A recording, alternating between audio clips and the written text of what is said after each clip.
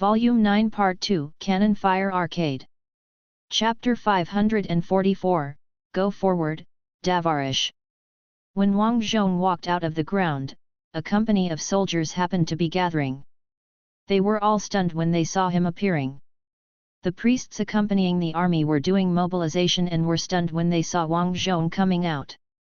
Wang Zhong went straight to the small stage where the priest was delivering his speech. When he got there, he made an invite gesture and politely asked others to come down before he stood on the stage. It's said to be a platform, but it's actually just a few ammunition boxes put together and covered with 2 wooden boards. Wang Zhong glanced at the entire company on the stage and said, "I don't know which unit you are from.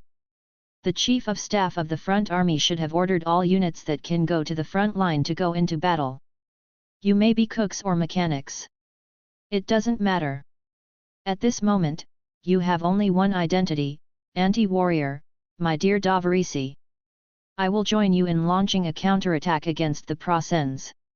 A non-commissioned officer stepped forward and shouted, "You can't go. Leave it to us." Wang Zhong smiled, "Don't worry, my fate is much tougher than yours. The god of death is an old acquaintance of mine. He has never hit me several times. He will continue to suffer defeat here. Give me a submachine gun." The sergeant immediately handed the gun to Wang Zhong. Wang Zhong picked up the submachine gun, skillfully checked the ammunition and chamber, and finally loaded the gun. At this time, there was a whistling sound in the sky, obviously flying from the other side and falling towards the city. "Wang Zhong, the artillery smoke grenades are coming. Everyone listen to my command and turn right. Run, walk." The company took regular steps and ran forward. Wang Zhong got off the stage and ran forward with the company. The soldiers all saw it, and their expressions changed from surprise to fanaticism. The shells continued to fall, and the smoke even penetrated between the buildings with the wind, spreading to Tsarevich Street, which had been blocked by tank wreckage. Potemkin Street was already filled with smoke. When the company ran through the final line of defense at the intersection, the fortified soldiers joked, "Why did you hang up the red flag? Haven't you heard that the General's Guards Division is nearby?" Most people would call the 1st Red Banner Guards Mechanized Infantry Division the General's Guards Division. Wang Zhong stopped and said to the 2 talkative people, "Because I am here." The soldier who spoke widened his eyes and stood up at attention and saluted, "General." "Wang Zhong, call your company commander." "The company commander has already run over, General." "Wang Zhong, leave those who operate the heavy weapons behind, while everyone else goes into counterattack." "Company commander, yes.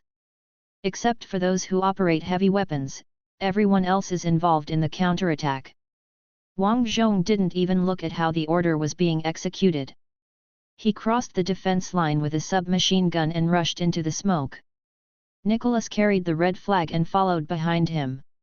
When he rushed into the smoke, he glanced at the people on the defense line. The soldier who just spoke looked at each other and his teammates, then howled together and climbed over the parapet made of sandbags, waving their weapons and rushing towards the smoke.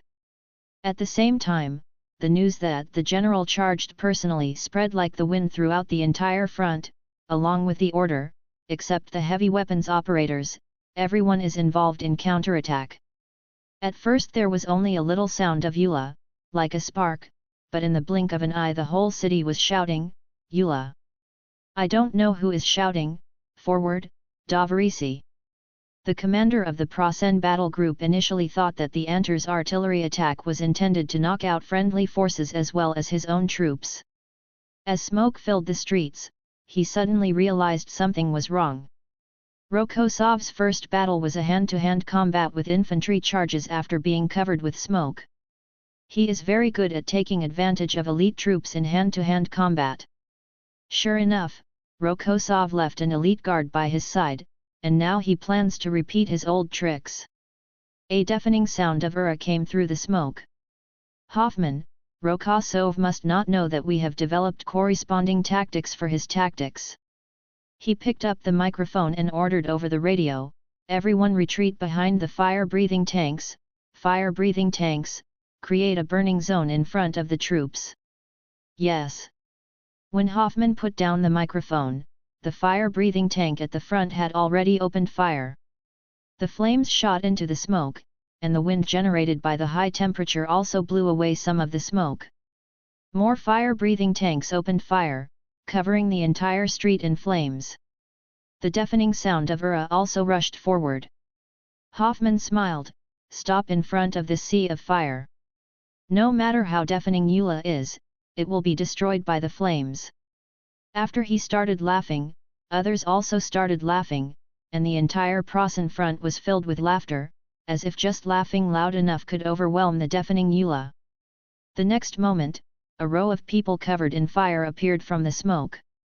The fire ignited their thick military uniforms, engulfed their hair, and even burned their faces. But they still shouted hurrah and fired at Hoffman.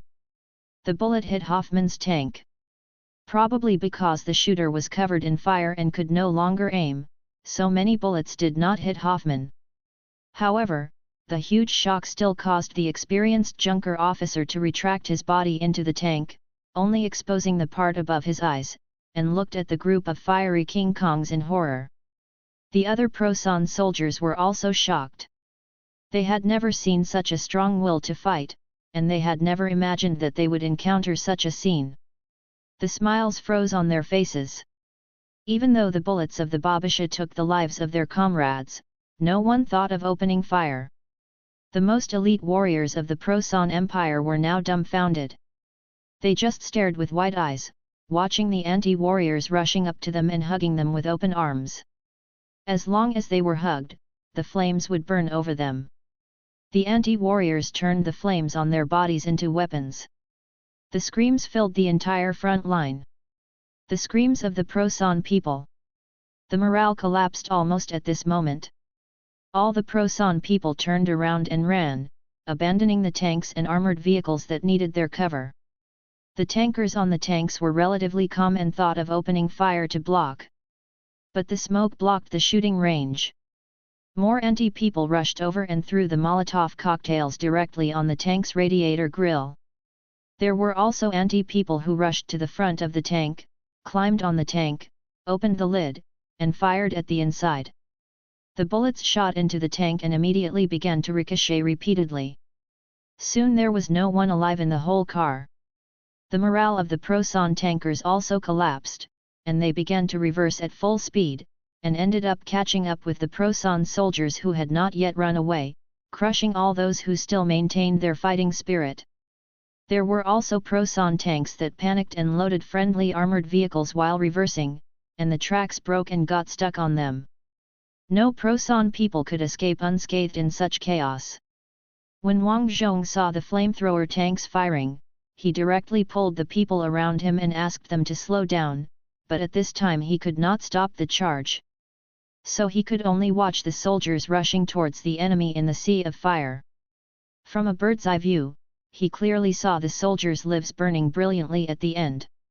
At this time, he, the fake ant, rang the song of his homeland in his mind. The hero jumped out of the trench. A flash of lightning split the sky, split the sky. The ground sank in and blocked it alone, and the sky fell down with one hand. 2 feet wading through the blazing fire, the whole body shining with rainbows. How can this song be so suitable? Wang Zhong speeded up. He wanted to kill a few damn Plassen devils with his own hands, otherwise he could not express the excitement in his heart. But in front of him, the red highlights were extinguished one by one like the ebb tide. Look carefully, not every enemy was killed, but all the enemies had no will to fight, and all knelt on the ground to surrender. Wang Zhong rushed for a long time and finally saw several living Plassen soldiers, but none of them had red highlights. The moment they met Wang Zhong, these people knelt down, holding up the submachine guns in their hands, and yelling something. Wang Zhong was so angry that he kicked him. "Fuck you, why surrender so quickly?" Gregory rushed over and kicked the submachine gun that fell to the ground. Yakov also appeared from the smoke and said, "They surrendered." "General, this is a second lieutenant, maybe we can get some information from him. Nicola, who was carrying the flag, and the radio operator who appeared out of nowhere also appeared. The radio operator was stunned when he saw Wang Zhong. Hey? I followed the battalion commander? Where is the battalion commander? Wang Zhong, now follow me, give me the receiver. The radio operator immediately handed the microphone to Wang Zhong. This high-power radio produced by the United States has a microphone like a telephone. Hello, Pavlov, the counterattack was very successful. At this time, a Prosan person was on the frequency, talking about something. Wang Zhong patted Yakov on the shoulder, listen to what he is saying. Yakov listened for a few seconds and his face changed drastically. The Prosan people are calling for artillery fire. They said Rokosov has deployed elite troops to counterattack. At this time, a whistling sound came from the sky, which was obviously not the artillery fire of the anti-army. Wang Zhong immediately lay on the ground in a defensive posture. Gregory rushed over, grabbed Wang Zhong, and pulled him to the side of a tank wreckage. Go in. Wang Zhong got under the tank, still maintaining an anti-artillery posture. Gregory followed immediately. The shells were already falling, but they had not yet hit where Wang Zhong and his men were. From the direction, it was estimated that these shells fell on the fleeing Prosan troops. Wang Zhong shouted to Yakov under the tank, stop listening to the enemy's communication, come here. Yakov then put down the receiver and ran to the wreckage of another tank with the radio operator. At this time, shells fell one after another around Wang Zhong, and the familiar earthquake came. For a moment, Wang Zhong even felt that there was no need to launch a counterattack, and that the artillery was enough to deal with the enemy. The negative pressure caused by the shelling made Wang Zhong's ears very uncomfortable and his head was buzzing. After an unknown period of time, the shelling finally stopped. Wang Zhong's ears could not hear any sound except tinnitus, but he could tell from the ground that it was no longer vibrating, that the shelling was over. Gregory climbed out first, turned around and pulled Wang Zhong out. The enemy's artillery bombardment dispersed the smoke, allowing the view to become wider. Wang Zhong saw a black cat crawling out from under the wreckage of the tank, standing on the rebel-filled street and looking at him. Gregory cursed, the appearance of a black cat at this time is not a good sign. Get out! The black cat cried, jumped onto the wreckage of the tank, and then jumped high to the second floor of the roadside building, and quickly disappeared. Wang Zhong's sight was guided by the black cat, and finally looked up at the sky. Another flock of cranes flew across the sky. Chapter 545, A Memorial for the Forgotten. Wang Zhong looked back and saw Gregory standing not far ahead, looking down at the body on the ground. His chest tightened, and he rushed to Gregory's side and looked down. Yakov and the radio man lay on the ground, looking at the sky with their eyes open. It appears he did not reach the tank wreckage. Gregory, I told you, seeing a black cat is not a good sign. Wang Zhong took a step forward, squatted down, and looked at Yakov's face. In an instant, Wang Zhong thought of many things. Do you remember in which month he took over Vasily's class? Wang Zhong asked. I can't remember exactly. Gregory, August 17th, I remember it very clearly. Wang Zhong looked down at his palms. September, October, less than 2 months, but I feel as if he has been by my side for many, many years. As he spoke, Wang Zhong touched Yakov's chest, found the location of the diary, opened the button of his pocket, and pulled out the diary. Opening the first page of the diary, it read, August 17th, the weather was sunny. Today I will serve as General Rokosov's adjutant, and I am very nervous. I asked Natalia to check me carefully several times. Dress up to make a good impression on the general. Wang Zhong read slowly, and the scene of that day came to his mind again. At this time, someone shouted, General, General! We repelled the attack of the Prosen battle group, and we were still fighting with them. General! Wang Zhong stood up, closed his diary, and nodded to the person who came to report, continue. The man looked at the corpse on the ground, and awkwardly pinched the bullet hanging on his chest. How about I wait a moment, maybe? Wang Zhong, Gregory, sort out Yakov's belongings and put away his military status card. Yes. Grigory immediately leaned over and started touching Yakov's pocket. Wang Zhong looked at the person who came to report the situation. The counterattack was very successful, but the enemy's shelling prevented us from continuing to attack the enemy, but it also caused the enemy to retreat. All the enemies who were not attacked were blown away by the artillery. They are currently parked 2 blocks away from Potemkin Street location. Wang Zhong, arrange ground guidance, and we will also bomb them. It may cause accidental injury. Wang Zhong, our troops have been broken into pieces. Even if there is accidental damage, there will only be a few combat groups. Arrange artillery fire.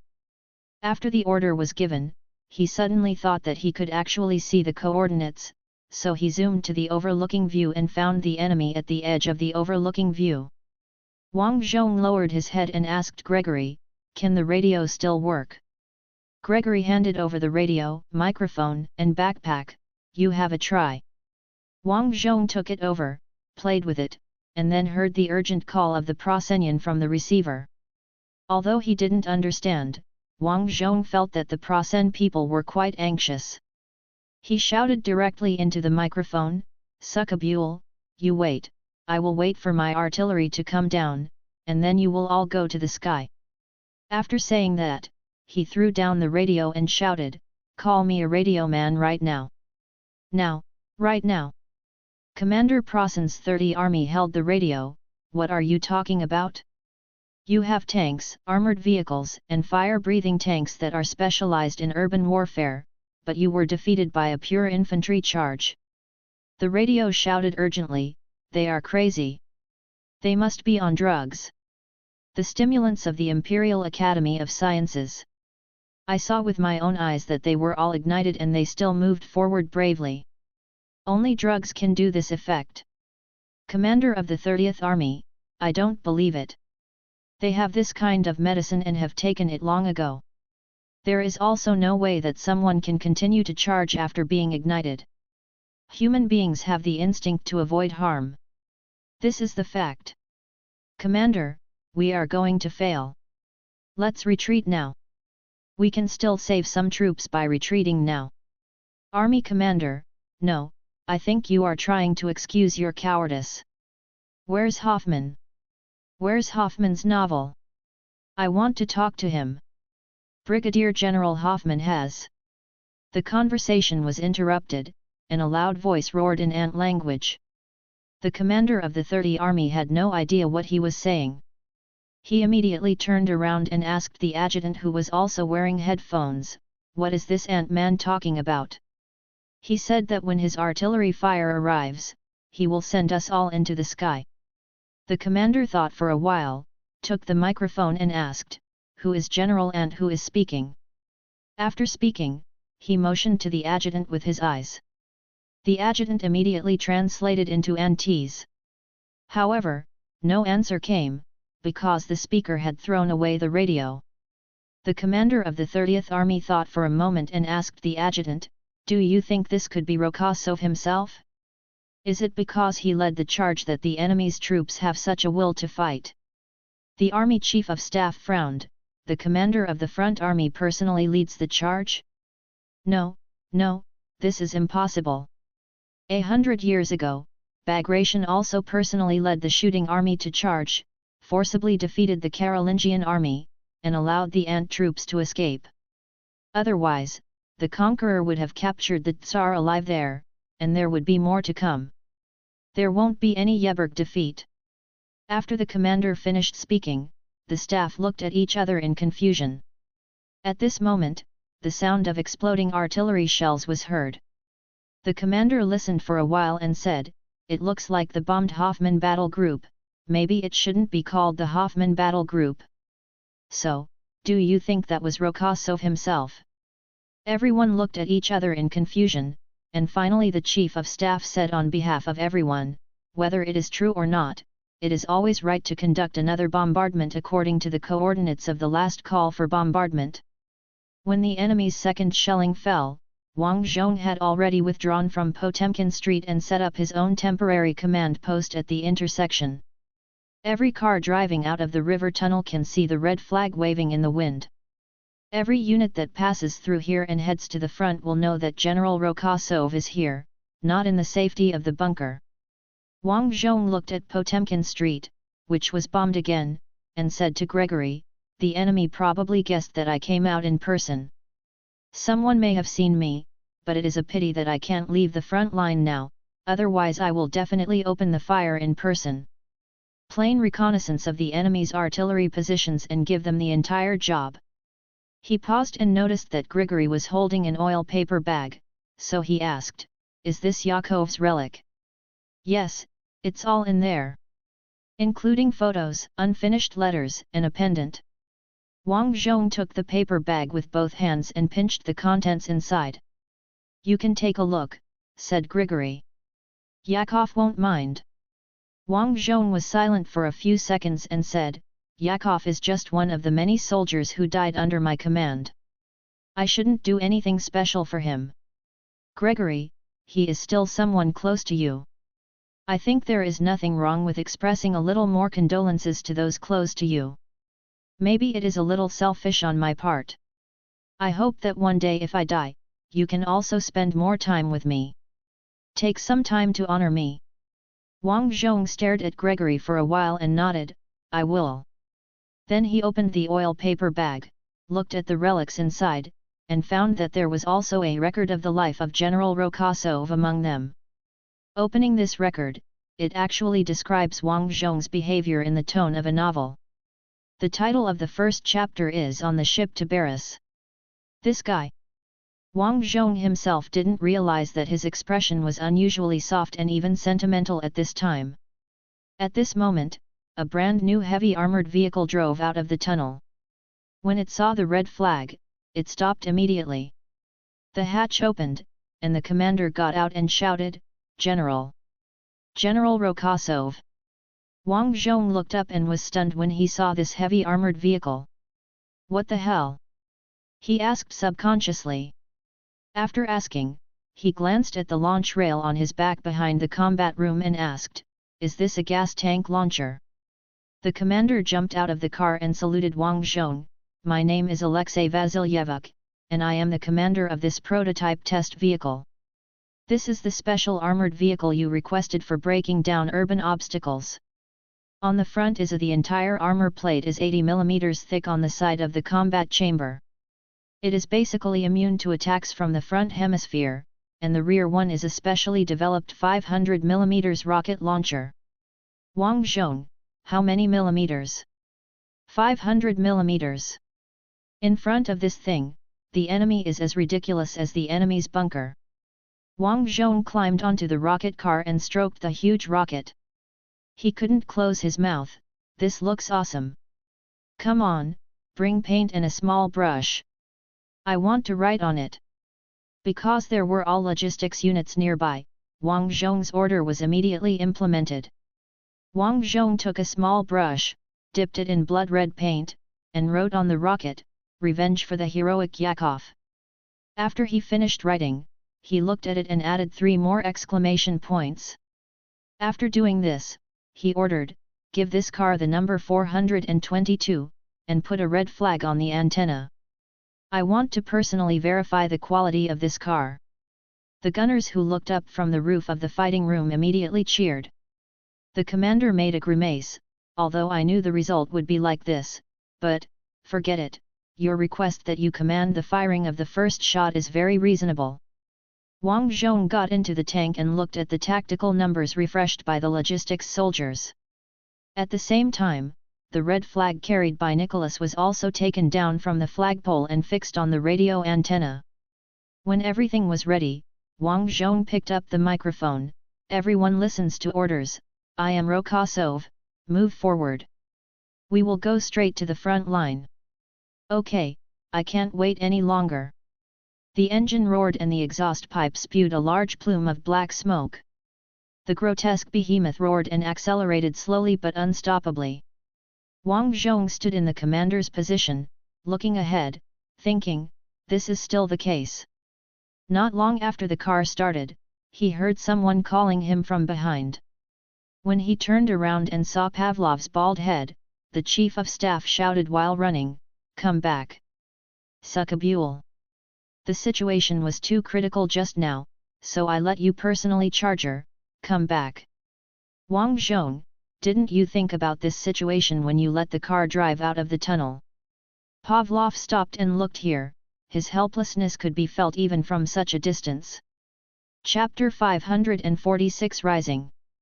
Wang Zhong commanded the number 422, the number 422 heavy rocket assault gun prototype, and drove forward along Tsar Avenue. He soon found that the road was blocked by the wreckage of the T-34 and large road blocks. So he decisively ordered the crew to turn left and turn into Potemkin Street. There were also many wreckages on Potemkin Street, but the traffic conditions were not bad. After all, the Proson engineers had almost blown up the anti-tank piles. When the number 422 assault gun with a red flag passed by, many people followed spontaneously. Wang Zhong did not mention the mobility of this assault gun design parameters at all. He only required that this thing could ensure that it would not break down when it drove to the front line. Therefore, the speed of the prototype was much slower than that of the T-34 and the Vortex, and people could still keep up as long as they walked faster. Wang Zhong had to wave to the people who followed him, "Don't follow, don't follow.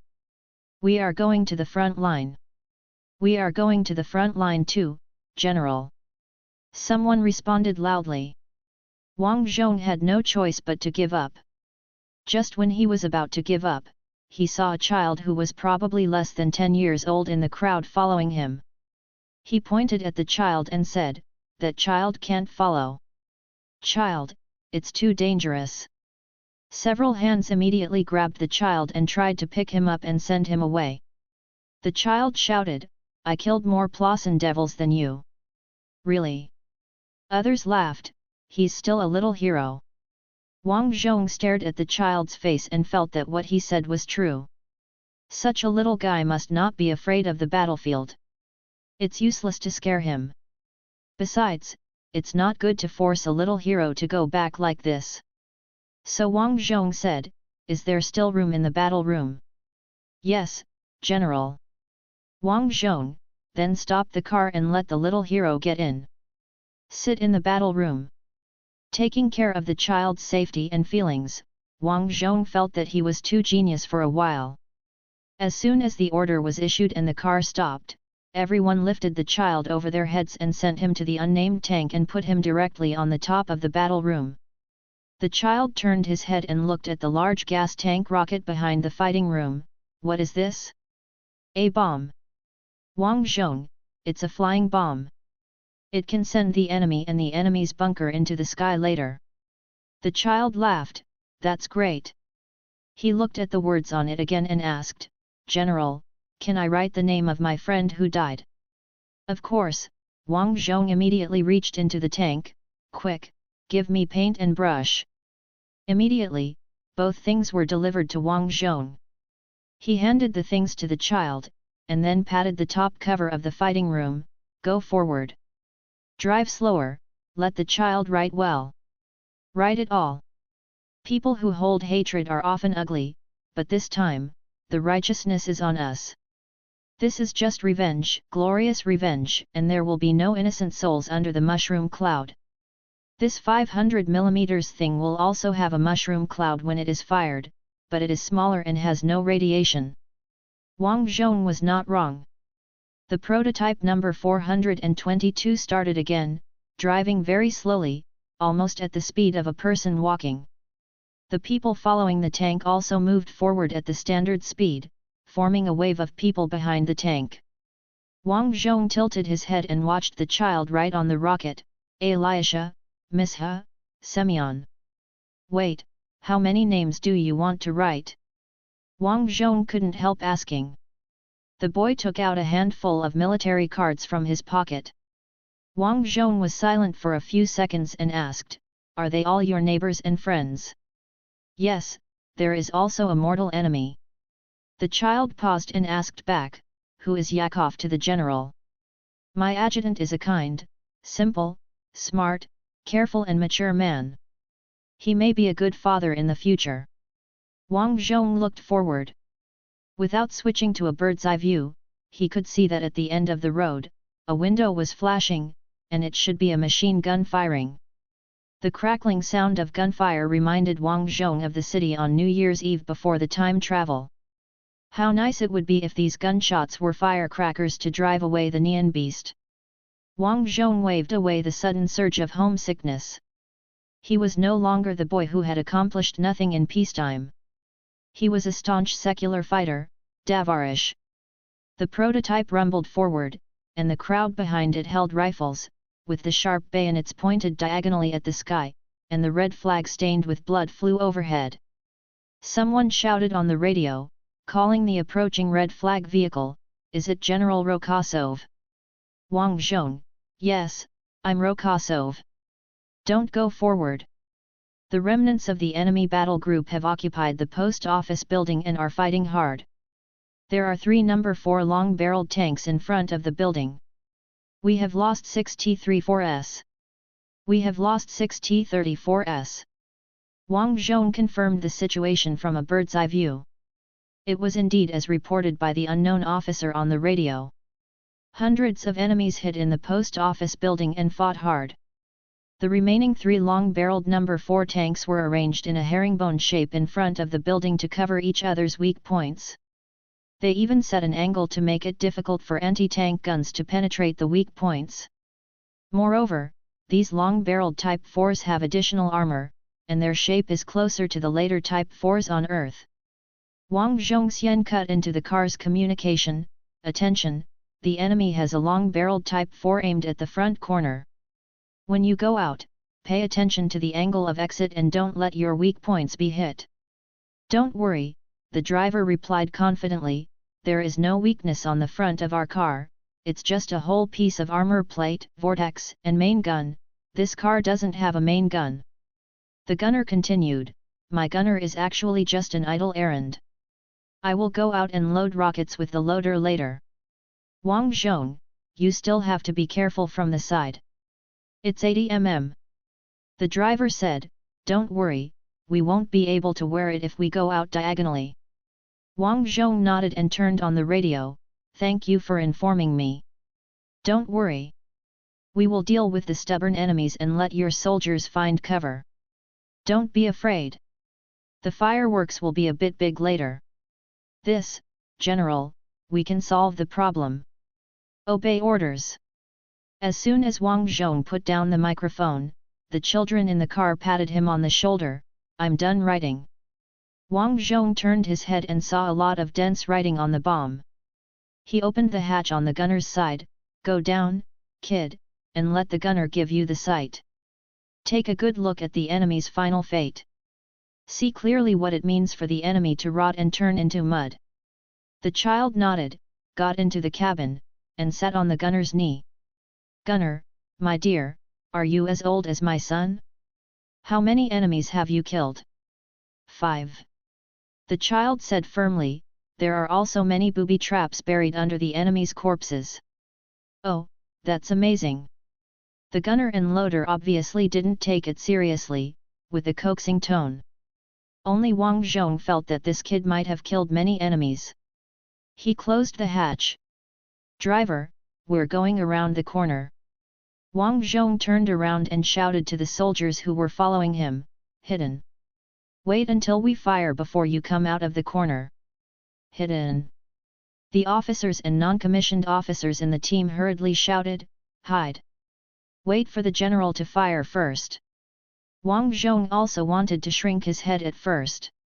Anyway, he had a bird's eye view, so shrinking his head would not affect his field of view.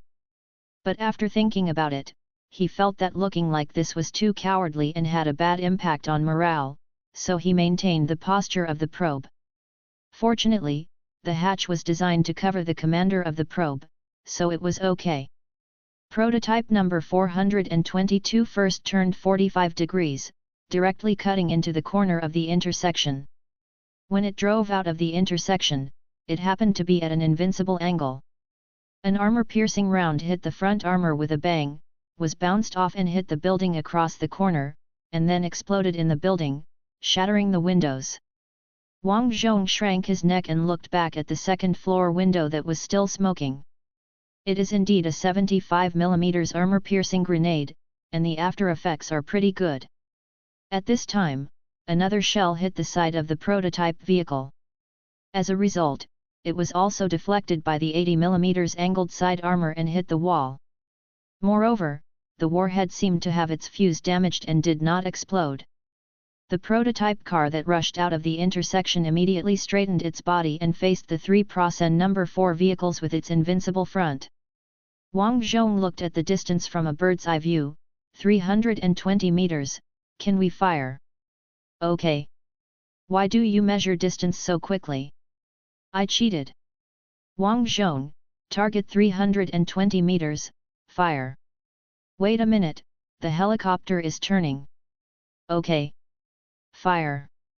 The gunner didn't know what he hit. Wang Zhong heard a burning sound from the back of his head. When he turned around, he saw the rocket rising into the sky. Then the gunpowder gases from the rocket jet engulfed him. He could only look down and watch the bright thing rise into the sky, draw an elegant arc and fall towards the postal building guarded by the enemy. The thing crashed into a third-story window of the building. Nothing happened in the first second. The next moment, a violent explosion engulfed the entire building in an instant. From an overhead perspective, the shock wave spreads around like ripples, sweeping across the entire street in 1 second. This scene is exactly the same as an atomic bomb explosion, except that there is no initial step of light radiation igniting flammable materials. The shock wave destroyed all the windows in the street and blew away everything that could be blown away. 3 number 4 vehicles parked in front of the postal building were overturned directly to the ground, and one of them even had its turret fall out. A huge mushroom cloud rose from the ground and gradually changed in the sky, from bright white in the middle to dark red, and finally extinguished completely and turned into a grey smoke cloud.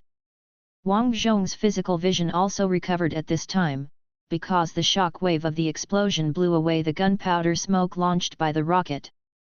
As soon as he switched back, he saw the half-pole plaque of the postal building inserted in front of the prototype car, still shaking back and forth. On the radio, only the child who had just entered the tank exclaimed, "Wow!" For a moment, the battlefield became quiet. Even the gunfire from several blocks away stopped, and everyone was wondering what was going on. Wang Zhong wondered if I should give an order. At this time, he saw a grey-faced man emerging from the building opposite the post office, holding a pistol high. "Come with me. Eula." Then a group of disgraced people appeared like a refresh in the game, holding rifles with bayonets. "Eula." Stimulated by this shout, Wang Zhong heard the deafening sound of hurrah behind him. A large number of disgraced troops rushed out from the corner and rushed towards the enemy in overwhelming numbers. Chapter 547 Destruction. In fact, Wang Zhong knew that there were no prosons with the will to resist in the post office building at this time. After being hit by a bullet, this person would probably have a concussion even if he was alive. But everyone was so enthusiastic, it seemed that it would be bad to spoil everyone's fun. After the wave submerged the surviving prosons, Wang Zhong urged, "Quick, come out and load. This thing needs to be loaded, right?" "Yes." The gunner and loader all climbed out of the prototype vehicle, opened the ammunition storage room at the back, unfolded the small crane that came with the vehicle, and started loading. Damn, how come even this troublesome loading is the same as the Tiger assault gun on Earth? However, Wang Zhong reflected on himself and did make the request according to the Tiger assault gun when he made the request, so it was normal that the final product was a bit similar. It's just that the Tiger assault gun is more afraid of being hit head-on by the huge muzzle, and this prototype vehicle has no such worries at all. While the members were reloading, a major ran over and saluted Wang Zhong. report to the general. The last remnants of the enemy Hoffman battle group have been eliminated. We have captured a small number of prisoners, and they seem unable to be interrogated at the moment. Wang Zhong, you don't have to worry about this, leave it to the court. In order to prevent the enemy from using such elite cluster pig rush tactics again, we need to set up a solid defense line. I think the cafe over there is good. 2 machine guns can control the entire street. The major looked back and nodded, indeed, I will set up a machine gun fire point inside. Wang Zhong, anti-tank guns must also be prepared. The enemy's armored force is still very strong. Yes. Any other instructions?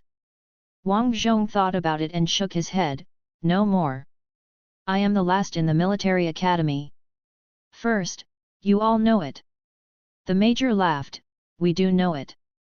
But now you are our best general. A magician on the battlefield. Wang Zhong, if I were a magician, I wouldn't have sacrificed so many people. I just took advantage of the terrain, climate, and a little bit of advanced awareness, that's all. Go and perform your mission. I'll finish reloading here and move on. The major saluted, but did not leave immediately.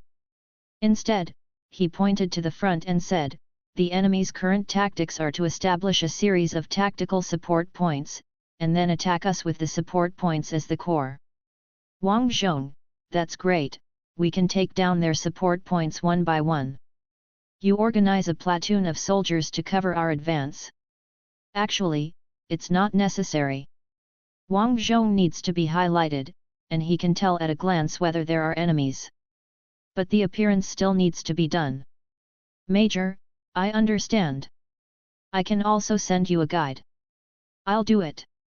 The child, who was originally concentrating on watching the ammunition loading, turned his head suddenly, I know this city very well. I'm even familiar with the sewers. Wang Zhong patted the child on the shoulder, we have the most reliable little guide. The major looked at Wang Zhong in surprise. He carefully looked at the child's clothes and smiled, is he the child of a worker who maintains the sewers?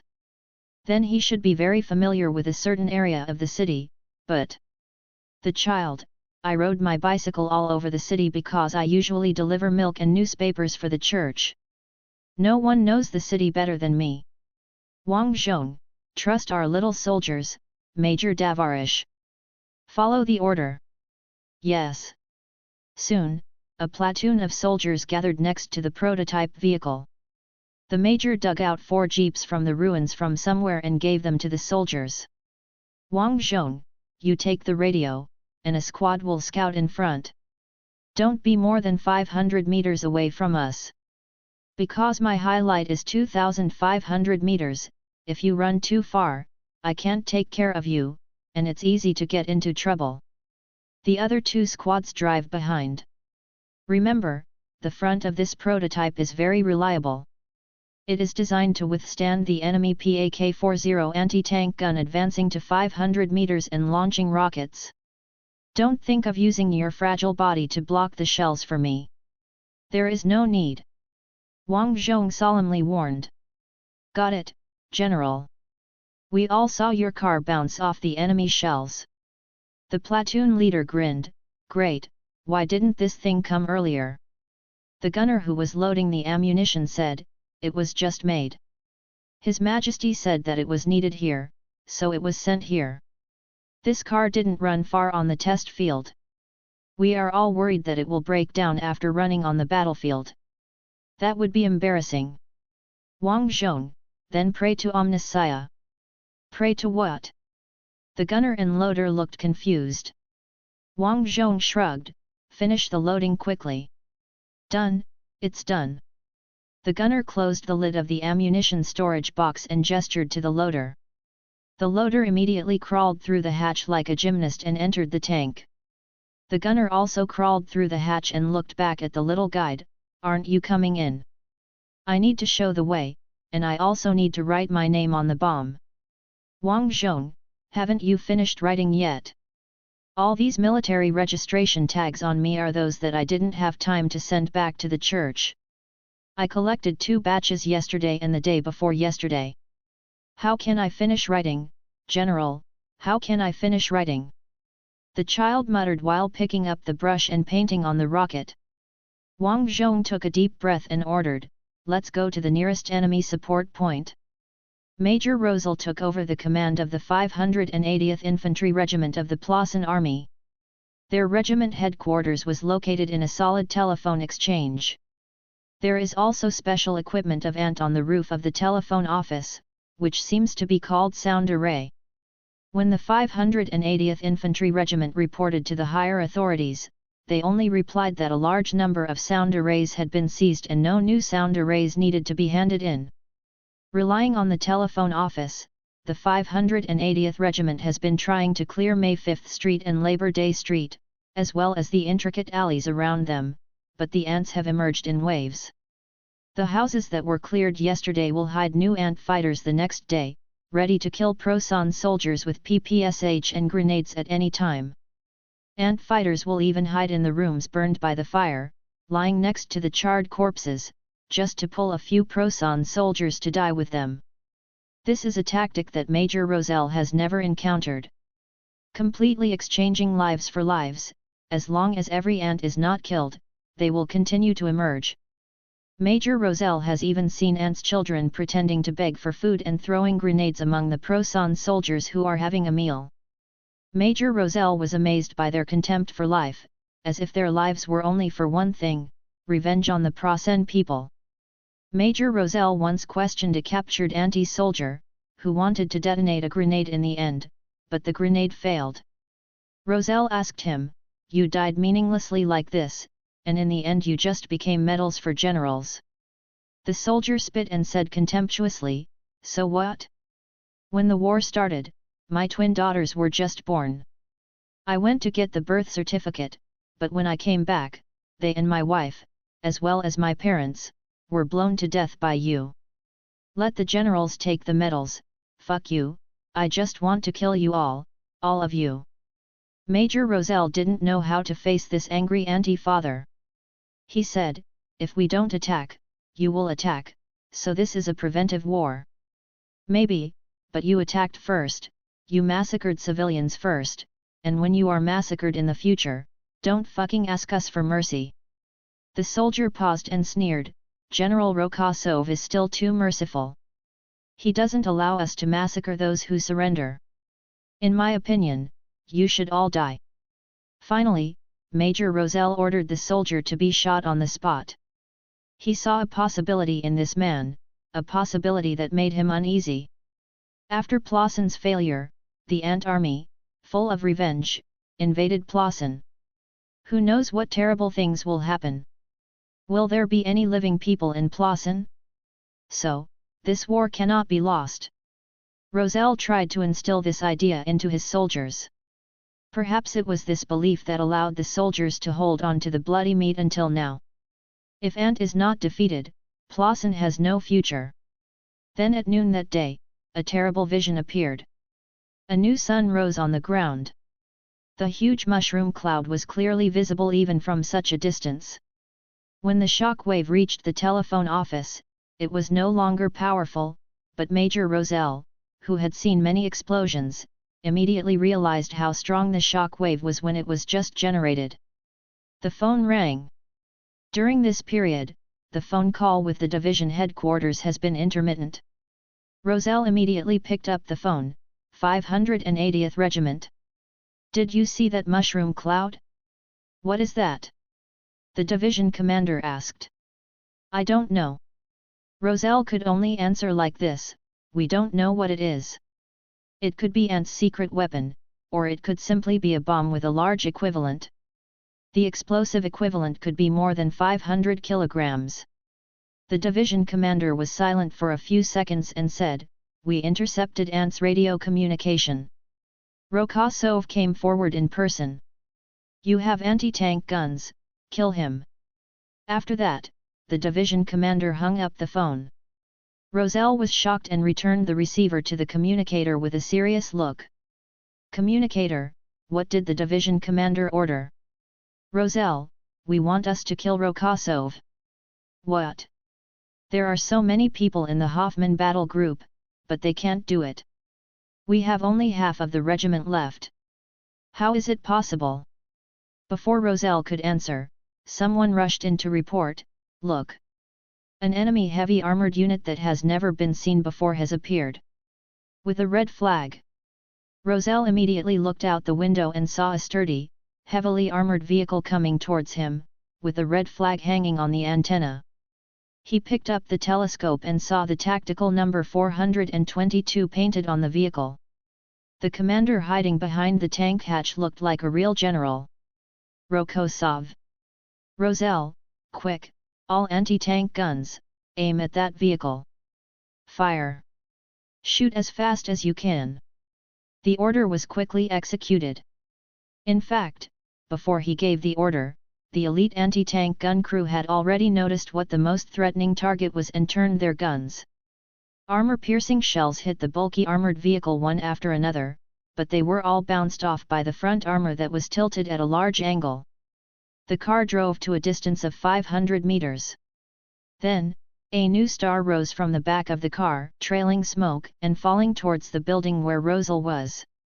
He watched the thing smash through the window next to it, smash into the floor, and penetrate to the downstairs, maybe the downstairs. The next moment, the floor arched up, and after breaking through the torque limit, the steel frame, wood, and other things that made up the floor erupted upwards together. The flames engulfed Roselle. A remaining photo was blown up by the wind, burned up in the air, and turned into scattered sparks. Chapter 548 Homeland, Update 2881. Chapter 548 Homeland, Update 2881. The commander of Proson's 30th Infantry Corps looked at the second mushroom cloud. What did the Anters put in? He murmured to himself. Nothing, just 500 kilograms of TNT. The communications staff officer came in and reported nervously, "The 200th Infantry Division reports that we can no longer contact the 580th Regiment." The army commander immediately came to the city defense map and found the mark of the 580th Regiment. Didn't they establish a support point here? They couldn't contact them all of a sudden. The communications staff officer pointed to the mushroom cloud outside.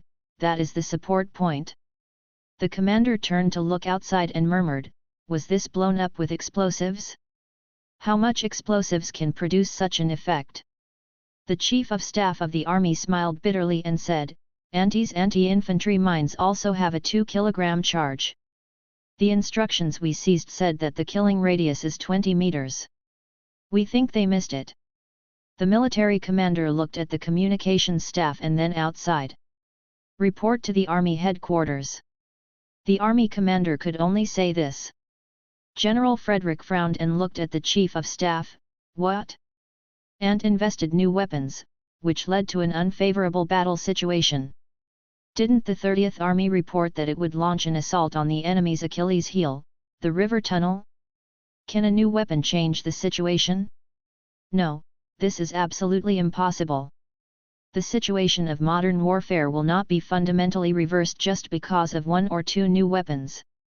The chief of staff held the phone receiver.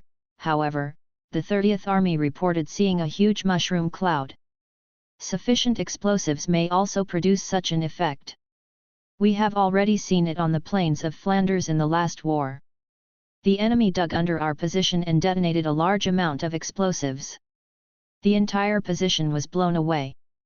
Chief of Staff, the entire position? Yes, the entire position, including the reinforced concrete permanent fortifications, all flew into the sky, and a huge mushroom cloud rose above the position. General Frederick waved his hand. "Don't be scared by the mushroom cloud. Continue to attack, the previous strategy was correct. As long as we capture the river crossing tunnel, Ant's army's resistance here will be over and we can still fight across the river." The Chief of Staff handed the receiver forward. "You can speak to the commander of the 30th Army yourself." Frederick took the receiver and said loudly, "Listen, don't be scared by the mushroom cloud. It may be that the enemy placed enough explosives underground through the sewers and then detonated them. Hold on to your formation, we will have new reinforcements coming soon.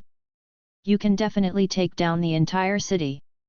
Your idea of attacking the enemy is very good. Continue to implement it. The voice of the commander of the 30th Army on the phone sounded quite calm. Report from the front, Rokosov personally drove a new tank, destroying our support points one by one, and each time he destroyed one, a huge mushroom cloud was created. I have already seen 2 mushroom clouds. After the mushroom cloud appears, I will lose contact with a strong point. First it was the postal building occupied by the remnants of the assault group, and then it was occupied by the 580th Regiment. Oh my god! Frederick, what's wrong? The 3rd mushroom cloud. Quick, contact all support points. Confirm who is in trouble. The latter sentence was obviously not addressed to Admiral Frederick. Admiral, calm down, even if there is a new weapon, it is just an explosive charge launcher. It can definitely be destroyed. You have PAK-40 anti-tank guns, assault guns 3, and some long-barreled PaK-4 tanks. Calm. Okay, I understand, General. The commander of the 30th Army obviously took a few deep breaths. I will go find out the situation right away and report to you in an hour. The phone was hung up over there. General Frederick put down the receiver and looked at the Chief of Staff. The 30th Army must be in trouble. If Rokosov goes to the front line in person, it is foreseeable that the enemy's morale will be boosted. According to yesterday's report, there is now fighting in the city. It's a bad battle, and the side with higher morale has the greater advantage. The Chief of Staff also nodded, yes, unless we receive large-scale reinforcements, this city may not be able to be taken. Otherwise, request a retreat from Army Group B headquarters. Frederick shook his head. The headquarters of Army Group B cannot make the decision, and His Majesty the Emperor will not agree. We have to find a way to penetrate the city. The actions of the 30th Army have pointed out a way for us, and we must gather another group. An elite force rushes towards the entrance of the tunnel. The Chief of Staff asked, but where are the troops? Frederick, how many troops are available in the 41st Armored Corps? Chief of Staff, they reported that 1/3 of the tanks are still on combat readiness. Should they be transferred to the city? Frederick, there are only infantry on the beachhead, right? Infantry and anti-tank guns? Then they have no way to launch an attack. Even if the tanks are mobilized, the remaining troops can surround them on the narrow beachhead. Of course, in order to prevent the Moravians from getting away, we have to bombard the other side to prevent enemy reinforcements. Deploy all the remaining tanks of the 41st Army, add the infantry units to form an assault group, and then attack towards the entrance of the tunnel. Beachhead number 1. When the sound of tank engines came from the enemy's position, all the soldiers on the beach woke up. The enemy is about to attack. But why are there no artillery preparations? Don't worry about being prepared or not, get into position quickly. The position that was dead silent just now suddenly became active, and everyone rushed to their positions. However, the enemy's attack did not come, and the sound of the tank engine was getting farther and farther away. Obviously, the enemy tanks withdrew from the position. After a brief hesitation, someone began to cheer, the enemy tanks have withdrawn. The officers shouted, don't underestimate the enemy. Maybe it's an illusion. Tighten your nerves. Nellie ignored the noise around her and just silently stuffed the checked bullets into her pocket. Her Mosin Nagant rifle was still the original one, without a scope and a bayonet. Her eye patch kept flowing with thick water. Obviously, her eyes were completely infected and festered, and it was estimated that she could not use it. A little nurse ran over and said to Nellie, they said the enemy tanks have withdrawn. The battle is not over yet. Nellie said, took out a cigarette and held it in her mouth, and lit it with a match. The young nurse asked in confusion, aren't maids generally not allowed to smoke? Just quit. It's easy to quit smoking since you've managed to survive on the battlefield. Nellie said contemptuously, without cigarettes, I might not have the courage to bury you, Tatiana. The young nurse in front of her was already the 8th nurse to share a bunker with Nelly. Tatiana hesitated for a moment and trembled as she reached out her hand. I'll have one too. Can this really relieve anxiety? I think so. Nelly handed the lit cigarette to Tatiana. The young nurse took a puff and then started coughing violently. During the coughing, a photo fell out. Nelly bent down to pick up the photo and looked at the young man in it. Lover. No, the neighbor's brother, named Elisha. Alexei. Nelly, it has the same name as the general. Really? Then he must be able to overcome war and suffering like the general. Tatiana smiled. He is only 17 years old, not yet of conscription age. Although our hometown is in Abavakan, but he should have been evacuated. Nelly looked at the nurse and asked softly, are you worried about your hometown? Of course, my parents and grandparents are all there. I originally thought that we were so far away that the Prasen people would definitely not be able to get through. But now, they say that the Prasen people have already entered the city. My home is in the western suburbs of the city. I don't know if our house is still there. The nurse covered her face and cried, still holding a cigarette in her hand. There is a big birch tree on the street where we grew up together. On my birthday, Alexei made a swing on the branch. I sat on it and he pushed it from behind. I could fly very high.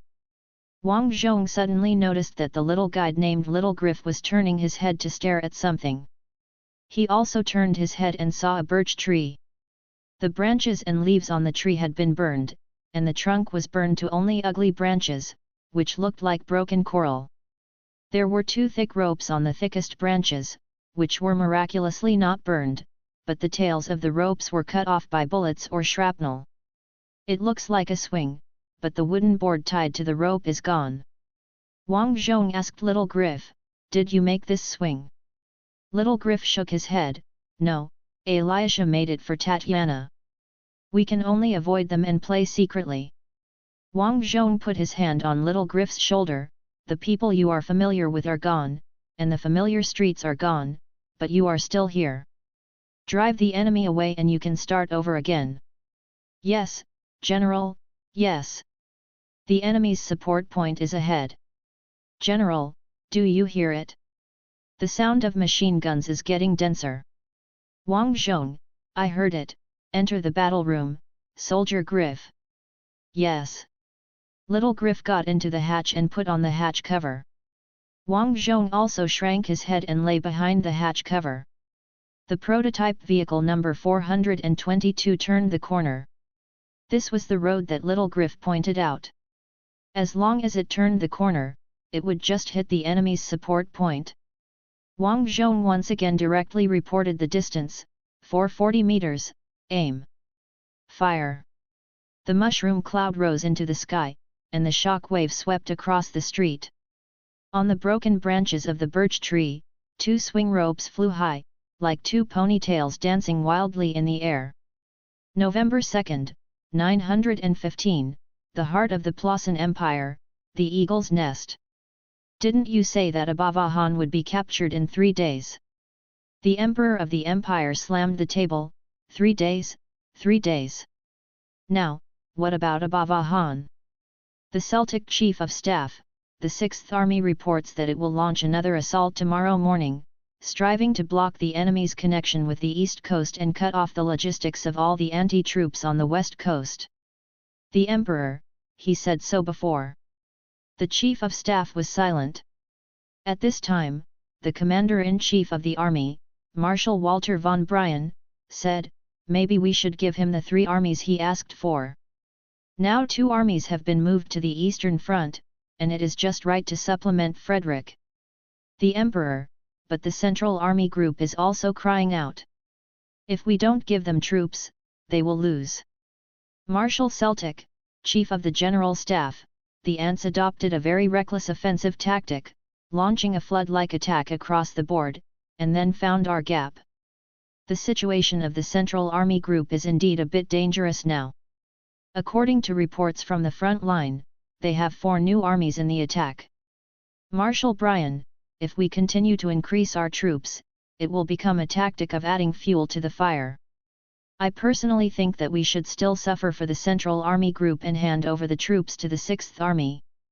Marshal Salt, I'm afraid it can't be done, because the Moravian troops of the 2 armies have caused great pressure on logistics. We no longer have enough transportation capacity to send 2 armies to such a far place. The Emperor looked back and forth at the Commander-in-Chief of the Army and the Chief of Staff. Are you 2 working together to deal with me? Of course not. Absolutely not. The Emperor thought for a few seconds. 1 army goes to the center and 1 army goes to the 6th Army. Then, let Grand Duke Meyer and the Air Force think of a solution. Grand Duke Meyer, we just got intelligence that Rokosov will personally take the Red PE-3 reconnaissance plane to scout the front line. As long as we can shoot down this reconnaissance plane and kill Rokosov, Abavahan's victory will be within reach. Then do it. The Emperor waved his hand. At this time, someone knocked on the door and came in. It was General Maltka, the director of the Armored Forces, and Drive von Klauen of the Imperial Military Academy. The Emperor's brows relaxed immediately when he saw Dr. Crown. I guess you brought me good news. Yes, we are ready to use the latest radar anti-ship missiles in the Aegean Sea. After the continuous failure of our remote-controlled bomb Fritz X, this new weapon will definitely regain control of the sea and restore the supply of the African Corps. The Emperor slammed the table hard. Very good, very good. After the trial in the Aegean Sea, it will be immediately installed on the west wall to make the enemy's landing completely impossible. In this way, we can withdraw troops from the west wall to the eastern front. Chapter 549, The Last Gasp. On November 4, Wang Zhong heard the earth trembling early in the morning. He quickly got up and came to the headquarters. Is there a shelling? Yes, the bombardment started. The beachhead reported the day before yesterday that the enemy had withdrawn the remaining tank units of the 41st Armored Corps. It is almost time to reorganize. This should really be the final attack. Pavlov looked very excited. But we will not be broken through by the enemy again. Wang Zhong nodded. Have you replenished the shells for my prototype vehicle? Pavlov spread his hands and said, No. Wang Zhong, what are the factories in the rear doing?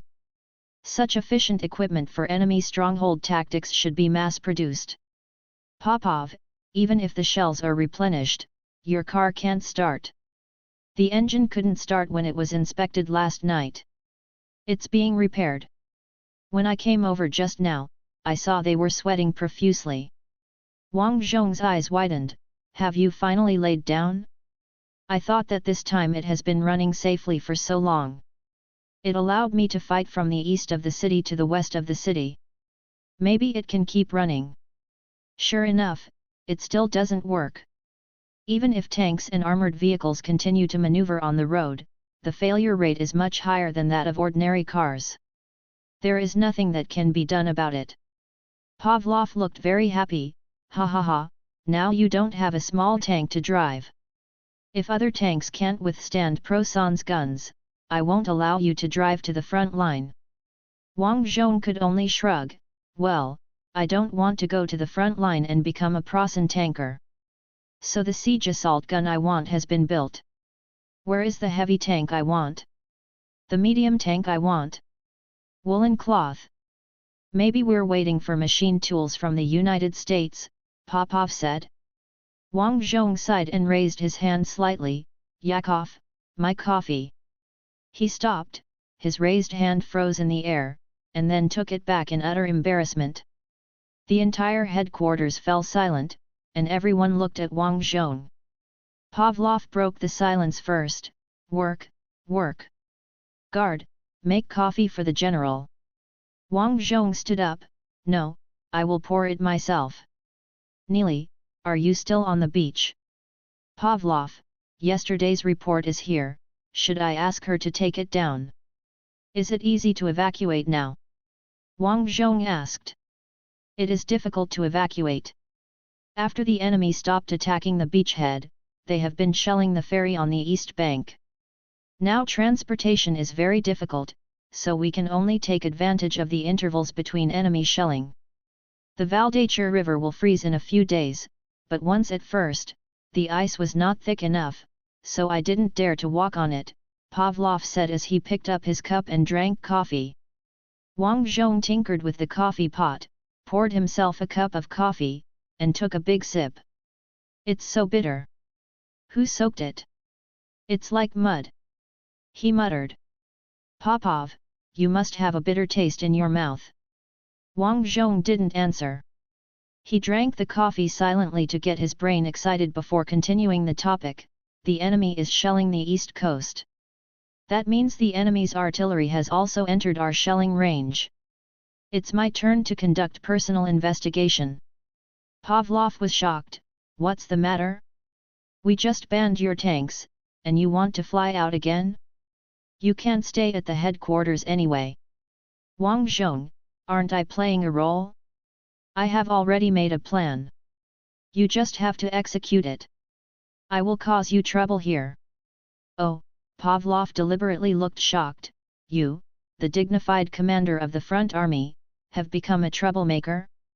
Are you the commander or am I the commander? Wang Zhong, you can be. But today, I feel that it is a bit dangerous to sit on the Red Pendant 3.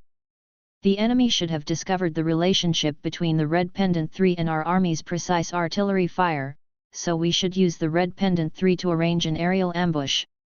At the same time, Amelia ordered me to conduct reconnaissance. Pavlov raised his eyebrows. That's more or less the same, so I feel more at ease, but who is going to use the Red Pendant 3 as a scapegoat? Wang Zhong, it may not necessarily die. You remember that Pei 3 is very fast. If the camera equipment and the back seat observer are removed, replace it with a lightweight dummy, it will be lighter and fly faster. Quick! As long as you choose a skilled pilot, it can come back safely. Wang Zhong suddenly stopped and snapped his fingers. Let Amelia drive, she will definitely come back alive and shoot down some enemy planes. I took the Pei 3 piloted by an ordinary pilot, because I was distracted by the red Pei 3 attraction. I will be very safe. Pavlov, it's too risky. If an enemy plane is not attracted, you will be in danger. Wang Zhong patted the bear-like chief of staff on the shoulder. The pilots of Pei 3 often deal with enemy aircraft. They all came back alive. Don't worry. What you said makes sense. Pavlov stared at Wang Zhong for a few seconds. Okay, let's go. Wang Zhong snapped his fingers and immediately picked up the phone.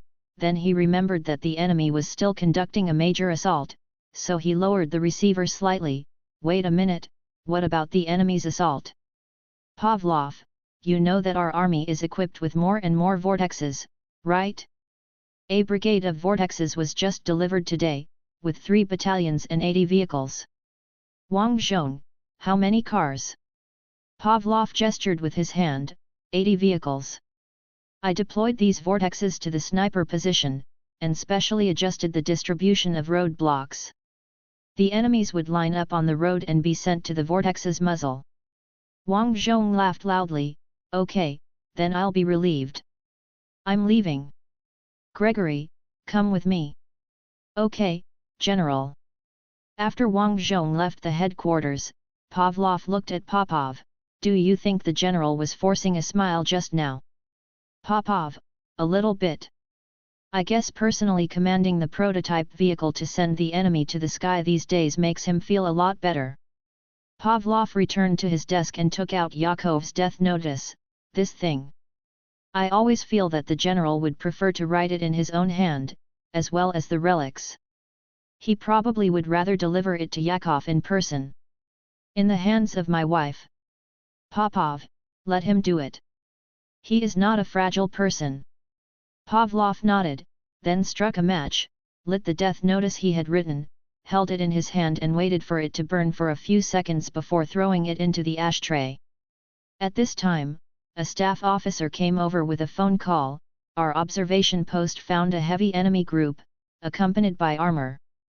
Which way? Pavlov immediately asked. Cinco de Mayo Street. Pavlov, according to the plan, the May 5th factory will continue to produce T-34. With the vortex, it will be enough to stop the enemy. At the factory on May 5th, the newly formed team was gathered around a new tank. The temporary tank commander said to the workshop director, "Let us drive this vehicle away." "No." The workshop director raised his voice, "Because our factory is short of materials, this car is only a semi-finished product and we cannot let you drive away." "Commander, don't worry, workshop director Davarich, it won't be long before it will be useless. As long as we can fire one shot at the enemy, we will be satisfied." "Just one shot?" "No." The commander stepped forward and patted his chest. "I was a loader before, and I am not familiar with the skills of the commander. We are all machine gunners and loaders. We can't do it well even if we are asked to drive a fully functional tank. The semi-finished product is perfect suitable. Please." At this time, there was the sound of the engine and the click of the gearbox outside. A worker rushed into the factory gate. "Look! It looks like a tank destroyer is coming." The improvised crew immediately rushed to the door and watched the legendary Vortex tank destroyer drive down the street and line up in front of the factory. The commander turned around and begged the workshop director again, "Look, if we don't want to die, we can attack next to the Vortex. They fire to destroy the enemy, and we cover it. Is this okay?" The workshop director hesitated to speak, and finally just waved his hand, "Let's go, let's go." The temporary crew members immediately began to move shells into the tank and refuel the fuel tank. The workshop director stepped aside and shook his head repeatedly, "What a good young man. He has gone away one after another, and I am still alive. What is this?" Brigadier General Miniev, commander of the 5th Independent Tank Destroyer Brigade, had just gotten out of the car when he saw a semi-finished T-34 approaching. "What's going on with you? Why are you driving a semi-finished product?" He immediately stopped the tank and asked. The commander poked his head out and said, "Brigadier General Davarisi, we are here to cooperate with you in the battle. We can attack the enemies who want to bypass you, and we can also directly hit them." "What nonsense!" The Brigadier General scolded, "You can stop here, we don't need you, the vortex can be dealt with. As long as there are infantry to help block the enemy's infantry." "Are you sure you don't need us?" asked the commander of the semi-finished tank. The Brigadier General thought for a moment and asked, "Do you have machine guns?" "Yes, there are still machine guns on the hull." The Brigadier General nodded, "Then you drive here and use the body machine guns to block this area." "Yes, just this area." The semi-finished tank drove to the place pointed by the Brigadier General and stopped. The tank commander asked, "We still have artillery shells. The enemy tank has an extra piece of armor welded on the front. Your guns can't penetrate the enemy's front at long distances. Look at the vortex." At this time, a Prasen motorcycle drove over, and the scout on it shouted, "The enemy is coming." A group of tanks and infantry.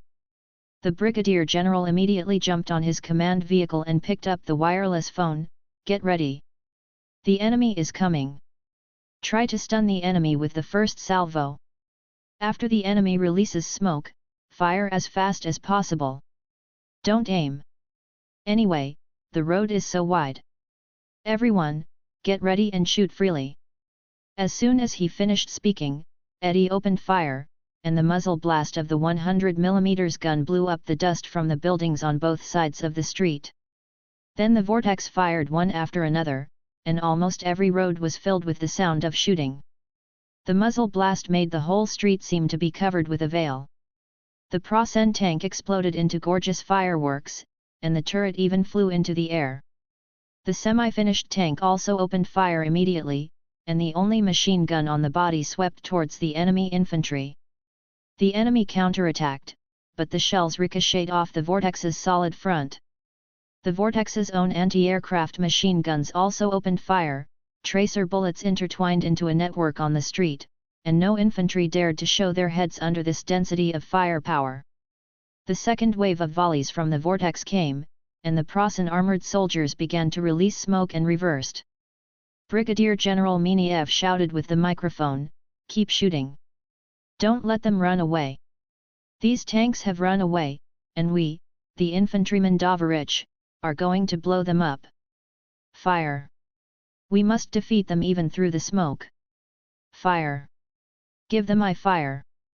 Subscribe to Chinese Novel Audiowave.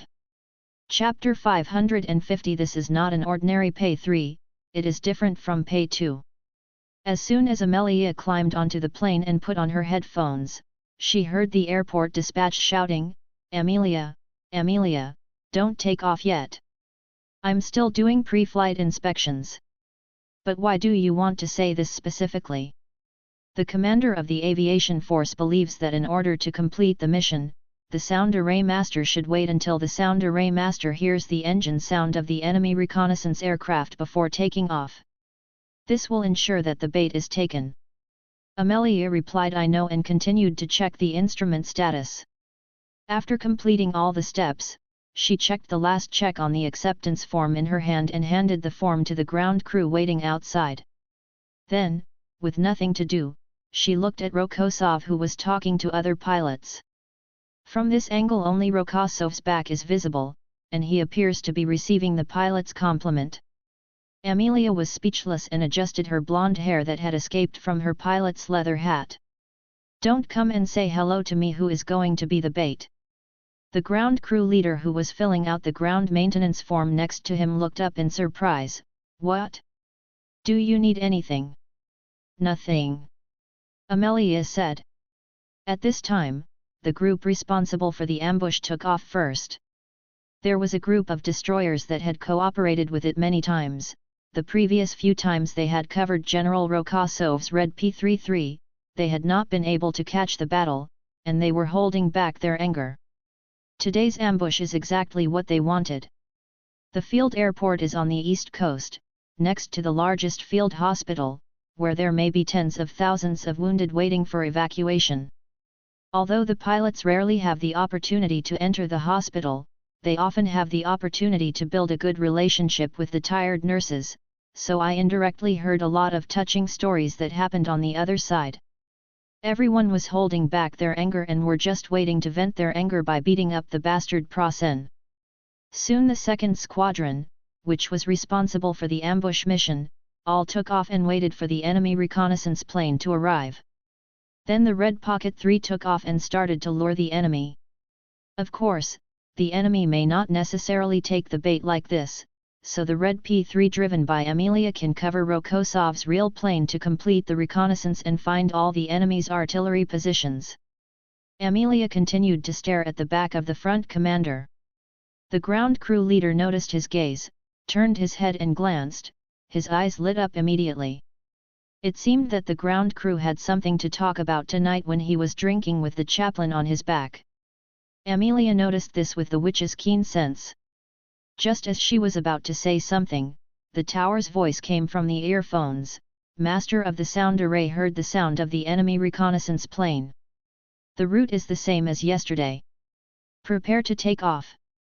At this time, the sound of anti-aircraft guns came from the distance, with the purpose of creating a sense of atmosphere for the enemy's high-altitude reconnaissance aircraft. Amelia shouted to the ground crew leader, "Start the engines." "Okay." The team leader immediately called the team members to come over and push the propeller. Soon both engines of Pei 3 were running at full power. The ground crew used a little force to push the plane out of the hangar and taxied on its own. Amelia had already sensed Prosan's reconnaissance plane, and she slightly suppressed the gliding speed of Pei 3 so that the enemy could see clearly and give the enemy some time to react. But a few minutes later the plane taxied to the start of the runway. "Tower radio, wind direction, wind speed, can take off." Amelia pushed the throttle all the way, and the plane shuddered and gradually accelerated. The wheels left the ground just more than halfway down the runway. Amelia turned the control stick, and the plane soared into the sky.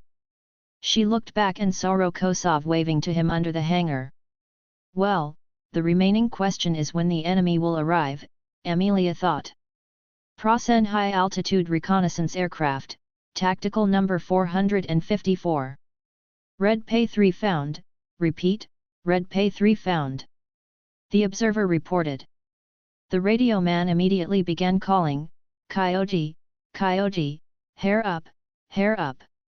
Coyotes understand. Observer, the Red Pay 3 is flying along the Valdachur River. It is consistent with the previous reconnaissance route. It should directly insert into our military-controlled area somewhere. It can be intercepted as planned. Radioman, Coyote, Coyote, hair down the trail, hair down the trail. Coyote understands. Amelia looked at the direction of the sun. Although she couldn't see the second fighter squadron hiding in the direction of the sun, she could feel that they were flying there. Maybe the enemy would meet the second squadron in the opposite direction first, and the ambush would turn into an open fight. It is estimated that the pilots of the second squadron will not resist such a good thing. Most pilots in the Ant Air Force have only 200 hours of flying time, and many new pilots have only 60 hours of flying time when they start combat flying. It is said that new Prasen pilots need at least 300 hours of training before they can come to the front line. But everyone in the second squadron is an experienced pilot. Except for the 2 new recruits who have just joined, the others are veteran pilots who have been flying since last year. They can compete with the most elite Prasen pilots. Amelia looked at the direction of the sun again, and suddenly, she felt a sense of crisis. She would definitely evade at this time, and this subconscious evasive action had saved her life countless times. Just as she was circling left, a 109 with a wolf's head painted on its nose rushed towards Amelia and fired at Amelia's original route. When the enemy plane and Amelia's plane crossed each other, the pilot looked over. Yes, Amelia felt the gaze. She stared back, and found that the enemy pilot was surprised. Was it because he saw a woman in the cockpit? But Ant should have had many female pilots who had fought against the Prasen Air Force, and even produced an ace. Amelia herself should also be a witch on the Prasen side. However, there was no time to think about these things at this time. Air combat must be focused, and any wrong decision will cost lives. Amelia relied on her sixth sense to quickly grasp the situation in the air and chose to continue to change direction, drilling into the negative G direction of the imagined enemy aircraft. Sure enough, the enemy's wingman rushed down, and the barrage of interception almost touched Amelia's wings. Amelia turned on the engine afterburner to fully exert the acceleration performance of the PE-3, and restored the aircraft speed in a shallow dive posture. Just now, a lot of speed was lost in continuous maneuvers, and in this situation, it was impossible to deal with the enemy aircraft with a height advantage. While recovering speed, Amelia observed the surroundings. Although she could feel the enemy, it could not replace naked eye observation. The 2 enemy planes in the first wave of attacks were recovering their altitude, but what about the other enemy planes? It was impossible for the enemy to send only 2 planes to intercept. Soon, Amelia found that several planes were fighting above her. It was obvious that the second squadron covering the remaining enemies. Then all she had to do was shoot down these 2 enemy planes. Amelia glanced at the speedometer and gently pulled the stick, returning from a forward dive to a shallow climb, so that the speed would continue to accumulate and the altitude would increase little by little. The twin-engine PE-3 has an advantage over the single-engine 109 in terms of capacity, but the fuselage is heavier.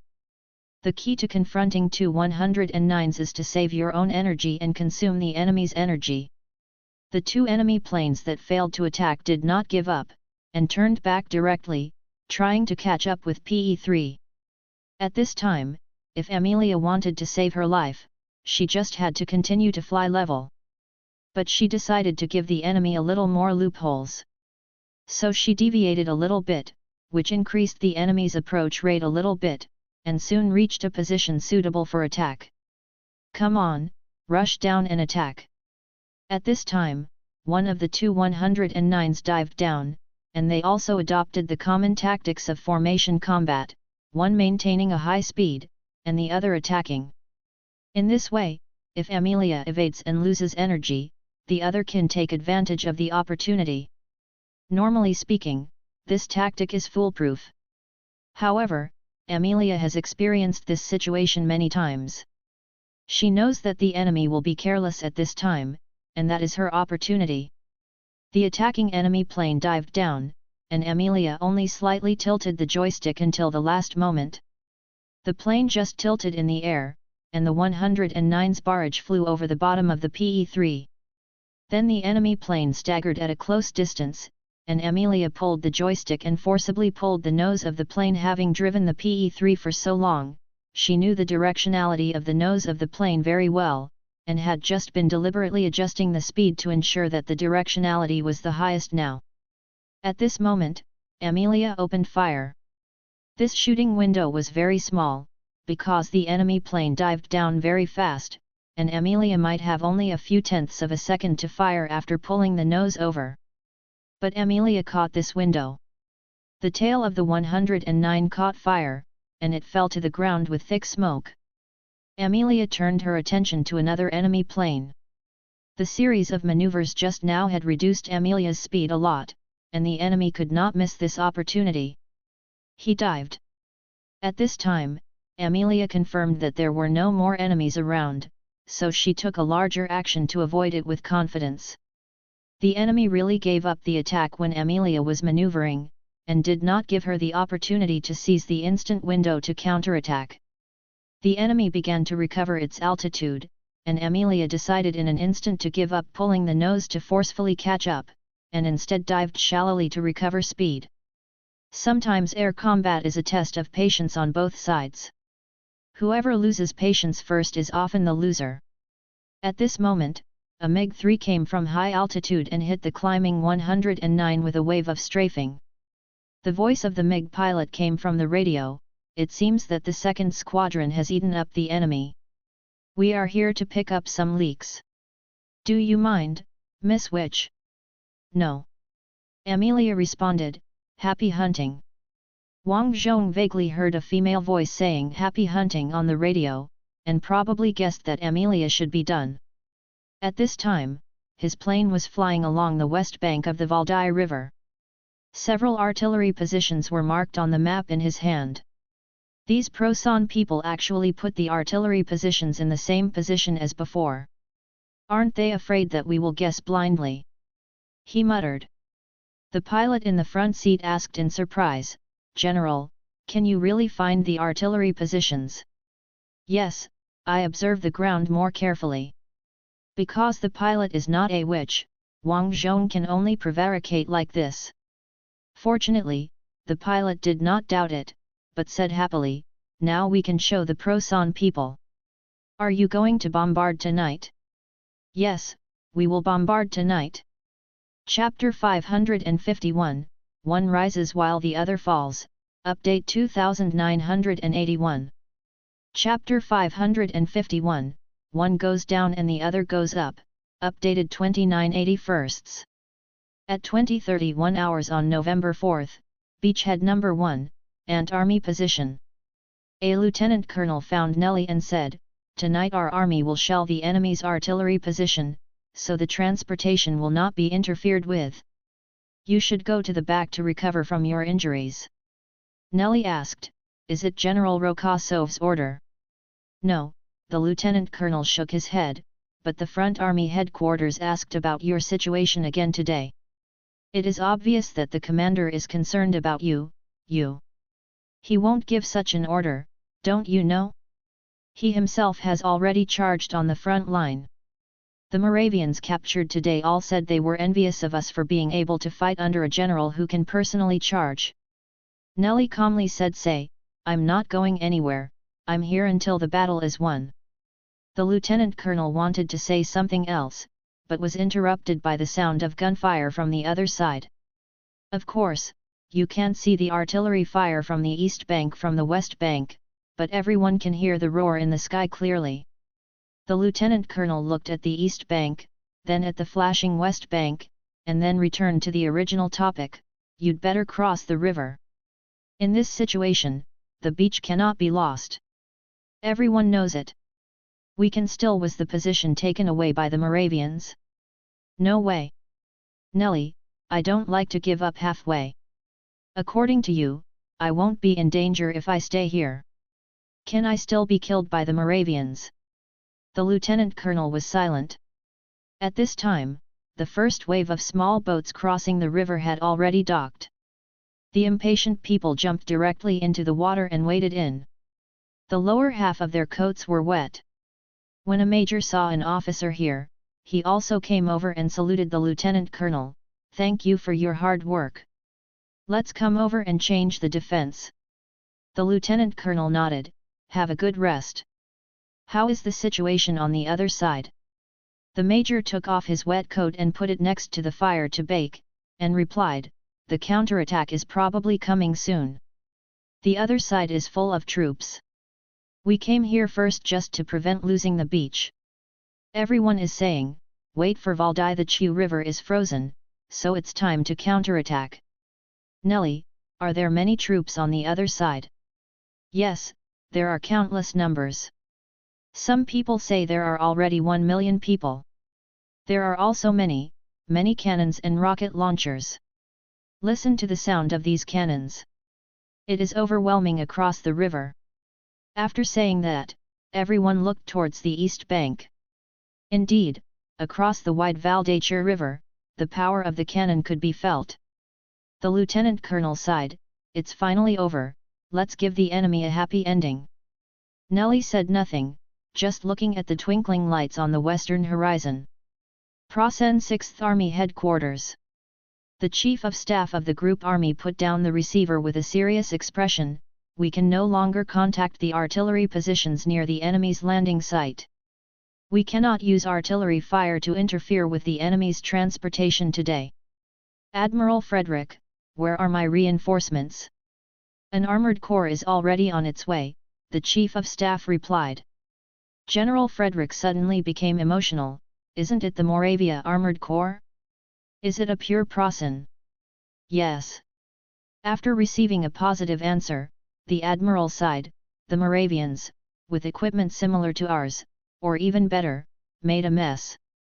They can't do anything except increase our logistical pressure. Arrive. The staff officers in the room looked at each other. General Frederick stood up and came to the map with his hands behind his back. He stared at the map for several seconds. Maybe we should retreat. If we do this, it will just be a waste of the lives of the Prasen soldiers. Chief of Staff, we can send a telegram to Army Group B headquarters and send a copy to the headquarters. Admiral Frederick thought for a few seconds and made up his mind, just do this. You draft the message yourself. Your tone should be softer and try to describe the situation we are facing. Yes. At the same time, at the frontline headquarters of the 581st Infantry Regiment in Prasen, Major Richard sighed, we probably won't be able to capture this city. The remaining staff officer pursed his lips. Commander, this is not good for morale. Do you think the soldiers don't know? When we first entered the city, the ants were just a ragtag group of people who could only use dark corners to sneak attack on us. As long as they were exposed before attacking, they would not cause too many casualties to us. We a few people can suppress the building controlled by ants squad. But now, the ant soldiers who are still alive are all experienced warriors. They can do what our soldiers can do. They have grown into veterans. Major Richard looked at the night sky with fine snow falling outside. The weather is getting colder and colder. I heard that there is already a thin layer of ice on the Valdaicher River. The bad memory of last winter has given me nightmares these days. Staff officer, we have winter clothes this time. Yes, there are winter clothes, and the weapons are also covered with cold-proof lubricants mentioned by the Military Industry Department. Major Richard paused and asked, do you know how many guns have frozen in the past few days and need to be heated to thaw them? The staff officer was silent. At this time, the major's orderly came in with a kin. Major, the kin is heated. Let's drink some broth. Richard, the only food we eat is canned food, dry food, and pickles stolen from the ant people. and ammunition is starting to run out. What will happen to the morale of the troops then? Occupy the city and end the war, hey! Staff officer, the higher-ups will come up with a solution. Yeah, I'll find a way. Major Richard took the can, scooped a spoonful of broth into his mouth, and chewed the diced meat that was not cooked thoroughly. After eating, he cursed, "This is just pig food, do you understand?" Wang Zhong raised the ham in his hand, "Cheers to our Amelia's safe survival." "Amelia, don't make it sound like I've been through some danger. The Prosens want to shoot me down for a long time." "No danger? Then cheers to Amelia for shooting down another enemy plane." Wang Zhong temporarily changed his toast. "Amelia, you just want to toast, right? You anti-drunkards." Wang Zhong laughed. Pavlov finished the ham on the plate and handed it to the girl in the cooking team. "Give me some more." "Wang Zhong, can the whole army eat hot meals today?"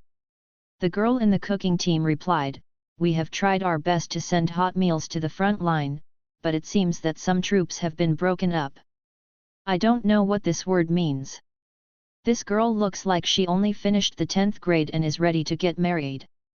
"Wang Zhong, it means that an entire army is disbanded into countless combat groups, scattered in the city like baby's breath." "You know baby's breath, right?" "That's right, my husband used to make wreaths for me." "Wang Zhong, oh? Where is he now?" "Missing in Fort St. Andrew," the girl said calmly. Silence fell. Fortunately, at this time a major general led people into the shaft where the headquarters was located. As soon as he saw Wang Zhong, he saluted and shouted, "Report! Leonid Alexandrovich, commander of the 1st Heavy Breakthrough Artillery Division, reports to you, Rokosov Dovorich." Wang Zhong looked up at the major general. "How heavy is your Heavy Breakthrough Artillery Division?" "We have 200 cannons over 200 mm and 200 152 mm cannons." Major General Leonid Alexandrovich said proudly. "Wang Zhong, not bad, Pavlov, add them to our firepower plan, and try to flatten the enemy's position and blow up all the trenches when the counterattack begins. Leave it to me." Pavlov put down the ham and stood up, rubbed the oil on his hands directly on his coat, and made a come gesture to Leonid Alexandrovich. The Major General hurried over. "You say, Pavlov, this is our current firepower plan. My staff will include you. I guess you will probably be deployed here, and the supplies will go from the Mamayev military station." Wang Zhong took a big sip of hot soup. At this time, a soldier from the Guard regiment came in and reported, "General, it's snowing." "Wang Zhong, isn't it snowing all the time?" "Heavy snow, General, you will know when you come out." As soon as the voice fell, the cold wind poured in along the shaft, and Wang Zhong shivered with coldness. The stove and hot soup were clearly next to him. He hurriedly buttoned up his jacket, pulled up the sleeves of his coat, and then put on a scarf. He stopped and fiddled with the scarf with his fingers. This is Yakov's scarf, which is said to be knitted by his wife. Wang Zhong gritted his teeth, loosened the scarf, turned around and said to the guard, "Let's go and see how heavy the snow is." Soon, he walked out of the tunnel gate and stood in the night of Abavahan. The north wind rolled down the heavy snow. The wind blowing on his face was like a blade scraping his face. There seemed to be hail in the snow, and it made a crackling sound when it fell on the ground. Wang Zhong laughed at the heavy snow. Good. Good. It's better to keep it raining like this and flood the enemy's supply lines." Pavlov also followed out of the tunnel and frowned at the heavy snow. "With such heavy snow, I guess we have to mobilize the churches along the way and mobilize labor to shovel the snow to ensure the train is open." "Wang Zhong, isn't this a good thing? The enemy can't mobilize so many laborers to shovel snow, and they don't have railways. As long as the snow is heavy enough, even tanks can't move." Auntie's mother finally showed the enemy her color. Popov also came out of the tunnel and shrank his neck as soon as he came out. "Oh my God, it's too cold. Maybe this winter will be colder than last year. Wang Zhong, isn't that a good thing? We have a lot of people, but they live on the extremely cold permafrost in the Far East. They are definitely more adaptable to the severe winter than the Prasen people. Pavlov, we still have Kuba's fuel oil, which can be burned for heating. They can only burn tank oil and gasoline. As if in response to Pavlov's words, a gust of north wind whistled in, rolling up all the snow on the ground that was almost 5 centimeters thick, and the entire tunnel was covered with white fog. For a moment, Wang Zhong thought he had reached some sacred mountain, and this fog was the prelude to the appearance of the gods. But the biting cold kept him awake. He whispered, "Welcome, General Winter." Chapter 552 In the Snowstorm. Troop train number 532 was stuck in heavy snow. The conductor Nikolai had no choice but to order the soldiers on the car to get off and shovel the snow forward. However, the soldiers on the car only had engineer shovels and no equipment specifically used to shovel snow, so the progress was very slow. The train could only move forward slowly at the speed of human walking. Nikolai was so anxious that he went to shovel the snow himself. However, the snow was too heavy. As soon as he shoveled out a small clearing, several centimeters of new snow fell on it. Seeing that the train was about to be buried under heavy snow, a soldier waded through the snow and came over to report, "Conductor, there are people coming from behind, many people are coming." "What?" "The Prasens came across the river to attack." Nikolai asked nervously. "No, look." The messenger turned around and pointed behind him. Nikolai looked over and saw a large group of people walking this way in the snow and wind, holding flags. Those people quickly arrived, and Nikolai saw clearly that what they were holding were not weapons, but various tools for shoveling snow. "Who are you?" Nikolai asked loudly.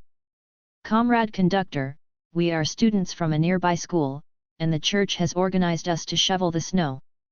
The young man in the lead shouted. Nikolai nodded and looked at the flag they were holding. "Why are you carrying the red flag?" "Because we heard that the red flag will now be awarded to the bravest troops in combat. We are not old enough to go to the battlefield, but we can fly the red flag first. We dyed it ourselves." The young man smiled fearlessly in the snowstorm. Nikolai looked at the young faces, then at the red flag, and shook his head. "You'd better go back, such a heavy snowstorm is very dangerous." "How can it be more dangerous than the battlefield?" The soldier shoveling the snow next to him smiled. "This is indeed the truth. Train Dawarish, let them do it, and we will get to the assembly point early." Nikolai took a deep breath, and when he exhaled, he had already made a decision. He waved his hand. "Come on, children." The boy in the lead turned back. "Come on. Dig out the train." All the boys, no, the girls too, all rushing towards the train, brandishing tools. Nikolai stared at them for a few seconds, then walked along the railway towards the rear of the train. Along the way, he saw many red flags with words written on them. The 10th Middle School Youth Commando. Young Pioneers of Badov Village. Kalinka Youth Rescue Team. Suddenly, I don't know who started it, and the young people began to sing, "Listen to the noise of the wind and snow, watch the shooting stars flying. My heart is calling me to go to the turbulent distance." At the same time, Prasen's 420th Motor Regiment. Major Hansen, the commander of the regiment, almost didn't hear someone knocking on the car door. He opened the door of the command car and saw a guy who was about to become a snowman outside. It took him a lot of effort to recognize that he was the commander of the 1st Battalion by his military rank. "We can't move." A battalion commander shouted, "We can't move at all. And if the snow keeps falling like this, we are at risk of being buried. We should find a nearby house to take shelter." Major Hansen looked at the sky and sighed, "It is dangerous to march in the snow at this time. Just wait on the truck for the snow to pass. Use the radio to ask the military station to see if anyone can come to rescue." As soon as he finished speaking, the radio operator in the command vehicle said, no, no one can be called by the radio now. It may be due to freezing, or the ionosphere is disturbed by the snowstorm, but no one can be called anyway. Major Hansen scolded, don't you know what to do? Keep calling. Until you call someone. Prasen 6th Army Headquarters. Admiral Frederick looked at the rattling window. There was already a layer of fog on the window and he couldn't see the outside at all. However, through the rattling sound, he could still feel the biting north wind outside. General Winter. The Admiral sneered, this time has come. He really knows how to pick his time. His chief of staff was on the phone. He just finished speaking. He put down the receiver and looked over, General, the transportation team that set off this morning has not reached the next stop yet. Our transportation line is completely paralyzed. This is more deadly than mud. But the good news is that the enemy, the ant people, are not much better, and this kind of snowstorm railway has to be stopped. The Admiral was silent, staring at the white window and not knowing what he was thinking. The Chief of Staff waited for a while and asked, General. Hey? Oh, yes, this is the only good news. They should have more troops than us, and they will suffer more than us if their supplies are cut off. East Bank, Batav village. Someone knocked on the door of Malekov's house rudely, and old Melikov opened the door with a curse. What's wrong? The weather won't stop like this. Hey? My lord, the priest, what's the matter?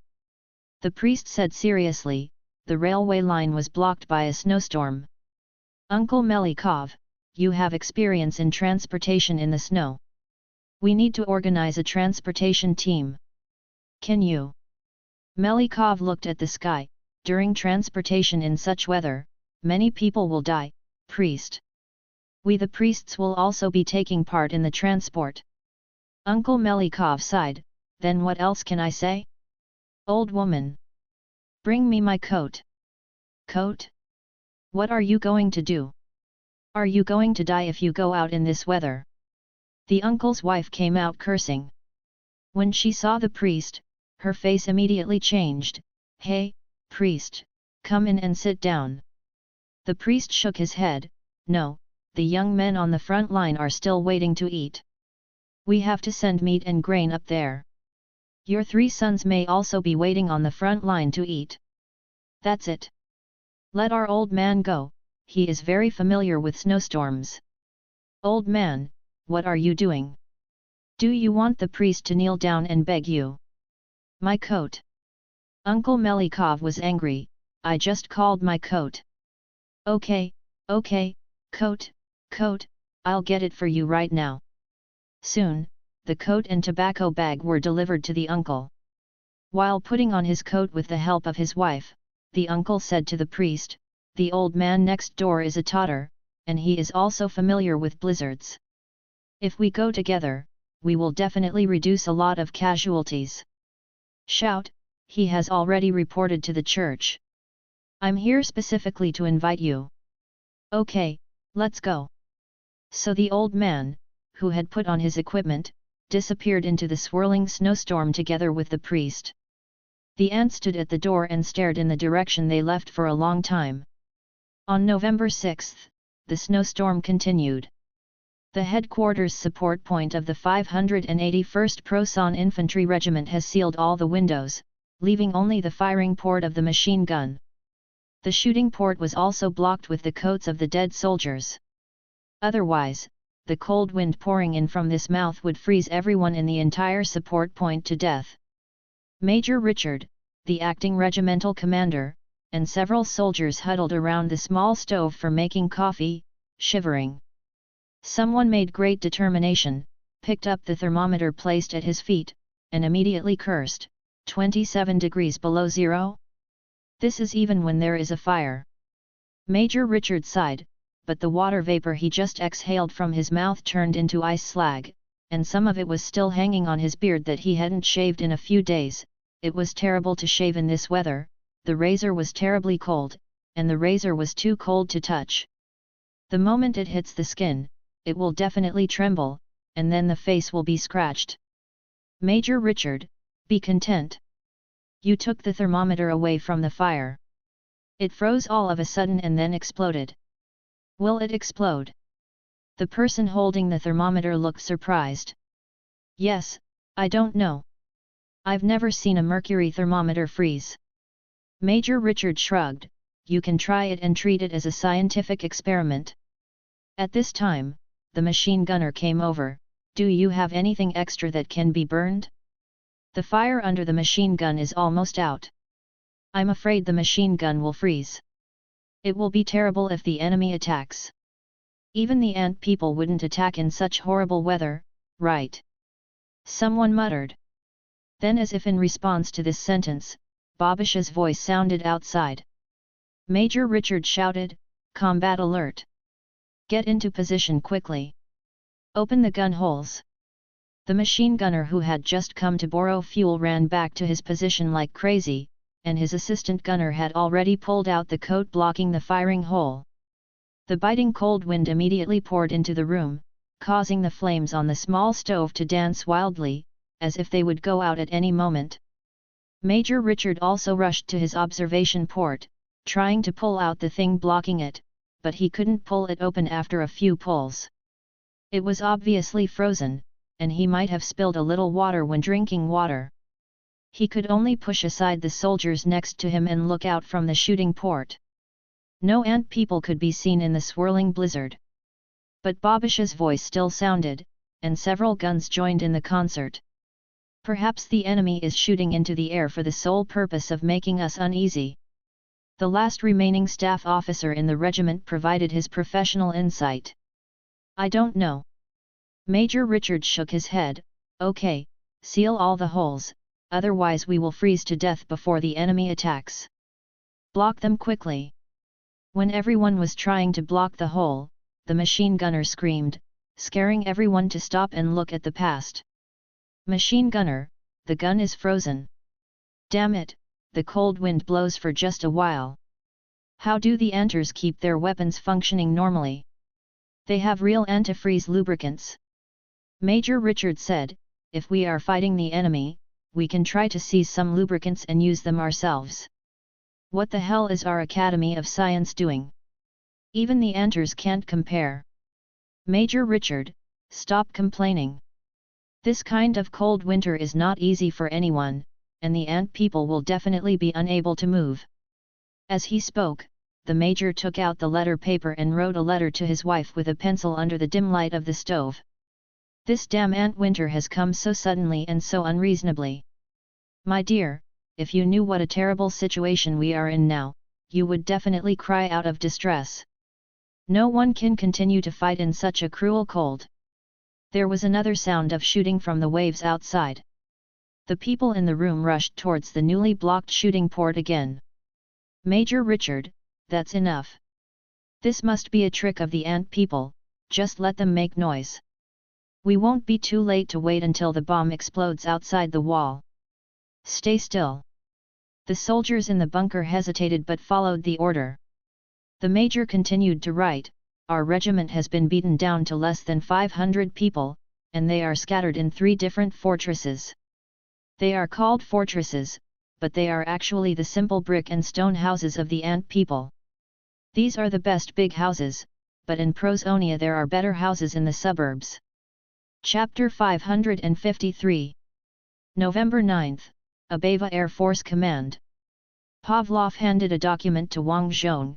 The heavy snow still seriously interfered with our troop assembly and ammunition storage. Although we mobilized 1 million people to clear the snow along the railway, the trains were still seriously delayed. Wang Zhong, what about other modes of transportation? We mobilized 3 million people for transportation, and more than 2,000 people died in the heavy snow alone, but there were still delays. If the offensive time is set on the 10th, we really can't catch up. Pavlov returned to his seat, picked up the hot coffee, and covered his hands to keep warm. Wang Zhong, there are still 11 days. Popov suddenly slammed the table. Damn, I've read the heroic deeds they collected in the local church recently. I really want to fight back today and rush up to kill these Prasen people. It's snowing heavily. Wang Zhong comforted, if you really think so, you should have driven a small tank with me a few days ago.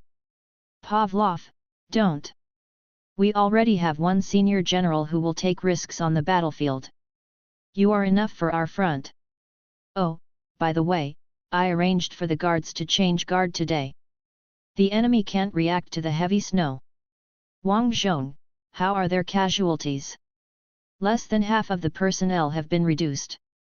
A loud voice came from the door. Wang Zhong turned his head and saw a polar bear.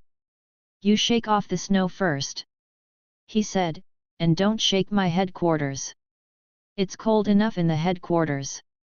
If the snow melts and the temperature drops, it will become an ice cave. The polar bear nodded, okay, I'll be back soon. It turned around and tossed around outside for a while. Yegorov walked into the headquarters with a conspicuous bandage on his head. The snow is really heavy. If someone faints in the snow, they will be buried in a few seconds. Wang Zhong, what unit is the replacement unit? 515 Infantry Division, a group of young men who dream of having the title of guards. Don't worry, they can defend the nameless heights. Wang Zhong, so many brave soldiers have sacrificed, this nameless height should also have a name. When the war is over, I will build a statue there. A group portrait of soldiers. Popov nodded, okay, when the war is over, all is easy to say. Wang Zhong, no, that is the starting point of the counterattack. I want to build a statue of the motherland holding a sword high, with one hand holding a sword and the other pointing at Prozenia. The counterattack starts from here. Yegorov laughed, ha ha ha ha, this is great. In the future, when I bring my son or daughter to the statue, I can say that my father was stationed here and exceeded the task here. Pavlov, how about making the statue out of steel? Just use the helmets, weapons, and tanks dropped by the enemy on the hill, melt them, and recast them into statues. Wang Zhong shook his head, no, iron statues are too troublesome to maintain, and they don't last long enough. If human civilization perishes in the future, they will gradually disappear. I think those steels should be cast into farm tools, used to cultivate and restore homes. Statues and the like should be made of marble. Casting swords into plows is too romantic and in line with the aesthetics of Wang Zhong, a seers. Popov, this is good. When the war is over, I will apply to come here to supervise this matter. The war is over. Everyone in the headquarters stopped when they heard Popov say this. The war is over. For the first time, this word is not a simple wish, but a fact that is bound to happen. Yegorov slapped his thigh. The Prasens said that this offensive will end the war. I didn't expect them to be right. This battle did end the war, but not in the way they imagined. Wang Zhong, it's not time to relax yet. It's better to pursue the enemy with the remaining courage, and not to seek fame by imitating the tyrant. Everyone was stunned. The translator and cook that Wang Zhong brought back from the United States were not there at the moment, and no one could understand this Saris language. This is the effect Wang Zhong wanted. He looked at Yegorov and changed the subject. Your mission is completed. Go to rest with the soldiers of the 1st Mechanized Infantry Division and heal your injuries. Yegorov stood at attention and saluted Wang Zhong, Comrade Alexei Konstantinovich Rokosov, commander of the front. The 1st Guards Red Flag Mechanized Infantry Division applies to end combat duty. Division Commander Yegorov. Wang Zhong stood up and saluted him, approved, thank you for your hard work. Yegorov put down his hand and turned to go out. Wang Zhong, wait a minute. Eat before leaving. Communicator, ask the kitchen to cook noodles. Yegorov was wrong, no need for that, there are plenty of hot meals and hot dishes in the rear, we are not heading to the front line. Beginning and end. You are the first commander who ate my meal and came back alive. Wang Zhong controlled his expression, finally one person came back, otherwise my meal would really become what they call the last meal of execution. It's so delicious. Yegorov, it's really delicious, okay, eat it again. So what is today? You said noodles just now? Are Saris noodles different from our noodles? That's different. Although my cook is from the south of Saris, he can also make noodles with gravy. You have to try it. November 12th, Plassen 6th Army Headquarters. General von Frederick looked out the window and found that the snow had finally stopped. He said to the orderly, "The snow has stopped, so at least General Winter will not hinder our retreat." "Orderly, I am more concerned about whether our supply can be restored after the snow stops. I don't want to eat compressed biscuits with anti-pickles anymore." Admiral Frederick, after retreating to Shepetovka, there will not only be delicious food, but also Prussian sausages. Everyone can eat white and fat, all of us. After saying that, he left the room in high spirits and went straight to the headquarters. The first sentence he said when he entered the headquarters was, "Has the headquarters called back? Has our retreat application been approved?" The Chief of Staff took the telephone receiver and looked at Admiral Frederick seriously. "General, the Emperor's call." Frederick frowned slightly and even slowed down his pace. But he couldn't really refuse to answer the Emperor's call, so he could only reluctantly come to the phone and took the receiver. "This is Frederick. Are you ready for the new offensive?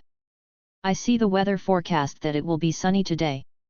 Emperor Prussian said on the other end of the phone. Frederick glanced at the window. It was indeed sunny outside, and there was even winter sunshine shining through the glass. He had no time to appreciate the scenery, and replied in a cautious tone, "Our supplies have not been delivered yet. The troops have been hungry for several days and are freezing. Many people died directly in the ice and snow. In severe cold weather, the body's stored fat will be severely consumed to maintain body temperature, but at this time, the entire 6th Army had no food to eat. As a result, many soldiers starved to death. There were also a lot of frostbite among the soldiers who did not die. In addition, many people caught a cold and had a fever, and some simply had stomach problems due to not eating properly, which induced a high fever. Now Frederick's 6th Army has a lot of patience. Even if the weather warms up immediately, they have no strength to attack. What's more, the temperature is still around -40 degrees, although the sun is out, it is no different from not being out." Every word Frederick said was true. It was impossible to attack at this time. However, the Emperor slapped the table, or something else, anyway, he slapped something hard, and shouted loudly, "You are freezing, and so are the enemies. At this time, you have to fight to the last breath. The armored army I gave you is on the way, and when they arrive, you will launch an attack." At this time, the liaison officer of the Air Force came in and put a bag on the table in front of Frederick, next to the phone. The Chief of Staff took the bag considerately, unsealed it, took out the photos inside, and his face turned extremely ugly after flipping through a few photos. While listening to the Emperor's scolding on the other end of the phone, Frederick took a photo from the staff. This is an aerial reconnaissance photo, which shows neatly arranged tanks. The pencil writing on the photo shows that this is the situation on the other side of the Valdai River. Frederick asked the Air Force liaison officer, "How many tanks were photographed?" "A lot, all over the other side, and because of the previous snowstorm, they seem to have neglected air cover. Our intelligence officer believes that at least 600,000 troops have gathered on the other side of the Valdai River." Frederick interrupted the Emperor, "Your Majesty, I have the latest situation here.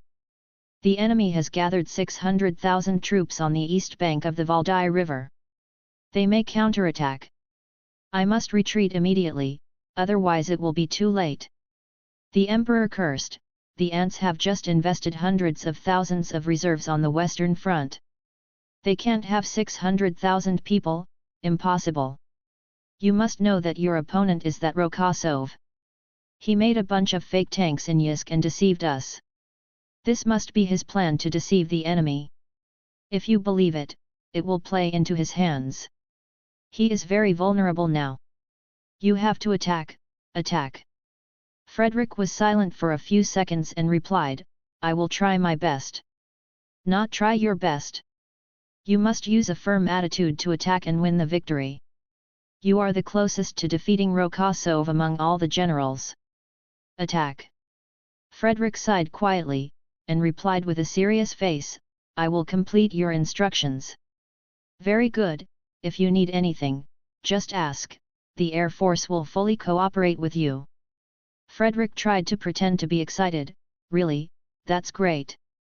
Looking forward to your good news. After saying that, the Emperor of the Empire hung up the phone. Frederick slowly put down the receiver. You don't know the power of the three armies, but you share the responsibility of the three armies. Every time it comes to an important juncture, you always directly interfere with the command. It's over, it's over. Chapter 554 Rokosov flees in panic, Update 3081. Chapter 554 Rokosov fled, Update 3081. On November 13, Wang Zhong heard artillery fire outside as soon as he entered the headquarters. If it could reach the headquarters underground, it must be heavy artillery. Pavlov was drinking coffee. When he heard the artillery fire, he went straight to the phone, touched the receiver, and got ready. The phone rang. As a result, Pavlov picked up the receiver before the first ring. Headquarters. Where are they hitting? What is the density of the bombardment? Okay, I know. After putting down the receiver, Pavlov looked at Wang Zhong. Look at the location of the bombardment, it's going to hit the tunnel entrance again. Wang Zhong, the first time was so dangerous because we overemphasized breaking up the hole into parts, and there was no vortex. Now there is a row of vortices at every intersection in the city. What can they use to attack? Pavlov spread his hands. Wang Zhong continued, after the vortex was put into use, our casualties in urban warfare were greatly reduced. This shows that although tanks are much more vulnerable in urban warfare than in the wilderness, we cannot do without tanks. Pavlov, after all, heavy armor is much more resistant than infantry. Weaker than in the wilderness, that's relatively speaking. As long as there are infantry accompanying us and preventing the enemy's individual anti-tank weapons from hitting the tanks, the role of heavy armor in urban warfare cannot be ignored. Wang Zhong, you summarized it very well. You will write the post-war experience summary this time. Pavlov stopped and looked at Wang Zhong with a frown. Amelia entered the headquarters. Is there another sound of artillery fire? Are we shelling? Wang Zhong, no. In order to save ammunition for counterattack, there is no plan to shell the enemy these days. The enemy is shelling. Amelia was shocked. Why? They should run now, right? Wang Zhong knew the ending of Steelgrad in another time and space, but now he had to pretend not to know. Maybe the Emperor of Prasen was unwilling to fail? After all, when they were closest, they were only 800 meters away from victory. Popov, then they were beaten back by the charge led by Rokosov himself. Amelia looked at Wang Zhong. I was on the other side. When I had nothing to do, I would go to the hospital to help take care of the wounded. They said that you held the sword given by His Majesty the Tsar in one hand and the scepter of Saint Andrew in the other hand, and you personally went into battle and split every enemy you met. Some people swore that a halo appeared on your head. Wang Zhong looked up and saw only fluorescent tubes. Pavlov laughed, haha, this means you will be bald in the future. Wang Zhong was shocked, fuck, you are so humorous. Pavlov, is this humor? This is not true, right? I am just making fun of myself. Self-mockery is also a high-level humor. Wang Zhong said. Amelia changed the subject. By the way, is this really okay? Almost everyone knows that we will counterattack on the 20th, and the enemy should run away, right? Wang Zhong, but listen, they are attacking again. As soon as he finished speaking, the shelling stopped. Pavlov, it seems that the shells have been used up. I don't know what they want. We are well fed and well clothed, while the enemy has been hungry for several days. Such soldiers can still attack. I can only say that the quality of Prasen's soldiers is indeed high. Wang Zhong, as their losses increase, their quality will decrease.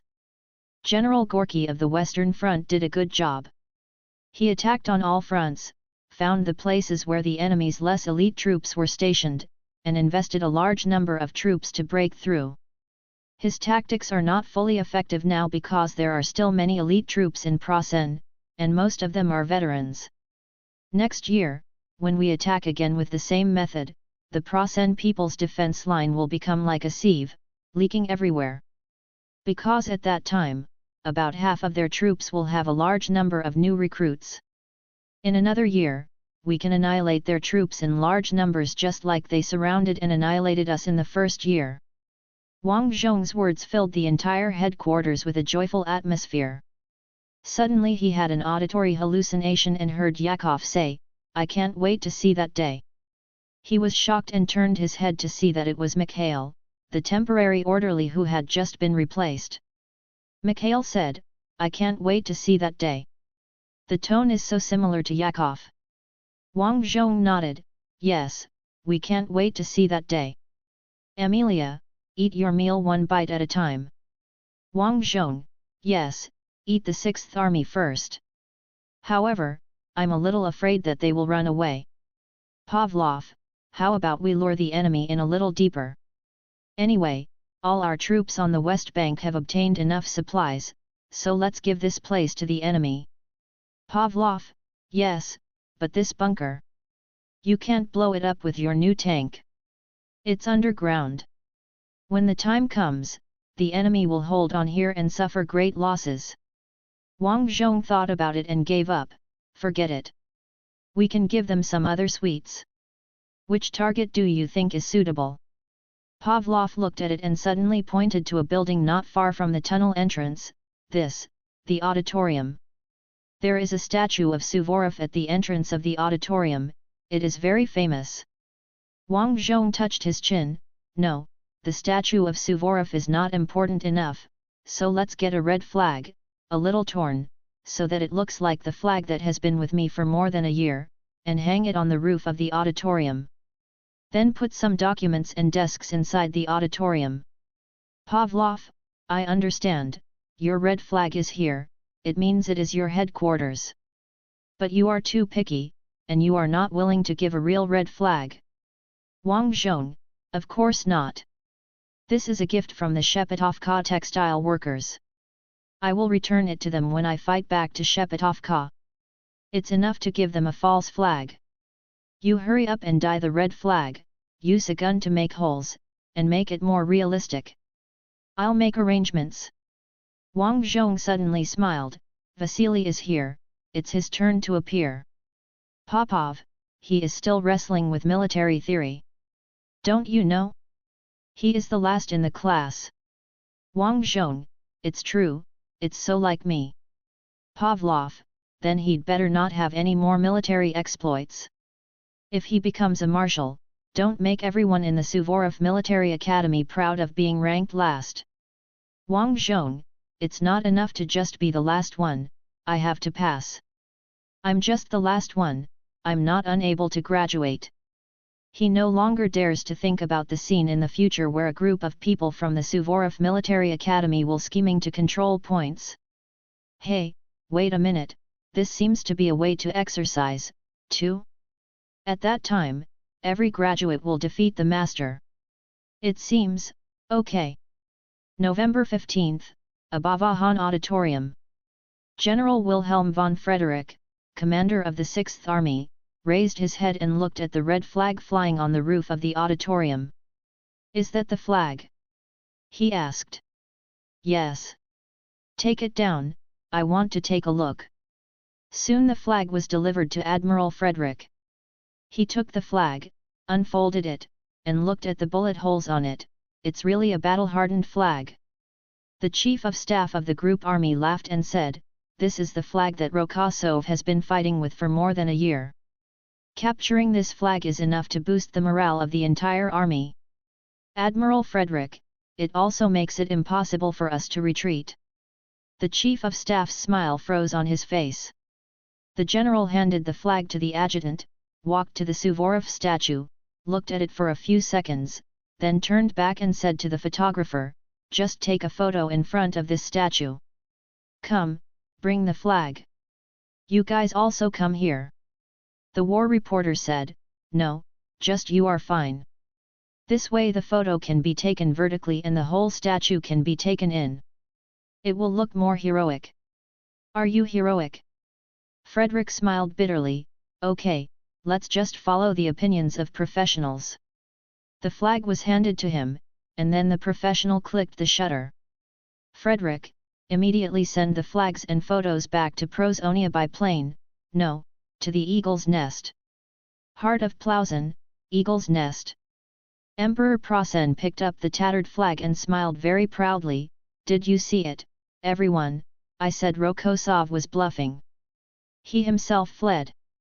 But the flag stayed. Some of our soldiers, scared to death by the rumors, now they can desensitize themselves." As he spoke, he handed the flag to the Imperial Propaganda Minister. "Send this flag to the Imperial Military Museum for public display. Tomorrow all newspapers will publish photos of General Frederick. Oh, by the way, he shouldn't be General, promote him to General Frederick." General Mao Qi, the director of the armored forces, looked embarrassed. But the Celtic marshals and Brian marshals in the room both looked happy. Probably because Frederick had von in his name, which meant that he was a nobleman and a junker, part of the old officer corps. "Emperor, looking from the map, they are less than 500 meters away from the underground tunnel. As long as we work harder, we can capture the tunnel. So far, the entire Blue Plan has been a complete success. This winter is extremely cold. And will surrender within a few months. Then the Empire can turn all its energy to Africa. Our anti-ship missiles have achieved quite good results. The Allies will soon. We will lose our armor. We will achieve complete victory. Marshal Brian, congratulations, Your Majesty." All other senior officers in the room began to malfunction. "Congratulations, Your Majesty. Congratulations." The Emperor raised his hand and made a downward gesture. No, it's not time to be happy yet. When all the wars are over, it won't be too late for us to celebrate. Now, the 6th Army must take down that damn tunnel." However, until November 20th, the 6th Army failed to advance further. In the early morning of November 20th, before dawn, a T-34 drove onto the ice on the east bank of the Valdachir River. Slow down, slow down." The conductor next to the tank shouted, "Okay, drive slowly, no cracks are seen." A group of people around T-34 were holding flashlights and observing the ice carefully. "It shouldn't be anything serious." A sergeant ran over and said to the captain's guide, "It was blasted with 152 cannons yesterday, and the ice surface didn't move at all. The thickness of the ice is different, you idiot." The captain scolded, "We can only be sure if the tank drives over smoothly." "Okay, keep going." The T-34 moved slowly, and the anti-skid tracks were still slightly slippery. The 8 fully armed soldiers on the tank's back as weights looked even more nervous than the tank crew. Finally, the fully loaded tanks arrived on the west bank of the Valdachir River. There were already 8 T-34s on the bank, all of which had arrived from different places before. "Captain Guide, well, it is confirmed that the ice surface is completely frozen. Let's call the front headquarters." Subscribe to Chinese Novel Audiowave. Chapter 555 If Life Deceives You. 10 hours before the start of the offensive, the Abavahan Front Army Headquarters. Wang Zhong, there is no specific mission goal for the commandos this time. You can destroy anything you want. I personally recommend destroying the enemy's telephone lines, telephone wiring centers, radio centers, communication camps, etc. Amelia simultaneously interpreted his words to Jonard, the captain of Komenda. Chouinard pushed his beret and summed it up in onsa, just muddy the water. Wang Zhong looked at Amelia. Amelia, they understand. Wang Zhong nodded and made a gesture to Pavlov. Pavlov put a stack of photos in front of the commandos. All the guerrillas who responded to you before were sacrificed, but some of the Plosin employees contacted us proactively, and they also contacted the 51st Tank Corps who had previously assaulted the rear. The surviving tank crews have gathered together. If you need additional explosives, you can contact them. Chouinard picked up the photos, looked through them, and said with regret, I quite like the young men who led the way that time. Wang Zhong, then kill a few more prosons. I will. Chouinard replied before Amelia could finish her translation. Report. Someone shouted from the direction of the door. Wang Zhong turned his head and saw his old friends Kyrenenko and Kazhuk standing side by side at the door, with their adjutants and staff behind them. After meeting their gazes, Kyrenenko stood at attention and saluted. Commander Kyrenenko of the 1st Guards Cavalry Army reports to you, Commander of the Front Army Davarich. Commander of the 3rd Infantry Guards Army, Kashuch, reports to you. Commander of the Front Army, Davarich. Kashuch followed suit. Wang Zhong, you two deliberately spoke so formally. Are you trying to blame me for being promoted too quickly? Kashuch smiled and said, of course not. We knew from the beginning that you would rise faster than us. Kyrenenko, you have been commanding us since you were a major general, Your Excellency. You guys are joking about this too. If this continues, I will never be able to clean myself up. Wang Zhong said as he stepped forward, opened his arms, and hugged the two old friends one by one. Kashuch, we can't wait to get into the fight. Wang Zhong, don't worry, tonight we will test the ice conditions of the Valdachur River first, and the artillery unit will also make final preparations. Your army group has 100,000 people. Kashuch, 110,000, which is not exactly the same as your first assault army's organization, because we really can't find so much equipment. So we have more infantry, all experienced warriors, and 2 of the 3 armies have guards. Title: Wang Zhong, okay, you will follow the 1st Guards Tank Army. Kashuch, why not let us accompany you, but follow behind? Because we are the ones accompanying the tank. Kyrenenko patted Kashuch on the shoulder. With the cavalry accompanying the charge, the enemy infantry is not afraid of the enemy on the grassland.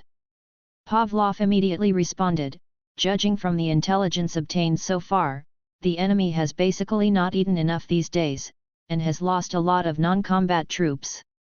We expect it to be a very easy battle. Kashuch shook his head, I don't understand. The Prasen Air Force has flown over our heads many times for reconnaissance.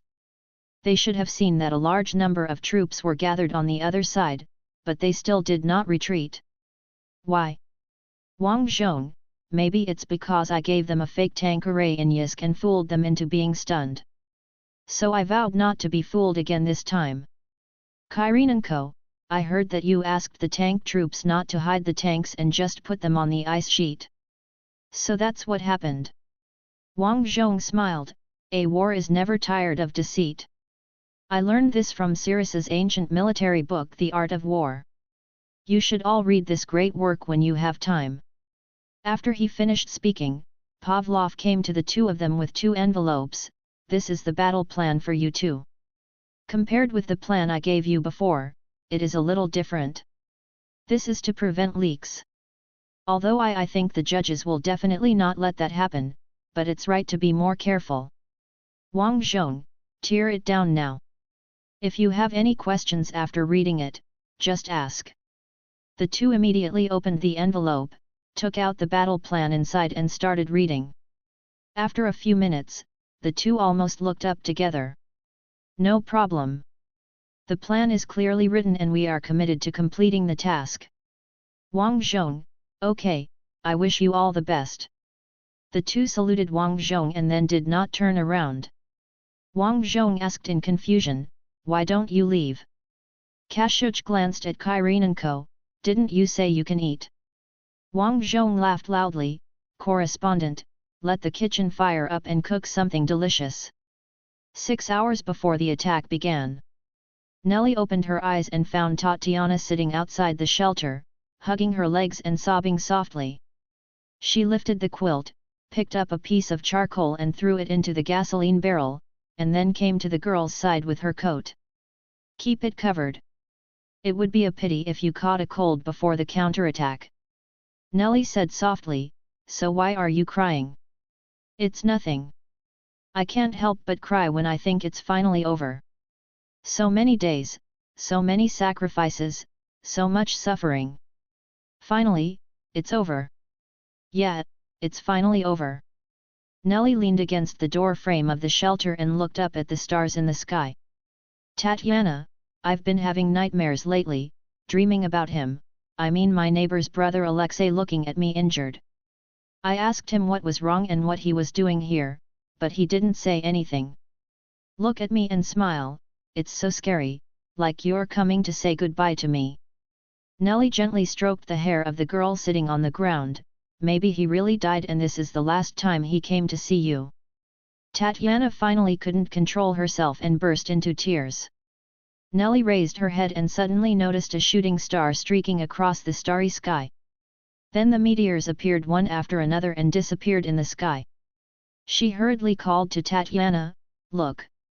Maybe this is a meteor shower that Alexei has summoned for you.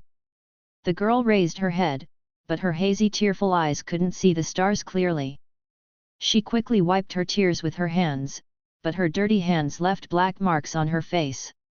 Really? Meteor shower. Suddenly, Tatiana was excited, I want to make a wish. Saint Andrew, please bless Elisha. If he has sacrificed, then please bless me to realize his wish and invade Prosnia. Nelly raised her head and murmured softly, but no one heard her wish. At this time, there was an engine roar from the beach. Nelly turned her head and saw a T-34 loaded with heavily armed infantry driving over the ice. Someone was holding a flashlight and checking the ice for cracks. More people heard the roar of the tanks, emerged from the trenches, and looked toward the river. The counterattack is about to begin. It's really about to start. People were whispering. 4 hours before the attack. In the area occupied by Prasen's 6th Army, Captain Ivan knocked on the door of the farmhouse with his hand and made a code of 3 long and 1 short. After knocking the last note, the door opened. Come in quickly. The lady who opened the door stepped aside, and the captain entered. Then the ant came out, looked around, and then went back inside and closed the door. After the desperate assault of the 51st Tank Corps, Captain Ivan hid in his aunt's house, kept in contact with the employees at the nearby military station, and went out to cause sabotage whenever he had the opportunity. Tank crews are all technical arms and can repair tanks and carry out explosions, which greatly strengthens the strength of the guerrillas. Captain Ivan went down to the cellar, pushed away the jar of pickles, tapped the tiles below, and sent another set of codes. The floor tiles were immediately removed, revealing the ladder underneath. Captain Ivan slid down the ladder and saw that their guerrilla group was already here. Everyone gathered around a radio. Any news? He asked. The driver operating the radio shook his head, no, I'm not saying anything now, I'm just playing music. Have you eaten? No. There's food over there. The captain turned around and saw the basil and sour cream on the table. He went over and broke off a piece of liba, dipped it in sour cream and started eating it. At this time, the music on the radio suddenly stopped, and the announcer said, now, a special program for the people in the occupied areas. Today is a special program on ant literature. I hope you will not forget that you are ant people. The first song, I Meet You at Sunset, by Pollock. I meet you at sunset, and you use your paddle to swing away the silence of the river bend. Captain Ivan chewed liba and asked, are there any pickles? No, today the Prasen soldiers came and snatched them away. This liba was kept in a secret hiding place. Succabule, you Proson bastards, I want them to look good when we counterattack. At this time, on the radio, the announcer said, the second song, If Life Deceived You, Anonymous. Captain Ivan stopped, chewing bread, and looked at the radio. Everyone else in the room stopped and stared at the radio. Announcer, if life deceives you, don't be sad, don't be angry, but believe that happy days are coming. Winter has come, can spring be far behind? Captain Ivan threw the bread with a thud on the table. Quick! Attack today! The driver turned off the radio, opened the hidden compartment for weapons, took out the MP40s hidden inside one by one, and distributed them to everyone. Remember, any chaos we create will help the frontal attack. So, go all out and destroy everywhere. After Ivan armed himself, he looked around the basement and looked at everyone's faces in turn, or, see you at the Martyrs' Cemetery, or see you in Prosnia. Let's go, Davarisi. 5 minutes before the attack begins. Wang Zhong paced back and forth in the headquarters. Why, it's already this time and you're getting nervous instead. Popov joked. Wang Zhong, the most important thing I have learned over the past year is that in this world, no battle can be carried out exactly as planned. If something is likely to happen unexpectedly, then it will definitely happen. As soon as he finished speaking, Pavlov put down the receiver. All troops are ready and can start. Wang Zhong looked at the time and said, I want to speak to the entire army. Pavlov picked up the receiver again. The commander wants to speak to the entire army. Take the call to the entire army. After a while, he handed the receiver to Wang Zhong. Okay. Wang Zhong picked up the receiver. Davarich, this is Alexei Konstantinovich Rokosov. Last winter, I personally commanded the counterattack around Yebeo and successfully surrounded 100,000 enemy troops. Today, our target is the enemy's 6th Army. In addition to the original troops, they also have reinforcements from several armies that have arrived one after another. There may be 400,000 Proson people in our planned encirclement. In addition, there are about 200,000 Moravian troops, who are regarded as vassal troops by them. And our army has 1.2 million troops in the attack.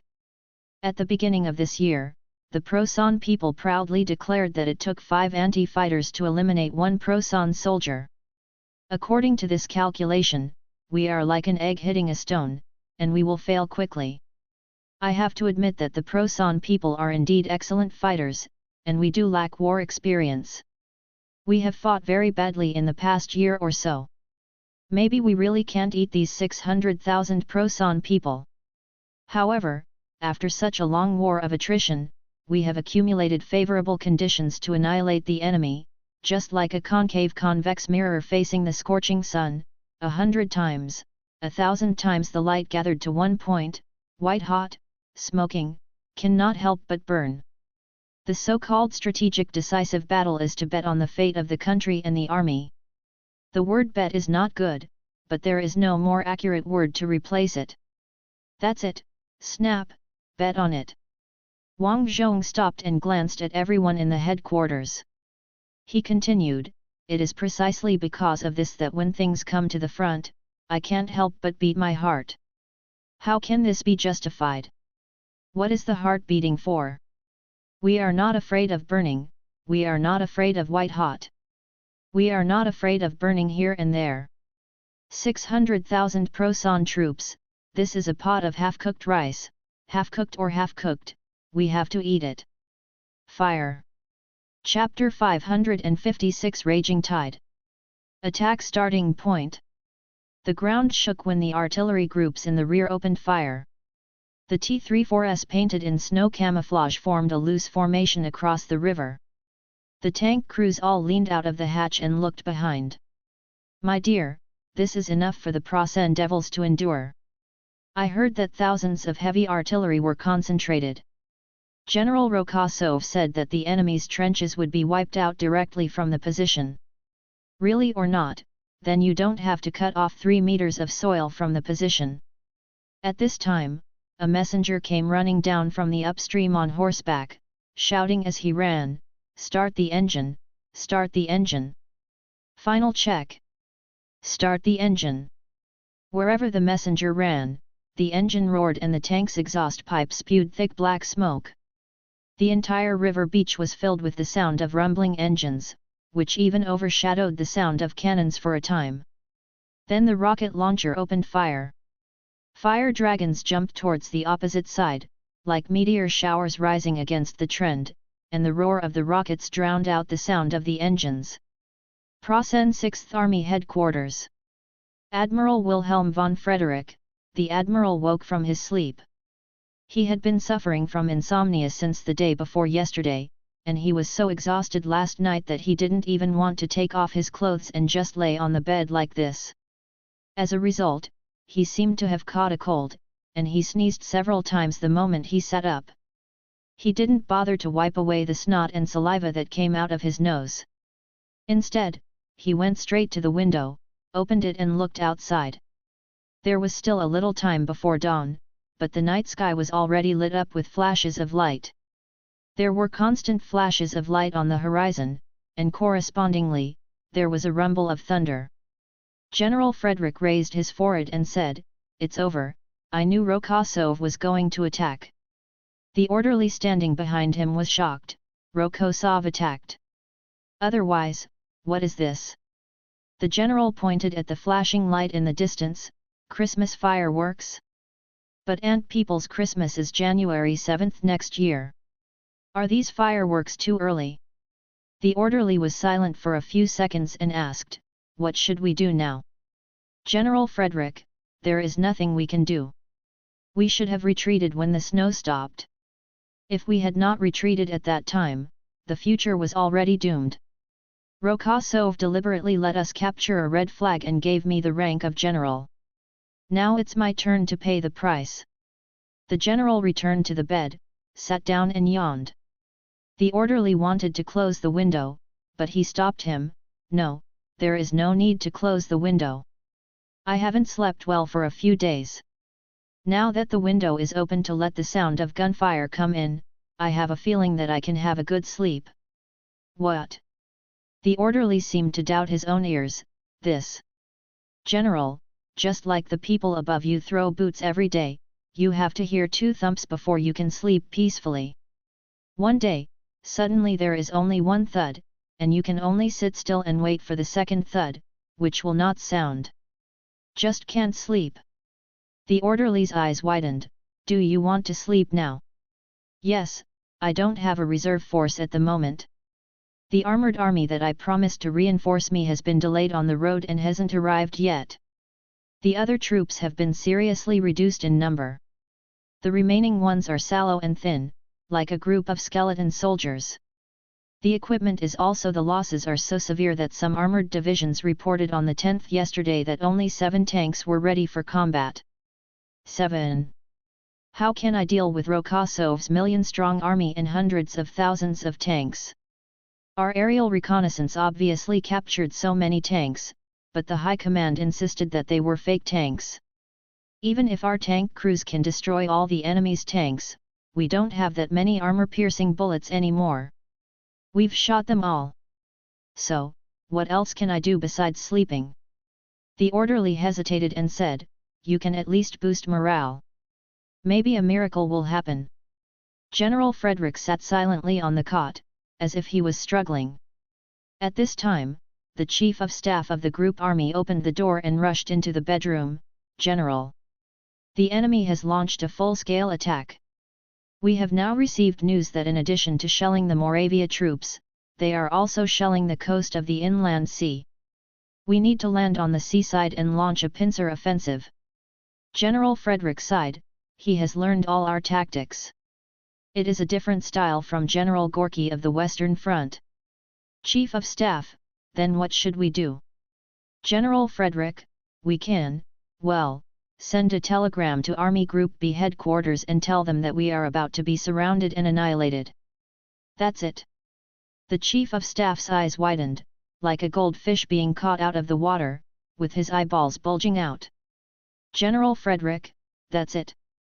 Seeing the chief of staff's expression becoming increasingly desperate, the general stood up and said, "Okay, we still have to struggle.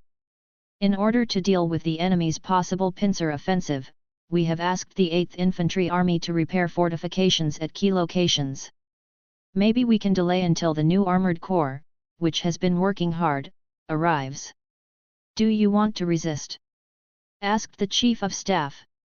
"Do you really want to resist?" "Yeah, we can't let Rokasov eat us up so easily.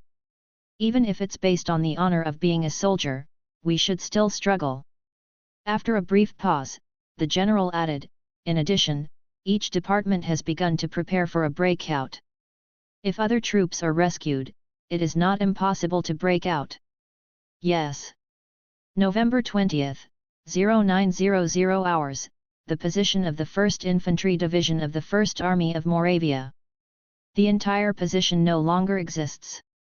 The terrible heavy artillery flattened the entire hilltop. The trench that was originally 1 person deep was blown down to only 50 centimeters deep. Such a trench can't provide much cover for adult men. The roar of the engine came from afar, but no one on the position shouted "Prepare for battle." The Moravians had abandoned the position and ran away. A large number of T-34s appeared from the morning light, roared up to the position, crushed the bodies and helmets left on the position, and rushed to the vast snowfield behind the position. The cavalry army cooperated with the tank unit to form a retro-wedge formation, as if a black wave swept across the snowfield. After the tanks and cavalry rushed over, the entire position was quiet for a long time, and then a Stupunk truck carrying people who cleaned the battlefield came to the position. "Strange," the hired worker who got off the car looked puzzled, "there are no bodies of our army. How is it possible?" The priest who led the team walked to the hired worker with a curse, and then froze. The priest looked back and forth at the battlefield, and finally he took off his hat in confusion. "Am I seeing a ghost? How can there be no corpses of our army? Are the Moravians so lame?" Hire worker: "Yes, the commander said something about half-cooked rice before departure. I don't understand, it's just that it's difficult to fight and there are a lot of casualties, right? I thought I had to collect the corpses of our good guys again, but... Father, what do you think we should do?" The priest took out a cigarette, lit it with a match, took a big puff, and then answered, "Collect the enemy's corpses. If we don't deal with it, it will be bad if the plague comes." Above Akin Front Headquarters, 1000 hours. The Moravian troops have collapsed. Pavlov threw the report in front of Wang Zhong. "We are currently facing a relatively resolute resistance in Badaev, and the armoured troops have bypassed it as ordered. Wang Zhong, the Prasen infantry troops are dedicated to defense, and they will not use infantry to attack in the wilderness. We can safely bypass the enemy's solid support points and let the heavy artillery handle it." "Pavlov, you are not going to drive your prototype again." "Wang Zhong, you know the condition of my prototype. He used the number 422 prototype too much before, and now the maintenance department reports that it must be returned to the factory. The front line can't repair it by just replacing the engine. When I go back, I will scold the designer severely. This reliability is not good." Wang Zhong said. "Popov, I think it's good enough.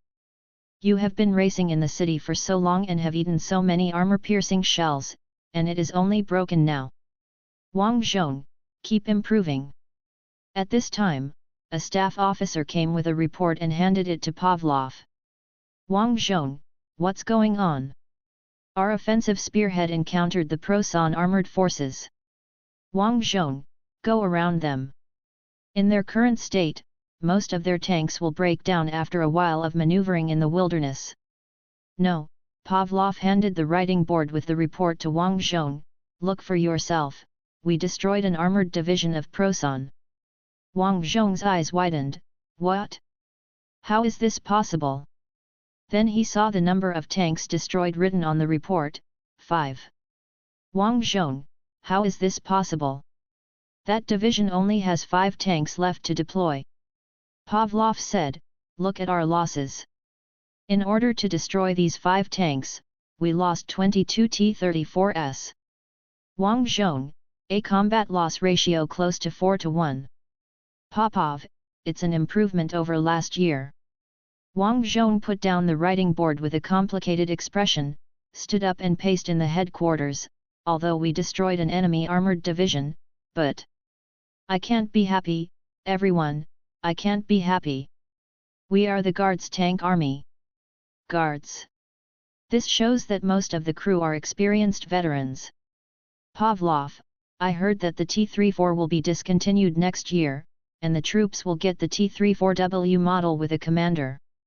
Wang Zhong, but the T-34W has no advantage in fighting against armored shells. And the new tanks of the Procents should also go to the front line. Before Inyesk, Wang Zhong's Vortex killed all the Tiger prototypes that came to the front line for testing. The Procents will definitely have to redesign it. I don't know what they will come up with. While Wang Zhong was thinking, another staff officer came running over with a report. After hesitating for a moment, he bypassed Wang Zhong who was blocking his way and handed the report to Pavlov. Pavlov glanced at the report and said, "The landing operation at sea was also successful. This is really a pincer attack. It seems that our plan can be advanced." It turned out that Wang Zhong's plan was to close the encirclement within 72 hours. Pavlov came to the map, looked at the updated situation of the staff officers, and said to Wang Zhong, "Maybe we can close the pocket in 48 hours. Chapter 557 The first 24 hours. In the village of Badaev, the 151st Infantry Division of the 8th Infantry Army of Plasen is holding on in the village. If you ask why a division is now guarding a village, it is mainly because their division has suffered too much casualties, and now it is only a regiment of troops. However, those who can survive to this day are basically veterans, so although they are now guarding a village, they are fighting well. However, after the ants determined that they would encounter firm resistance here, they only left a small number of guard troops and bypassed the village and continued to move forward. Brigadier General Hausen, the acting commander of the 151st Infantry Division, looked at the former commander who was killed in the explosion and decided not to go out to the snowfield to provoke ants' armored forces for the time being. So for the rest of the morning on the 20th, Badaev village became as calm as the eye of a typhoon, with artillery sounds all around, and only here it was so quiet that it was scary. By the way, the telephone contact between the 151st Division and the military headquarters has not been restored since the attack began. At the beginning, the division communication company sent people to check the telephone lines, but the people who went there also lost contact. As for now, it is not difficult to imagine what the people who checked the lines would encounter if they left the village, so the communication company directly gave up repairing the telephone lines and turned to ensuring the radio and radio stations. By noon, the fuel of the generator was running low, and even the radio and radio stations had to stop. The 151st Division became a real isolated island. The anti-armored forces surrounding them did not attack, and they did not dare to go out, nor did they know the situation of the friendly forces around them. At 2 o'clock in the afternoon, the observation post on the commanding heights of the village reported to the division headquarters that a large number of infantry troops appeared around the village and surrounded the entire village. The anti-armored forces that were originally responsible for monitoring the village seemed to stay to support the infantry. Hausen, acting division commander, ordered his subordinates to be prepared to resist the enemy's attack at any time. However, until the end of the day, the anti-people did not attack the village of Badaev. At 2200 on the 20th, above Akin front command, Pavlov summarized the situation. At present, the enemy's will to resist at several support points is very strong, but due to the terrain, these support points have been bypassed by us. Popov, this is not a good thing. We can bypass the support points because the entire terrain is flat, the grass is crushed by the heavy snow, and the floor is frozen, so tanks and transport vehicles can move freely. When the enemy wants to rescue, our defense pressure will be very high. Wang Zhong, Indeed. The only flaw in our entire plan is that the 15th Armored Corps that the enemy may use to rescue did not enter the encirclement. A fully equipped armored corps came to rescue, and the blocking troops were under great pressure. In fact, when Wang Zhong received the news that the 15th Armored Corps was coming, he was looking forward to encircling it together, so as to eat up 3 enemy armored corps at once and destroy a quarter of the enemy's armored forces on the eastern front. Then the enemy would be passive on the entire southern front. However, even if Wang Zhong issued an order to let the Air Force deliberately let the 15th Armored Corps go and not hinder their advance, this army was still slow, just like it saw through that the 6th Army would be surrounded. If this army suddenly speeds up now and rushes over to insert itself in the back of the encirclement force, it will be bad. Pavlov, we have drawn a large number of anti-tank troops, including 2 Vortex battalions, and deployed them on the blocking line. Our cavalry also went deep into the grassland and attacked the enemy's transportation lines with their low dependence on supplies. This army should not be able to break our defense. Wang Zhong, the blocking troops should speed up the repair of fortifications to ensure the smooth annihilation of the 6th Army. When the encirclement is completed, the tank troops can be transferred to the blocking line and act accordingly. Popov, will the combat operation of encircling and annihilating the enemy not deploy tank troops? Of course we should deploy, but not so many. It is better to leave the tanks in the wilderness. Wang Zhong walked to the map and looked at the group of troops with the 6th Army written on them. In addition, time is on our side. Maybe we can consider encircling the 6th Army instead of attacking it, and instead eat up the enemy's reinforcements. Pavlov, indeed, the 6th Army's supplies should be almost exhausted. Maybe we can make them surrender through siege and psychological offensive. But is it too greedy to want to encircle the enemy's relief troops? Our current exchange ratio with the enemy is still at a disadvantage. Think about the Prosan tank platoon that destroyed our 22 tanks. It is actually a tank division, but there are only 5 tanks, 1 platoon, left in the entire division. Wang Zhong, let's besiege them for a few days. Anyway, we have too many shells to use up. We can bombard them every day and blow them up. Then combine it with psychological warfare. In addition, all units should be prepared for a strong attack. Once the situation is not good, we can launch an encirclement and annihilation operation. Okay. Pavlov nodded. There is another question. Will we not attack those support points? Wang Zhong, they don't even have many assault guns. Can they break through? Just surround them like this and feed them thousands of shells every day. St. Catherine Castle, Summer Palace. Why haven't I heard the news of victory today? Olga asked General Turgenev, when can I give my brother the rank of general? Turgenev smiled bitterly, the battle must be carried out step by step. The encirclement has not been completed yet. According to the combat plan submitted by the front, it takes 72 hours to complete the encirclement. The first 24 hours have not yet passed, my dear Majesty. Olga, then what does tomorrow's newspaper say? It says it will take 48 hours for the encirclement to be completed.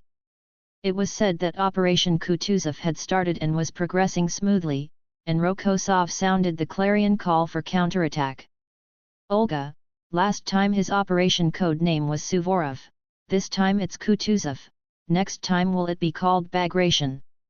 Turgenev, I don't know, you should know better than me. Olga frowned, don't make it sound like I had a lot of interactions with him in private. I wanted to interact, but he ignored me. Turgenev looked at Olga, blinking and hesitated to speak. Heart of Prosen, Eagle's Nest. Emperor Prosen pounded the table and asked, so when will Steiner's 15th Panzer Corps launch an attack? Marshal Celtic, half of their tanks are currently in a state of repair. The guerrillas destroyed the repair shops on the road and killed a large number of maintenance personnel.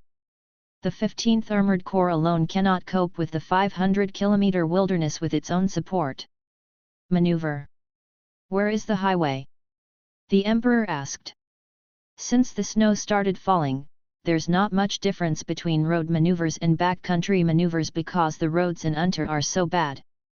Emperor, I had no idea our tanks were such fragile things. Your Majesty, Marshal Brian said, within a maneuvering distance of 500 kilometers, half of the tanks from any country will break down when they arrive. This distance should have been towed by tank trailers, or a complete battlefield emergency repair system should be established to deal with emergency repairs. But we have neither. Emperor, then use the remaining half of the tanks to attack. The enemy can only block the 15th Army in the wilderness. We have the advantage in the wilderness, and it has always been like this. Marshal Brian, but the enemy has new assault guns, and we no longer have the advantage in shooting in the wilderness. Many reports indicate that there are more and more new assault guns in the enemy's troops. Emperor, then we will do nothing? Wait until the Imperial Academy of Sciences comes up with a tank that can shoot at the enemy's assault gun before we take the next step? Are you still an honorable Plassian soldier like this? At this time, General Mao Qi, director of the Armored Forces, said, the Panzer IV tanks equipped by the 15th Armored Corps are equipped with a new 48 caliber gun, not the previous 43 caliber 75 mm gun. They should be able to penetrate the enemy's new assault the frontal armor of the gun. How many times the caliber refers to the length of the barrel of the gun, which is how many times the caliber. Generally, the longer the gun with the larger diameter, the better the armor-piercing capability. Look. The director of armored forces said so, let Steiner attack. As long as Steiner attacks, everything will be fine. We can rescue the 6th Army and let them escape unscathed. Marshal Celtic looked helpless. I will draft a telegram right away and ask the 15th Armored Corps to launch an attack tomorrow. Very good. The Emperor sighed. The Krat agency gave us two different pieces of information. We finally accepted Rokosov's bluffing information. This was a mistake in our interpretation of the information. At this time Giles shook his head and said, no, we were deceived by Rokosov's deception. He obviously deliberately exposed the tank on the snowfield, causing us to misjudge after being deceived once. We were deceived. He did it. The Emperor was silent for a while, as if unwilling to admit that he had been tricked. Finally, he spoke, yes, we were fooled by him, like fools. Marshal Brian, actually, if we hadn't captured his military flag, we wouldn't have been so naive to believe that he had reached the end of his strength. No one spoke. Finally, the Emperor said, anyway, let's rescue the 6th Army first. It's not time to despair yet. I need to send an outstanding general to the front line to direct the breakout. Do you have any recommendations? Field Marshal Selt, General Erich von Hippring can take on this task. After he commanded the 11th Army in the coastal area in June to complete the encirclement of the enemy's heavily armed coastal group, he also performed very well in the Northern Army group. Yes, 2 enemy armies were surrounded and annihilated at Bankala Lake. Then let him go. And what is the 11th Army doing now? Marshal Brian, the formation of Army Group A was preparing to attack the Raoul Pass, but heavy snow prevented their attack. Now it is too late to draw out the 11th Army. Okay, then give him a new group army organization, incorporate all the troops that can participate in the rescue, and tell him that we must rescue the 6th Army before Christmas at all costs. Although the Ant People's encirclement has not yet been completed, the Emperor's tone has already acquiesced that the 6th Army was surrounded. The generals present looked at each other and said nothing. Chapter 558 Trapped Beast. At 0100 hours on November 22, Lower Perka, a village southwest of Abawahan. The roar of the engine caused residents to open their windows and look at the snow-filled village roads. AT-34 drove from the northwest of the village road, and the snow kicked up by its tracks directly stuck on the faces of the infantrymen who were following the tank. The infantryman on the back cover of the tank almost occupied the radiator grill. It should be because the grill can be a little warmer. Anyway, it is now -40 degrees, so there is no need to worry about covering the grille completely and causing the engine to overheat. The tanks roared towards the central square of the village, actually the square in front of the church. Every year, a village gathering was held here for some event. Over time, it was called this. When the tank drove into the central square, a Navy infantry jeep drove into the square from the village road on the other side. There were 6 huge naval infantrymen crammed into the jeep. When they saw the tank infantry, they jumped out of the car and ran towards the tank through the snow. Come! Hey! The leading infantryman raised his hands. Are you the vanguard of the 1st Guards Tank Army? Yes. Are you the 300th Marine Infantry Brigade? Yes. We knew it was you when we heard the engine. The Plozans don't have any moving tanks at all. The tank turned on its headlights, illuminating a large area of snow in front of it. Not to be outdone, the Willis Jeep also turned on its lights. 2 sets of headlights illuminated the central square as if it were daytime. More naval infantry poured into the square, and a second tank on the other side also entered the square through the rut left by the first one. The 2 groups hugged each other, and some took out vodka secretly put in a flask and shared it with their comrades. Everyone is celebrating this unprecedented siege since its inception. Abavahan Front Army Headquarters. When the staff officer came in with the report, he was all smiles. Pavlov took the report and did not rush to read it. Instead, he asked the staff officer, "What are you laughing at?" The staff officer beamed with joy. The pincer offensive has been closed, Staff Officer Davarich. We have surrounded hundreds of thousands of enemy troops. Wang Zhong, we haven't won yet. The enemy's armored force has already arrived in front of us. Yesterday, the blocking force reported that it had discovered the enemy's armored reconnaissance team. It's too early to be happy now. The staff officer immediately made a serious face. I'm sorry, General. I just thought of my fallen comrades, and I couldn't help but. Wang Zhong, I know, who is not like this. Do your job well, and don't make mistakes in your work because of joy. Popov, it should be my job to warn them about this, right? It's really not polite for you to take my job. Wang Zhong did not answer, but looked worriedly at the mass outside the encirclement representing the 15th Armored Corps. He said, I will take Pay 3 to conduct reconnaissance, find the enemy's ammunition depot or oil depot, and dispatch the Air Force or Coma NDAR to blow them up. Okay. Pavlov replied, this is an extra layer of insurance, so you can't put all your treasure on the vortex. Wang Zhong nodded, turned around and walked outside, calling to Gregory as he walked, Gregory, come with me to the airport. Okay. Prasen 6th Army Headquarters. Wilhelm von Frederick picked up the can on the table, looked at the contents, and snorted, soybeans, I actually want to eat canned soybeans. Orderly, the logistics department said that the Guard regiment will start killing horses tomorrow, and some troops will even start catching mice or voles to eat. After he finished speaking, the Chief of Staff interjected, we are running out of supplies for more than a day or two. If the 15th Armored Corps cannot break through the encirclement within a few days, we will. The communications staff officer ran in, telegram from the 15th Armored Corps. Read.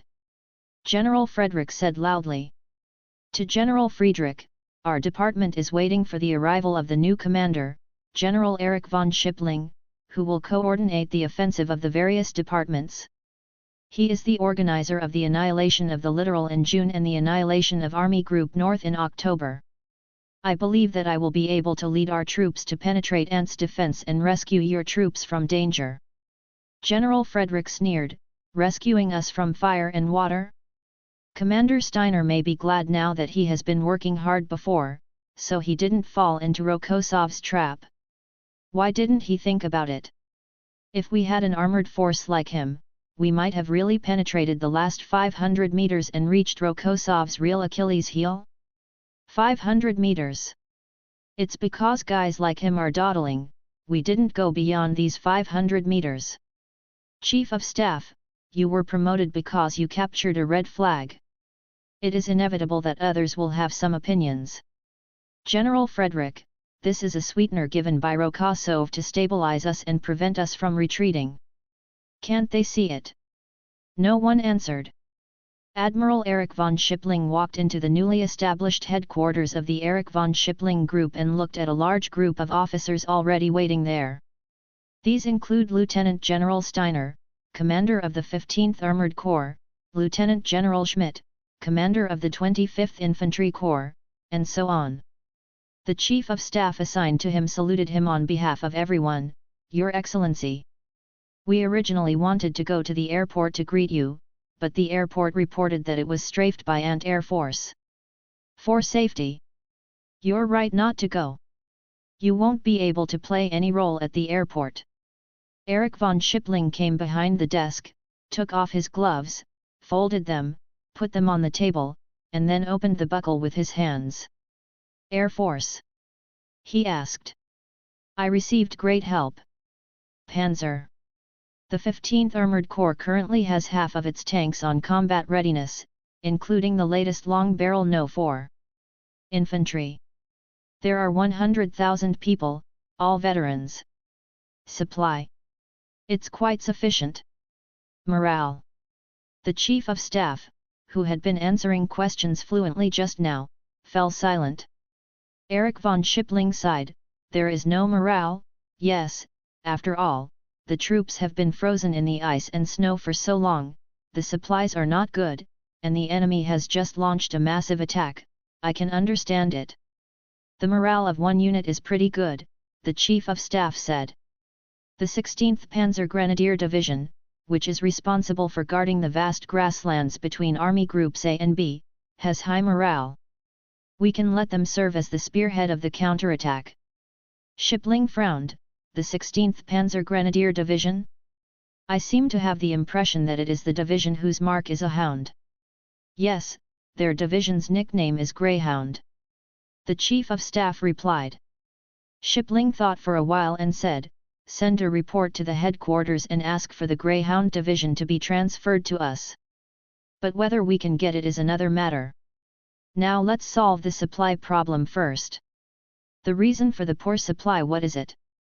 Precision bombing by the enemy's air force, sneak attacks by cavalry troops from the frozen Valdachur River, and continuous destruction by the guerrillas. The Chief of Staff replied, obviously having done his homework. Admiral Schippling, destroy them one by one. Didn't it mean that we have the full support of the Air Force? Let the Air Force cover our supply lines, dispatch military police units, and completely wipe out the guerrillas. As for the cavalry units coming across the ice, the general was silent for a while and shook his head, we can only send more escort troops. I can't believe that at this time, I still have a headache for the cavalry troops. If the people in the country know about this, they will definitely be inexplicably surprised. Because of the attack when Melania was there, our propaganda department even laughed at Melania's cavalry for using sabers to chop tanks. Everyone kept a straight face. In fact, the ants used a large number of cavalry units during their counterattack in Yebeo last year, making full use of their characteristics and causing a lot of trouble for the Pro-San troops. But now, the damn situation in the South Ant grassland gives the cavalry more room to play. General Schippling, in short, take action and solve the problems one by one. General Steiner, when can your troops attack? It will be possible tomorrow, but our reconnaissance force discovered that the enemy has set up a blocking line, including that troublesome new assault gun, and more well-hidden anti-tank guns. To break through this line of defense, we need the support of heavy artillery. At this time, the phone on the table rang, and Admiral Schippling answered the phone. I'm Schippling, what's going on? The Air Defense Observation Post saw a red P-2 bomber, enemy recognition error, flying towards the headquarters, pay attention to air defense. Schippling, the red Pendant 2? Is it the Pendant 3 reconnaissance type? It is said that Rokosov will personally fly on this plane for reconnaissance. As he spoke, he left his desk, strode to the window, and opened it directly, so that the cold wind rushed in. At this moment, a red twin-engine bomber came into his sight. This plane was as fast as lightning, as if it was 3 times as fast as an ordinary P-2 bomber. It flashed across Shipling's field of vision. But Shipling always felt that he was eye-catching with the person in the back seat of the plane. "Shipling, the headquarters will be moved immediately. Now." The Chief of Staff was shocked. This will seriously affect all preparations. Just because an enemy reconnaissance plane flies over the sky. "Shipling, execute the order." If Rokosov was conducting the investigation himself, this place would have probably been discovered. Next, he would send bombers to focus on taking care of this place. By then, the work delay would be even more serious. With that he turned to Steiner, "You will have artillery support and you will have to launch a probing attack tomorrow." Steiner looked troubled. "As long as you give me 1 more day, I can repair dozens more tanks and attack with more troops." "Execute the order and attack tomorrow," Shipling said in an unquestionable tone. Chapter 559 I have a lot of guns, so why are you not convinced? At 0800 hours on November 23, the Abawahan front troops established a blocking position outside the encirclement circle. The commander of the 11th Guards Infantry Division uses a telescope at the forward observation post to observe the snowfield in front of the position. Just then, a roaring sound came from the sky, and Proson's bombardment began. The division commander put down the telescope, listened for a few seconds, and asked the staff officer, "Did you hear the explosion of the 210 mm gun shell?" "It seems not," the staff officer replied, "only a 150 mm gun." The division commander listened for a while and shook his head.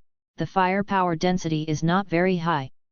It feels like only the artillery attached to one division is bombarding us. They also look down on the anti-artillery bunkers we dug on the frozen soil. This level of artillery bombardment has no effect." At this time, the brigade commander of the 2nd Guards Tank Destroyer Brigade, who was defending this area with the 11th Guards Division, got into the bunker. "The artillery bombardment is coming, why do I feel that the firepower density is not enough?" "Indeed." The division commander smiled. "The enemy probably doesn't have many artillery shells in stock. Wait until we show them what fire preparation means." After saying that, he picked up the phone. "Hello, Artillery Reception Group. This is the division commander Liao Kolov. Has the heavy artillery that the group army said was going to be strengthened for us arrived? Is it here? Very good. Prepare for counter-artillery fire according to the previously measured coordinates." "What? How much ammunition to shoot?" "1/3 of the current inventory, and the rest is for spare." "You said 1/3 can be fought for 4 hours? Then fight for 4 hours. If the enemy wants to attack, they must wait 4 hours, or go through the barrage and let them choose. That's it." After finishing speaking, Lyokolov hung up the phone and looked at the commander of the Tank Destroyer Brigade. "I want to see if the Prosons are the Iron Warriors they claim to be." The brigade commander smiled. "That will definitely not work. When I was in the Western Front, I had a head-on confrontation with the enemy's tank troops. After they determined that they could not fight the Vortex head-on, they were defeated. They were also afraid of death and were human beings like us." As soon as he finished speaking, the roar of artillery shells piercing the air came from overhead, in stark contrast to the enemy artillery shells that kept falling on the position. At the new headquarters of Shipling's temporary cluster, Admiral Shipling looked at the breakfast served by the orderlies and frowned. "Is this all there is for breakfast?" "Orderly, we've done our best."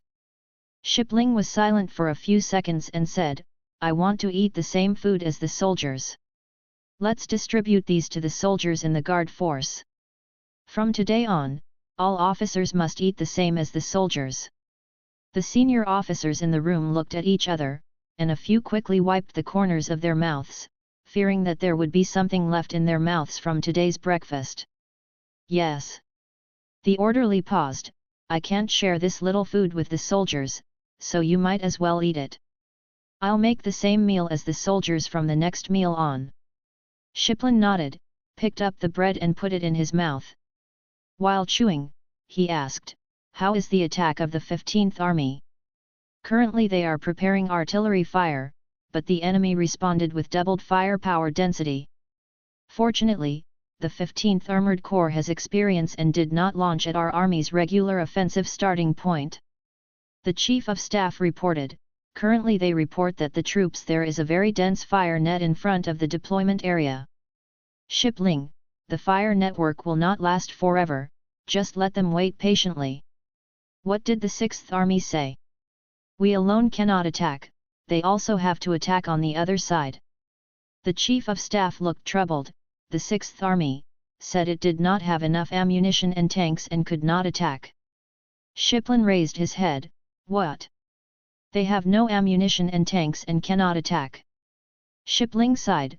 "Send a telegram to the headquarters and ask for a solution to the 6th Army's supply problem." Heart of Prozan, Eagle's Nest. "Why was there no airdrop yesterday?" Emperor Prozan asked Air Marshal Grand Duke Meyer. "You said you could airdrop yesterday, why did you delay it for a day?" Grand Duke Meyer, "We need to dispatch transport planes from various places first. In addition, the Ant Air Force has been conducting frequent air raids on airports recently, and the airports on the front lines are at full capacity." "You always have a reason. Yesterday, you said that aviation lubricants are not useful in temperatures as low as -40 degrees Celsius. Last year you were affected by the low temperature of -40 degrees Celsius. It's still the same this year." Grand Duke Meyer, "The Academy of Sciences has developed an antifreeze lubricant, but that lubricant will also freeze. This year's low temperature exceeded last year's lowest recorded temperature. Even Prosonia has been freezing in the past few days." Death record. The Emperor was shocked. Is Prosonia freezing to death? He turned to look at the only person present who was not wearing a military uniform. The Imperial Minister of the Interior hurriedly shook his head. "No, the people who froze to death were drunk and fell on the street at night. There are such people every winter. There are a little more this year. We think it is because of the national treatment this year. Improve it again, let everyone rejoice and have a good time drinking and talking." Emperor Prozan stared at the Minister of the Interior. "Is this the truth?" The minister opened his mouth, but finally chose to remain silent. "Emperor, the current difficulties are temporary and will be alleviated after Ant is defeated. In fact, the grain, meat, and dairy products collected from Hezalia this year have greatly improved domestic life and weakened the enemy's blockade influence. Once we capture the oil fields in Cuba, our dependence on synthetic oil will be reduced, and the raw materials released can further improve people's living standards." All the generals dared not speak. The Emperor looked at them. "Why are you keeping silent? Do you think there is no way to obtain Cuba's oil fields now?" The generals looked at each other. Meyer, who was the fattest, took out a handkerchief and kept wiping his sweat. The Emperor glanced at the generals over and over again, and finally sat down dejectedly. "Okay, as long as we can rescue the 6th Army. No matter what, we can't let the ants capture so many of our troops." "No." Marshal Celtic and Marshal Brian looked at each other. "What?" The Emperor looked at the two of them keenly. "Do you think you can't even save the 6th Army?" Marshal Celtic looked embarrassed. "Our supply line is too long, and it is also affected by the guerrillas." "I don't understand. Didn't we destroy everything in October? Can't we just destroy it again now?" "Celtic Marshal, we faced Ants' supplementary forces in October. At that time, Ants veterans were either resting after the summer campaign or lying in the hospital. Now that the enemies in front of the Shipling cluster have finished their rest, they have begun to return to the front line in large numbers. These troops are not so easy to shake." The corners of the Emperor's mouth twitched. "Everyone except Giles, go out." The generals were relieved and left the war room. The young Emperor looked at his best friend. "If I give you command, Can you rescue the 6th Army? Giles, if all the armored units of the Western Front Command are transferred to me, there is still some hope. The Emperor shook his head. I can't do this until we complete the anti-ship missile defense line, you know. Giles said with a gloomy face, then I can't do it either. The Emperor was silent. Giles waited for a long time before speaking. I have read the pamphlet written by Rokasov sent by the Intelligence Department. It is full of conspiracy on the surface. We must mobilize in general to have a certain degree of success. May break his prophecy. Emperor, didn't you see the expression on the Minister of the Interior's face just now? We are mobilizing now, and the people's confidence that we have finally built up will be ruined. That is better than losing the war. Giles said, this defeat is an opportunity. We can take the opportunity to announce the true situation on the front line to the people and start general mobilization. Next year we still hope to win a decent armistice. The Emperor stared at the globe and said softly, I want to think about it. New headquarters for the Shipling cluster. Why hasn't there been an attack yet? Admiral Shipling glanced at the wall clock. It's almost 12 o'clock now. Chief of Staff, the enemy's barrage has not stopped, and the 15th Armored Corps has judged that forcing through the fire blockade will suffer heavy casualties. Admiral Shipling, not stopped yet? Damn, how many shells do they have? I don't know. The Chief of Staff immediately replied, our aerial reconnaissance found several suspected ammunition dumps, but because the opponent is General Rokasov, we don't know whether these dumps are real ammunition dumps. Still a false target. Admiral Shipling, it's okay to wait a little longer. They are wasting ammunition like this. When we actually attack, we won't have enough ammunition. As soon as he finished speaking, the communications staff walked in and reported loudly, the old headquarters was attacked by the Ant Air Force. The anti-aircraft artillery unit that stayed at the original location shot down 5 Ant dive bombers. Look! Admiral Shipling raised his voice. This Rokasov is not as infallible as your legends say. He can still be calculated. Don't demonize him or scare yourself. Chief of Staff, but his men are now using excess artillery shells to hinder our attack. We don't seem to have any good way to deal with it. Admiral Shipling, I said, let's waste his artillery shells. I don't believe his supply is really good enough to support such extravagance and waste. Abavahan Front Army Headquarters. Pavlov, after the intensity of enemy air raids was reduced, the number of arms trains arriving every day increased by 20% compared to October. In addition, more supplies came from the direction of Balas. It seems that because the Fuzhou Empire in the South Pacific suffered a defeat, and its ability to harass the South Pacific transportation lines was reduced. Wang Zhong picked up the report that Pavlov had just put in front of him and looked directly at the final summary. Good guy, I have never fought such a rich battle. It seems that the night bombardment of the enemy every night will also resume, so many if the shells are not used up, it will be a big loss if it is blown up by an enemy airstrike. Popov, indeed, a firepower plan can be formulated to ensure that 30% of the inventory is available for emergency use every day, and the rest are fired out.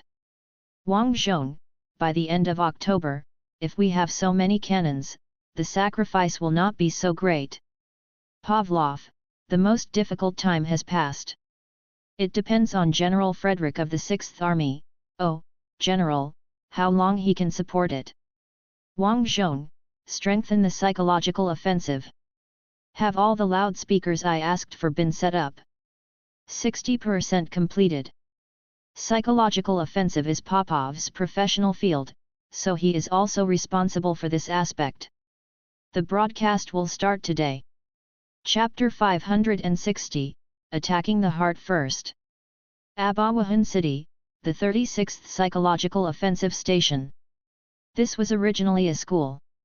In the past 30 days of fierce fighting, the main teaching building of the school was changed into a defensive support point for the 168th Infantry Division. The Prosenians stormed for 7 days but failed to capture it. The entire school playground was filled with the corpses of Prosan soldiers, but it was now completely covered by heavy snow. There are now large speakers installed on the roof of the teaching building, and Prosan's famous song Erica is playing at the moment. There was a gunshot from nowhere, and the bullet hit the speaker, making a sharp sound. But that didn't stop the melody of Erica from floating out of the speakers. Inside the building, the announcer of the Psychological Warfare Task Force looked outside nervously. Is there gunfire? The bishop accompanying the 168th Division said, it was gunshots. The enemy had taken control of the school workers' dormitory, and there happened to be a shot that hit the loudspeaker on the roof. Announcer, isn't this very close? Why not take down the school workers' dormitory? Because the front army ordered to carry out defensive operations in the city, waiting for the enemy to exhaust their will to resist, and not to increase casualties out of thin air. The bishop patted the announcer on the shoulder, so it's up to you. The male announcer partnered with the female announcer asked, Bishop Decisively, I heard that your division is going to become a guards unit. That's what you said. The bishop said with a smile on his face, in fact, all the divisions that have persisted in the city until now are probably upgraded to guards. The Front Army headquarters has approved 28 places for ant heroes for us. 28. I was originally worried that some people would not be able to judge Venus as being emotional, but now it's better. It's hard to say whether there are 28 of them among the living people. So many.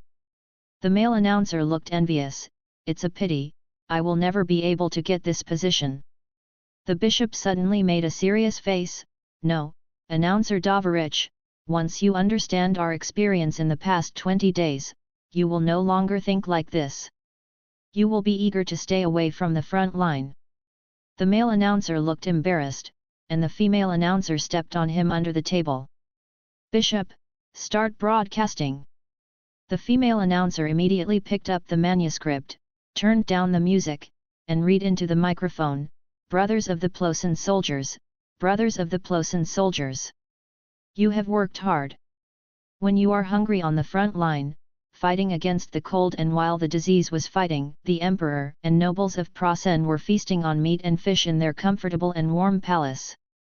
Your father froze to death on the streets of Prosenia, and the emperor's propaganda still whitewashed the peace, saying that more people froze to death because life has become better, and too many people drank and talked and passed out drunk on the street. Sighed. Brothers of the Plosin soldiers, you are fighting bloody battles, but the generals are hiding in the safe fortresses behind. Another gunshot was heard outside, and the female announcer trembled, but continued reading. The bishop who accompanied the army turned around and asked in a low voice, Are you still using the trumpet? Arrange a sniper to kill this person. Attendant, it wasn't the trumpet, I don't know where it was.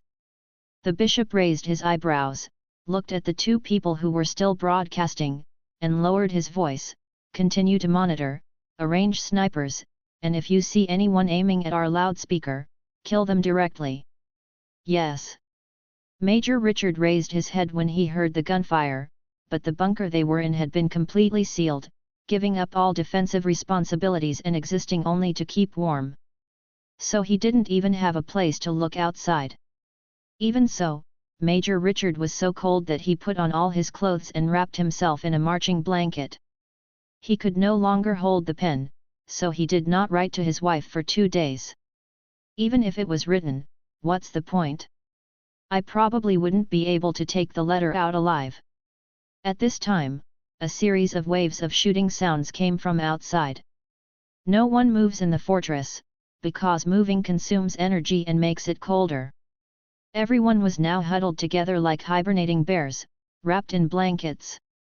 The non-commissioned officer next to the major asked, Could it be that we who went to get the food were ambushed? If so, so what? The major asked, Do you think there will be food in the supply center? The sergeant didn't answer.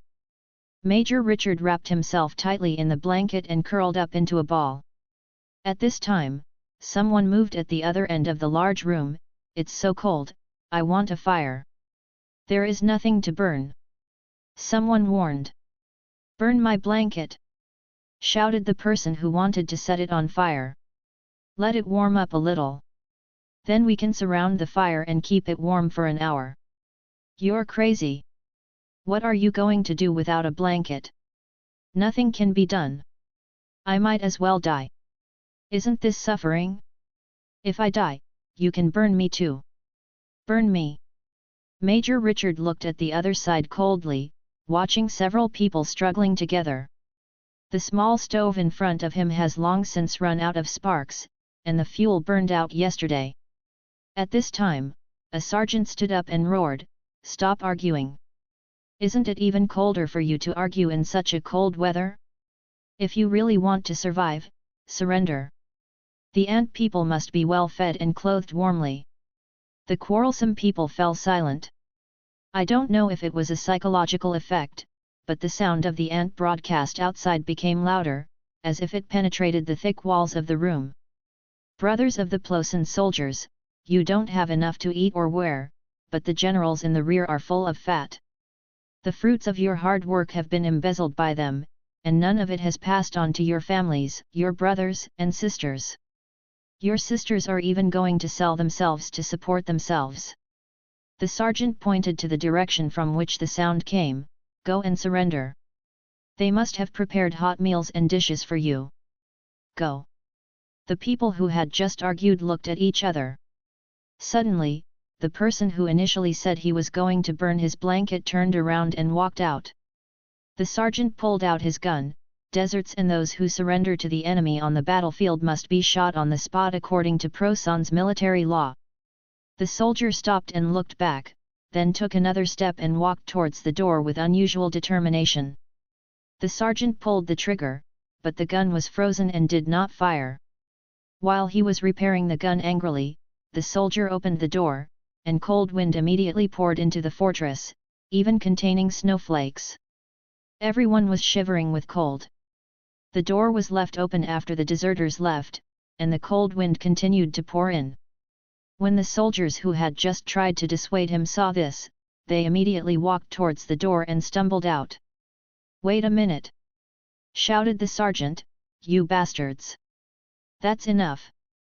Major Richard shouted, "Close the door! Everyone who didn't escape will be frozen. Whoever wants to run away in the future, please run away. But when you get to Ant, you will be tortured by their inquisitor first. Those people are very bad, and you will be worse off than dead when the time comes." Everyone fell silent. The sergeant was the first to wake up, waved his hand and shouted, "Close the door quickly! Close the door!" Several soldiers beside the door stood up and worked together to close the door. However, the temperature that had dropped would not rise so quickly, so Major Richard had to curl up a little tighter. May 5th Avenue, Frontline Cooking Station. In fact, the main responsibility of the so-called frontline cooking station is not only to provide hot food to the soldiers, but also to conduct psychological warfare. The food cooked at the cooking station is full of flavorful food, with a lot of spices added. When the wind blows, you can smell the aroma of the food from across the street. Not long after the cooking started that day, several Proson soldiers came out of the alleyway, holding their weapons and white pants high, and walked towards the cooking station. The cooking station was specially equipped with a Prosen language translator. He shouted loudly, "Is it the old man who surrendered? Do you have hot food?" he asked. "Yes, there is broth and beetroot soup, and there is enough meat. We are here to surrender," the Prosenians admitted. "Raise your hands and come over slowly. Put the gun next to the old tree. Yes, come over slowly. Our soldiers will search you to prevent you from hiding grenades. Okay, come here, Tang is here." As soon as the Plosin soldier entered the trench, he took the bowl of soup and wolfed it down. As a result, he ate so quickly that he coughed. The translator patted their backs and advised, "Slow down. You have been hungry for too long. If you eat too fast, your body will react and you might die. You have made up your mind to surrender. If you die because of this at this time, the gain outweighs the loss. But none of the Prosan soldiers listened to him, and they all worked hard with revenge. After finally eating, the veteran who led the team said to the translator, "Stop making these broadcasts. We have heard too many of these broadcasts in China. You should set up more cooking stations. Everyone will come here when they are hungry. Now that I have finished eating, let the judge judge me." Translator, "You will not see the judge. Only officers will be sent to the judge. We already know the little information you have, and it is of no value for interrogation." The veteran's eyes widened. "Aren't you going to interrogate us?" "Yeah, only officers will be questioned because they may have information." The veteran looked back at where he came from and asked, "Can I go back and tell my comrades this?" Many of them wanted to come, but the officer threatened us that we would be interrogated by the Inquisitor and even skinned. Lair. "Okay, you can go back." The translator said without hesitation, "Our general has given an order. You can go back if you want, but you cannot bring weapons back to prevent you from using weapons to attack us after you go back." The veteran obviously hesitated. "You can't bring weapons back. Carrying weapons can still be called patrolling. Going back without weapons. We can no longer pick up weapons. The heavy snow has buried all the corpses and weapons." Translation, "Then you decide for yourself. The prisoner of war camp is on the east coast. If you are well fed and clothed, you will definitely be able to survive this winter." The veteran thought for a while and sighed, "I still won't go back. I pity my brothers and have to continue to work hard." Translation, "Okay, then I will arrange for someone to take you across the river." "Please arrange someone," the veteran said. "I also joined in the fun and drew the Black Monkey Prize." Event notice. In order to give back to readers, this book Arcane Fire Arc will launch a lucky draw in August. The prize is the game Black Myth, Wukong. Participation method. 1. We will adopt the monthly ticket lottery mode. Vote for this book Arcane Fire Arc with a monthly ticket, and you will get a chance to draw a prize. The more tickets you vote for, the greater the chance of winning. The lottery result will be randomly drawn in the monthly ticket commemorative album number in early September. The winner is the winner. Prize pool, 10 sets of Black Myth, Wukong. Originally wanted to draw 100 sets, but think about it, people who play will not wait until September. Also, this time I play Black Monkey, I have enough manuscripts, and I don't need to take leave. Chapter 561, Facing Fate. On November 26, Ludmila climbed into the fighting position and started duty as usual. The weather was sunny today and the sun was shining, but it was still so cold that even Ludmila, an ant native, couldn't stand it. The cold wind from the Arctic Circle was like a knife, constantly blowing Ludmila's cheeks. In such bitter cold, she suddenly heard someone shouting her name. She stood up, pressed her hands on the windowsill, looked down, and saw a petite figure waving her hands on the ground. "Neely!" Ludmila whispered in a low voice, and then with a sudden inspiration, she opened the window, leaned out and shouted, "Neely! Is that you, Neely?" The girl downstairs ran into the tower where Ludmila was. Ludmila turned and rushed to the door. The moment she opened the door, convection formed between the open window and the door, and the strong wind howled in. But Ludmila rushed out anyway, lay on the railing of the corridor and looked down. She couldn't leave the combat position, because as soon as the sound array master called, she would immediately enter combat status. So she could only shout downstairs, "Nelly!" The sound of climbing footsteps came from downstairs, quickly approaching the top of the building.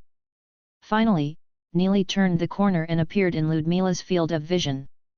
A few seconds later, the maid rushed into Ludmila's arms with such a movement that her boat hat flew up. Ludmila hugged Neely with both hands and rubbed her hair with her cheek. "Great! You're back alive, great! Nelly, well, I'm back." The hug lasted for a full minute, and Ludmila pulled away again, her eyes fell on Nelly's eye patch, and her expression became serious. She gently opened Nellie's blindfold and stared at the horrific wound. Nellie was a little shy. "Don't do this, it's ugly." "It's not ugly, go for debridement immediately. When the injury is healed, I will find the best glass eyeball craftsman and make you the most beautiful glass eyeball." Ludmila forced a smile. "It will be more attractive this way." "Yes. Scars can also be healed gradually. I don't want the scars to get rid of," Nellie said calmly. "Why?" Ludmila looked confused. Nellie lowered her gaze and stared at the gold star on Ludmila's chest. "Because this is proof that I fought hard on the beach and that I fought side by side with so many good people. This is my medal." Ludmila looked slightly surprised, and then whispered, "Only men regard scars as medals. Don't secularists advocate equality between men and women? The future will be secular, and women can wear their scars as medals." Ludmila was even more surprised. Suddenly she smiled and said, "Nellie, you should tell the church's publicity officer what you said. I think they will write it on the front page." "Nellie, if Madam says so, I will say it." Ludmila hugged Nellie tightly again. "Oh, Nellie, you are even more lovable than before you went to the battlefield. When Elisha sees you, he might not be able to help hugging you and spinning around in circles." "That's too bad," Nellie said with a puffed face. "It's better not to see him for the time being. Anyway, he has an adjutant to take care of him." Ludmila was stunned for a moment and said, "His adjutant died?" Nellie's remaining eyes widened. "When did it happen?" "It's been 2 weeks. I heard that the Signal Corps is taking care of him now. Then I have to go there quickly." Nellie turned to leave, but was grabbed by Ludmila. "Ludmila, he is already an adult and can take care of himself. You'd better heal his injuries first, make prosthetic eyes, and then go see him beautifully." As she spoke, Ludmila picked up the boat-shaped hat on the ground and gently put it on Nellie's head. Nellie thought for a while and nodded, "Okay." Ludmila hugged Nellie again. "It's great. Even though she has experienced the baptism of war, she is still the Nellie I know well." On the same day, the position of the 11th Guards Infantry Division. Division Commander Lyokolov put down his telescope and looked at the commander of the 2nd Guards Tank Destroyer Brigade. "It seems that the enemy will not attack today. Yesterday, their attack was obviously on the decline." The Fighter Brigade Commander replied, "Their new tank variant can penetrate the weakness of the vortex. Our safe enemy killing distance has been compressed to the range of 1,800 to 1,000, but our position neutralized the superiority of the enemy's weapons. The vortices on the position are all well camouflaged. Even the elite Prasen armored soldiers can hardly see the vortices clearly at a distance of 1,000 meters, let alone target the weak points." Lyokolov nodded. "The vortex has too great an advantage in armored confrontations. Why don't we have all the army's equipment?" "Because the production of gun barrels is not enough." The fighter brigade commander looked helpless. "There is only one factory that can produce vortex gun barrels, and it cannot be used to make new vortexes. Some of the gun barrels must be used as spare parts.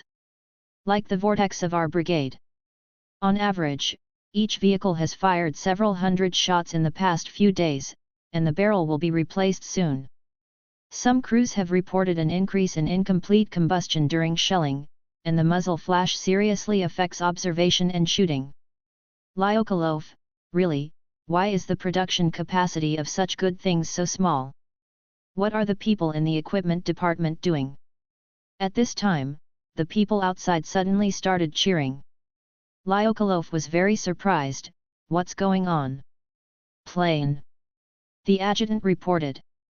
As soon as he finished speaking, Lyokolov himself heard the sound of the aircraft engine, coming from the direction of Abavahan. He strode out of the bunker and looked towards the city, and sure enough he saw a red PE-3 reconnaissance plane passing through the sky. Everyone on the battlefield was cheering for the red reconnaissance plane. "I heard that Rokosov will personally take a red reconnaissance plane to conduct reconnaissance," the adjutant said. "Lyokolov, how is that possible?" But every time a red reconnaissance plane flies over, the artillery regiment will receive the bombardment coordinates directly issued by the front army headquarters. It really makes people doubt that there is any special person on the red reconnaissance plane. As he spoke, the plane had already passed over the position and flew towards the enemy-controlled area. Lyokolov and his men watched the red shadow disappear from the horizon. At the Abawahan Air Force Base, after landing on the ground, the P-3 in ordinary paint continued to slide towards the commander of the aviation force. Before the plane stopped, Wang Zhong pushed open the canopy and stood up, pointing at the camera gun. "I took a lot of good things. Take them to be developed quickly and identify them carefully." The commander of the aviation force personally grabbed the boarding ladder from the ground crew and pushed it to the side of the cockpit. "Commander Davarisi, I protest that you continue to take off for reconnaissance. The most difficult time is over. There is no need for you to take risks." "Wang Zhong, what are you talking about? The enemies of the 6th Army have not surrendered yet, and the battle is not over yet. This is the first, and the second is, after annihilating the 6th Army, we will turn to attack other enemies. In the encirclement, pursuit, and annihilation mode, how can I determine where the enemy's key parts are without conducting personal reconnaissance? Commander of the Air Force, this means that even if the enemy is annihilated, the battle will not be over yet. Of course. The enemy is now very close to the oil fields in Cuba. I plan to drive the enemy back to their starting point in June last year throughout the winter campaign." Wang Zhong said confidently, "Until the mud comes again next spring, the battle will not end until now, Davarisi." The Air Force commander had a complicated expression, but the pilots and ground crew around him were extremely excited. "Did you hear that? The attack will last until March next year. Rush back to the starting point in June. Doesn't this mean, to drive the enemy away from the entire South Ant?" "Wang Zhong, why are you so surprised? If you don't counterattack, how will Prozonia see you?" The pilots and ground crew looked at each other excitedly. Wang Zhong's few words ignited their desire for victory. Not the victory of one battle, but the victory of the entire war. Wang Zhong patted the commander of the aviation force on the shoulder. "Hurry up and develop the photos. The Chief of Staff of the Front Army needs to formulate the next phase of the battle plan based on these photos." "Yes." The commander saluted Wang Zhong. "I will personally supervise the process. The photos will be developed and sent to the headquarters before midnight. Pavlov, judging from your reconnaissance today, the enemy's deployment has undergone some changes. Look at this photo." He picked out a photo and placed it on the table. Wang Zhong and Popov came forward together and looked at the photo. The photographer Wang Zhong slapped his head. "I remember this is an infantry division, in. Trenches are being dug," Pavlov said. "The enemy responsible for relieving the siege has asked the infantry division to dig trenches. This is obviously to block our attack. The enemy commander, General Shipling, has already begun to prepare for the retreat. Be prepared. But the 6th Army has not been destroyed by us yet, so he cannot withdraw. Wang Zhong, how about we launch another siege and eat the enemies who come to relieve the siege? The enemy's supply lines have been shortened now, and the supply situation has improved a lot.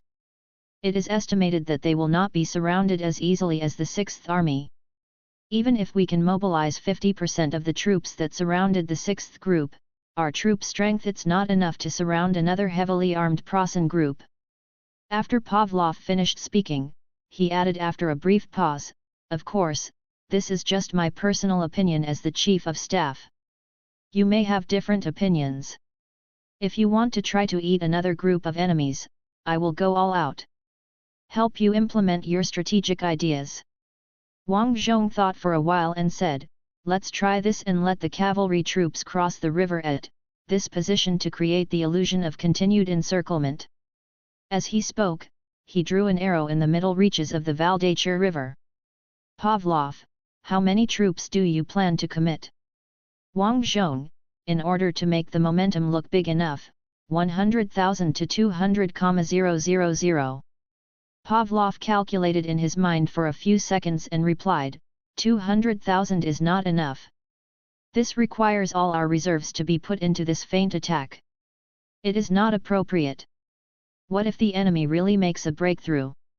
If it is 100,000, it should be able to be extracted. Wang Zhong, very good. But have you left so many preparations? Of course. Also, why do I keep so many reserves? The reserve is the reserve of the front army under your command. Wang Zhong said and said with a smile, I finally understand why the conqueror can no longer win a battle without his chief of staff. So let's see if Admiral Shipling dares to. After we assume a flanking posture, we continue to defend the 6th Army. As soon as he finished speaking, the communications staff officer ran into the headquarters. The enemy is airdropping again. Wang Zhong, let's go and take a look. Chapter 562, Thank you Emperor Prosan for the cake. When Wang Zhong emerged from the tunnel, the first umbrella flower had just bloomed in the sky. Looks like this shot was a little more accurate. He asked Pavlov. In fact, after he switched the bird's eye view, he could immediately see that most of the airdropped supplies had floated outside the encirclement and landed in the Ant Army controlled area. But you still have to pretend. Pavlov, I don't know. Anyway, the parachute drifted to us at least 500 meters away, 500 meters, right. He turned to ask his staff, how far away is the enemy from us now? The enemy troops stationed in the auditorium surrendered to us last night. The staff officer replied, the nearest enemy stronghold is currently 950 meters away. Pavlov, well, the Great Hall finally surrendered. I thought the enemy there would finally surrender.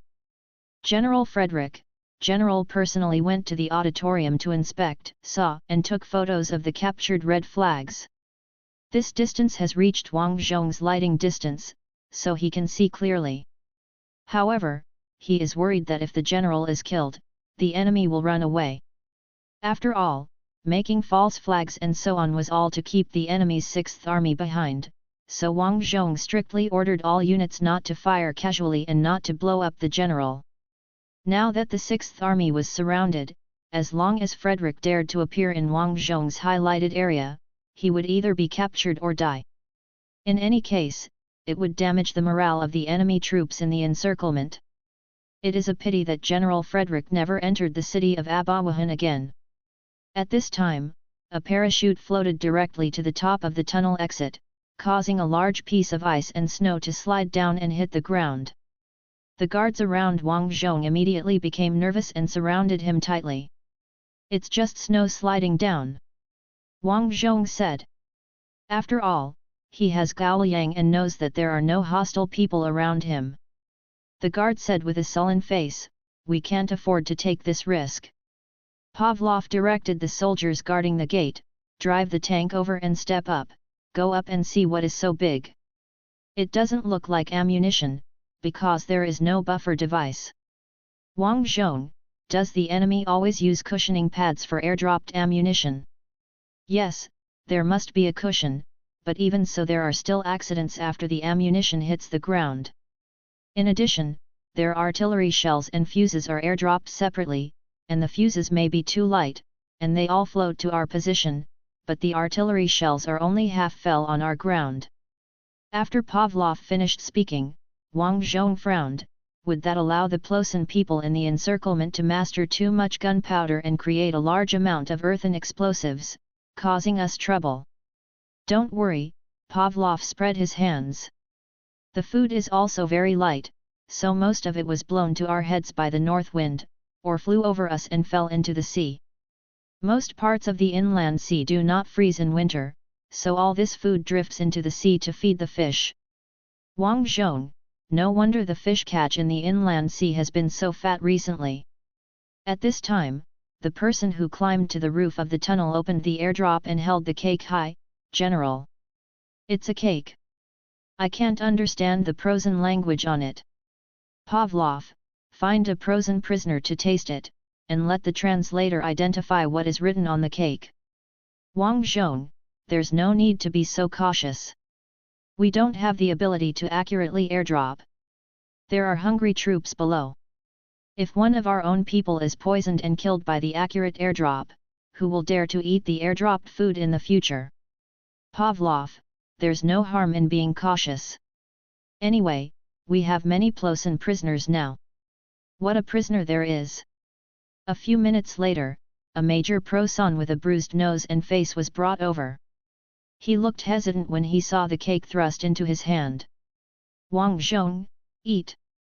The Major looked at him doubtfully, but after being captured for a few days, he could still understand the word eat an ant. Immediately afterwards, his expression became extremely pessimistic, as if this was the last cake he would eat in his life. Although Wang Zhong did not understand Prosen, he always felt that the Major had a great misunderstanding of him. At this time, the Major saw the cake itself. His expression took a shocking turn. This made Wang Zhong curious about what was written on the cake. Translation: Wish General Wilhelm von Frederick a happy 47th birthday on the cake. Wang Zhong, ah! It's our opponent's birthday. Why didn't you tell me? Pavlov, do I need to tell you specifically? Besides, when I gave information to the enemy general, I wrote down his birthday. Didn't you blame me? Wang Zhong, oh, look at what happened. Emperor Prosen's cake was not delivered, and he asked us to cut it for the Major. Really, this can be done. As he spoke, Wang Zhong stepped forward, cut off a piece of cake with a knife, and put it into his mouth with a fork. Yes. He nodded slightly. Although Prosen's food has always been terrible, this cake is good, almost up to the level of their sausages and roasted elbows. We can't help but express it. The messenger, tell the kitchen, bake the cake now, make it a big one. Pavlov looked at Wang Zhong and blinked. What are you going to do? If you don't give me a reason, I can't accept your waste of resources doing this kind of thing. Wang Zhong, we are now going to engage in psychological warfare, which is also a part of psychological warfare. First, we must send a formal telegram, using Prosen's encryption method, but we must use the cipher table from a week ago to show that we have not deciphered it. Prosen's code. In fact, it has been deciphered. The United Kingdom has been sharing the deciphered Prosen secret messages. Pavlov, we did capture the Enigma machine that was set up a week ago. In order for the Enigma machine to successfully decipher the secret message, it is necessary to know the initial position of the machine gear on the sending side. This initial position is the key to deciphering. The Prosons generally change the initial position every 10 days, which is consistent with their habit of the Armored Division to report combat readiness to the headquarters every 10 days.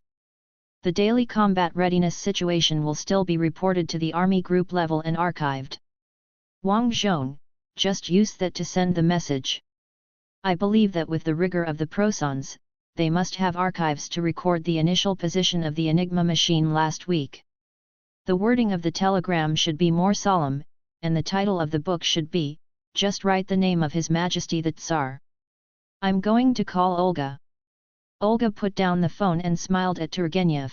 My brother asked me to draft a telegram in my name to congratulate General Frederick, the commander of the besieged 6th Army. Turgenev, what are you congratulating? He's 47 years old today. Turgenev frowned and thought for a second, then he suddenly realized, oh, that's it. Is this part of the psychological warfare against the 6th Army? That's right. Olga, where is the state lady Melina? It would be better to let her help me polish it. Turgenev, then what form should it be sent in? It seems that it is said that it should be sent using the enemy's code book captured last week. Enigma machine, well, very smart, it will not reveal that we have cracked the Enigma code, and it will also give the enemy enough deterrence. Turgenev nodded, it's just that this trick is a bit tasteless. Olga laughed. Obviously she liked Rokosov's approach too much. Plosin 6th Army headquarters located in the center of the encirclement. General, the enemy is using our code to send a message. It uses the starting position of the Enigma machine last week," said the Chief of Staff of the 6th Army. "General Wilhelm von Friedrich has lost a lot of weight, and his originally round cheeks have now become like a real Junker aristocrat. Real Junker aristocrats guard their poor estates in East Prussia, do a lot of farm work every year, and undergo military training, so they really can't get fat. However, now these skinny Junker aristocrats in the empire have almost disappeared." "General Friedrich, have you completed the translation?" "No, the telegram is still being sent." The general nodded and asked, "How long can the diesel in the generator last?" "We sent out a death squad last night and recovered 100 kilograms of diesel from the middle area between the two sides." The Chief of Staff looked serious. "General, how many people died for this little diesel?" 7 people. The Chief of Staff replied. The general nodded. The Chief of Staff, if there is really no diesel, we can use hand-cranked generators, but the voltage is not enough to maintain high-power radio stations and radios. Reception is probably not a big problem, but sending is. At this time, the communicator came in with a telegram. Decoding is complete. It is a gorgeously worded congratulatory letter, wishing you a happy 47th birthday, General. The general, damn it. The communicator, the signature is Tsarina Olga Nikolaevna. The general, Rokosov didn't sign it. The communicator shrugged. At this time, another communicator rushed in, General. The ants are broadcasting on all radio channels. General Friedrich, bring a radio with batteries to the headquarters, I want to hear what Rokosov said. The radio was brought over soon, and the earphones were warmed by fire, which was very warm. The general put on the earphones and heard the other end of the radio say, Dear General Friedrich, I, Rokosov, am very sorry because I just ate the cake that Emperor Prasen gave you. The picture of me eating cake should appear on the front page of tomorrow's anti-daily. As an alternative, I asked my cook to prepare a more delicious cake for you. I propose that our entire army temporarily cease fire today to collect and bury the bodies of our comrades on both sides, so that I can also give you the cake in person. If you disagree, we will send a death squad to put the cake in the street garden of May 5th Street, and we promise not to attack anyone who goes to take the cake. In addition, considering the current situation of your army, we agree to accept you're seriously injured on the basis of humanitarianism. Also on the basis of humanitarianism, we will provide vodka and cigarettes for free to ensure that every soldier can get them. The general threw the earphones on the table. Rokosov is going too far. Chapter 563 Hello, your Marshal and number 039, S Staff Express Delivery. On December 2, 1915, the 100,000-man cavalry of the 2nd Guards Cavalry Army crossed the frozen Valdai River in a mighty force. The army's mission was to destroy Plossen's transportation lines and create the illusion of encircling the Plossen-Shiplin army, which was responsible for the rescue. Regardless of whether the mission of creating the illusion was successful, these 100,000 cavalrymen could cause serious damage to Plossen's supply lines. If General Shiplin did not retreat as soon as possible, his army might have to cross the frozen Nanant grassland on foot. This was not much better than being surrounded, and I don't know how many people would freeze to death on the grassland at -40 degrees. At the Shiplin Army headquarters, General Shiplin frowned when he saw the report that had been summarized so far. The Army Chief of Staff, I bet with my military common sense that this is a deception operation, and only cavalry units should be involved. General Shiplin, but these cavalry will seriously damage our logistics. We are extremely short of fuel, and then that idiot Meyer actually airdropped our fuel to the 6th Army. If we don't retreat, we will have to leave the Nanant steppe on foot. Rokosov is a very interesting person. He sent the cavalry to force us to retreat, and then created such a perfect reason for us. He actually gave us an illusion that he wanted to eat us all. The general stood up and paced back and forth in front of the desk. After walking 2 circles, he stopped, turned his head and said to the Chief of Staff, then let's take advantage of Rokosov's kindness. Report to the Emperor that we are at risk of being surrounded and annihilated. Is this really a good idea? The Chief of Staff said with uncertainty. Of course, we didn't lie. We allowed a large number of enemy cavalry to destroy our transportation lines, and the result was that we were annihilated.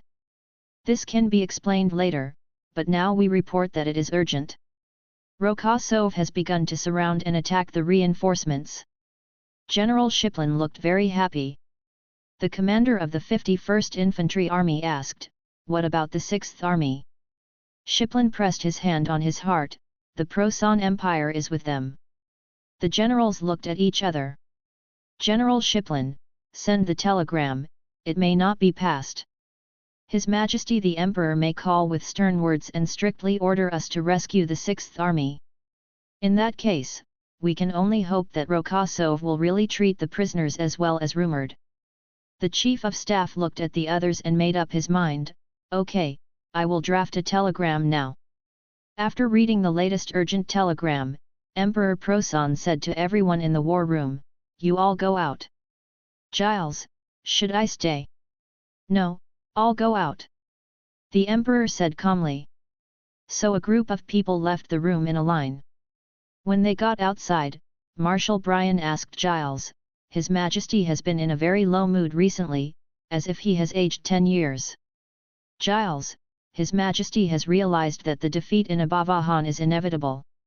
He just can't accept it." Marshal Celtic, "He didn't act like this when we retreated from Yebeo last year. Because we lost this time, the possibility of winning the war is very slim. Even if we start a general mobilization now, we will only be tied with the Allies." Giles also looked very depressed. Marshal Brian patted him on the shoulder, "Relax, there is still a chance to win the support of the Allies and fight against the secular entity together." Giles nodded. At this time, the Junker officers present looked at each other, and it was obvious that there was a little secret between them. At this time, the door opened, and Emperor Prosan walked out of the war room with his hands behind his back, "Order Shiplin to retreat. But tell him that the retreat can only be to the control line in August this year, no, at the end of August. Marshal Brian, there should be no problem. Our troops are enough to block the possible counterattack of the ants at the actual control line at the end of August." The Emperor pointed his right index finger at Marshal Brian, "Make sure to do it." "I promise," Marshal Brian said. The Emperor, "If you can't do it, your position as the Commander-in-Chief of the army will end here. You should know that I have wanted to replace you for a long time, so take care of yourself." Brian's expression was unusually serious. December 5, sunny. Wang Zhong sat in the Pei-3 driven by Amelia as usual and flew across the vast grassland. "It looks like..." He carefully chose his words, "It looks like the enemy is making a big move." In fact, he had already seen clearly in the highlighted range that these people were preparing to retreat. "Amelia, if you feel that the enemy is making a big move, then it should be. Our witch's intuition is very accurate. Don't we witches, okay? I obviously have a little brother. Wait, this doesn't seem to be a problem in the world before the crossing, as long as the female in my heart is awakened." Wang Zhong forced himself not to think about these things and continued to observe the ground. The more he looked, the more certain he was that the Shiplin army was going to retreat, and the offensive preparations on the front line were all deceiving plans. The enemy's General Shiplin was quite powerful. He decided to run away without any hesitation. Wang Zhong suddenly thought, if the 6th Army of Plassen surrendered now, the million-strong army in his hands would be suddenly released. I wonder if he can catch up with the fleeing Shiplin army. Damn General Frederick, why haven't you surrendered yet?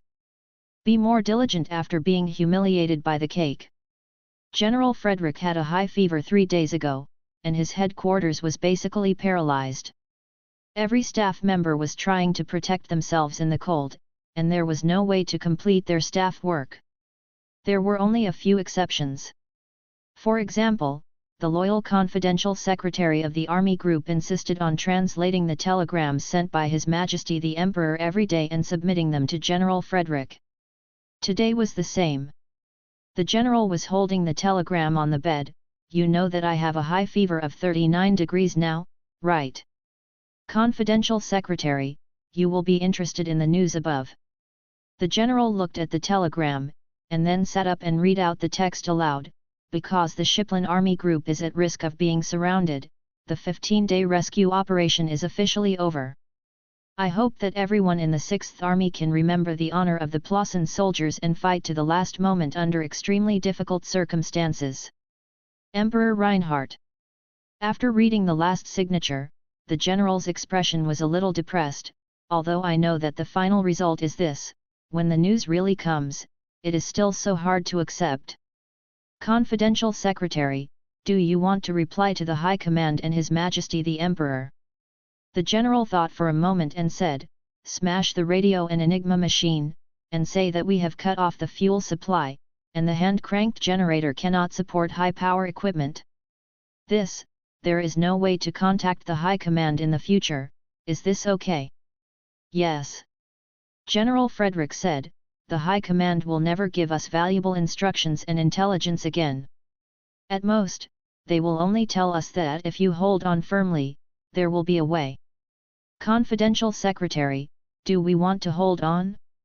There are frostbite and frozen deaths in the headquarters. We really can't fight anymore. General Frederick, didn't you hear the order just now? If you hold on firmly, there will be a way. Yes. The confidential secretary stepped back, then I will arrange the destruction of the cipher machine and radio. You go. The general lay down again and pulled the quilt over his head. December 6th, Eagle's Nest, the heart of the Prosan Empire. The Emperor took the phone. Why are you still staying so far away? Didn't Rokosov say he was going to surround the point and attack the reinforcements? Yes, General Shiplin replied on the other end of the receiver, we are advancing slowly because we have to break through the enemy's blockade. Fortunately, Rokosov launched this offensive hastily, with a large number of cavalry troops, and the blockade we encountered was not serious, but hundreds or thousands of us were killed every day. The Emperor, I don't care what your reasons are, bring the troops back from that damn place. General Shiplin, of course I will do my best. I named this operation the generator. The generator operation lasted for 15 days, mainly to rescue the Shiplin Army Group, which was relatively short of fuel and supplies. The Emperor had a sullen face. If you want this plan to succeed, you have to act quickly, don't wait for Rokosov to eat up the 6th Army. General Shiplin, this is why I called today, Your Majesty. We must keep the 6th Army in the encirclement until December 10th, so that we can. Enough, the Emperor interrupted General Shiplin, you didn't even think about saving the 6th Army. You just wanted to get the job done and save it, and the only thing you cared about the whole time was whether you could get out of it safely. This is the first time I know you are such a person. General Shiplin, saving the 6th Army is an impossible task. It requires a large number of artillery, tanks, and infantry, and I only have such a small force. Rokosov is very strong now. If the 6th Army can't hold on a little longer, my elite veterans will be in danger. Okay, I know, I will find a way. The Emperor was actually persuaded by General Shiplin. He put down the phone and looked at Marshal Celtic. What do you think we should do now to make General Frederick hold on until the last moment? Marshal Celtic glanced at General Moltke, the director of the armored forces, and his eyes stayed on the rank of general on his collar for a few seconds. Then the old marshal pushed his glasses. I think we can promote General William von Frederick to marshal and grant him the marshal's baton. The Emperor frowned. Will this work? This is the only reliable method among so many unreliable methods. Marshal Celtic smiled bitterly, but to be honest, the probability of it working is very small, and the ants may capture our marshal alive. Is this okay, Your Majesty? The Emperor thought for a while and said, let's do it, I will write the letter of appointment myself. Chapter 564. So, the regiment chose to live. December 7, 1915, 6th Army Headquarters. All the middle and senior officers who had not fallen ill gathered at General Frederick's window. General, the adjutant hesitated as soon as he spoke, looked back at the others, and then was frightened by everyone's eyes and turned back immediately. General, our non-combat casualties are now as high as 50%. When we handed over the seriously ill to the ants, many people simply surrendered and ran to the ants. General Frederick sighed, sat up, and then almost lay down directly. The strong dizziness caused by cerebral ischemia cut off all his thoughts. The adjutant stepped forward and supported him. General, I'm fine. Frederick waved his hand. So you are here to persuade me to surrender? Adjutant, do you still think we can resist? In the history of the earth, the 6th Army had the strength to break through. After all, the Russians on the earth suffered too much loss, resulting in uneven quality of soldiers. Most of the troops in the Uranus operation were recruits, and their combat experience and morale were far behind those of the three Germans. And the status of the 6th Army on earth was not so bad. But the situation of the 6th Army of Plassen was completely different. The anti-troops they faced had a large number of surviving veterans, and there were many guards prefixes in the encirclement troops. The veterans had experienced the baptism of war, and they were experienced and had a blood feud with the Plassen people, vowing to bury all the Plassen people. The 6th Army was in a serious state of ammunition and supply shortage before being encircled, and it quickly ran out of ammunition and food after the encirclement. Frederick didn't know about the other time and space, but he was very clear about the situation of his troops. Breaking out is impossible, and there are only two options left, death or surrender. The general glanced at the officers, thinking that they didn't look like they wanted to sacrifice their lives. The adjutant, General, we have fought until the last moment, and we were still trying to attack until we were surrounded. We have done enough for the Empire. The general, if we surrender, what will Rokossov's millions of troops do when they suddenly have nothing to do? Have you ever thought about it? That has nothing to do with us. The adjutant said, our war is over. The general coughed, and the adjutant hurried forward to pat his back. After dozens of seconds, Frederick finally stopped and took a long breath, then he looked at the adjutant. Do you remember the day you became my adjutant? Your father and your wife accompanied you to visit me. Remember? Frederick, your father also wore the old military uniform of his time and wore his brigadier general rank. Your wife wore a blue dress and held your hand. The adjutant looked puzzled. Yes, General, that was 7 years ago. Have you ever thought about what will happen to them if we surrender? The Imperial Household Ministry will not let them go, they will be regarded as traitors and traitors. The adjutant was speechless for a moment, but someone among the officers behind him said, we surrendered only when we had no choice but to fight to the end. If the Emperor uses this matter to embarrass our relatives, he will lose the loyalty of the officers. I don't think His Majesty will do this. General Frederick looked at the person who was speaking. Yes, maybe not. At this time, the sound of an engine suddenly sounded outside. Frederick turned his head and looked out the window in confusion. What's going on? Do we still have tanks that can be started?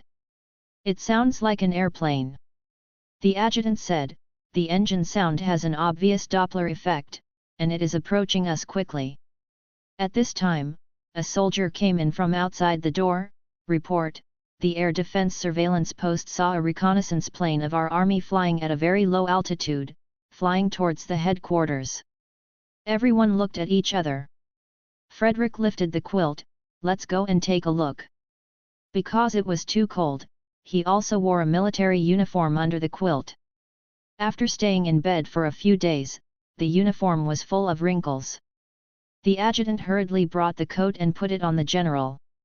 The general, who had just recovered from a serious illness, walked very fast, without buttoning his coat, and just walked out of the door, standing in the ice and snow and looking up.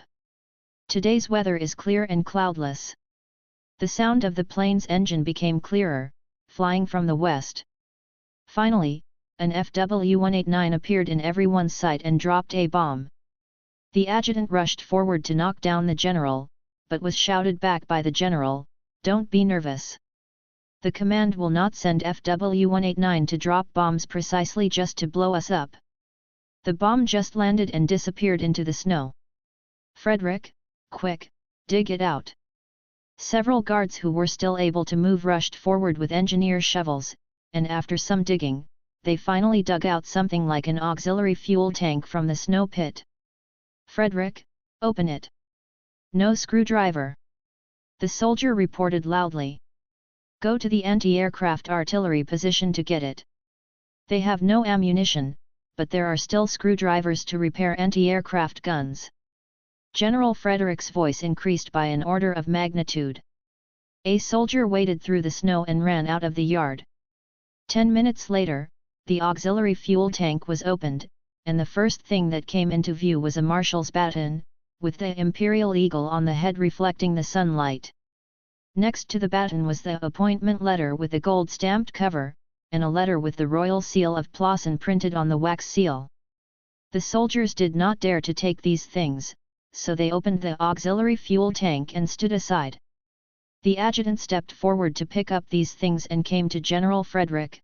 "General, no, Marshal, look at this." Marshal Frederick did not touch the marshal's staff, but took the letter, opened the envelope roughly, took out the letter, unfolded it, and read softly, "Dear Teacher Wilhelm von Frederick, I clearly remember that you were my infantry tactics instructor when I was at Prasen Military Academy. I was intoxicated by your exquisite understanding of the art of war. Although you are behind bars now, I firmly believe in your quality and honor as a Prosan soldier. I know that you must be coerced by those who are greedy for life and fear of death in the army, but you must also know very well that if you make a decision at this time, if you make the wrong choice, Prosan's motherland will be severely damaged, and may even lead to the destruction of the country. Today, more than ever, the father of the motherland needs each of his sons to fulfill their duties. Yours sincerely, Emperor Plassen Reinhardt." Marshal Frederick sighed and handed the letter to the Chief of Staff.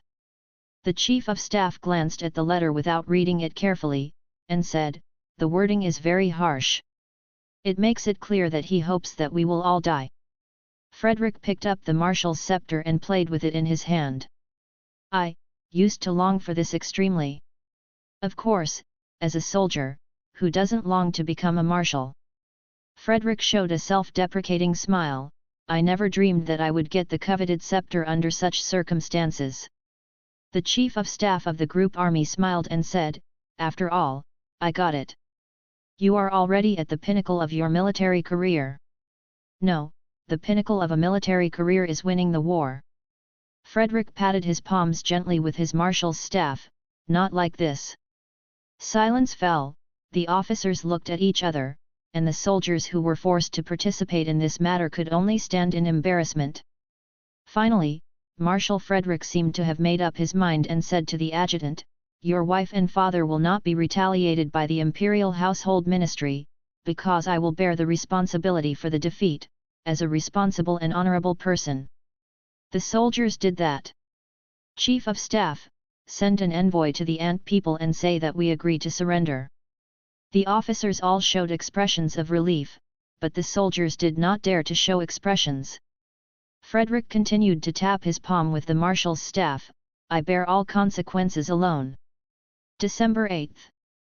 Wang Zhong stood on May 5th Street, waiting for the appointment time to arrive. All Prosan soldiers within his highlighted range have no fighting spirit and are all recognized as neutral. Soon, he noticed a group of senior officers walking towards this side, the leader holding a white flag. "Wang Zhong, they actually didn't hold up their white underpants." "Pavlov, what?" "I'm talking about the soldiers coming out of the building over there." A group of Prosan soldiers holding white sheets came out of the building shivering, placed their weapons at the designated location, and then rushed to the rice cooker eagerly. At this time, a familiar face suddenly appeared, shining a light on the surrendering Prosan soldiers. The explosion of the spotlight caused many Prosan soldiers to lie down reflexively, and the liba in their hands was inserted into the snow. Wang Zhong frowned and turned to look for another familiar face, only to see reporter Mike walking towards him with a smile. "I just thought you guys wouldn't be absent." Mike smiled and said, "I missed it when you personally commanded the new tank to send the Plosan stronghold to the sky. I don't want to miss this big news again this time." 300,000 Plosan soldiers surrendered. Wang Zhong, based on the establishment, it is 650,000. Yesterday, the Plosan people submitted their complete troop establishment list, and the total establishment written on it is 650,000. Actually, there are probably more than 200,000 people who will surrender today, plus the 200,000 people who surrendered one after another before. The losses of the Prosan people are also quite large. I just don't know how much of this is the result of General Dong's battle. It's your victory, all of them. Reporter Mike smiled. Wang Zhong, you are still so good at talking. Mike, of course. By the way, can my partner capture a historic scene today? A Prosan marshal surrendering to Ant's army. Wang Zhong raised his eyebrows. In fact, he had already seen through the plug-in that there was no Marshal Frederick in the officer corps, but at this time he could only continue to pretend, "I hope so. Then I will be on the battlefield with Marshal Frederick. Let's have a drink." Mike, like a naval officer in the age of sailing battleships? Yes, this theme will be popular. Wang Zhong, then you have to thank me. Frederick sat at his desk, looking at the photos of his wife and daughter, as well as the marshal's scepter. A loaded Ruger was already on the table. As long as he, the marshal, committed suicide and died for his country, the rest of the 6th Army would not be held accountable by the Imperial Household Ministry for surrendering. This was the last thing he could do for the soldiers of the 6th Army. But, Frederick gently stroked the cheek of his wife in the photo, "But this decision is so difficult, Erica. You can't imagine how much I miss you." He sighed, put the photo on the table, picked up the pistol, and put the muzzle into his mouth. "When you pull the trigger, nothing happens." Frederick carefully checked the condition of the gun, and finally thought that there was something wrong with the bullet. He ejected the stink bullet, reloaded the gun, and wanted to put it in his mouth, but this time he hesitated. After a long silence, Frederick turned the photo of his wife and daughter back and threw the gun into the drawer. He stood up and shouted to the outside, "Quick! Go and inform the surrender delegation that I am waiting for the arrival of General Rokosov at the headquarters. I must surrender at my headquarters. After all, I am a marshal." Subscribe to Chinese Novel Audiowave. Chapter 565 Victory. This is the surrender ceremony. Popov was expressing his dissatisfaction. "What do you mean? If it was last winter and you felt that General Winter defeated you, I can understand. This year we won the victory with hard work and risk our lives. You know we just how bad was it when you arrived." Wang Zhong patted Popov on the shoulder. "Don't be like this, I guess it's that General Frederick. He is the marshal," said the leader of the surrender delegation. "He was promoted to marshal yesterday." Wang Zhong, "Well, that Marshal Frederick probably wanted to commit suicide in exchange for the safety of your family members who surrendered, right?" Everyone in the delegation looked ashamed. "Look, you can understand by looking at their expressions." Wang Zhong patted Popov's shoulder again, and then said to everyone in the delegation, "As the invaded party, we will not erect monuments for any invaders. But I guarantee that the marshal's body will be returned to his hometown and handed over to his relatives after the war." The head of the delegation looked touched. "You are different from the rumors. You are a soldier with a sense of honor." Just as Wang Zhong was about to answer, the Prosan communications soldier came over with a radio. "Commander," the marshal said. The next words turned into whispers. Wang Zhong could hear them but couldn't understand them. Reporter Mike smiled. "General, congratulations, you are about to accept the surrender of a marshal. Wang Zhong, is he not dead? Is there something wrong with the gun or something? Mike shrugged, I don't know. At this time, the head of the delegation looked embarrassed and said to Wang Zhong, General, the marshal wants to surrender to you at his headquarters. You see? Wang Zhong, yes, but you are now the defeated general. I will go to the headquarters to accept the surrender of the marshal alone. Popov, isn't this good? We are the victor. Wang Zhong, yes, so I will ride in my tank and carry my red flag over there. The tank will roar and crush the corpses and helmets along the way. I will also choose a brave citizen representative of Abawahan, sit on the tank and go with us. The little Griff who was my guide that day was pretty good. Wang Zhong hesitated for a moment, then asked, is he still alive? Popov, let me ask, this kind of kid likes to run around, and the priest of the parish where his home is located doesn't know if he is alive. I'm here. Little Griff walked out of the crowd of onlookers, raising his hands high, I'm here. Wang Zhong, okay. As a representative of the brave citizens of Abawahan, sit on my tank and go to the headquarters of the 6th Army of Plosin to accept the surrender of Marshal Frederick. Pavlov, your tanks will be ready in 20 minutes. Now let's hold the surrender ceremony. Have you brought the flags of the 6th Army, as well as the flags and emblems of the subordinate divisions? Head of the delegation, take it, here. Very good, these will be sent to the Ant War Museum as trophies. We may also establish a special patriotic war museum in the future. While Pavlov was talking, Mike's partner kept taking pictures of these. An officer from the propaganda department of the Front Army was filming nearby with a camera. Wang Zhong, should we sign the surrender document? Pavlov, we have already written a letter of surrender. You must accept it in full, otherwise we will set up our positions and fight again. The leader hesitated to speak, and finally just nodded. It looked like his self-esteem was severely bruised. Wang Zhong, there is an old saying in Cirrus, a defeated general cannot be brave. You should take care of yourself. When the translator came to that ancient saying, he frowned, how should I translate this ancient saying? Mike, let me do it.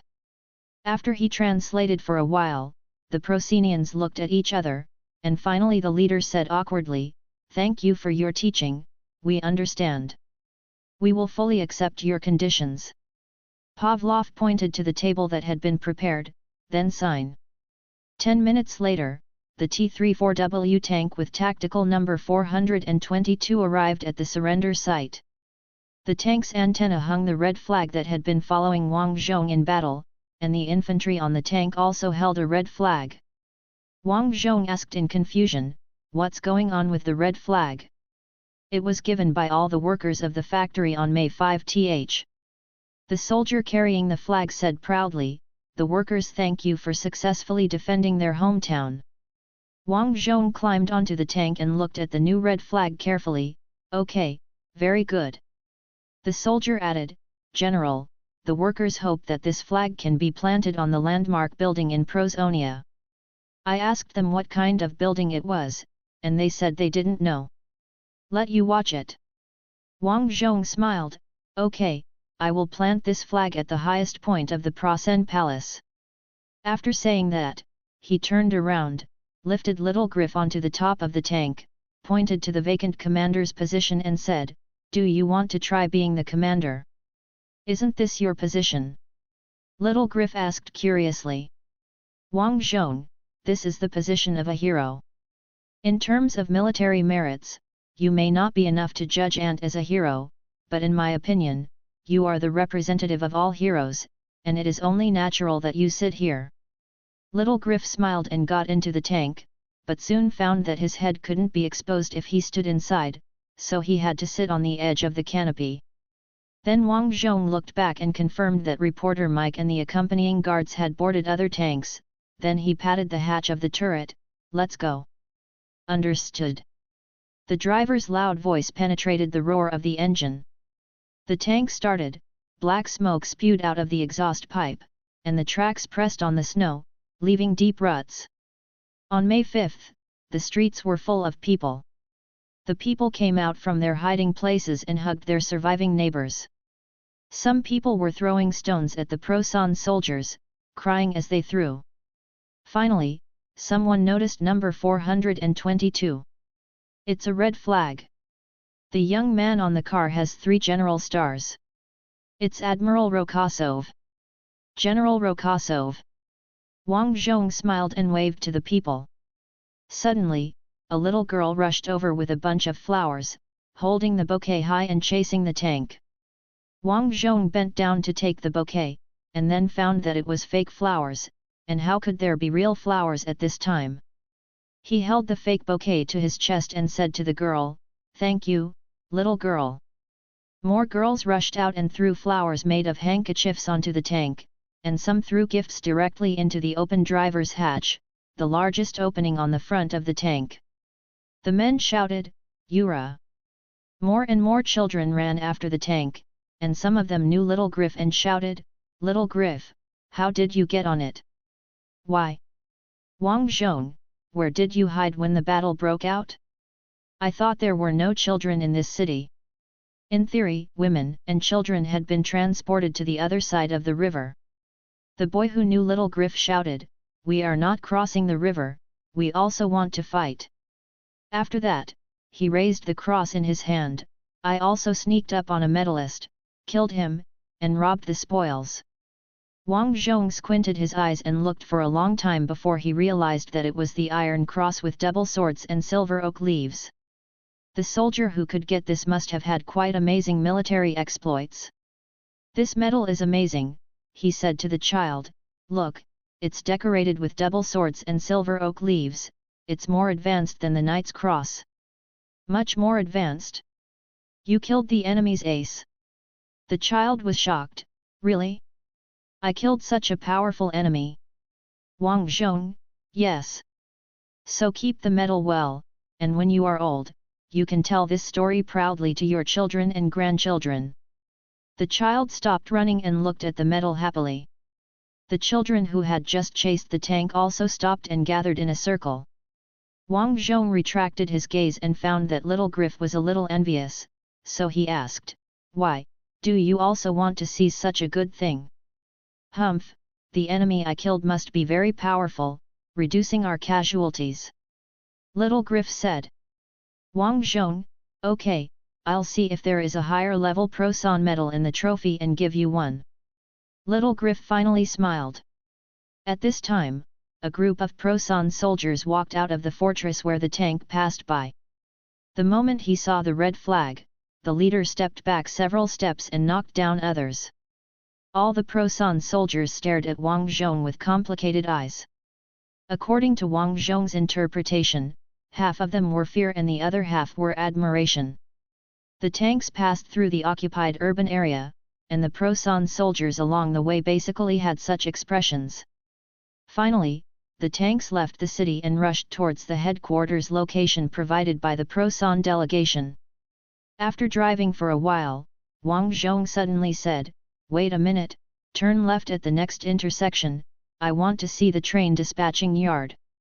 The 16th Army was ordered to hold the train dispatching yard, and then lost contact with the front headquarters. The enemy troops entrenched in the train dispatching yard should be waiting for the anti-troops to take over. The tank turned and rushed towards the train dispatching yard. When it was almost there, Wang Zhong looked down and found that there were no green units in the whole city. It seems that all members of the 16th Army were killed in the satellite city where the train dispatching yard is located.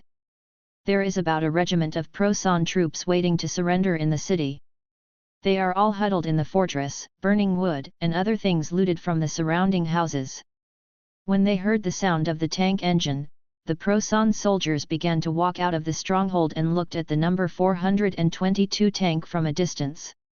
Wang Zhong turned around and shouted to the translator in the car behind, "Order these Pro-San people to pile up their guns and line up in the open air.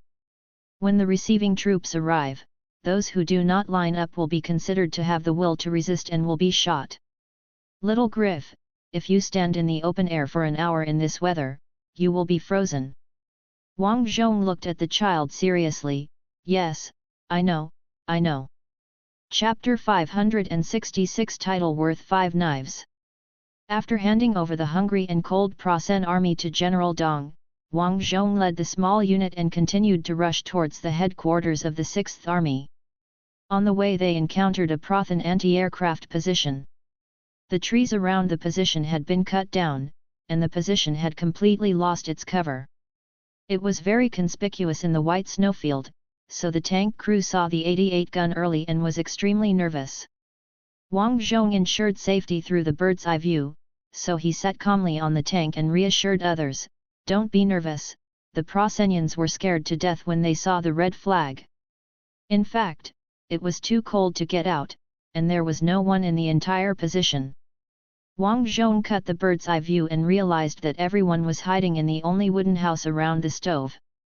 But that's not important. The tank drove until it reached the air defense position. At this time, Prosen reluctantly opened the door of the wooden house and came out.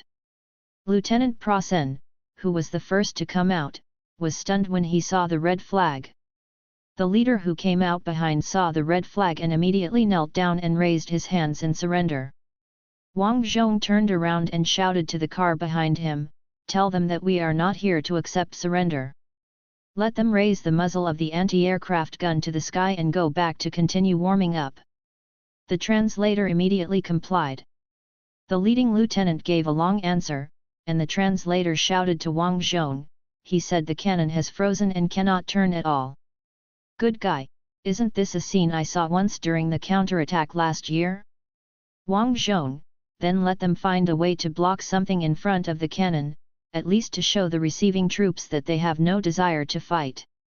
After speaking, he didn't wait for the translation work, and directly patted the top cover of the tank, "Let's go, keep driving, and go to the headquarters." The tank started up again and drove past 4 intact 88mm guns and 4 20mm anti-aircraft guns. After passing the anti-aircraft artillery position, the headquarters of the 6th Army was not far away. Soon Wang Zhong saw a large group of people with neutral marks from an overlooking perspective. They were all Prosen troops who had no fighting will and were waiting to surrender.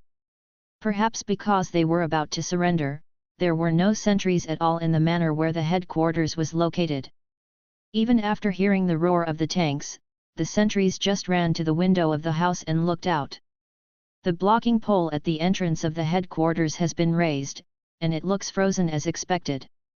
The tank drove directly into the headquarters compound, and still no one has come out.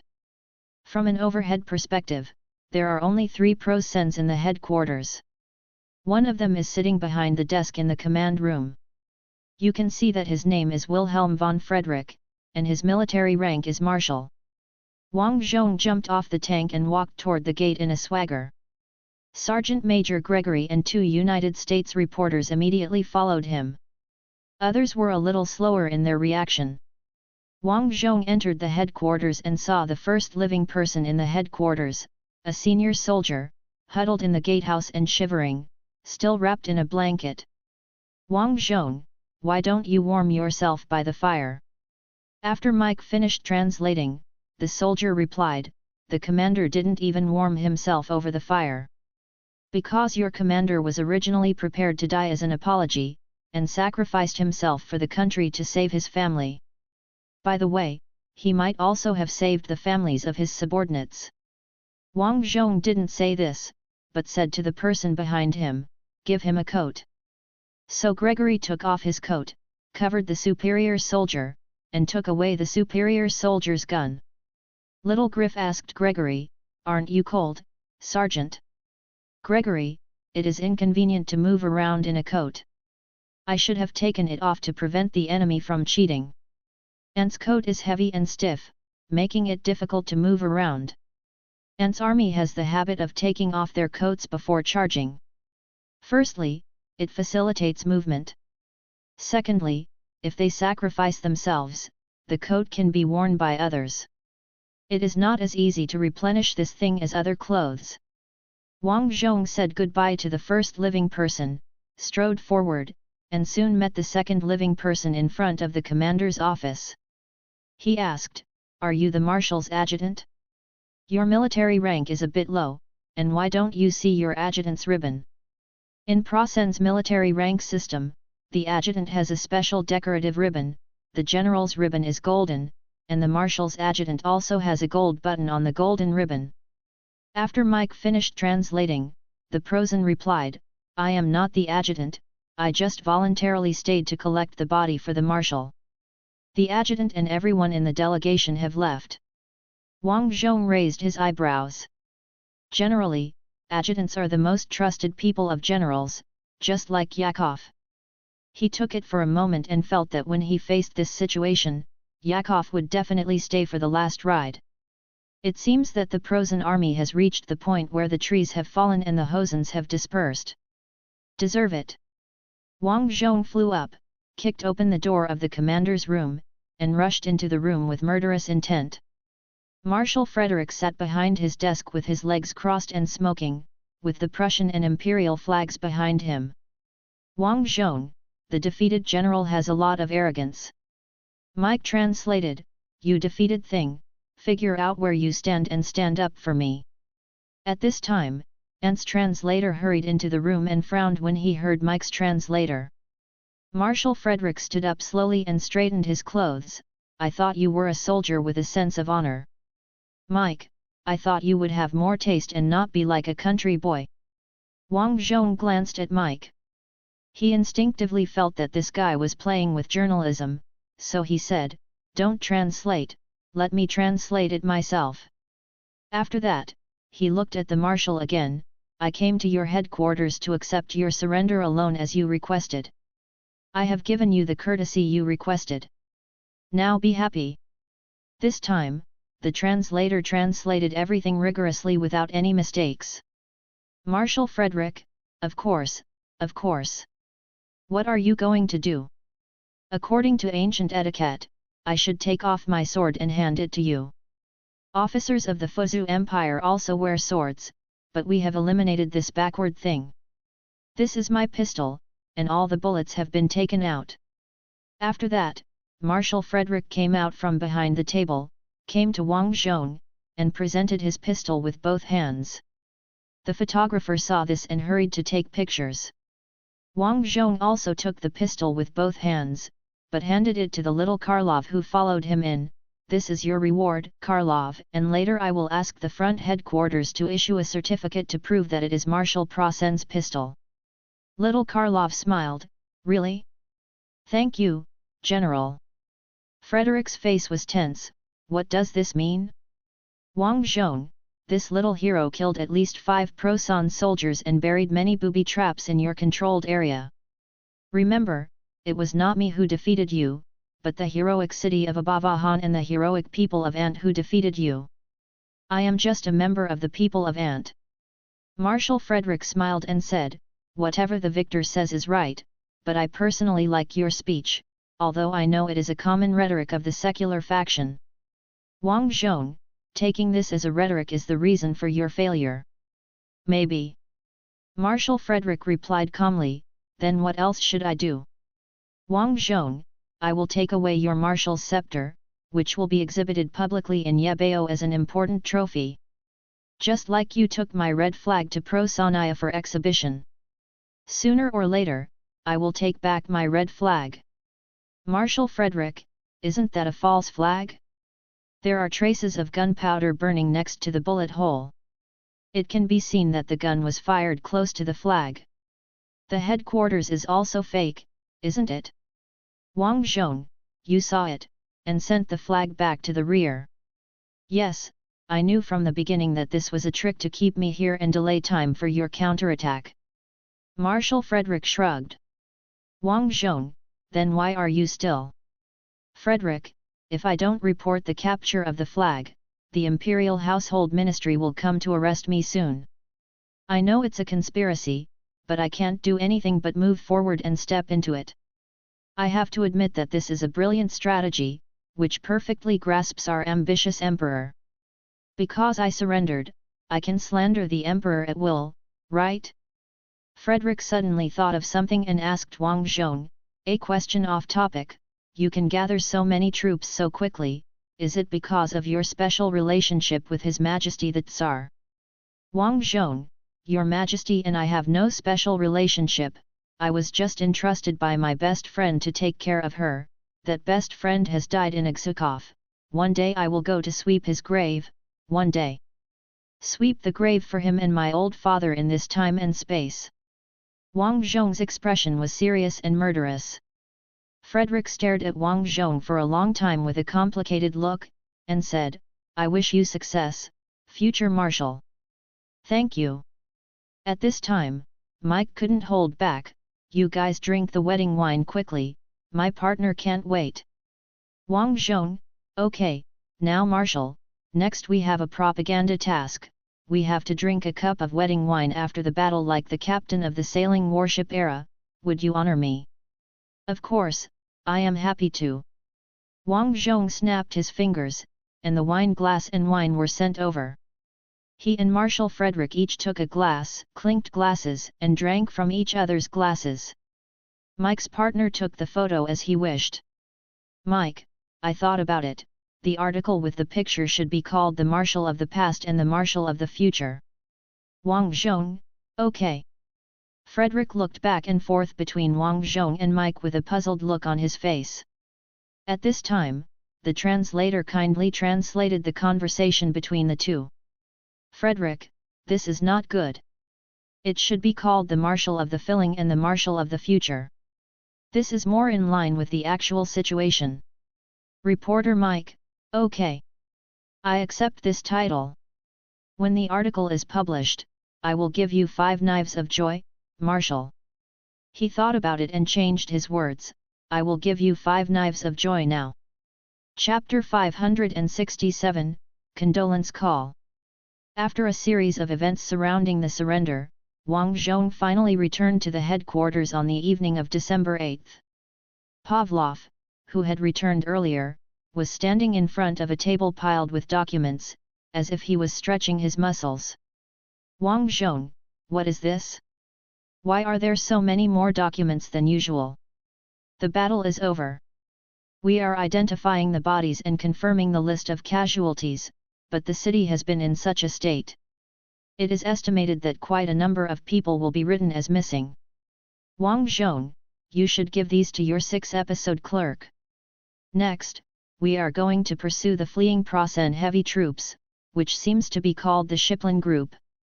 We are going to defeat the enemy's B Army Group with a crushing force, recapture the land lost since June in recent years, and approach Shepetovka.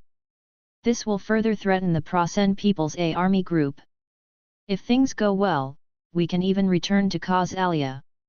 Pavlov turned and looked at the large map of the entire battlefield, frowning. Are you planning to encircle the enemy's A Army Group? Are we too greedy? Last year, we were taught a lesson by the Prasen Army, which set up a solid defense line in advance, because we were too aggressive. On the war map that includes the entire Europa, the middle section of the eastern battlefield is still basically the same as it was after the counterattack last year. General Gorky's attack has only achieved a local breakthrough and has not changed the battle line as a whole. Wang Zhong, the Prasen army is still very strong overall, but there is a reason for my expectation. That is, the entire Nanant grassland is almost defenseless, and the logistics supply is extremely poor. We can use the advantages of artillery and manpower to defeat the exhausted enemy. Of course, what I just said about returning to his area is just a beautiful vision. I won't really take this as a goal. Pavlov, I have already completed the pursuit plan. I just need to make minor adjustments based on the current reality.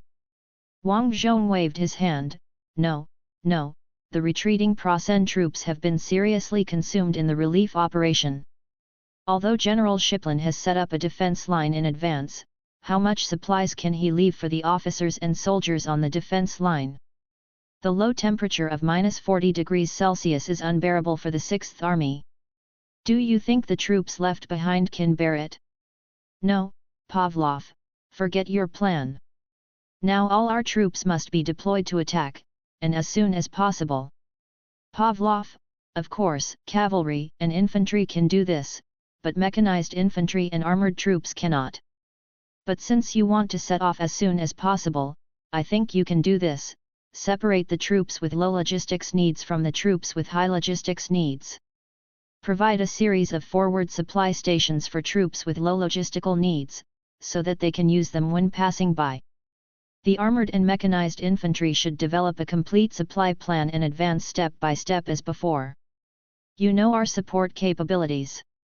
We can't move forward at full speed day and night like Prasen. If we do this, 60% of our tanks may break down halfway, and we don't have enough power to recover them. Wang Zhong thought about it and agreed with Pavlov's suggestion. You are more professional in this area, so you can do it. As soon as he finished speaking, the phone rang. Because Wang Zhong was relatively close, he picked up the receiver directly. I am Rokosov, the commander of the front. Who? Ludmila's voice came from the other side of the phone. Elisha. You. Is the phone line busy now? Wang Zhong looked around and saw that every phone in the headquarters was in use, but the staff took the initiative to call various troops to convey instructions. And the red phone near him and Pavlov rarely rang, as if the noise in the headquarters had nothing to do with it.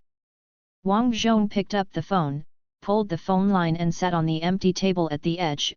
It's okay, there shouldn't be any emergency situation that will use my red phone now. Are you okay? I'm fine, healthy and not injured. But Nelly. Nelly's eyes are not good. There is a huge scratch on the eyeball that was taken out. The doctor said that even if there is no infection, her vision cannot be preserved. Today she has taken the evacuation train to the rehabilitation center on the inland sea. The doctor said that it will take at least 4 months for the wound to heal completely. Wang Zhong sighed. I know Nelly is injured, but she has been on the front line. I thought it was just a minor injury. Ludmila, your orderly tried his best to let the soldiers know that they have not been abandoned. Praise her well when she comes back. Wang Zhong, well, I will, Lucia, I will. And that is, Ludmila's voice suddenly became quieter. Wang Zhong, what's wrong? No, you are still going to pursue the enemy, right? Yes. Ludmila, then I'd better give up the dedicated line. I heard that even His Majesty the Tsar was strictly prohibited from interfering with the operation of the front headquarters. Wang Zhong, Lucia, you can talk more. You are my wife, and the soldiers will understand. No, don't be willful. The opportunity is fleeting, and we still have a lot of time in the future. Wang Zhong smiled. Yes, we still have a lot of time in the future. I always feel that this is setting a flag, but at this moment Wang Zhong doesn't think that he will lose Ludmila in the war, as if there is some kind of apocalypse. Then, see you in Yebeo when the muddy season comes. Well, see you in Yebeo next year. I'm hanging up. Although Ludmila said this, she didn't hang up the phone. Wang Zhong, hang up, dear. The girl hung up the phone reluctantly. Pavlov, you can talk for a while. Wang Zhong, what about you? Don't you want to chat with your wife? No, the commander of the front cannot be treated specially.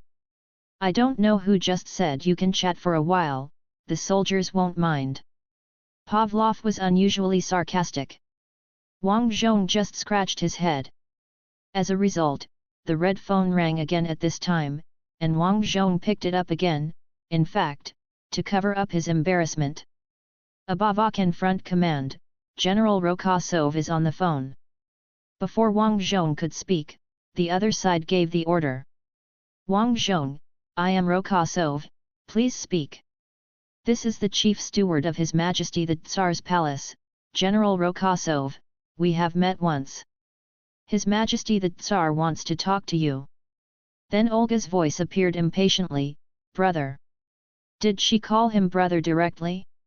Since the birth of Wang Zhong's son, Olga seemed to have accepted the identity of a foster sister. Olga, brother, I am calling through official procedures this time. I want to express my condolences to all the officers and soldiers of the front who have won a brilliant victory. What? Officers and fighters? I want to express my condolences to all the officers and fighters of the front who have won a brilliant victory. Wang Zhong, will I convey it to all officers and fighters, or should I put your phone on the radio? No, you can convey it on my behalf. In addition, I will broadcast the news of victory nationwide on the radio station tomorrow night. At that time, the most specific number of enemy annihilation will be needed. Please ask Chief of Staff Pavlov to prepare it. Wang Zhong, you want detailed battle results, right? Is it for tomorrow night's broadcast? Pavlov scolded, so urgent? Considering the time to bring the decoder. It's definitely too late. Wang Zhong, Pavlov said it's too late, can it be postponed to the day after tomorrow? Olga, this. Postponing the announcement of victory for one day will arouse suspicion. Now everyone in Yebao knows that you have won a great victory and surrounded and annihilated hundreds of thousands of enemies, just like they surrounded and annihilated our heavy troops last year. Such a major victory must be announced to the people who are fighting and the people in the occupied areas as quickly as possible. Wang Zhong, you are right. Pavlov, it's mainly a matter of transmission. Such a telegram must be very long, and it will take a lot of time to encode and decode. If you can use plain text to send a message. Maybe you can try the wired telegraph used by the railway system. Wang Zhong suddenly slapped his thigh, use of plain. After making a preliminary statistics, let a staff officer take the documents on the plane, so that it will reach Yebao in a few hours. Pavlov also slapped his thigh, yes. Wang Zhong hurriedly said to the receiver, we have found a way now. You can just broadcast normally tomorrow night. Olga, I heard it. I know you always have a way, brother. For some reason, Olga's tone always reminds Wang Zhong of the hero's sister in an animation Too Many Loser Heroines that he liked before crossing. Wang Zhong, have you finished talking about business? My line is very busy. If there is nothing else, I will hang up. Pavlov and other staff officers frowned and looked at Wang Zhong, and what they wanted to say was written on their faces. Olga, wait a minute. Congratulations on your victory, brother. Are you going back to Yebao now? We are already preparing for the awarding ceremony. Wang Zhong, I will return to Yebao when the muddy period comes next year. We are now chasing the enemy. We predict that there are still about 300,000 enemies fleeing. At this time, the staff officer came with a large envelope, opened it and poured the photos inside on the table. Report, aerial reconnaissance, found that the enemy built fortifications on the Suke-Avli River. Wang Zhong, well, it seems that the enemy intends to maintain the demarcation line of the muddy period at the place they occupied at the end of August this year. Pavlov picked up the photo and looked at it carefully. It looks like there are large-scale engineering machinery, but it's winter now. Even if we use explosives to blast the ice, it will freeze the next day. It's minus 40 degrees. Because of the severe cold, the river that was originally a natural barrier has become a thoroughfare. Wang Zhong, the one defending here is our old rival, the 10th Army. I wonder if its commander still likes the fake tanks I left for him. Pavlov, this time you finally have an advantage in terms of the troops you have. Wang Zhong smiled. Chapter 568, Pursuit. On December 9, in accordance with the instructions of the diocese, the youth volunteer team of Badov village crossed the frozen Valdachur River carrying dry food raised by themselves and set up a supply point on the main road. The village militia acted as a guard, as some scattered enemy skirmishers were said to be scattered on both sides of the main road. However, by the evening of this day, the young people had not seen the defeated troops of Prasen. Only the boys of the Abawahan front kept moving forward. All the troops were marching in a hurry. When passing by the food and water stalls set up by the young people, the soldiers just hurriedly picked up the food and water on the table and enjoyed it as they ran. A young man couldn't help but ask, "Why are you in such a hurry?" Most of the soldiers were eating and had no time to respond. Only the priest accompanying the army who was getting bread answered, "The enemy is running away. We are pursuing them. Commander Rokosov told us to run forward." After saying that, the priest also started running while eating, following his soldiers. Not only the soldiers were running, but also the nurses and division chiefs who accompanied the army were running. The lady of the cooking team was still running with her iron pot on her shoulders. Countless troops drove past the main road in a steady stream. The young men in Batav village could only look at the soldiers with envy. Most of the young men are not old enough to be drafted, but they have seen the cruelty of war and have buried their relatives and friends who were killed by the Plosin Air Force bombings. They are extremely eager to go to the battlefield in person and avenge the Plosin invaders. When Erich von Schippling entered the temporary headquarters, he frowned, "This is just a toilet. Do you want to set up a headquarters in such a place?" The adjutant said awkwardly, "This is already the best house we can find. By the way, this is not a toilet, it is the main house of this family. The smell maybe it is from not cleaning the room for too long." Schippling shook his head, turned around and opened the door curtain and went out to the yard. Okay, we work in the car, and the temperature provided by the engine in the car is better than this thatched house anyway." As soon as he finished speaking, gunshots were heard in the night that had just fallen. Schippling raised his head and said, "Where are you shooting?" "Adjutant, west, the gunfire came from the west." "Of course I know it came from the west. What I'm asking is how far away from us the gunshot came from and where it was specifically." The chief of staff of the group army said, "It doesn't sound far away, no, it sounds like it's near us. Someone should report soon." Before he finished speaking, intensive gunshots rang out, and at this time everyone could hear that the battle was happening nearby. Soon, the head of the guard regiment came over in person. "The Prasen cavalry came out of nowhere and is attacking us." "General Schippling, what nonsense are you talking about? Of course this came out of the snowfield. Rokosov had a large number of cavalry troops, or guards cavalry, and he released all these troops that were easy to feed. They're chasing us. Organize your defense." At this time General Schippling heard the sound of horse hooves in the street outside. He glanced around and immediately jumped onto the command tank belonging to the army headquarters. He patted the commander on the shoulder and said, "Come down and I'll take this seat." The commander got into the tank as soon as he left General Schippling. Just at this time, the sound of horse hooves passed by the door of the small courtyard, and 2 smoking grenades were thrown into the courtyard. The explosion happened almost immediately, and the guard who was on guard at the door was knocked down in large pieces. Schippling ordered, "Reverse the vehicle, smash the wall behind, and prepare to spray the cavalry with firepower." The driver immediately carried out the order, and the tank reversed and smashed into the not thick mud wall behind it. After leaving the yard, Schippling continued to give the order, "Turn right 90 degrees. Aim the body machine gun at the cavalry in front and fire." The tank turned immediately. At the same time, the cavalry also discovered the tank and rushed over. The leading cavalry had already taken out Ant's incendiary bomb and lit the alcohol-soaked cloth stuffed in the head of the incendiary bomb on the horse's back.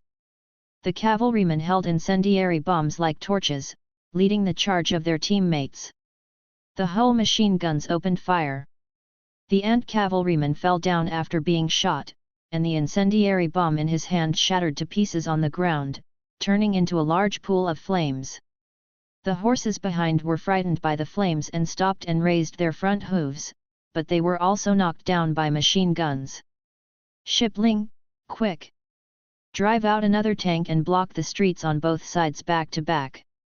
Also, radio to call nearby troops, quick!" At this time, the voice of the electromechanical officer came from Schippling's earphones, "Your Excellency, our tank has a radio, you can give orders yourself." "I don't know today's code word." Shipling cursed. In this era, only the United States has mastered the most rudimentary radio anti-eavesdropping and anti-interference technology.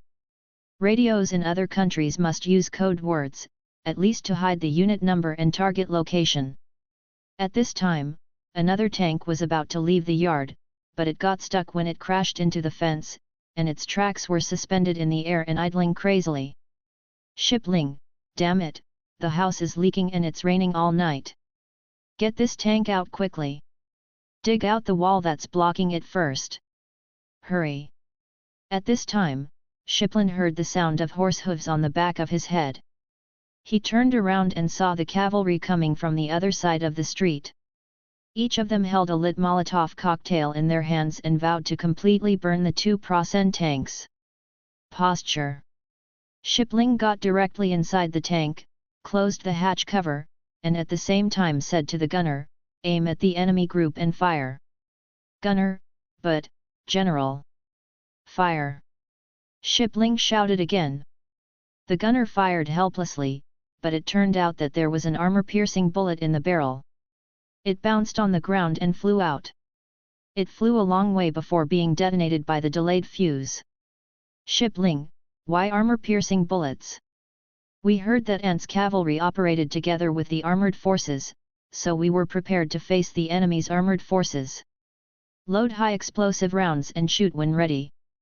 Seconds later, the command tank's tank gun opened fire, and the shell exploded between the two horsemen.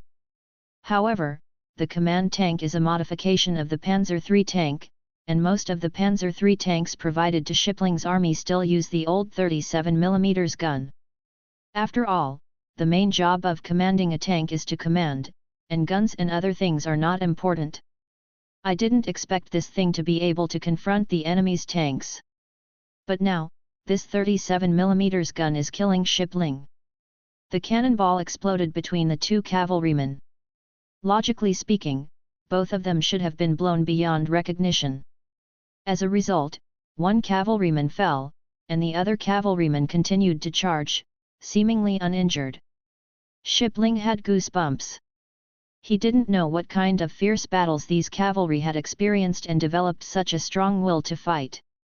Fortunately, at this time, the machine guns of the security regiment started firing on the roof, and the gunfire everywhere became much denser without realizing it.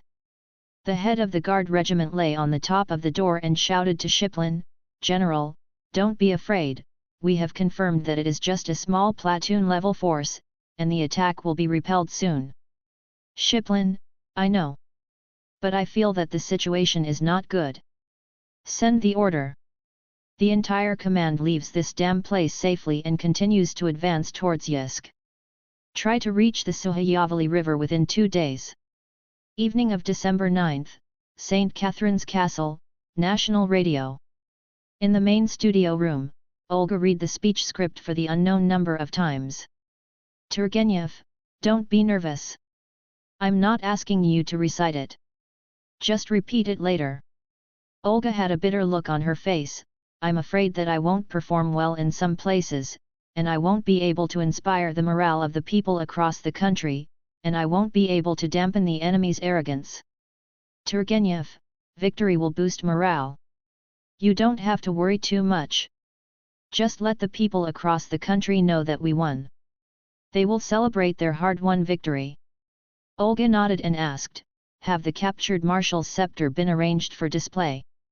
"Turgenev, His Majesty Belinsky provided the cathedral run by the church as an exhibition venue, and the captured enemy armored vehicles were parked in the courtyard of the cathedral for the public to visit."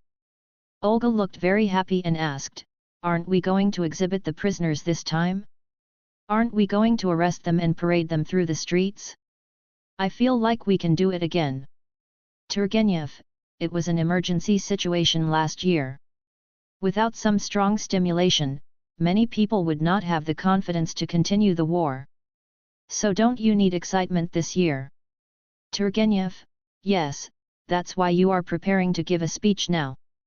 At this time, the director's voice came from Olga's earphones, "Get ready, the broadcast will start in 30 seconds.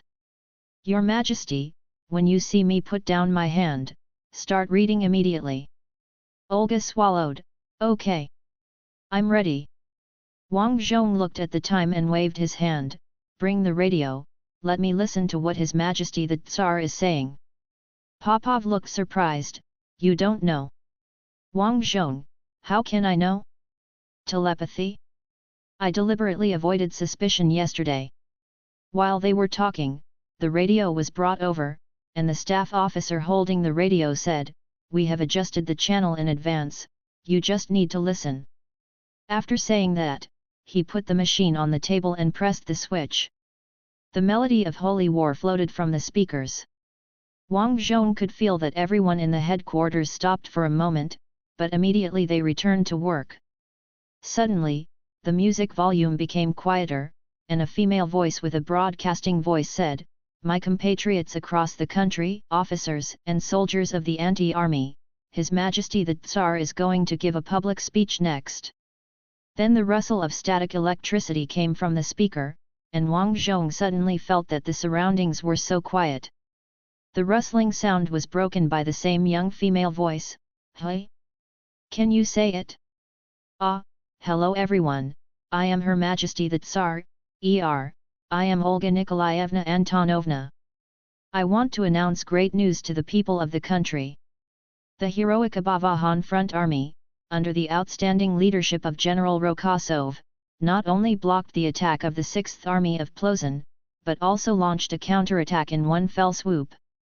The 6th Army was surrounded. Just yesterday, the Plozin 6th Army surrendered to General Rokosov. The commander of the army, Marshal Frederick, handed over his marshal's scepter to General Rokosov. Wang Zhong sighed, "Your Majesty sounds like a little girl showing off the new doll she just got." Pavlov and Popov both laughed. At this time, the correspondent hurriedly ran in and saluted Wang Zhong. "Report." Just now on the radio, General Kyrenenko reported that his forwards attacked a place that looked like a high-level command post, and the people inside had escaped in tanks. The order was sent. The soldiers were on their way to return the captured documents to the front army headquarters. "Wang Zhong, tell Kyrenenko that he is doing a great job. Keep it up. If you encounter a unit that you can't handle, bypass it and leave it to the mechanized units behind to handle it." Chapter 569 His Majesty the Tsar rewards you with a new tank. On December 10, 1915, one day after the light troops began to pursue the Plossin army, the armored forces and mechanized infantry of the Abavahan front also began to pursue. The front command was also ready to set off with the heavy troops. When Wang Zhong walked out of the bunker, the entrance of the tunnel was crowded with ants, and there were a large number of women and children among them. Pavlov explained, "Yesterday I asked people who lived in the neighborhoods not occupied by the Prosens to go home, including a large number of women and children." Wang Zhong looked at them and his expression softened. "There are still so many women and children alive. Old man, I feel the value of our struggle at this moment, the value." Pavlov patted Wang Zhong on the shoulder. "It is a sign of old age to like to talk nonsense. You are a young man under 30 years old, General Davarish." Wang Zhong, "Ah? General. The plane just landed this morning. It should be here soon." As Wang Zhong was speaking, there was a horn in the tunnel behind him. He turned around and saw a Willis Jeep approaching with its headlights on, and turned off the lights when it was close to the exit. Before the car stopped, a major with a sly expression got off. Wang Zhong's eyes widened. "Vasily." "Yes, it's me." Vasily stood at attention and saluted. "Report to General Davarish. Major Vasily completed the 6-month accelerated staff officer course ahead of schedule, and now formally applied to return to the team." Wang Zhong, "No, you should go to command a regiment." Vasily, "No, General, I don't think I'm that material, you can just think that I'm afraid of death." Wang Zhong was silent for a few seconds before pointing to the scarf around his neck and said, "This is a relic of my previous adjutant, you know." "I know." Vasily's expression was serious. "The story of you personally leading the charge is already well known in Yebeo, it's obviously the general, the commander of the front, charged forward like an infantry battalion commander. It was too chaotic. So let me be your adjutant, a high-risk job. Pavlov, you said something wrong. Now it is expressly forbidden for officers above the battalion level, including the battalion commander, to charge forward personally. We can't afford to lose so many senior officers. You see, even the staff course has been compressed to half a year. Wang Zhong stared at Vesely for a few seconds and sighed, if I have to lose my adjutant in the future, I'd better let you, who has a better life, do it. Vasily slapped his thigh and smiled, but he immediately realized that this was not good and shut up immediately. After all, Wang Zhong had just lost an adjutant, and the adjutant's relics were around his neck. At this time, Pavlov poked Wang Zhong's waist, attracted his attention, and then nodded to the person behind Vesely. Wang Zhong then noticed that Vesely was followed by a colonel and a major, and the major was holding a box respectfully in his hand. The colonel met Wang Zhong's eyes and said, General Alexei Konstantinovich Rokosov, in view of your outstanding performance in the just concluded. It's not over yet, Operation Kutuzov is not over yet. We plan to advance all the way until we encounter the tough people of Prasen. Wang Zhong interrupted the colonel. Colonel, well, in view of your outstanding performance in the just concluded Abavakan defense battle and the encirclement and annihilation battle against Prasen's 6th Army, the High Command has decided to award you the rank of General. The major holding the box stepped forward and opened the box to reveal the general's collar badge inside, a total of 5 stars, 4 in the corners and 1 in the middle. Pavlov, next time it will be a big star. To be fair, I think 5 stars look better. Wang Zhong, I think it's all right. Come on. He raised his hand to remove his military rank, and Vesely immediately stepped forward. How can you let the general remove his military rank? Let me help you. Soon the old rank was taken off, and Vesely took the new rank and wore it on the collar of Wang Zhong's winter coat. The colonel in charge of delivering the military ranks said, We have also delivered the ranks for other uniforms, as well as this appointment letter, the documents that need to be handed over to your troops. Give it to me. Pavlov stretched out his hand and took the document directly. Our commander has a headache when he sees documents, and I handle most of the documents. Wang Zhong, thank you for your help, Pavlov, thank you for your help.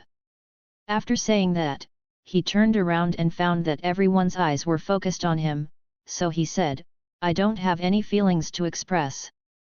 Now I only care about one thing, how long it will take to enter Prosian's capital, Proshenia. So, let's go. After saying that, General Wang Zhong jumped into his jeep. Vasily immediately climbed into the co-pilot's seat, and the driver who had already been in place released the handbrake and lightly stepped on the accelerator. The crowd of onlookers automatically made way for a car to pass. They seemed reluctant to be too far away from their general. Wang Zhong suddenly remembered something, and he didn't see little Griff in the crowd. I always feel that this child should come to say goodbye.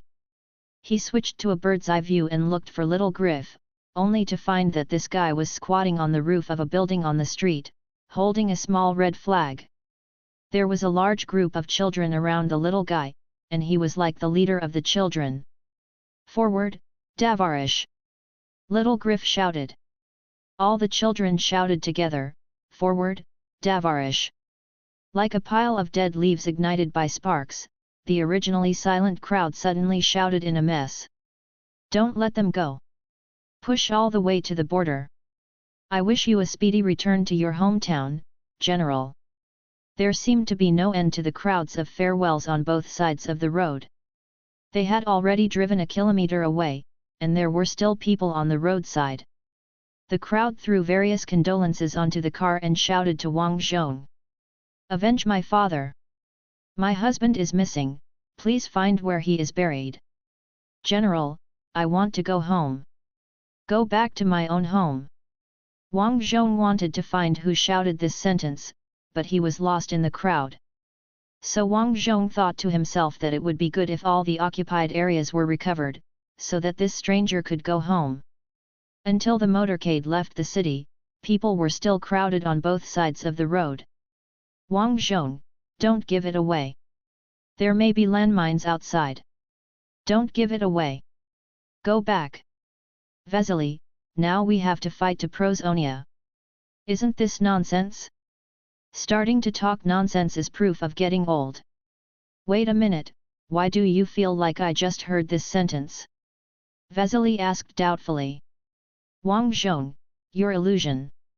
At the same time, at the test site of the General Administration of Ordnance Manufacturing in St. Ekaterinburg, His Majesty the Tsar suddenly arrived and was looking at several brand new prototypes. Is this a new tank? It looks bigger than T-34 and KV. Designer K. Jing, indeed, because Admiral Rokosov. General. Olga corrected, he is a general now.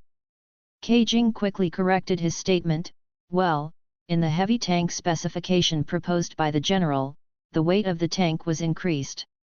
He wanted us to study a tank that is the same order of magnitude as the enemy's new heavy tank.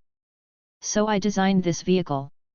The assault gun that was so popular among generals was also my work. Olga, tell me about this car. The rest is not important. Okay. K. Jing hurriedly took out the drawing. The most important feature of this vehicle is its impenetrable defense. The general hopes to have a breakthrough tank that can be used to attack fortresses, so it must have considerable defense in all directions.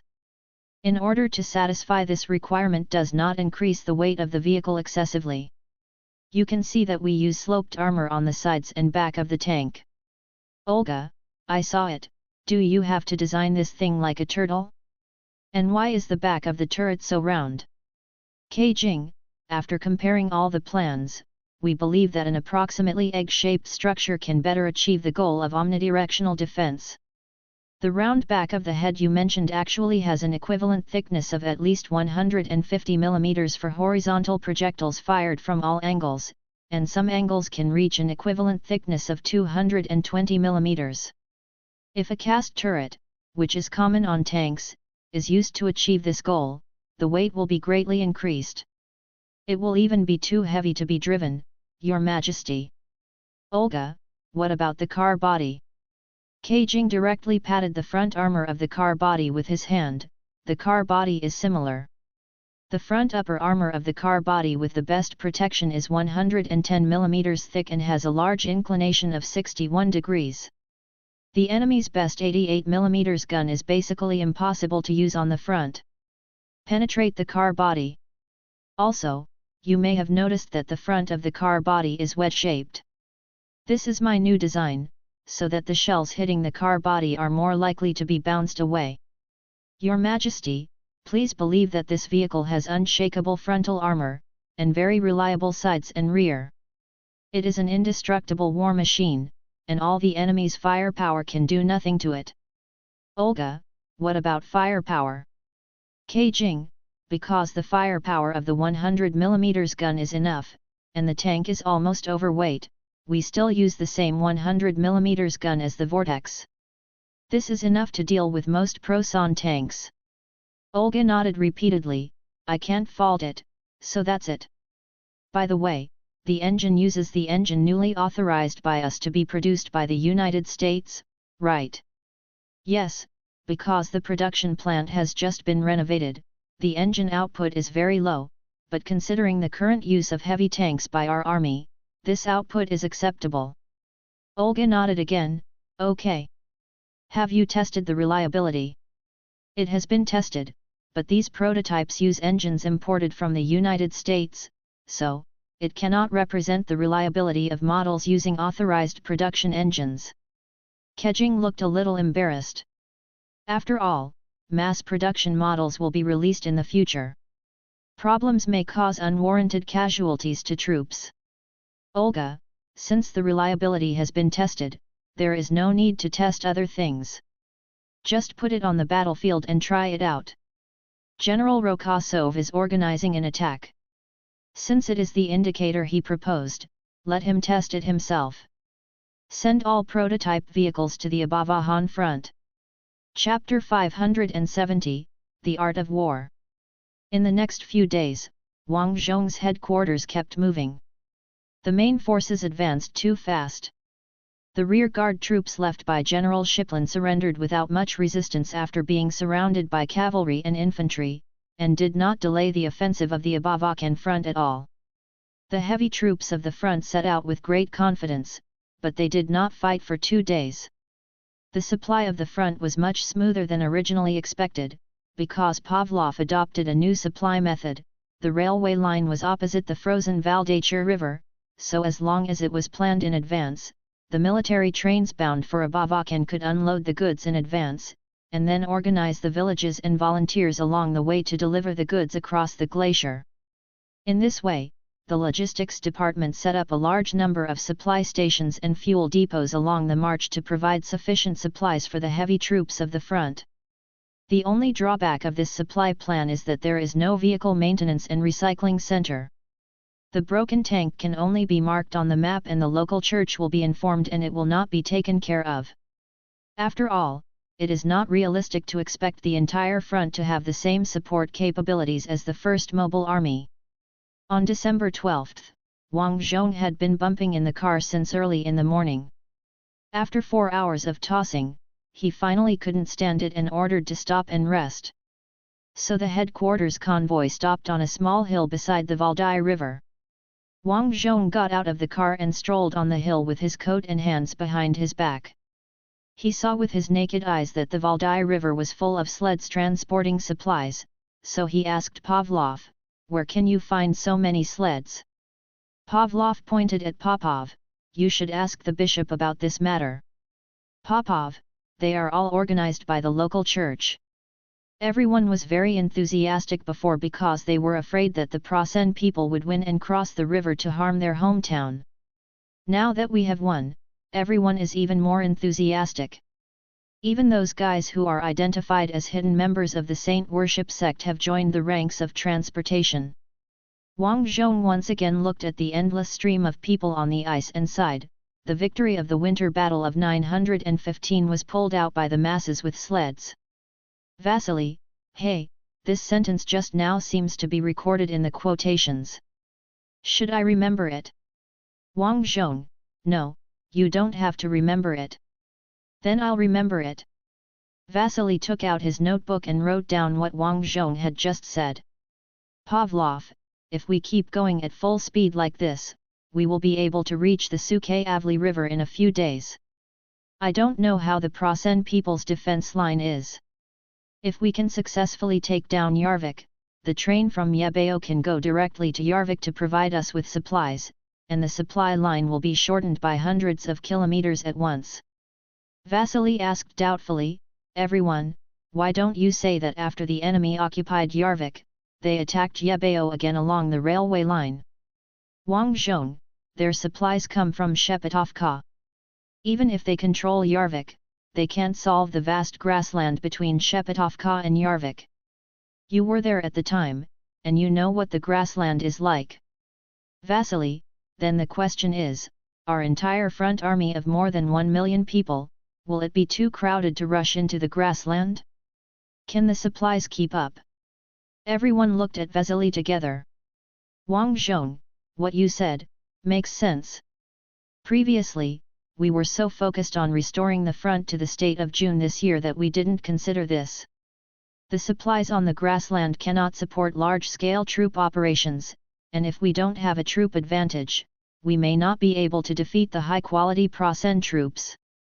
Popov, during the summer campaign, our 1st Mobile Army was able to recapture Yeysk by taking advantage of the time before the enemy's main force arrived, and some clever tactics.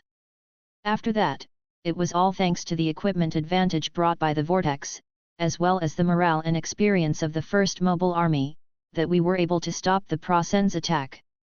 Wang Zhong thought about it, and it seemed to be true. Pavlov, in fact, recapture Yarvik is already good. This is the end of the winter campaign, and it is also good to wait for the end of the muddy period before fighting again. Wang Zhong, we have to think about the problem from the perspective of the Prasen people. What do you think the Prasen people will use to solve the transportation problem from Shepetovka to Yarvik? Pavlov fell into deep thought. Vesely raised his hand. Professor, I have an idea. Go ahead. Wang Zhong responded. He is the dean of the Suvorov Military Academy and naturally one of the professors. Vesely, based on my observation of the prosons in the past year, I think they will build roads. Yes, it is the same on Earth. Because the Russians' infrastructure was too poor, Sandeza suffered a big loss in 1941, so Sandeza made up his mind to build a lot of high-standard roads, which were almost completed by the beginning of 1943. Then the Russians fought back. After fighting Kursk, the Russians rushed into their homeland and found, hey, are the roads in my hometown so good? Oh, it's too fast. Trucks can even race with Stukas on this road. This has also become a topic of great interest for enthusiasts who study the history of the Eastern Front in the future. Wang Zhong patted Vesely on the shoulder. Yes, they will build roads. We can capture Yarvik and face the enemy across the river. We can wait for the enemy to build the road before counterattacking. Pavlov, although you and I have heard of many outrageous tactics, I never thought of waiting for the enemy to build a road. Wang Zhong smiled and continued, but the winter campaign cannot stop at Yarvik. At our current advancement speed, as long as we don't get stuck under the city of Yarvik, we can even capture the city before Christmas, I mean Christmas on the Gregorian calendar. There is still so much time until the mud period next year, and the million-strong army does not have much consumption. Stopping will delay the war. Since we are not attacking Shepetovka, we can consider occupying Yarvik and establishing a defensive line. Turn left to attack Bolsk, and then recapture the coastal fortress. Vesely took out the small map he brought with him, looked at it, and shouted, then don't we surround Army Group A? If they want to escape, they can only conduct a sea retreat like Dunkirk. Wang Zhong, that's it. We want to pretend to attack Shepetovka, but in fact the troops turn left. Pavlov, God, could you think better of it first and stop slapping your head on the battlefield? Now I have to make a new plan overnight. Wang Zhong, I believe in your ability. And you have so many staff members now, you can definitely do it. After saying that, he suddenly remembered that at the most critical moment, he ordered his staff and headquarters logistics to go to the front line and charge with him to kill the enemy. It seems that a third of the staff was sacrificed, including Yakov. So he looked at Pavlov with an apologetic look. I'm sorry, I forgot about it for a moment. Pavlov, I know, you asked Yakov to make coffee for you last time. I will make a plan, don't worry. But, I don't quite understand why you want to attack Shepetovka. The enemy has been deceived by you again and again, and they won't believe it. Wang Zhong, no, think about the surrendered Marshal Frederick's evaluation of Emperor Prosen. This time the Emperor will be self-righteous and clever to see through me. He has been played by me before, and he must have deliberately wanted to defeat me once and regain your position. Moreover, logically speaking, it is very difficult for a large corps to cross the vast steppe to attack Shepetovka, so we can only use smaller local clusters, but we have no advantage in small clusters. His Majesty the Emperor's advisors will tell him with all their heart that it cannot be Shepetovka, just as they objected to crossing the Ardennes forest before. Wang Zhong showed a sly smile. He will think that Shepetovka is the main direction of attack. Vesely, I studied the ancient military book of Saris that the general highly praised. This is called the deceitful way of a soldier, right? Wang Zhong, that's right. The most advanced art of war is the art of knowing the opponent's general. So we have to make a big show of attacking Shepetovka. We can use the same tactics we used once and find a weapon. The corpse was disguised as a correspondent heading to Shepetovka to deliver orders to the guerrillas, parachuted and dropped into enemy-occupied territory. Vesely smiled, are you doing this again? I'm familiar with it.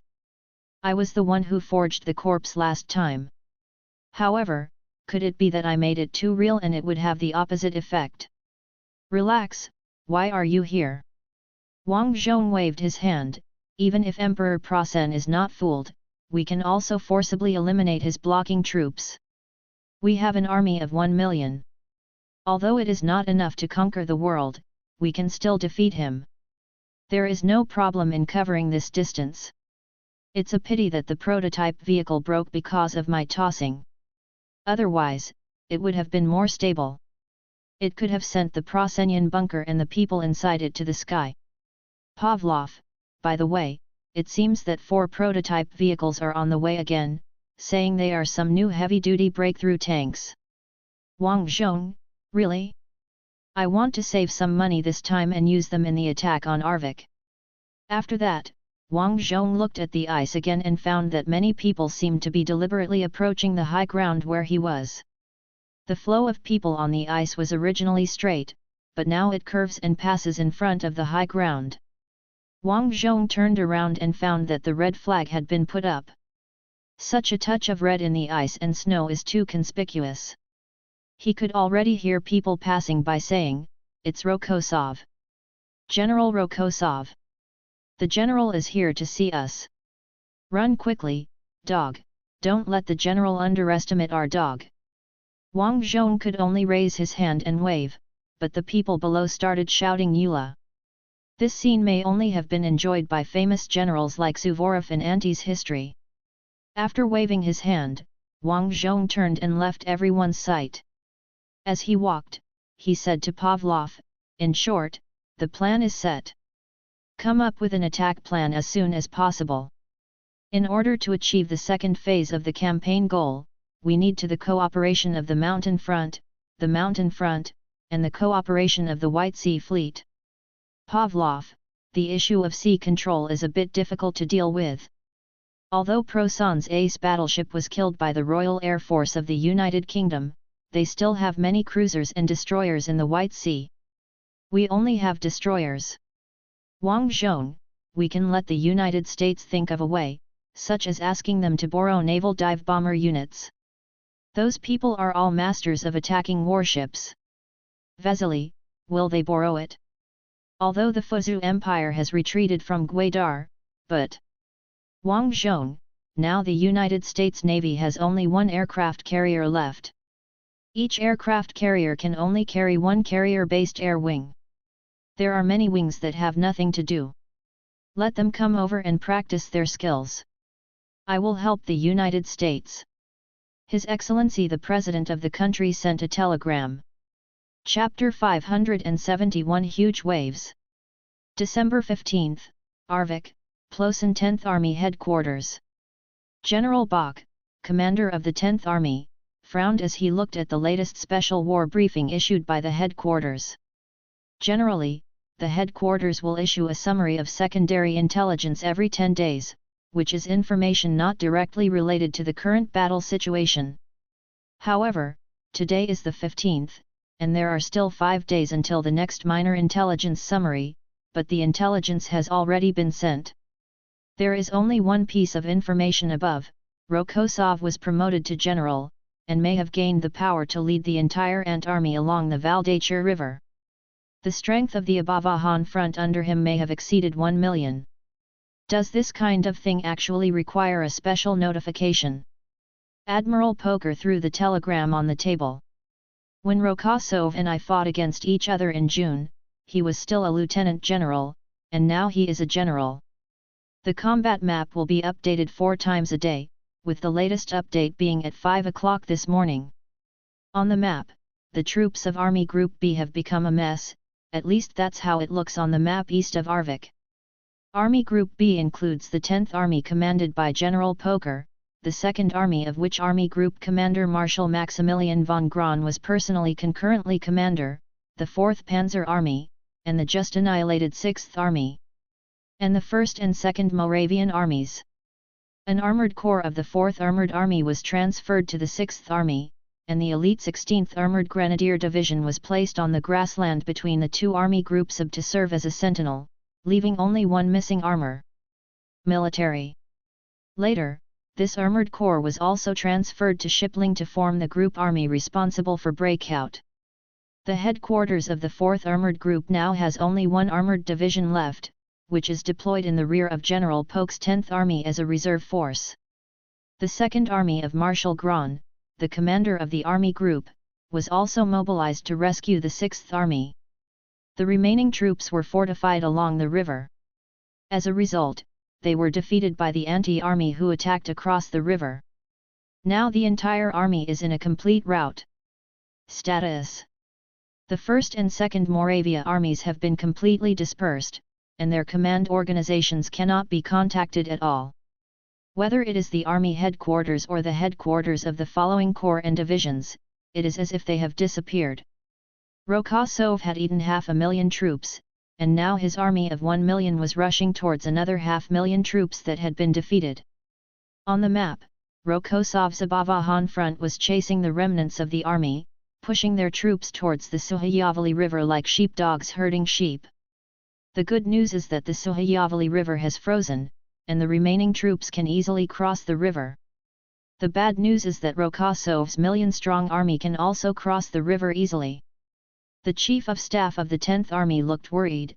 In June, Rokosov only had 100,000 troops. Counting the troops that were added later, there were only 300,000 troops. Now he leads more than 1 million troops. They are coming, but our losses in June and July have not yet been replenished. This is mainly because the training time for Prosan recruits is long. Even basic infantry soldiers need to train for 6 months to ensure that they master the skills and qualifications before they are sent to the army to become a supplementary soldier. General Poker, don't panic, we have fortifications this time. So far, the Ant people's performance in attacking fortifications is not ideal. They have been attacking the defense line of Army Group Center for many days, and they have not yet opened up the situation. The Chief of Staff sighed, we can only believe in the fortifications we have built over the past few months. Wang Zhong, why did you send my new tank to Novorossiysk? Pavlov, because this is the closest to Yarvik among the sites still under our control. There is a railway from Yarvik to Yarvik, and now the part of this railway close to Yarvik is naturally controlled by the Prosan people. Pavlov, once we regain control of the railway, the train carrying your tanks can start moving forward, and we are approaching Yarvik, and the train is approaching. By the way, controlling the railway first can greatly reduce our supply pressure. After that, most of our supply needs can be met by the railway, and the 2 million civilians who follow us can take their money and go home. I mean, most of them go home. We need some middle-aged laborers to unload the trains. Wang Zhong, well, your plan is very reasonable, I approve it. I have carried out this because I know you will not object. Vesely, we haven't seen each other for half a year. Isn't this interaction between the two of you just the love talk of a young couple? Pavlov glanced at Vesely, Commander is young and handsome, but look at what I look like after having several children. Do you think it is appropriate to say this? Popov, Vesely, it seems you want to test your own dung-picking skills. Vesely, I am now directing the crucial operation to deceive the enemy. I am making fake corpses. Extracting feces will affect the progress. Wang Zhong, what did you learn at Suvorov Military Academy? Staff officer, a little bit of command. There are also homework on the map, mainly on the map. Vesely spread his hands, it will hardly help me in my current task. Popov looked at Wang Zhong, what do you think, Dean of Suvorov Military Academy Dovelich? Wang Zhong, it's better to pick up manure as punishment, but you can wait until the task of bullying the enemy is completed before doing it. At the same time, Private Hans of the 2nd Battalion, 411th Regiment, 51st Infantry Division, 11th Infantry Corps, felt that he could no longer walk. The moment he felt this, his legs gave out and he was about to fall down, but was pulled up by the sergeant beside him. Hold on, boy. The sergeant had a strong Baton accent. If you fall down here, you will never get up again. Think of your wife and children. I'm only 18, said the private. Sergeant, what's wrong with being 18? You should be able to get married at 18, but you didn't get married before going to the battlefield? No, that's not good. Private, I'm too tired to talk. You should say it at this time, it can make you forget your tiredness. The sergeant said, you have a girl you like, right? If she likes you too, if you die in a foreign country like this, to her. Private, it's because I might die in a foreign country, so I can't tell him. That's right, too. The sergeant looked forward, his eyes unfocused and he didn't know what he was looking at. Suddenly, he said, do you know? We may have to retreat like this often in the future, retreating and retreating back to the empire. By then, women will continue to sell their bodies in order to survive, just like when we occupied women in those countries do that. You know, in the Low Countries, all you need to sleep with a woman is a carton of eggs. Something like this will one day happen in the empire, to the women of the empire, to yours. It won't be easy for her after you die. We were dazzled by our previous victories. We have already made a big mistake. The private was silent and clenched his teeth. At this time, someone from behind shouted, the enemy is coming, the enemy cavalry is coming. The sergeant immediately patted the private on the back, quick, find a bunker and hide. The cavalry's saber is not good at cutting down people squatting against the bunker. The private looked at the surrounding snowfield blankly, where is the bunker? The sergeant was also questioned. They had a truck a few days ago and could use it as a bunker. But these days, the trucks have either been blown up or have burned out and been thrown away. The entire infantry division has no vehicles, and now it is still a place with no front or back. As far as the eye could see were snowfields, and the billowing white dust in the distance was recognized even by the private who was on the battlefield for the first time. That was the snow raised by the enemy's cavalry running wildly on the snowy field. The order came through, squat down on the spot and organize shooting. The sergeant immediately ran to the squad machine gunner, I'll be your machine gun stand. Don't put it in the snow, otherwise you won't be able to see anything. Put it on my back. As he spoke, he squatted down, and the machine gunner immediately put the gun on his back. He also held the machine gun's bipod with both hands over his shoulders to keep the gun steady. Machine gunner, don't raise your head, sergeant. If you raise your head will be shattered. Shoot your machine gun. The most I can do is get my hair set on fire by the muzzle flash. As soon as he finished speaking, a small group of cavalry appeared in the field of vision. The leader was followed by a flag bearer, holding a retro pennant. This was the standard equipment of the cavalry in the flintlock era, and even each cavalry had this on their spears. A pennant. The next moment, rows of cavalry appeared. All the cavalry were wearing black cloaks, and they looked like huge black waves rolling across the silvery snowfield. Seeing this scene, the private's hands began to shake and his breathing became rapid. The cavalrymen drew their sabers. The bright sabers reflected the sunlight and looked like lightsabers. They began to shout, Eula! Prasen responded with machine guns. The 51st Infantry Division has just been equipped with the latest machine guns, which fire very fast. When shooting, the sound is like tearing canvas, so it is also nicknamed the cloth tearer. The cavalryman who rushed at the front was knocked down, fell off his horse, and somersaulted on the snow due to the impact. The private fired desperately, but from the third time on, he forgot to pull the trigger. Every time he pulled the bolt, he immediately continued to pull the bolt, letting the unfired bullets fly out of the chamber. In this way, he fired a magazine. The enemy also rushed forward. Facing the light of the saber, the private dodged subconsciously, but hit the chest of the military horse and flew directly out. When he landed, he felt no pain due to the cushion of snow, but then the horse passed by him and stepped on his stomach with a hoof. The private soldier spurted out a mouthful of blood, instinctively knowing that his end was coming. In the last moments of his life, only the sound of machine guns still ringing around him could provide a little solace. The next moment the grenade exploded and the sound of machine gun fire stopped abruptly. The sound of the machine gun faded away, and the previously masked sound penetrated the ears. The sounds of sabers chopping off skulls, sounds of begging for mercy, and sounds of crying. Suddenly, the private heard someone shouting, "Mom!" He also shouted with his last strength, "Mom!" Chapter 572, Different from KV, Different. December 16, on the west bank of the Suke-Avli River, in front of the approach bridge on the west side of the Yarvik Bridge. General Bach, commander of the 10th Army of Plassen, and the commander of the 11th Armored Army under the army received the newly added tanks together. Bach looked at the tank troops lined up in a row and asked the captain of the transport team, "How many tanks have been added to us?" 60 Type 4s, General. The captain replied.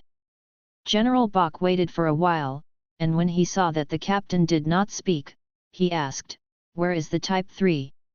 The Type 3 tank has been discontinued, and the body production line has been transformed to produce the Type 3 assault gun. The extra turrets are now either used as spare parts or placed on the defense line around Igsukov as fixed turrets." The transport captain replied. General Bach said "Oh," vaguely feeling that he seemed to have missed something. At this time, the commander of the 11th Armored Corps asked, "Are there 60 tanks for a division?" "No, there are 60 in total, and 20 are broken on the road. They can only come after they are repaired." The transport team leader looked embarrassed. "This road is too difficult to travel, and the maneuvering distance is long." Admiral Bach then remembered that he had forgotten to care about the total number of tanks.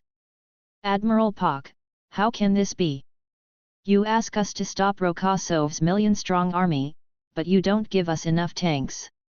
How can we stop them?" The Armored Corps commander comforted him, "It's okay. We only got a few tanks at the end of last year. We had to repair the destroyed tanks to make up for the losses. Now I can get 60 long-barreled Type 4 tanks. I am satisfied. I mean, after all the tanks are repaired and delivered, 60 tanks." Admiral Bach's face was livid. "This way we can't fight Rokosov in the wilderness. His army has a large number of new tank destroyers. I have suffered enough from these new destroyers in Yeysk before." After saying this, Admiral Bach looked unhappy and added, "The propaganda minister always says that our technology is the best in the world, but now we can't do anything about the new assault guns of the inferior race. We can only lengthen the barrel of the Type 4 tank." Everyone present was terrified and looked at the military police nearby. Several military policemen pretended to look at the scenery, as if they had not heard the general's question at all. The Armored Corps commander comforted, "New artillery or tanks need time to design and produce, and currently only Rokosov's troops have a relatively large number of new assault guns, which have not yet made a decisive impact." "Admiral Bach, I heard from the defeated soldiers that Rokosov used another urban assault weapon, which was powerful and effective. Before that weapon was destroyed by our army, actually it broke down, we lost many support points. I have also heard such rumors, but maybe it is an excuse for the defeated soldiers to exonerate themselves. I hope so." Admiral Bach sighed and watched his men receive these brand new tanks. "I have decided to shrink the defense, withdraw the troops from the wilderness, and hold on to the strong fortifications and wait for help." "Yes." The adjutant replied, "I will convey your order now." Later that day, outside the defense circle of the suburbs of Yarvik, the 10th Army of Prussia.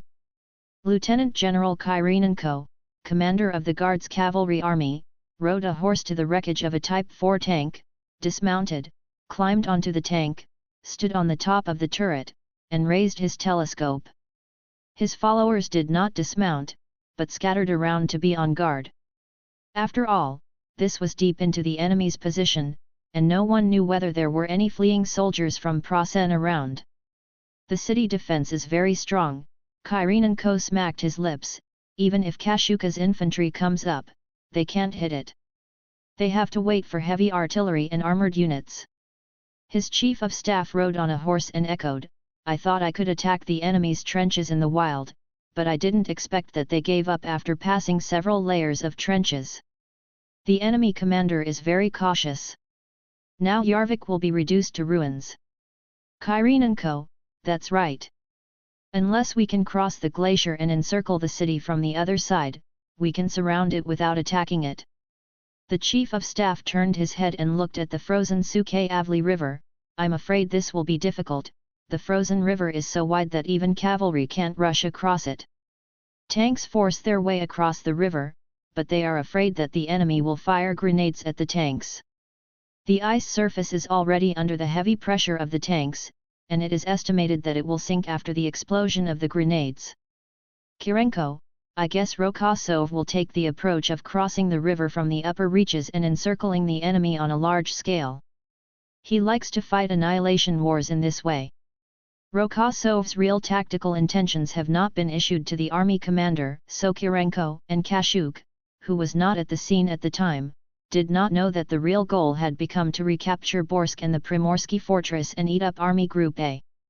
Kyrenenko continued to use the telescope to look at the enemy's impregnable defense.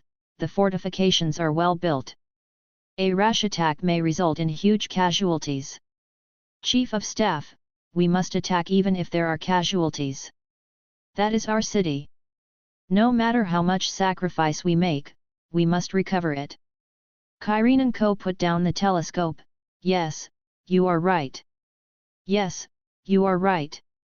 Wang Zhong said to Amelia, if we cannot regain control of the White Sea, the enemy can escape even if we complete the land encirclement. It is too late to build warships now, and our main shipbuilding centers on the White Sea have been lost. We must rely on the air power of the United States and the United Kingdom. Amelia, our naval aviation only has backward biplanes like Swordfish. This old-fashioned aircraft is nothing compared to the Plauson fighter. You can only look forward to the United States naval aviation, which has been fighting with the Fuzhou Empire for a year. Wang Zhong, I have sent a telegram to the President of the United States, but there is no reply yet. At this time, the jeep they were riding in stopped in front of the new Rosk station. Wang Zhong got off the car immediately, and without turning back to help Amelia open the door, he rushed up the steps of the station excitedly. Amelia could only helplessly open the car door herself, got off the car and hurried to catch up with Wang Zhong. After entering the station, Wang Zhong saw the military train parked on the waiting track at a glance, with 4 heavy tanks fixed on the flatbed. When he saw the appearance of the tank and the side projection, Wang Zhong was ecstatic. He was too familiar with this shape. Is 3. Players of World of Tanks and War Thunder like to call him Gang 3, CI Dad 3, etc. But after a closer look, Wang Zhong found some differences. First, the gun is a little thinner. After all, the data shows that it is equipped with a 100 mm gun. Then the diameter of the turret seems to have shrunk a little. After all, the gun is smaller, which reduces the space occupied. However, the firepower of the 100 mm gun is enough. Even if it encounters a king tiger, it can fight. At most, it can rely on the thick armor to rush to the face of the king tiger and take it away with one shot. Wang Zhong happily rushed towards the tank, but was stopped. He turned his head with anger. Who dares to stop me? Didn't you see my rank? I am a general, do you understand? Chief Engineer Ke Jing, I know. I'm sorry, but I want to introduce it to you. Wang Zhong, I know, frontal defense. He reported the data of -3 like a dish. Just kidding, how many years have you played War Thunder and World of Tanks? You can recite it by heart. Then Chief Engineer Ke Jing's face fell. This. You want such a high defense? This. Wang Zhong frowned. How is the defense of this thing you designed? Ke Jing handed the armor distribution map in his hand to Wang Zhong. It looks like this. Wang Zhong took a closer look and found that the overall armor thickness of the Gang 3 in front of him was about 20% thinner than the Earth's Gang 3. Only the front defense was very close to the Earth's Gang 3. In addition, the armor tilt angle is also different. Most of the tilt angles of this thing in front of him are larger than the Earth's Gang 3. Maybe because there is no need to install such a large gun, the turret space has been improved, and the tilt angle can continue to be adjusted, which makes the tank soldiers suffer. Wang Zhong, very good, this defense also meets my needs. Suddenly, he thought of one thing. This thing has so much less armor than Gang 3, and the gun caliber is also smaller. Will it be lighter? Then will the mobility be better? He hurriedly asked Ke Jing, how fast can this thing go on the road? 50 km per hour. Ke Jing said, but it is not recommended to run so fast, the tracks and gearbox are prone to failure. It can reach 30 km per hour when off-road. Wang Zhong, is this a heavy tank? Ke Jing, yes, it is the same weight as KV, but we installed the engine from the United States. These prototypes use imported engines, and mass-produced vehicles will use the same model of engines produced under license. The increase in speed is mainly due to the increase in horsepower, which is 720 horsepower. Wang Zhong was overjoyed, great, this is the heavy tank I want. It is basically immune to the anti-tank firepower of the Prasen people, at least now. As long as it is not approached by infantry and thrown with Molotov cocktails, it doesn't matter even if it enters the city. This thing is different from KV. Different. We need it to fight a city siege now. After the siege, we can basically determine where the problem is. You must modify it as soon as possible and strive for early mass production. Chief Engineer Ke Jing, will you personally command one of them? Wang Zhong, of course. No.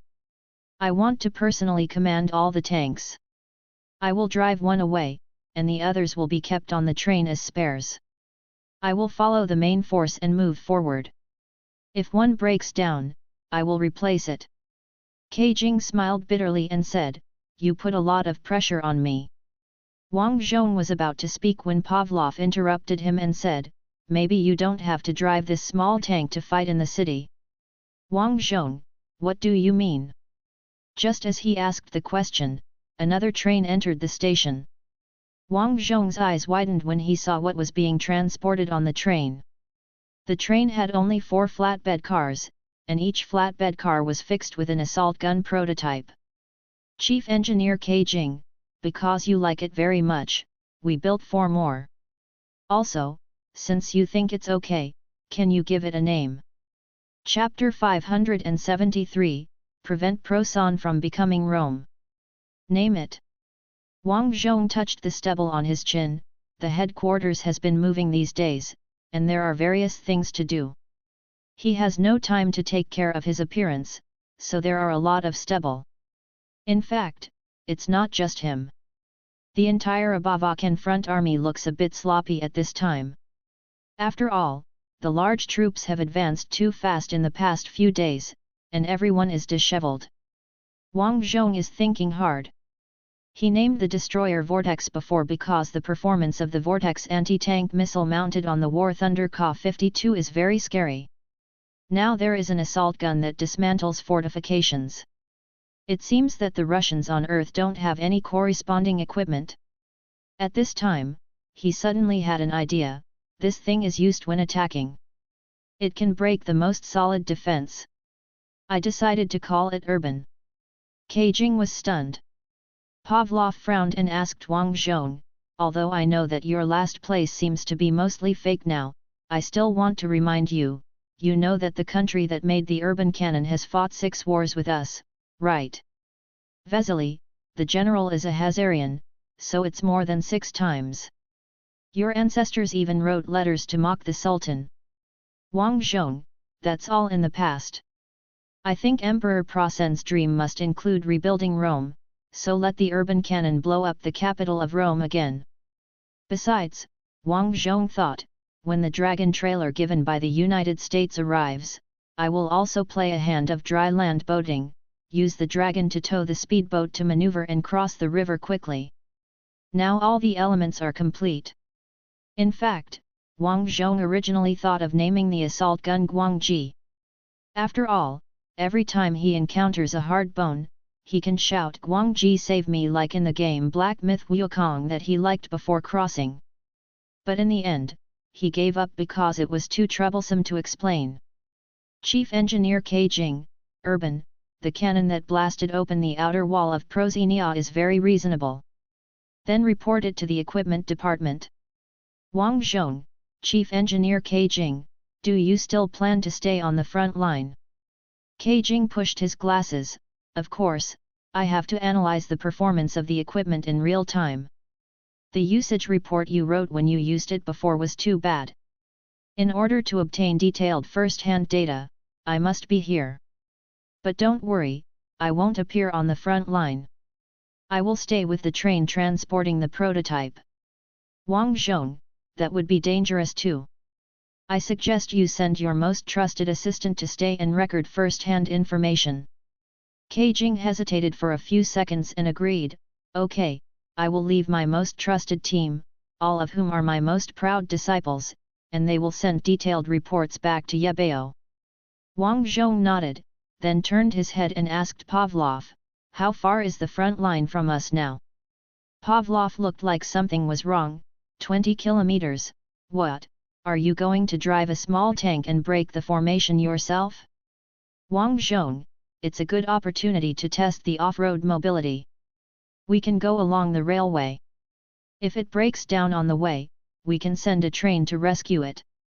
Pavlov shook his head, okay, go ahead. I just looked at the armor value on the table. There shouldn't be any problems.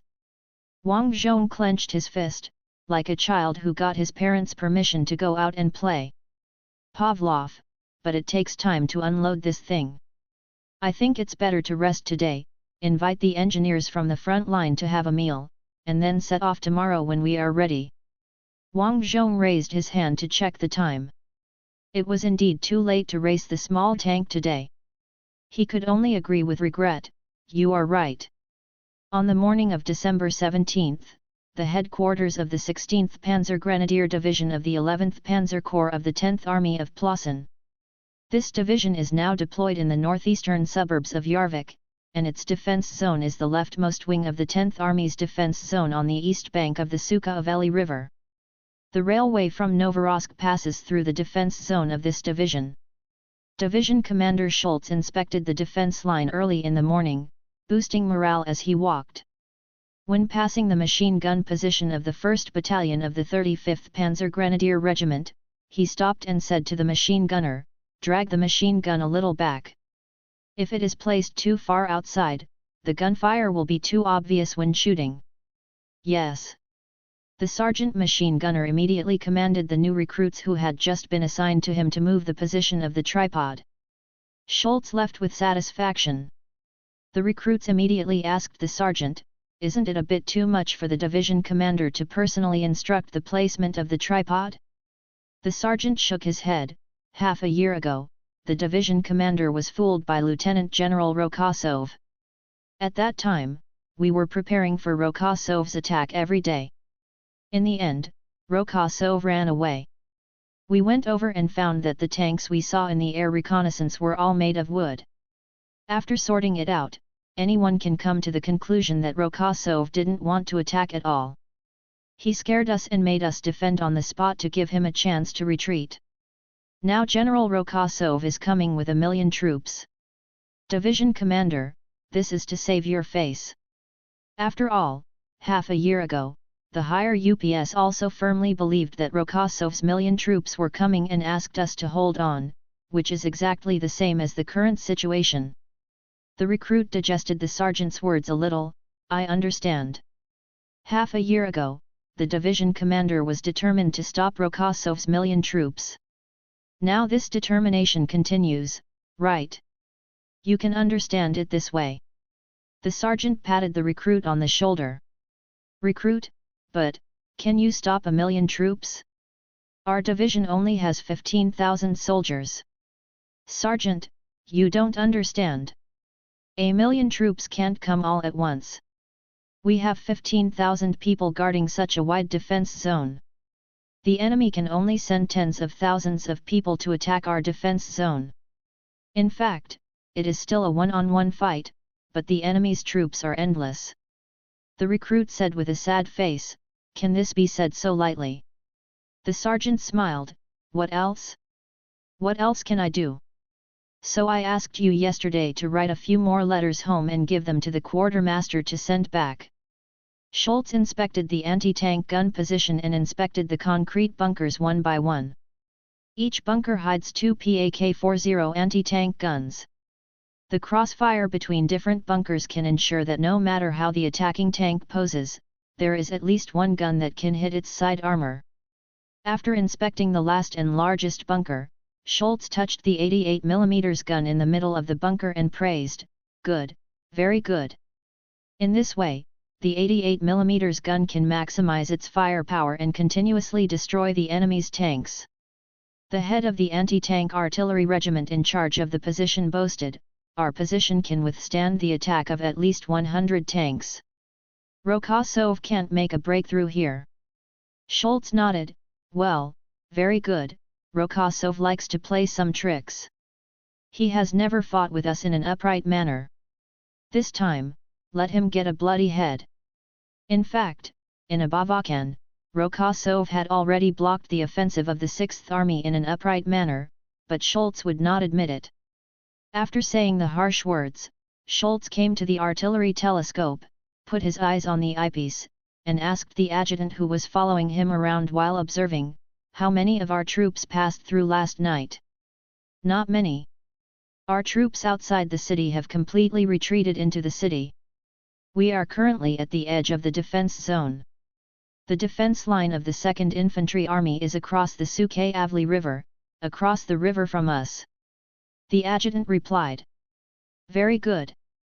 Schultz slightly turned the artillery telescope to make sure that there was no trace of the enemy in front, and then returned the observation position to the artillery observer. He turned around and said to the adjutant with his hands behind his back, "Rokosov's troops have probably been running day and night for too long, and they are as tired as the remnants of the 2nd Army. He may need to rest for a week before launching an attack. We can continue to strengthen our defense. The longer he rests, the higher the cost of taking our position." As soon as the voice fell, the roar of the engine came from outside. Schultz identified it and immediately found that the sound came from the northeast. He immediately pushed the artillery observer away, his eyes pressed against the eyepiece, and then he looked at the white smoke rising on the horizon. That was the tank troops that had deployed the attack formation and were moving in. Schultz frowned. How is it possible? How could Rokosov attack without artillery preparation? Adjutant, is it a scam? Trick us into entering the position before artillery preparation. Schultz thought about it and order the soldiers whose combat positions are not in the bunker to continue hiding in the anti-artillery caves, and order all the people in the bunker to prepare for battle. The commander of the anti-tank artillery regiment, who had just said that Rokosov could not make a breakthrough here, immediately shouted, "Prepare for battle! Move quickly, you pigs! Ring the battle bell!" The bell rang in the bunker and the passage below the bunker. The Proson gunner who was still in the dormitory ran out of the dormitory quickly and ran to the battle position. The elevator for transporting artillery shells rose from the ammunition depot at the bottom and was then moved to each artillery position. While the soldiers were preparing for battle, Schultz continued to observe the snowfield with the gun mirror. The enemy tanks appeared. Although these tanks were far away and only had a vague outline in the gun mirror, Schultz still recognized them as old friends T-34 tanks. Very good, they are all garbage that PAK-40 can deal with at a long distance. Schultz said happily, the ants will be beaten to a pulp here again. Rokosov really didn't learn the tactics of General Gorky, which is a great help. The Supreme Command of Proson had summarized the flooding tactics initiated by General Gorky and sent the summary report to the colonels and generals. Schultz naturally read the report carefully. Schultz, if Rokosov also adopted that tactic, with the strength and guard width of our army, he would soon break through. Suddenly, his words stopped. Because he saw an outline that was completely different from the T-34 and KV series. No, there are two silhouettes. One looks like a giant turtle, and the other is square-headed and angular. Schultz, what the hell is that? Chapter 574 Hammer. Wang Zhong sat in his new tank and said to his old partner, the gunner Alexander, this new tank is much more stable than the T-34. When the T-34 moves forward quickly, even with a leather hat, its head is full of bumps. Alexander's voice came from the earphones, indeed. Moreover, the designer also considered the convenience of changing the equipment. The operating levers are all the same as those of the T-34. People who are used to driving the T-34W can just come in and drive it. No, the driver said, it's different here. I'm stuffed into the aero bulge in front of me all by myself. The space is much smaller. Even Mao Zedong feels that the space is too small, so it must be really small. Wang Zhong, remember to tell Kejing's chief engineer when you get back. The new tank eliminates the machine gun shooter and reduces the number of members to 4. As a result, the new tank is slightly inferior in anti-infantry performance. After all, it only has a coaxial machine gun in the turret and an anti-aircraft machine gun on the top of the turret. The benefits of this are also obvious. There is no hole in the front of the car body, and the complete armor plate has stronger penetration resistance. With the accumulation of heavy tanks, Chief Engineer Kejing went back to change the design and concentrate the protection on the front. Maybe it would be a 30-ton egg-shaped turret medium tank. When the time comes for the T-54 to fight the Leopard, it will be picturesque just thinking about it. However, Wang Zhong thought that the Tiger prototype had been smashed by the vortex. Maybe the Tiger would not appear on the scene. He didn't know what the stimulated proscenions would come up with. Just as he was thinking about it, he suddenly saw a bright red color in his bird's eye view. So he immediately grabbed the phone and shouted, "Stop!" The tank braked suddenly and stopped, and the slender 100mm gun shook up and down a few times. Kejing said that Yebeo's scientific research team was reverse engineering the simple stabilizing device on the United States Sherman tank, but the current imitation was not very effective and would only increase the weight of the tank, so he did not use it. Anyway, most of the time heavy tanks stop and shoot, and there is no need to pursue high-speed movement and emergency stop shooting like medium tanks, so it should not have a big impact. Wang Zhong raised the telescope and struck a pose, then switched to an overhead perspective, watching the enemies highlighted in red busy on the battlefield. Weird. He said subconsciously, then quickly shut up. The enemy only moved in the bunker and did not enter the trenches. Could it be that the enemy was afraid that I would launch artillery fire after entering the trench? However, I am just anxious to use a new tank this time. The rapid advance of the Abavahan front brought many consequences, including the failure of the heavy artillery to keep up. It was exactly the same problem that Plozhen's army encountered when the war just started in 914. But Wang Zhong thought, the heavy artillery has not kept up, but the new heavy armor has. So why not try to see the quality of the new tanks while the heavy artillery has not kept up, and then use the urban cannon to destroy the exposed positions. Enemy bunkers are sent to the sky. Yes, the other T-34s did not intend to attack. They all stopped 2.5 kilometers away from the Prosan defense line according to Wang Zhong's order. After observing for more than 10 seconds, Wang Zhong was convinced that there were only PAK-40 and 88 guns on the enemy's position, and nothing more demonic or ghostly. If you think about it carefully, you can understand that until now, except for the vortex, the Prosens have never encountered an anti-armored unit that the 88 cannon and PAK-40 can't handle. The small number of vortexes makes it inconvenient to attack. At most, they can shoot against anti-tank gun groups in the wilderness.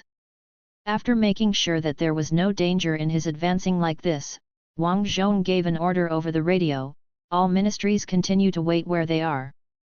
Urban 1, follow me and don't pass me. Understood, SI, White Wolf Davarich. The commander of Urban 1 almost said Commander Davarich. Wang Zhong patted the top armor of the turret, let's go. The tank roared to life, and its wide tracks drove across the snowfield, heading towards the position of the 16th Panzer Grenadier Division, with Urban 1 following closely behind. "What the hell?" Schultz almost shouted, "Is that a red flag? That's a fucking red flag! Rokosov is driving a tank we haven't seen yet and is rushing toward us. Anti-tank artillery regiment commander, that's great. When we enter the 2000-meter range, no, enter the 1500-meter range, the 88 gun will start firing, targeting Rokosov's new tank." "Yes." The operator responded loudly, and then began to turn the 88 gun, aiming the muzzle at the enemy who was still a silhouette at this time. The gunner asked doubtfully, "What kind of tank is that?" "It looks like a giant turtle." "It's something created by the ant people," Schultz said angrily. "How can a new tank be developed so quickly and just by blowing a breath?" "Impossible, it must be an improved version of the KV series. No matter what the KV, even if you change it, you can't withstand 88 guns. The artillery commander, load the armor-piercing bullets, hurry up. Once you get into range, keep firing. Even if it can block the first few hits, Ant's inferior armor will soon be penetrated due to metal fatigue." Schultz gave up his position to the artillery observer and lay on the bunker's firing port to look out. You can clearly see the outline of the new tank with the naked eye. It really looks like a turtle. Schultz suddenly realized that the tank's omnidirectional sloped armor had an excellent bulletproof appearance. "I just don't know how thick the armor of this tank is." The observer reported, 2,000 meters. The enemy passed the 2,000-meter target. "Fire!" the artillery commander shouted. The 88 gun fired, and the gunpowder gas that failed to escape from the bunker irritated Schultz's nasal cavity, but he didn't care about that. He lay on the shooting window and stared at the flying shells. The muzzle velocity of the 88 gun was very fast, and the distance of 2,000 meters was passed in a flash. Schultz watched the shell hit the front of the tank body, was bounced away, and drew an arc to the sky behind the tank, and he didn't know where it would fall. It didn't work. "Reload!" Schultz urged loudly, even drowning out the voice of the artillery commander. The loader shouted, "Over!" The artillery commander, "Fire!" The second round was fired again, and this time it hit the turret, and was still bounced away in a string of sparks. Schultz had a vague bad premonition. But he still urged the gunners to reload loudly. Although the fortress was in chaos, the artillery observer was still dutifully reporting the distance. "The enemy has passed the 1,500-meter target." "Schultz, stop it!" "Oh, hit the tracks, aim at the tracks." "Gunner, the snow is too thick, the tracks are almost blocked by the snow." "I'll try to fire one shot." While the gunner turned the crank to operate the cannon, the loader finished loading the next round and shouted, "Over!" The gunner opened fire.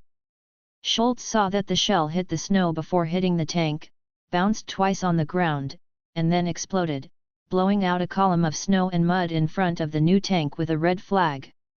At this time, the tank stopped. Schultz shouted in surprise, "It's penetrated." Then he saw the tank turret turn towards him. Then the muzzle blew up the snow on the ground, and the tank's body was suddenly covered. Schultz lay down directly. The next moment, the shock wave generated by the explosion sprayed in from the firing port, knocking down the gun telescope. The artillery observer who was observing with the gun telescope screamed and covered his eyes, probably because he was poked in the eye by the edge of the eyepiece. Schultz lay on the ground for a second, then looked up and found that the bunker was safe and sound, but dust kept falling from the ceiling. The artillery commander climbed up. "Don't be afraid, continue to operate the 88 gun. At this distance, the enemy looks at us, and the firing port is just a thin line. The poor artillery skills of the ants can't hit us. Keep shooting." Loader, over. Gunner, the enemy's artillery is too dusty, I can't find where the enemy is. Gunner, then fire at the snow and fog, hit the position just now, and bet that the enemy has not left. Gunner, yes. The 88 gun fired again. And maybe because the enemy tanks passed the 1,200 meter mark, the PAK-40 owned by the anti-tank regiment also opened fire, and shells continued to shoot into the snow and fog. The shooting lasted for 3 minutes, and Schultz shouted, "Stop! Everyone stop! Maybe the enemy tank has been destroyed, and Rokosov is dead." The shooting sound gradually subsided. The snow fog that had just blocked the view was gradually falling, and the turtle-shaped new tank was exposed to everyone again. It stopped there motionless. Schultz swallowed his saliva. Suddenly, the tank started to move, a lot of thick smoke spewed out of the exhaust port, and the steel tracks began to turn again. The moment it started, without Schultz's order, all anti-tank guns fired at it like crazy. The armor-piercing shells were constantly bounced off, leaving a string of sparks on the tank at most. The artillery commander suddenly shouted, "Hit the turret ring! Jam its turret! Then find a way to break the track! Anyway, stop him! Damn it!" Wang Zhong had just woken up from the coma caused by the shock, and heard the gunner shout, "Our turret ring is stuck, and the turret can't turn.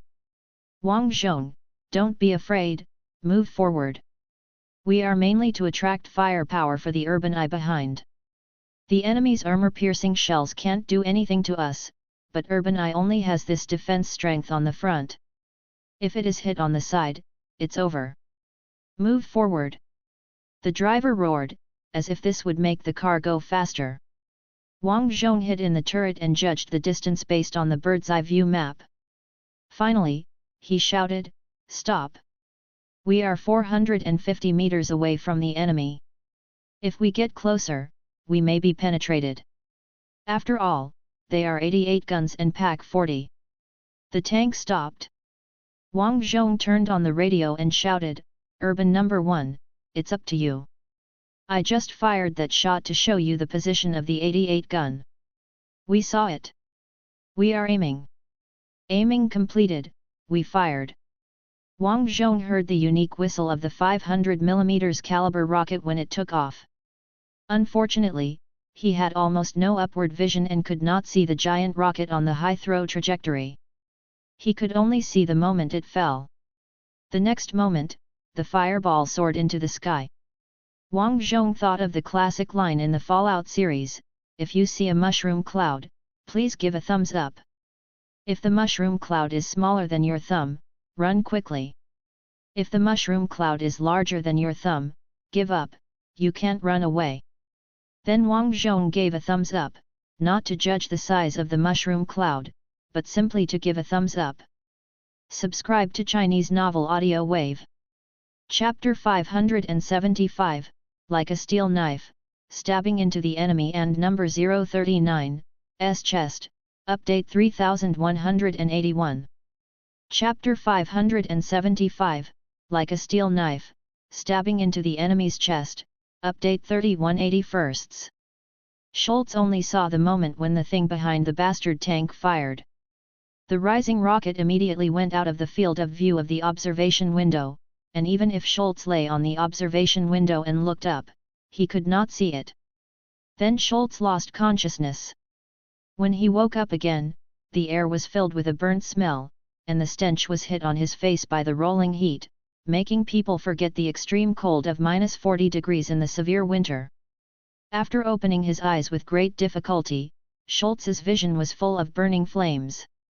Empty ammunition boxes were burning, human bodies were burning, everything was burning, except himself. He felt that the hot wind was blowing in the same direction, so he walked in that direction at this time. His head was still in an idle state, and he could not think at all. At this moment, someone grabbed his arm.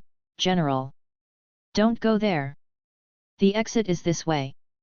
He turned around and found that it was the adjutant. The adjutant's head was injured, blood covered half of his face, and his clothes were all blood-stained. Schultz was dragged by the adjutant and left the bunker that had become a hell on earth.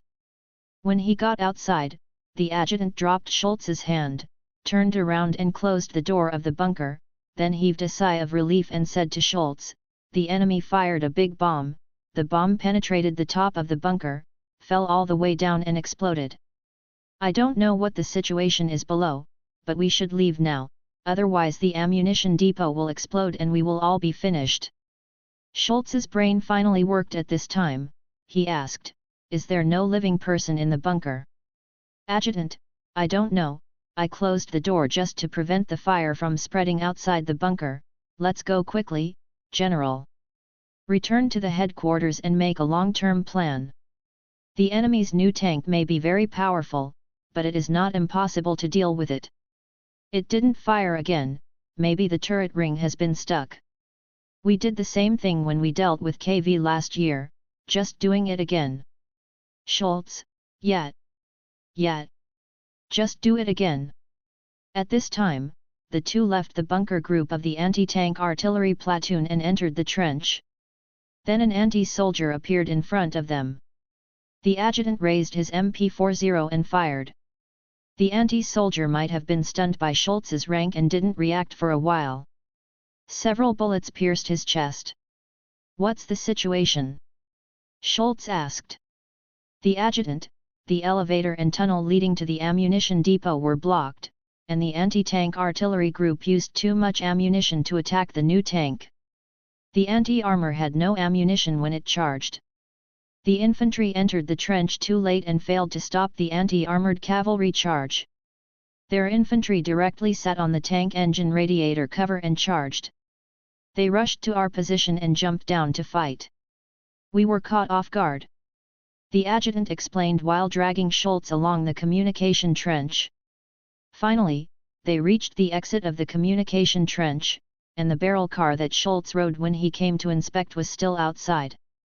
The adjutant opened the door of the back seat, pushed Schultz in, jumped into the driver's seat, started the car, and drove away. As a result, he saw two T-34 tanks and a group of anti-soldiers just after running a short distance. The anti-people did not realize that it was the Prasen people when they saw the barrel truck coming over in a swagger. When the barrel truck passed by them, the anti-people realized something was wrong and shouted.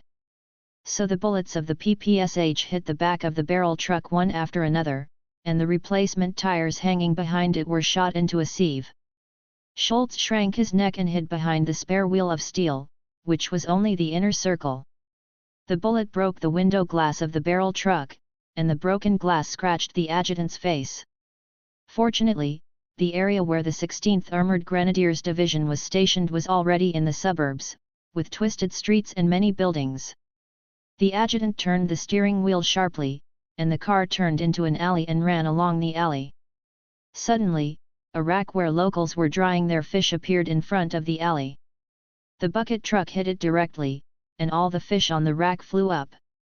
A salted fish that was almost cooked fell on Schultz's face. He licked it for some reason, and it was so salty that his teeth grimaced. The adjutant drove the bucket truck around in the alleys on the outskirts of the city, and when he jumped onto the street again, he actually arrived at the entrance of the division. The staff officers of the division were busy in front of two gasoline barrels that were on fire, constantly throwing documents and maps into the gasoline barrels. Schultz got out of the car and asked, "What are you doing?" The staff officers stopped and looked at Schultz, their eyes widened in surprise. "Go and call the chief of staff," said one of the staff officers. The chief of staff appeared immediately and was shocked to see Schultz. "I received a phone call from the front saying that you have been killed.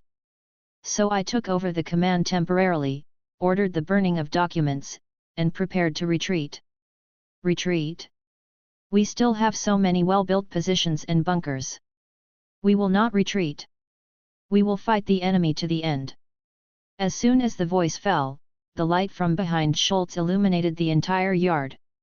The staff all stared at his back with wide eyes. Schultz sighed, turned his head slowly, and saw another mushroom cloud rising. It seemed that another carefully constructed concrete fortress was completely destroyed. Schultz was speechless for a moment and could only stare at the rising mushroom cloud in a daze. "Chief of Staff, General, what are your instructions?" Schultz suddenly came to his senses and ordered, "Immediately lay anti-tank mines on the main road." Rokosov's new weapon still uses tracks, and our anti-track mines can handle it perfectly. Chief of Staff, the enemy is now overwhelmed, and our entire front has collapsed. The current regiment report below has confirmed at least 2 new assault guns. They are obviously specially designed to target bunkers, and the effect is very good. The explosive power of this thing can even lift a Panzer IV tank to the 2nd floor. Schultz, think about it carefully. We have been suffering from ants' new weapons since the summer campaign. What are the Imperial Academy of Sciences and the Equipment Department doing? Where are the new weapons? The staff officers looked at each other. Chief of Staff, the key is what to do now. Schultz, what should we do? Of course we must resist continuously and report the situation to the headquarters. If we don't retreat this time, the Anters can defend Abawahan, and we can also defend Yarvik. At this time, a phone ringing came from the headquarters gate. Because there was no artillery preparation for Rokosov's attack this time, the phone lines were basically open. Schultz strode into the headquarters and picked up the phone receiver. General Poker, commander of the 10th Army Group, asked the moment the call was connected, "We saw a huge fireball flying into the sky in your division's defense area. What's going on?" Schultz was a little incoherent on the other end of the phone. Rokosov. Rokosov's masterpiece. Admiral Poker looked serious. The fireball he created? That shouldn't be something a mortal can create, right? He used 2 new types of armored vehicles. One looked square in front, without even a hole. It had a whole piece of armor plate with a steep angle to protect its fighting room. I don't know if the training from the military academy worked. When Schultz began to report, he sounded much calmer. Admiral Pork, so that huge ball of light is a masterpiece of a new type of weapon? Did you suffer heavy losses? The first line of our division has been breached. The new weapon only fired 1 shot and destroyed the largest support point on the defense line. It almost killed me. This weapon is terrifying. Very terrifying. General Poker, do you have a way to deal with it? Do you need me to send the 14th Armored Division in reserve to counterattack? No, Rokosov also has a new tank, which looks like a giant turtle. We concentrated 8 PAK-40s and 188-meter cannon to shoot at him continuously, but we only jammed its turret seat. Admiral Poker was shocked. What? On the outskirts of Arvik, Wang Zhong was sitting on the tank turret, listening to the conversation of the tank crews on the radio to pass the time. At this time, the sound of an engine came from the back of his head. When he turned around, he saw a tank repair vehicle imported from the United States. All of Ant's production capacity was used to build trucks and tanks, and there was no spare capacity to produce these things. Sitting in the body of the emergency repair truck was the eldest disciple whom Keijing had introduced before. He shouted to Wang Zhong from a distance, "General, are we late?" Wang Zhong, "No, we hit the mine an hour ago. You guys came very quickly." Wang Zhong was very unlucky when he drove a small tank this time. Not only was the turret seat jammed at a distance of 1,000 meters, but he also crushed an anti-tank mine while continuing to advance, causing the track to be blown off. Reality is not a game. If the track is broken, it will be very troublesome to replace it. As for the turret seat ring being stuck, this is a problem that cannot be solved without waiting for a professional repair vehicle to come over. Therefore, Wang Zhong could only tearfully hand over the task of wiping out a large number of enemies in the city to the T-34S, and wait for the emergency repair vehicle to come up. Finally, the emergency repair vehicle stopped in front of Wang Zhong's car. Keijing's eldest disciple jumped out of the car, walked around the tank, and said, "You're a little broken. The track is a small problem. Just replace it. It won't take a long time to fix the turret seat." Wang Zhong, "Then you should practice it first, and you can take the opportunity to do a protective capability analysis." The eldest disciple had a wry smile on his face. "Forgive me, for the protection analysis, I'd better go to the test site and hit the captured enemy artillery a few times to see at what distance it can penetrate. The current analysis of protection capabilities based on visual inspection of shell scratches on vehicles is impossible to be accurate. Wang Zhong, then write a report and talk about what problems you found during the inspection process and how you solved them. I think this is very important to Kejing, so that he can know how to modify the design in the next step. The eldest disciple nodded, "Okay, I will just write the report." Wang Zhong nodded and asked the question he was most concerned about, "How long will it take to repair it?" "Disciple, if you hurry up, you can move tomorrow night, and you can even participate in the night operations. I suggest you, General, drive the second one out and go into the city to fight. When the second one breaks down, the first one will be almost repaired." Wang Zhong thought for a while and nodded, "What you said makes sense." Chapter 576 Return to Yarvik, Update 3281. Chapter 576 Return to Yarvik, Update 3281. Wang Zhong's small tank drove directly onto the central avenue of Yarvik. Looking at the street, Wang Zhong sighed, "When we left, this was still a beautiful city, but now it's like this." As he was sighing, an ant infantryman ran over and tried to climb onto the tank. However, the tank was surrounded by slopes and it was difficult to climb. He climbed several times but failed to climb up. "Wang Zhong, there is a wire over there, which is for you to use as a stepping stone when climbing the tank." This scene reminded him of something that he had always overlooked, like the American Marines on Earth, a phone should be installed on the back of the tank. The infantry can report the situation by just picking up the receiver on the back of the tank. It is convenient and safer for the infantry because the tank is usually facing the dangerous place. He silently reminded himself that the next time he saw Kejing about to make this request, the little soldier climbed onto the tank and said to him, "General, there is an enemy anti-tank gun ambushing on the left ahead. You can see that there are already 3 of our tanks burning on the street ahead." Wang Zhong picked up the telescope and switched to a bird's-eye view. Sure enough, he saw that the Prosan people had occupied a 4-story building. There was an anti-aircraft gun position on the roof. A PAK-40 anti-tank gun was hidden in the basement. The gun mount was raised with layers of wooden boards and fired through the skylight in the basement. After carefully observing the design of this stronghold, Wang Zhong sighed that the Prosan people were still quite good at setting up strongholds. The position of the anti-tank gun was such that even if it was discovered, it would be difficult for a tank to knock it down with a few shells. However, Wang Zhong had a better way to make this underground anti-tank gun useless. He found that the balcony on the second floor of the building was just above the skylight in the basement. Maybe it was difficult to send a shell into the skylight, but it was very simple to collapse the balcony with one shot and let the balcony fall down and bury the skylight.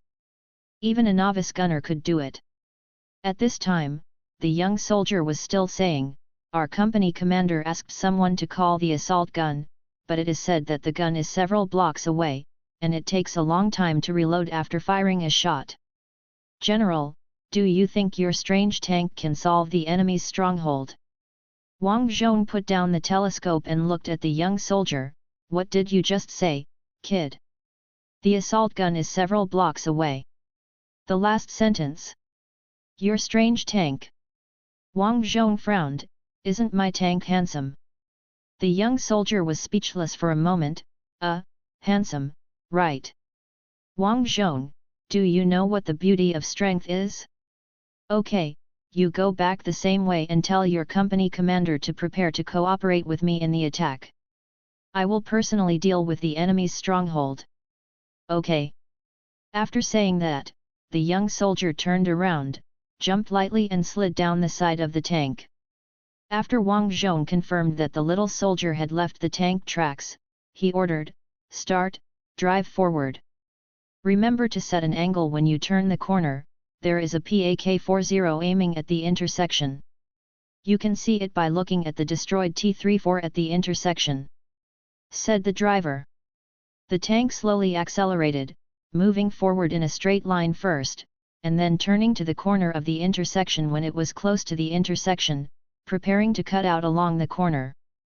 In this way, no matter where the enemy's PAK-40 anti-tank gun is, it will face angled armor when it hits, and it is impossible to hit the armor vertically. Well, Wang Zhong's new tank doesn't have much vertical space. Especially since the enemy's anti-tank gun is in the basement, it is afraid that it will bounce no matter what if it hits from such a low place. Wang Zhong got into the turret and closed the hatch. Anyway, he had an external plug-in, so he could see the surrounding situation without really looking out. The steel behemoth with increased speed just hit the corner, and Wang Zhong also saw the building where the PAK-40 was with his naked eyes, but he couldn't see the PAK-40 anti-tank gun in the basement from the commander's tower. Wow, it turns out that the enemy put the anti-tank gun there for a reason. Under normal circumstances, the tank commander can hardly see the anti-tank gun unless he sticks his head out. The gunfire sounded. There was an obvious thump on the outer armor. Wang Zhong couldn't see where the shell went, and he didn't care about it. He just patted the gunner on the shoulder, turned the turret to the right. Do you see the smoke from the enemy's gun? I'm turning. Wang Zhong, I see that the enemy's smoke is very small. Maybe the enemy's gun is in a relatively low place. You turn the elevation machine down.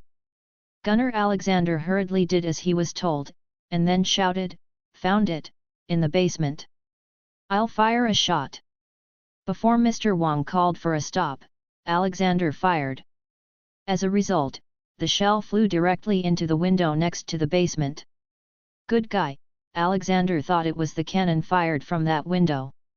Wang Zhong switched to a bird's-eye view, and just as he switched over, he saw the enemy firing. As a result, the shell rubbed the turtle shell of Wang Zhong's car and flew out, hitting the church bell tower more than 100 meters away. Wang Zhong, wait a minute, don't shoot at that basement window. I see smoke coming out of all the windows in the basement when the enemy opens fire. So, you raise the gun barrel, do you see the balcony on the second floor? Blow the balcony down and block the window. Alexander, okay. While he was raising and lowering the gun, the loader finished loading and shouted, "High explosive bomb, good." At this time, the enemy fired the third shot, obviously wanting to hit the weak point. The weak point they chose was the parallel machine gun muzzle on the gun shield. The first shot was fired, and it definitely didn't penetrate, but Wang Zhong heard something make a sound, and then it bounced back and forth inside the tank. In the end, the thing hit Wang Zhong on the face, making a cut on his cheekbone. Scabuli. Wang Zhong scolded, and when he touched it subconsciously, he gritted his teeth in pain. The wound was not deep at all. It should be that machine gun parts or screws were broken off by the enemy's shot. Just at this time, Alexander opened fire, and the high explosive bomb directly shattered the balcony, breaking into many pieces and hitting the ground, blocking the observation window tightly. Wang Zhong, very good, keep aiming at the second floor. There is a machine gun position in the window on the second floor. At this time, the enemy's machine guns began to fire desperately. Alexander, I saw it. If he doesn't take the initiative to fire, I will have to identify it for a while. Loader, high explosive bomb, okay. As soon as he called the gunner, he started firing. The window where the machine gun was located, as well as the 7 or 8 surrounding windows, spewed smoke and dust. Then the wall around the machine gun collapsed, leaving a large circular hole in the building. More bricks and debris fell on it. It fell to the ground and blocked the ventilation window in the basement even more. At this time, the air defense position on the roof also began to fire at Wang Zhong's iron bastard. Wang Zhong, see if you can blow up all the load-bearing columns of the building and collapse it. Let me try. The left side has been blown away. Let me try the right side. The turret turned a small angle to the right, and as the loader said high explosive bomb, okay, the 100 gun roared again. The shot hit the stairwell and hollowed out half of the right side of the building. The next moment, the building collapsed on the side facing Wang Zhong. Even the roof collapsed. All the 20mm machine guns and heavy machine guns placed on it fell down, along with the Prosan soldiers above. Immediately afterwards, the sound of a hurrah sounded, and the ant soldiers who had been hiding in other buildings rushed out of the bunker and charged towards the half-collapsed Prosan stronghold. At the same time, the machine guns attached to the infantry company also fired at the building. Now there was no wall at all on this side of the building, and the surviving Prosans were all exposed to machine gun fire. The infantry rushed forward in an instant, giving the remaining enemy soldiers no chance to reorganize their firepower. Wang Zhong patted Alexander on the shoulder, and then patted the loader on the shoulder with his left hand. "Well done, guys. Well done." At this time, someone knocked on the hatch cover. Wang Zhong looked down and saw that it was the little soldier who had just reported the news. So he opened the hatch and stuck his head out. "What's wrong?" The company commander said, "Thank you, General." He also said that our mission is to advance to the train station as a sharp knife company. Can you provide support? Wang Zhong, go back and tell him to just follow me. I will go straight to the train station. Good. The little warrior turned around and ran away. Wang Zhong was watching the little soldier leave when he suddenly noticed someone looking at him from the second-floor window opposite. He waved at the window, which closed. Why? Could it be that he wants to be a local of the Prosan people? With Ant being so big, it's not surprising that there is such a person. The next moment, the window opened again, and the lady just changed into a dress and washed her face. At this time, more windows were opened, and the people who stayed in the city looked at Wang Zhong's tanks. Most of the people who open the windows are old people, and there are also some girls. An old man asked loudly, "General, aren't you leaving this time?" Wang Zhong, "Yes, I won't leave this time. They all said last time that Rokosov would not leave once he came, but you still left." Wang Zhong, "This time, I won't leave. We have surrounded and annihilated 600,000 Prosans, and captured nearly 400,000 prisoners alone." He almost thought that hundreds of thousands of enemies would be surrounded in the future, but luckily he held back. After all, this matter still had to be kept confidential and could not interfere with Vasily's deception. Wang Zhong, the Plozans failed.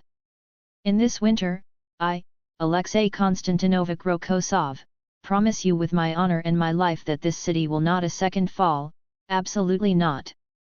After he finished speaking, the whole street fell silent, and the sound of nearby gunfire became more noticeable. Suddenly, someone threw colored paper from the window. Recovered. People chanted. More colored paper, as if these people had been making colored paper during the 6 months of the fall, just for this moment. Although there are still intensive gunshots around at this moment, people are still cheering for the liberation. Recovered. Wang Zhong, folks, don't be in a hurry to celebrate, the enemy hasn't retreated yet. And we currently don't have the strength to cross the river, the enemy will still bombard us from across the river. Folks, don't take to the streets. Don't get excited. He shouted for a long time to no avail. Suddenly there was a whistling sound in the sky and a mortar shell fell on the street. Wang Zhong immediately got into the tank, and the celebrating crowd dispersed. However, Wang Zhong was still excited. I'm back, Arvik. Chapter 577, Washing Our Tracks with the Blood of the Enemy. After the mortar attack by the Prosans ended, Wang Zhong opened the hatch again and got out. There were no new bodies on the street, especially no civilian bodies, which made Wang Zhong feel relieved. Let's go, head for the train station. The tank started to move forward again, but this time the speed was very slow, probably because the driver was worried that if he drove too fast, he would run over the civilians who suddenly rushed out to give flowers to the general. As a heavy tank, the prototype vehicle can reach a highway speed of 50 km per hour, which is really a bit too scary.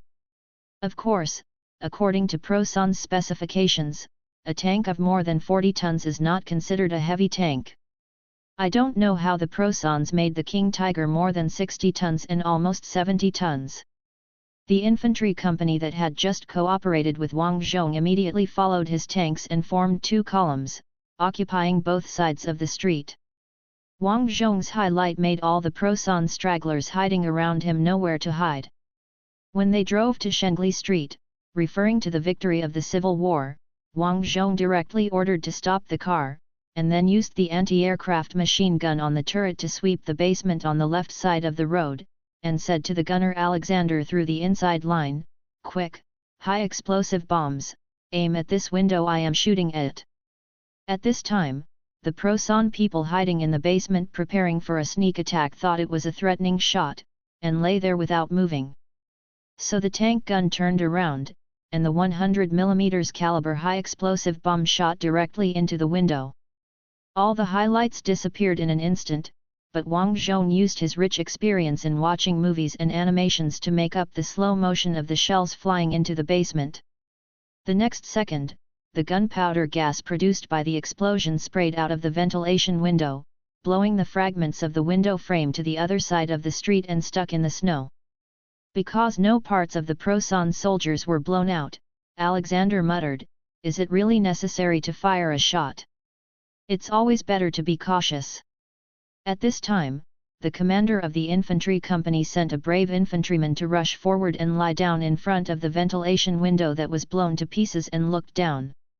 Then the infantry shouted, "There is a machine gun group hidden here, wow, a whole machine gun group." "Wang Zhong," the infantry said, "there is a machine gun group inside. You see, it doesn't hurt to say that I should be careful. I knew that there must be a machine gun group in this position with the rigidity of the Prosan people. He just made up a story, anyway, no one would doubt this statement now." Tank number 422 continued to move forward, and the little soldier just jumped onto the tank again with agility. "General, open the intersection ahead and you will see the square in front of the railway station. There may be anti-tank guns waiting for you." "Wang Zhong, little ghost, I stayed in this city half a year ago, I know. In fact, it is a cheating with a bird's eye view. Do you know what a master in the field of real-time strategy is?" The little soldier nodded, got off the tank swiftly, and ran towards his company commander. In fact, Wang Zhong had already seen the anti-tank guns on the square. There were two PAK-40S and two PAK-38S. The PAK-40 was hidden behind the shop window and could be fired to break the window glass. The PAK-38 was put on the roof by the Prosan people, who might want to use the height of the building to offset the common tilted armor of the ant tanks. The Air Defense Regiment near the square also has an 88 gun, which is deployed on the air defense position in the railway station. This gun can only be encountered from the vehicle entrance. The Prosan people have already aimed the muzzle at the vehicle entrance, waiting to hit the side of vehicle number 422. In addition, there are two groups of enemies ambushing at the vehicle entrance. The enemy hiding on the first floor is holding the anti-tank cone, actually a magnetic anti-tank grenade, newly made by Prosan, and the enemy on the second floor is holding Ant's iconic anti-tank weapon, Molotov cocktails. Seeing that the enemy also regards Molotov cocktails as the main anti-tank weapon, Wang Zhong feels that times have changed. After knowing the enemy's deployment, Wang Zhong was not panicked at all. He carefully planned a route to ensure that the best defensive side of vehicle number 422 was facing the enemy. As for the enemy who was preparing to launch a sneak attack, Wang Zhong prepared a surprise for them. "Wang Zhong, forward! There is a train station square ahead, and there may be enemy anti-tank guns waiting for us." Lieutenant Colonel Hansen, the commander of the Prosan infantry regiment responsible for guarding the station, received news from the soldiers who retreated to the station defense position early that a new type anti-tank with a red flag and tactical number 422 was approaching the train station square. Lieutenant Colonel Hansen immediately called a short meeting of the group company and above, and issued a combat mission, destroy the new anti-tank, kill or capture Rokosov alive. Lieutenant Colonel Hansen believed that his goal was not too outrageous. Judging from the situation this morning, the heavy artillery of the anti-army had not caught up. Except for the siege assault guns that had been creating huge fireballs, the anti-army had almost no way to deal with the solid concrete offensive. The train station in Yarvik was built extremely solidly. Even with the assault guns that constantly produced rising fireballs, it was not certain that the train station could be completely taken down. Even if the terrible assault guns blew up the building of the train station, the ruins would become a good shelter, and Lieutenant Colonel Hansen's troops would continue to fight in the ruins. At this time, the engine sound of the legendary new heavy tank was clearly audible, as well as the click of the gearbox and the sound of the tracks rolling. Finally, a tank rushed into the square in front of the train station from the westernmost avenue.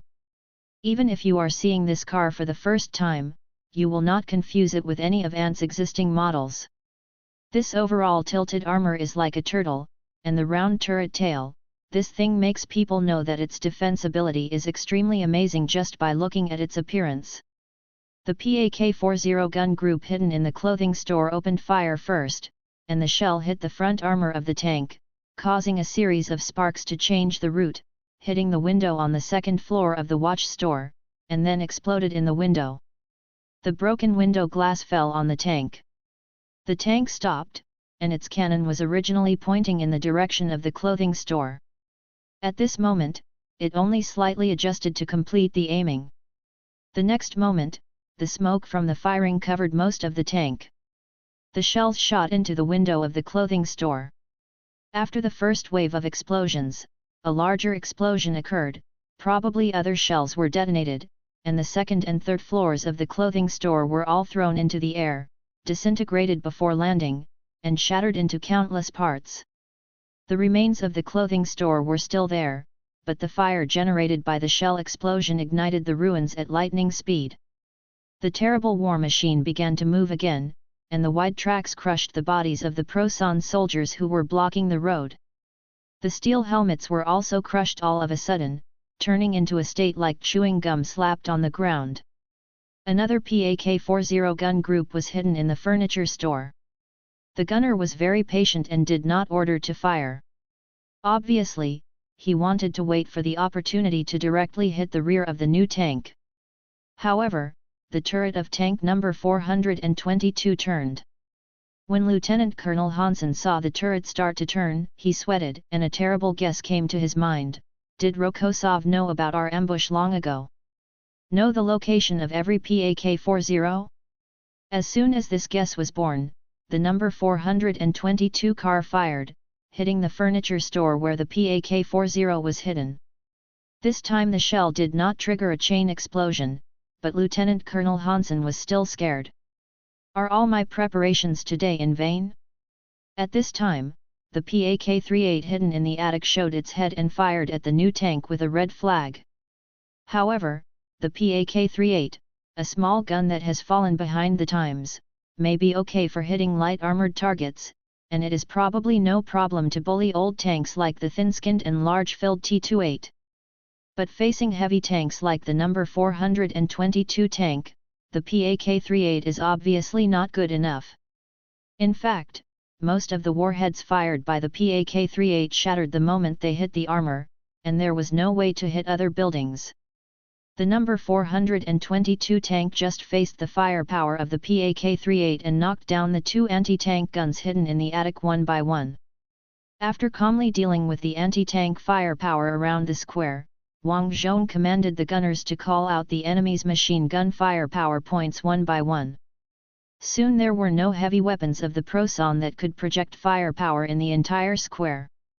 Lieutenant Colonel Hansen ordered, "Fire the mortars. Create a situation where we have run out of tricks." Wang Zhong heard the sound of the mortars hitting the ground and exploding. He quickly raised his view and saw shells falling on the square. The gunner shouted, "The enemy has started using mortars to deal with heavy armored targets. They must have run out of tricks." Wang Zhong: "No, they still have, don't take it lightly. Now follow my command, turn the turret 25 degrees left. Yes, this direction. Alexander, use high explosive shells to collapse this wall. The gunner simply aimed and opened fire. The shell hit the wall, blowing up a large section of the wall at once, revealing the 88mm gun hidden behind the wall. Gunner Alexander exclaimed, "Look at the direction of the 88 gun. This is the moment when we enter from the entrance of the freight truck. Give us a heavy shot and wipe us out. Wang Zhong, don't sigh. Use the machine gun to kill all the people operating the 88 gun. If you delay for a while, it will pass." Alexander immediately did as he was told. The tracer bullets fired by the coaxial machine gun knocked all the Proson soldiers operating the cannon to the ground. After eliminating the most threatening 88 gun, Wang Zhong once again observed the enemy's movements from a bird's eye view. Chapter 578 I have never fought such a rich battle in my life. Wang Zhong was observing the enemy's situation. Although the enemy's heavy firepower had been killed, a large number of enemies with anti-tank weapons were still hiding in various places in the station. It was dangerous to rashly drive the tanks in from this side of the square. However, it would be a waste of shells to use high explosive bombs to kill the ambushed enemies one by one through the wall. The enemies were standing very scattered, and one grenade could only kill 2 people at most. It seemed that there were only 2 solutions. One was to let the infantry rush up and fight hand to hand, and the second was to turn to the railway direction. The terrain in the railway direction was open and there were few obstacles, which could give full play to the firepower of the tanks. Suddenly, a shout came from the headset. "General, I'm here to help you." Wang Zhong hurriedly asked, "Report your affiliation." "We are the drivers of the prototype tanks. If you insist on using your old crew, we will drive the remaining 2 tanks to help you attack the railway station."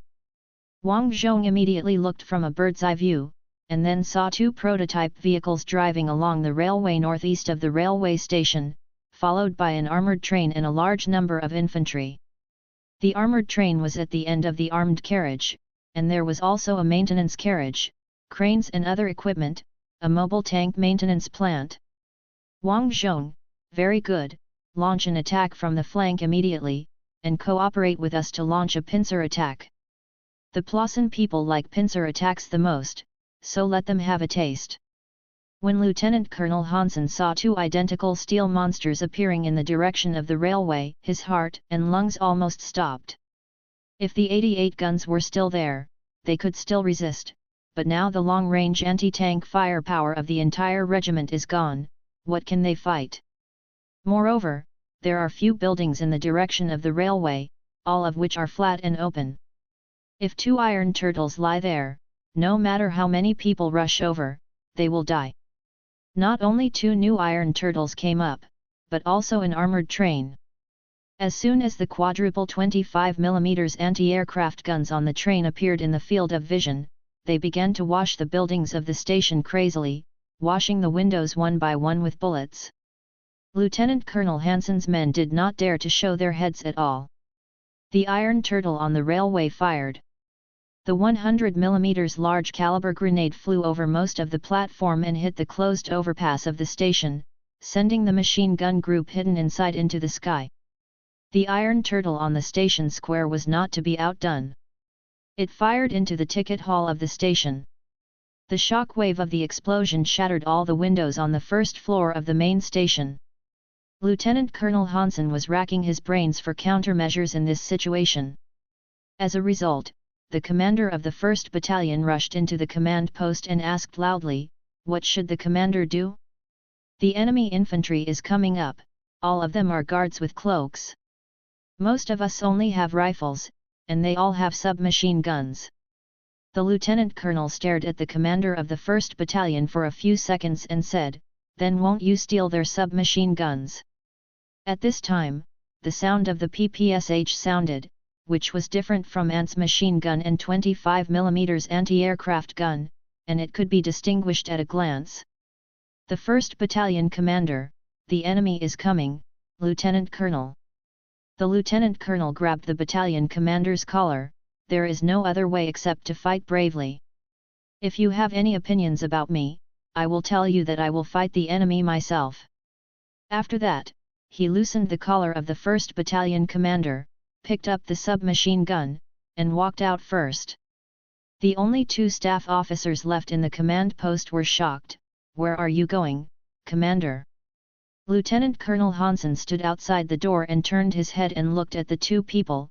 "You don't stay here, you should fight like a tough guy now. Pick up your long guns, the motherland needs us to perform our duties." After the infantry rushed into the station, Wang Zhong commanded the tanks to go around the railway from the side and meet up with the other 2 prototypes.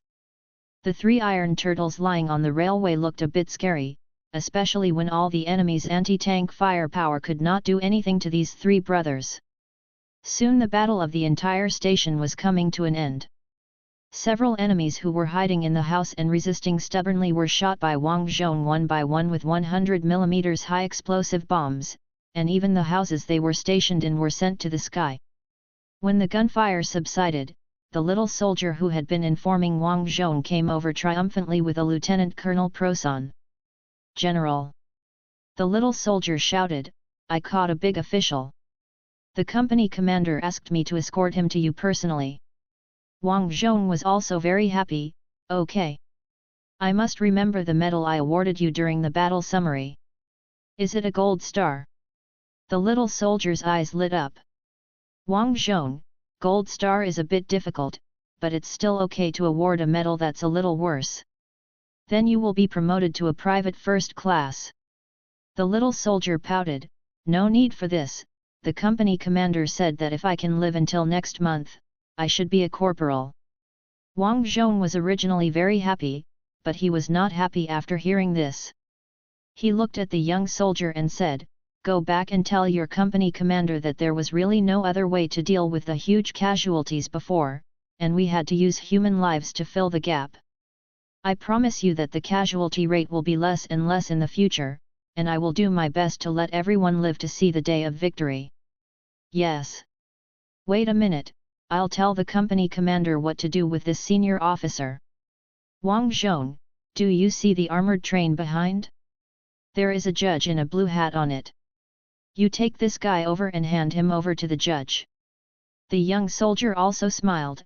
"Okay. Let the judge give them a good lesson." Plausen's 10th Army Headquarters. General Pak frowned. "The 16th Division's defense line has been broken through. Yes, the enemy has captured the train station, the armored train from New Rosk has entered the station, and some people have seen a train carrying heavy artillery passing by the house where they are stationed." The Chief of Staff reported with a serious face. Admiral Bach was even more confused. "Heavy artillery? Why is the heavy artillery entering the city? Shouldn't this be setting up artillery positions outside the city?" The Chief of Staff shook his head. "I don't know, maybe they think that setting up artillery positions outside the city is too easy to be attacked by our troops on the west bank across the river, so they just drove into the city." Admiral Bach thought for a few seconds, but still couldn't understand. "Strange, too strange." Lieutenant Schnedt of the 541st Combat Engineer Battalion of Plausen is commanding his troops to occupy a house on St. Andrew Street. They have repelled 5 attacks by the ants, and the bodies of the ants are lying around the house. In this rare free time, Lieutenant Schnedt is calming down his subordinates one by one and boosting morale. Suddenly, Sergeant Hans, who had been observing the enemy, shouted, "Lieutenant! Lieutenant, come quickly! Look at that!" The lieutenant rushed to Hans's observation post and looked out the window. He saw the ants drove a heavy artillery onto the street, with the muzzle flat, and it seemed that they were going to use that thing to shoot horizontally. "Sergeant, what are they going to do?" "Lieutenant, I don't know, maybe they are going to use grenades to shoot horizontally at us? It's too risky to push precious heavy artillery to such a place." If a student in the military academy wrote something like this in the combat plan, the instructor would take his plan out separately for everyone to laugh at. As he spoke, the ants began to aim, and the black muzzle was aimed at the building where the lieutenant led his troops. The lieutenant felt a chill on the back of his head, and he left the window and shouted at the same time, "Lie down!" However, this shout was too late after all, and the earthquake caused by the explosion engulfed the lieutenant and his soldiers. The wooden floor under his feet collapsed, and he fell from the third floor to the first floor, and then the roof and walls collapsed and pressed on him. In less than a second, Lieutenant Schneider and his men were buried under the rubble. Admiral Bach watched the staff officer run to the chief of staff and whisper a few words, then asked, "What happened?" "The enemy pushed the heavy artillery within 1,000 meters in front of our stronghold, and the high explosive bombs directly destroyed many of our strongholds." The chief of staff's face was livid. "Admiral Bach, now we know why the enemy let heavy artillery into the city." Just at this time, there was another flash of light at the window, and the admiral pointed to the window with his thumb, "And this flash is the enemy's damn new weapon that sent our support point to the sky. The ants are not good at attacking, so they chose to send us and our bunkers to the sky together." The chief of staff looked up at the mushroom cloud outside, whose brightness had suddenly decreased. "Yes. They found a simple and crude solution, just like the flooding tactics faced by the Central Army Group." Admiral Bach shook his head repeatedly. "This is a rude nation. It is hard to imagine that a great artist like Tchaikovsky was born among them." The chief of staff did not respond, perhaps he really did not understand art. At this time, another staff officer came in and whispered in the chief of staff's ear. "Just say it," Admiral Bach said loudly. The staff officer stopped and glanced at the chief of staff. "Just say it," the chief of staff whispered. "Staff, Auntie's troops appeared near the railway bridge. They are advancing along the railway, leading their new tanks with red flags and tactical numbers. 422. Admiral Pak, so, if I don't retreat, Rokosov will shut the door behind me, right? Or did he close the door himself?" The staff didn't dare to answer and kept looking at the chief of staff. "Chief of staff, now the ice surface is passable, so I personally don't think it's necessary to be so nervous, but in this situation, before we can find a good way to deal with the enemy's two new weapons, we might as well retreat to the other side. There is a heavy anti-aircraft artillery regiment on the other side, equipped with 105 mm heavy anti-aircraft guns, which may be able to penetrate Auntie's new weapons." Admiral Pak stared at the chief of staff. "You want me to flee from the battlefield?" The chief of staff persuaded, "It's not considered desertion, the other side is also Yarvik, we can report to the headquarters, we are fighting for control of the city with the enemy." Admiral Bach came to the window, looked at the night outside, and the more obvious firelight against the night, and was silent for a long time. The chief of staff waited for a while, and finally couldn't help saying, "General." "Admiral Bach, I know, order the troops to resist in an orderly manner, gradually withdraw across the river, and confront the enemy across the river." The telegram to the headquarters said that we are fighting with Rokosov for control of the city. Rokosov telegraphed that the million-strong army was unable to move on the east bank of the Sukhayavli River.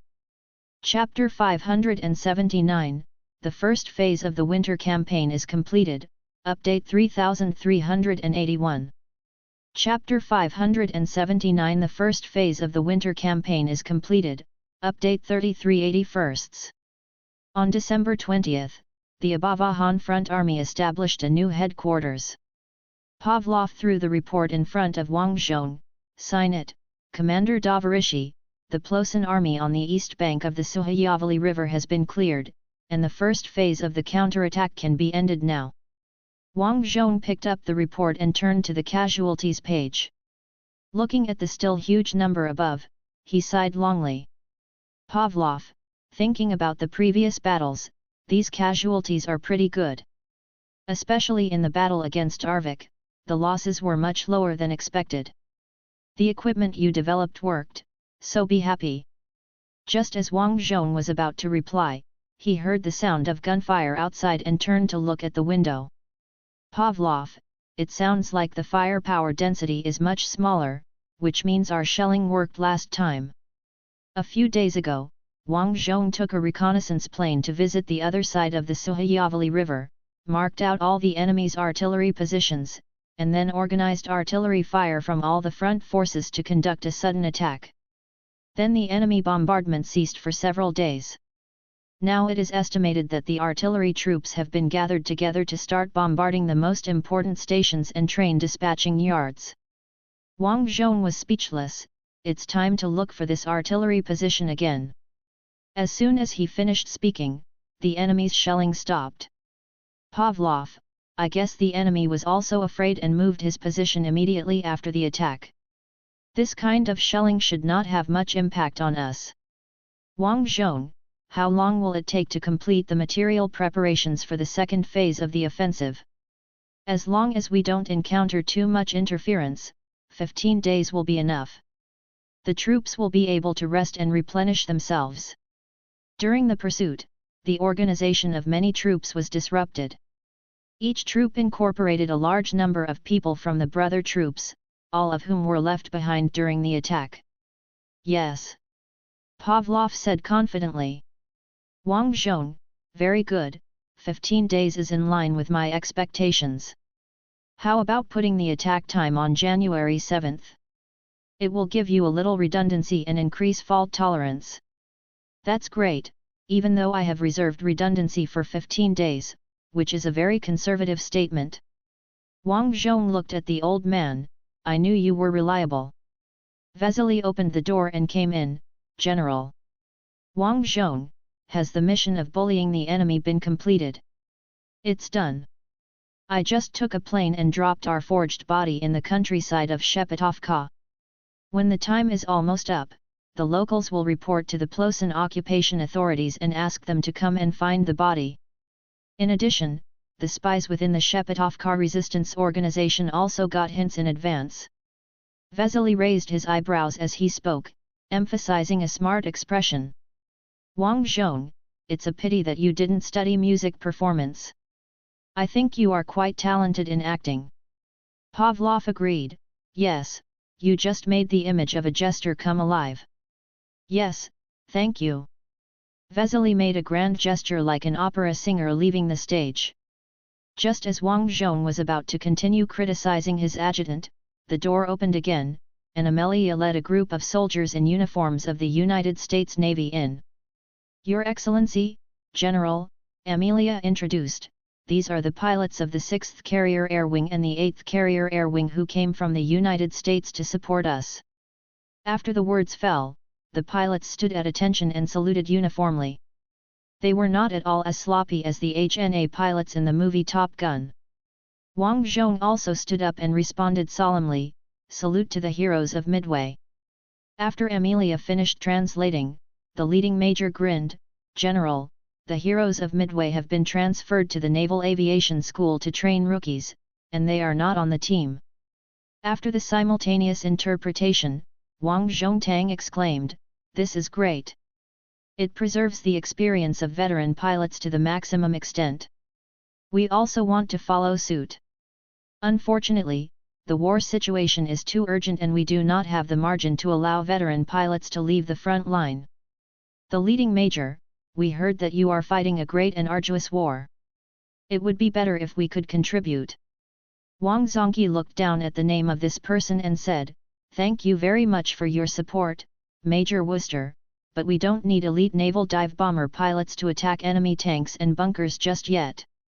Ours the pilot can do it. We asked you to come here to attack the enemy's retreating fleet at sea." After listening to the translation, the major was shocked. "Is this okay? Won't it leak secrets? Doesn't this mean telling us the direction of your next attack?" Vesely didn't wait for the translation to finish and said in Onsa, "You don't have to worry about this. I mean, we fully believe in your ability to keep secrets. In fact, the leak of secrets by the United States pilots was part of the plan to deceive the enemy. This time I will teach Emperor Prasen what it means to never tire of deceit." While they were talking here, suddenly there was a whistling sound outside. The pilots had never heard of this noise and were all startled. However, they were all elite HNA pilots after all. Although they were frightened, they did not panic. Vesely, don't worry, it's a rocket launcher. It will give the Plozans on the other side of the river a little surprise. They will be fired at this time every day. Major Worcester, won't the Plozans fight back? Wang Zhong, the Plozan people are not well supplied. There is a desolate prairie behind them. Even if the ground is frozen hard now, it is not easy to transport. So we are the only one relying on sufficient supplies and constantly plowing the ground with artillery shells. They are not at all no temper. Major Worcester, it's unbelievable. In October, the newspapers secretly supported by the Procenians were still saying that Prosen was making rapid progress and Ant would be defeated. However, in such a short time, the situation was reversed. Those newspapers now can only say that it is General Dong's credit. You are a person who is good for nothing but bragging. Wang Zhong, let them talk. When I invade Prosonia and wipe the mud from my boots with their emperor's clothes, they will have nothing to say. Vesely, it's better to step on the shit before wiping it, so it's more insulting. Everyone in the room looked at Vesely. He spoke in Ant language, so people who understood Ant language had very helpless expressions, and the pilots may have sensed something with their keen intuition. Vesely, well, I thought that was a good suggestion. Wang Zhong could only shake his head.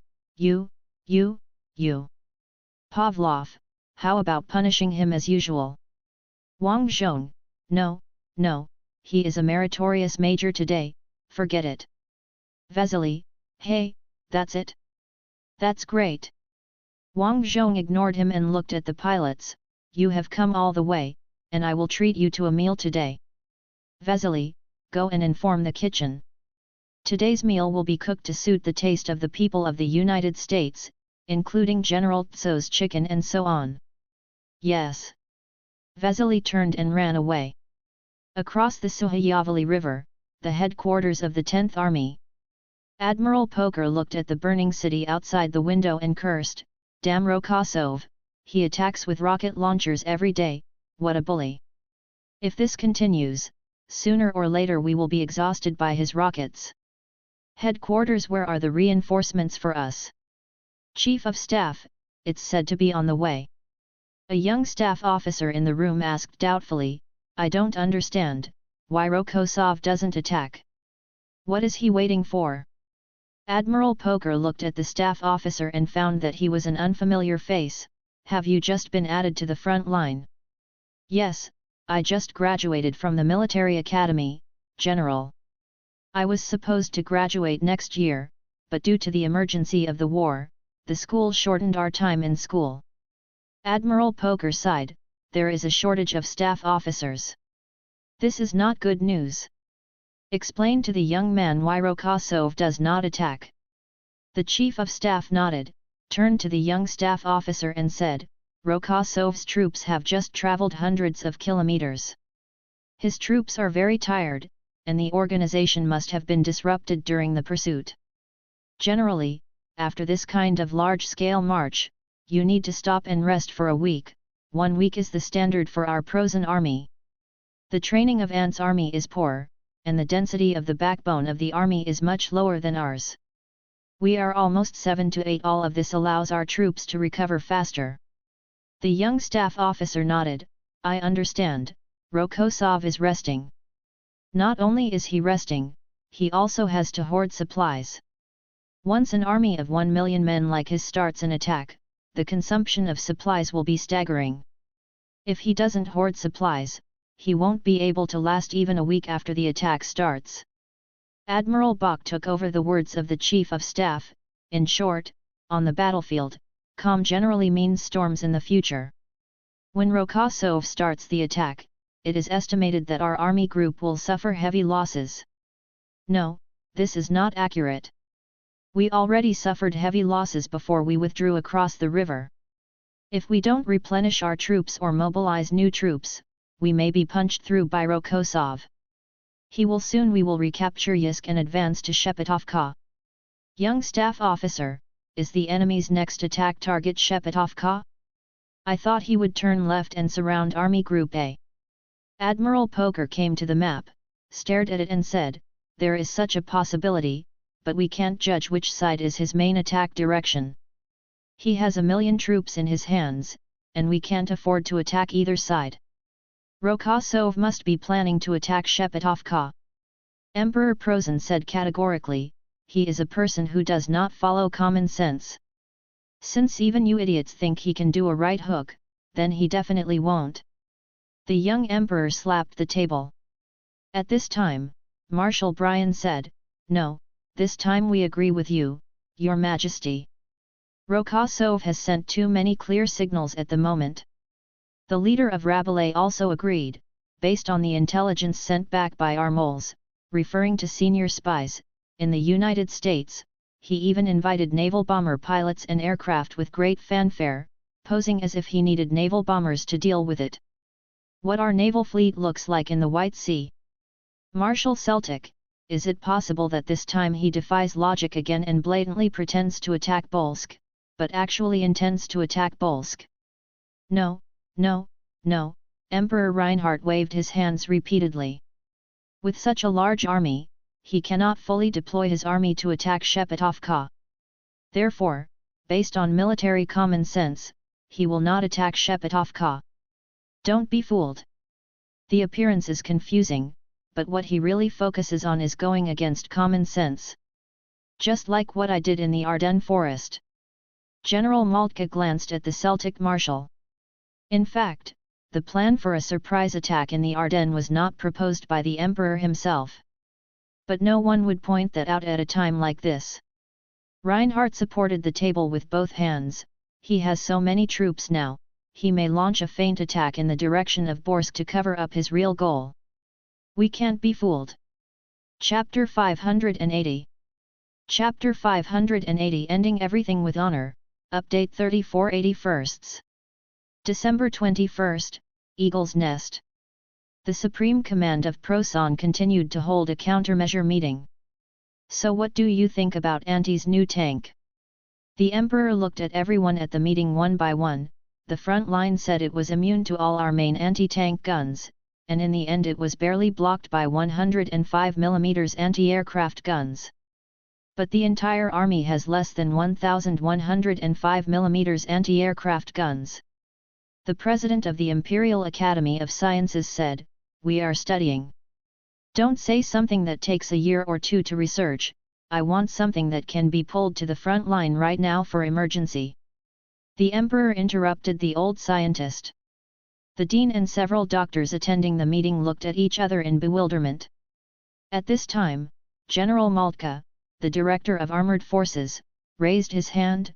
"Your Majesty, we do have a product that can be pulled out immediately for emergency use. It uses the chassis of the Panzer IV tank, equipped with a 52 caliber 105 mm anti-tank gun, and 2 prototypes have been manufactured." "Oh!" The emperor was excited. "Where are they now?" "General Moltke, both vehicles participated in the Battle of Barbarossa. One was damaged, and the other was transported back to the Krupp arsenal and may be placed in the exhibition hall." The emperor, "Produce it immediately. Anti's new tank is probably not in mass production yet. We will produce it first and send it to the front line. This time we can catch them off guard. Also, the Panzer VI that was beaten back to a redesign can no longer be equipped with the 88 gun. Isn't there a ready-made 105 gun? Use it." Moltke hesitated, and said, "The new plan for the Panzer VI should also have better armor-piercing capabilities if the 88 gun is lengthened. In addition, the 70 caliber 75 mm gun of the Type 5 tank being tested should also be. Since there is a 105 mm anti-tank gun, then improve it on the basis of the 105 mm. The emperor interrupted the director of armored forces. General Moltke surrendered. "You are right. Now we can start producing the Big Macs by slightly improving the production line. When testing it on the battlefield before, we found many defects in it, so Krupp improved the design, but did not continue to manufacture new prototypes. I think we can directly manufacture new prototypes. Emperor, let's do it this way. We must seize the initiative this time. Also, how is the effect of the new magnetic anti-tank grenade? Marshal Celtic and Marshal Brian both looked embarrassed. Emperor, just say whatever you want to say.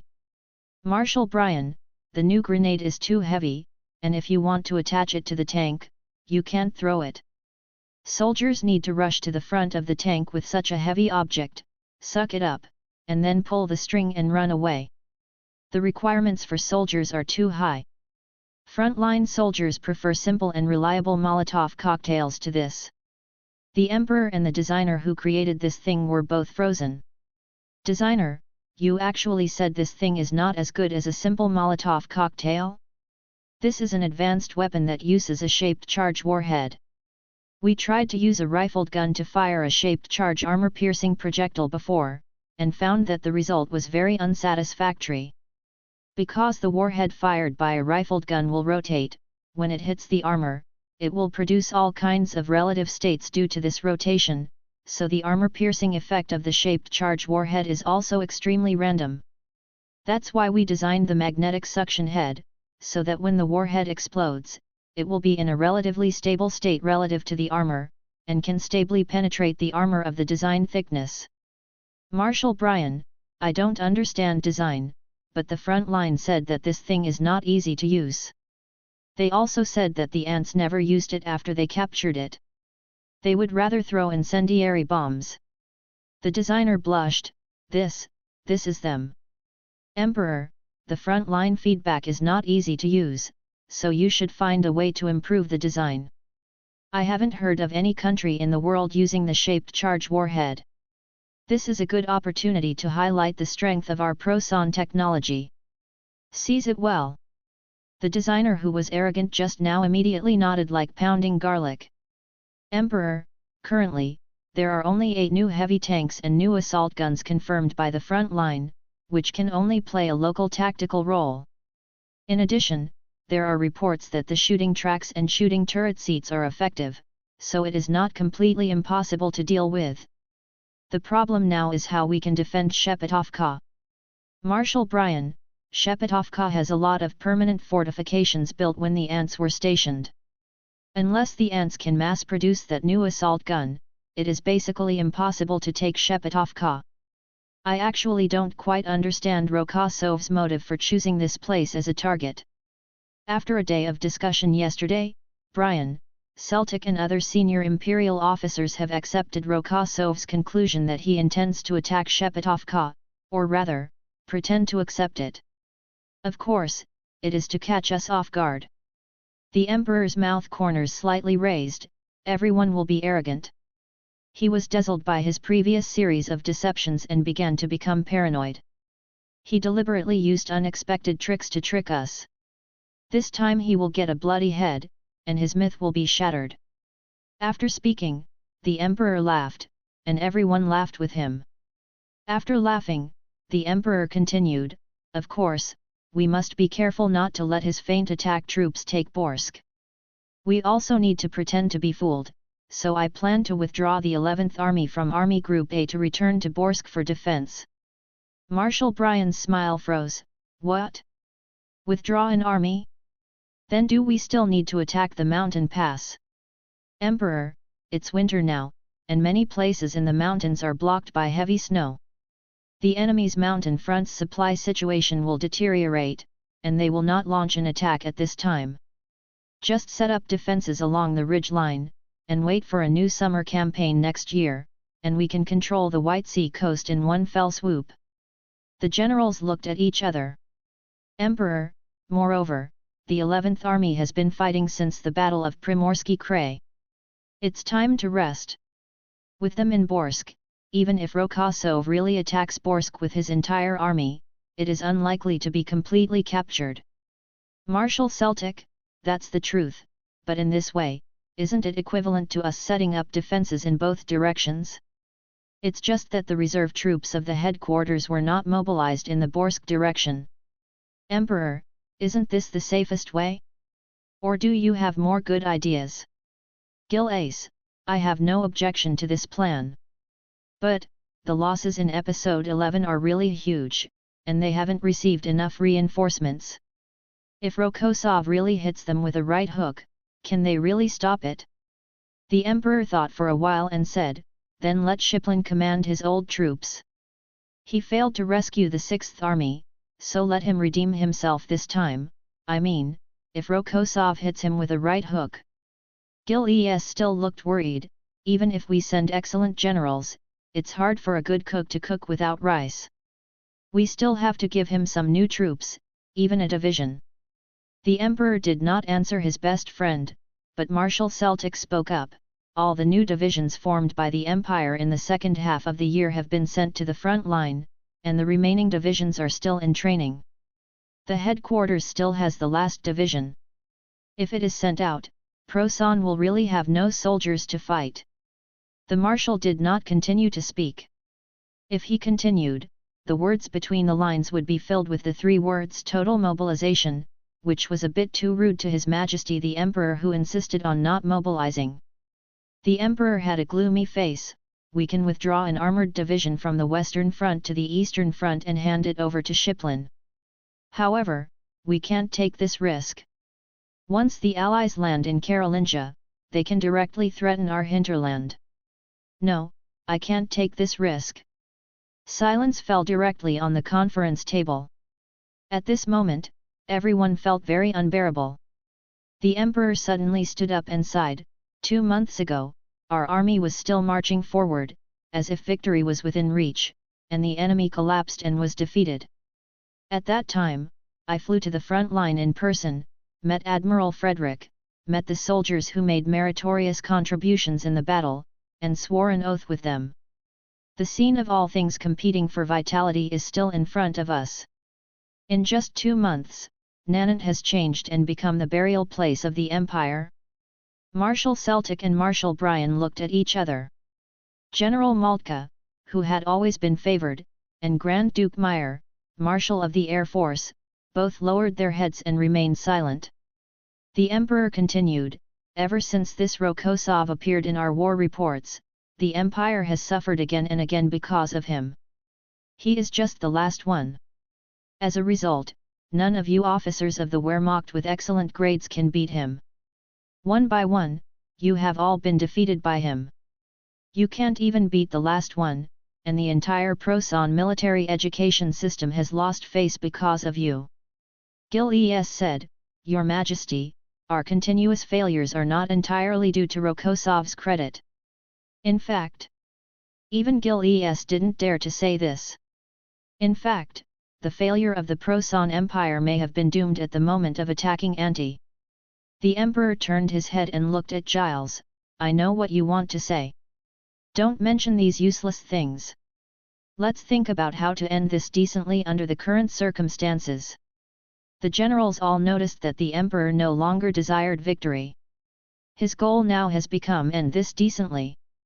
Everyone present felt sad at this moment, including the Emperor himself.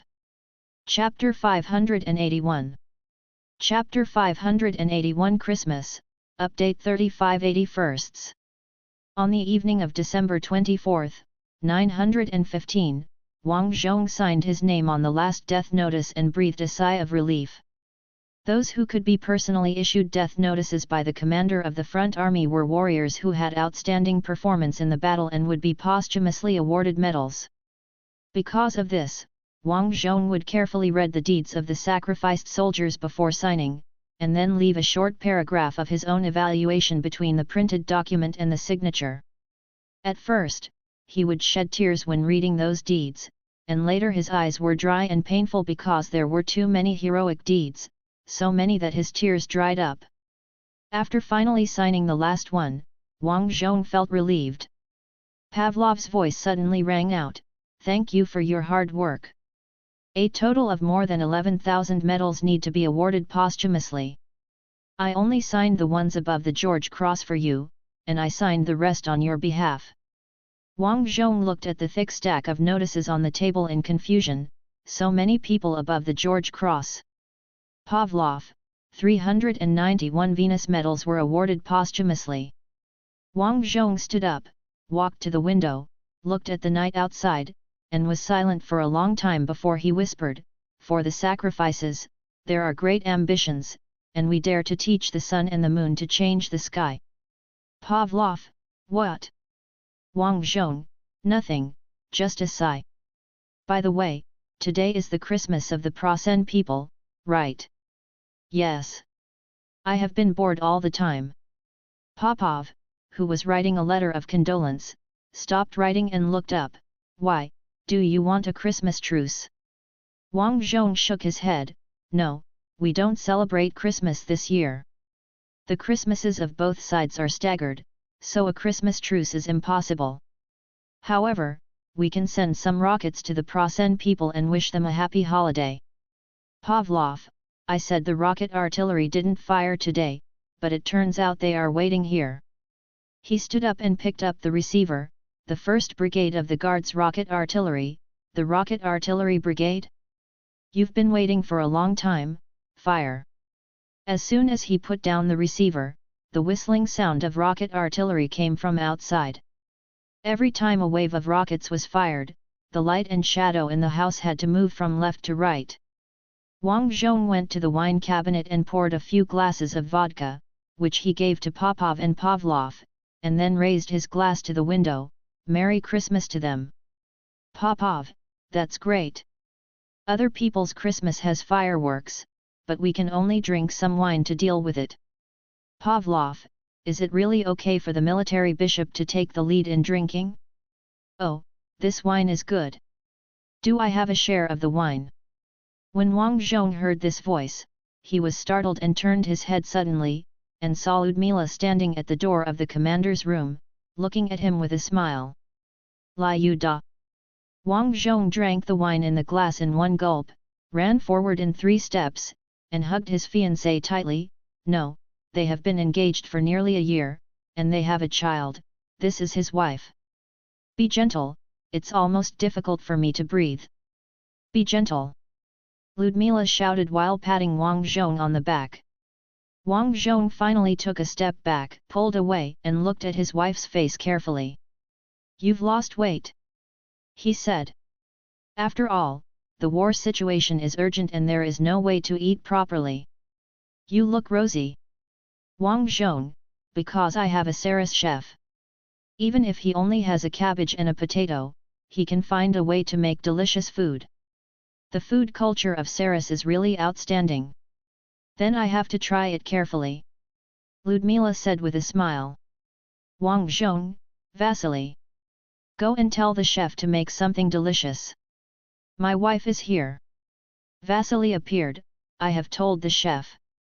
He just turned on the fire and is juggling." Many people think that Wang Zhong's Saras chef's skill of flipping the spoon is a kind of juggling, which is the same as the performance of the circus. Wang Zhong is too lazy to introduce it to them. Wang Zhong: "Okay, just wait. Now that you're here, what about Nelly?" Ludmila: "Nelly asked me to come quickly. She said she's fine. The doctor also said that the infection has been contained. The next step is to rest and wait for the wound to heal. I also found the best glass eyeball craftsman and made a custom eyeball. The craftsman asked to go to the front line before, but he was too old, so the army didn't approve it. So I made a deal with the old man.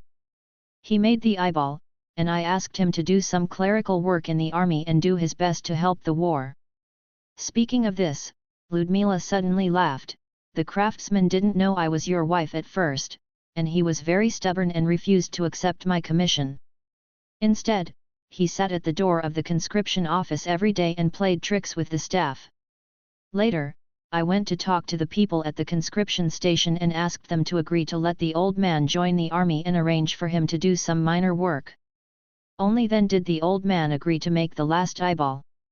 After the eyeball was completed, the old man saw the name on the military ticket I gave him, and then he realized that I was your wife. He slapped his thigh and said, 'Oh, I'm confused. How can I make conditions with the wife of a person like Kutuzov?'" Wang Zhong smiled after listening to this story, and then said, "When the war is over, I must meet this lovely old man and thank him in person for making artificial eyes for Nelly." "Of course you should go. Ludmila said seriously, but before that, let's win the war first, dear. Wang Zhong, of course. He hugged his wife again. At this time, he suddenly found that there was no one in the huge command room. Popov, Pavlov, and Vesely were all gone. After switching to a bird's eye view, he realized that the group was hiding in the next room, drinking and chatting. Wang Zhong, these guys. Ludmila, since they are like this, of course we have to thank them for their kindness. After saying that, she kissed him. Although Wang Zhong has traveled through time for a year and a half, Mao Mei still can't get used to this overly proactive approach. Mao girls who want to use Mao language to cover up their shame are all imagined by guys who had a good life, okay. When a hairy girl likes someone, she will throw her over her shoulder and push the man to the ground.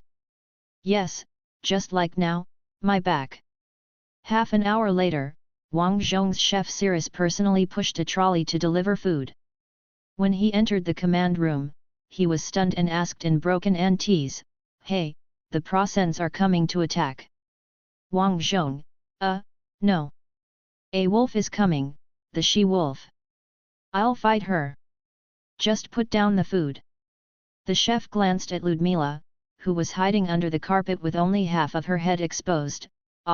She-wolf. I'll go find the sergeant major to catch a hedgehog, or a deer, do you need it? Wang Zhong, don't hedgehogs hibernate? Chef, don't worry about this. The sergeant major will definitely catch him.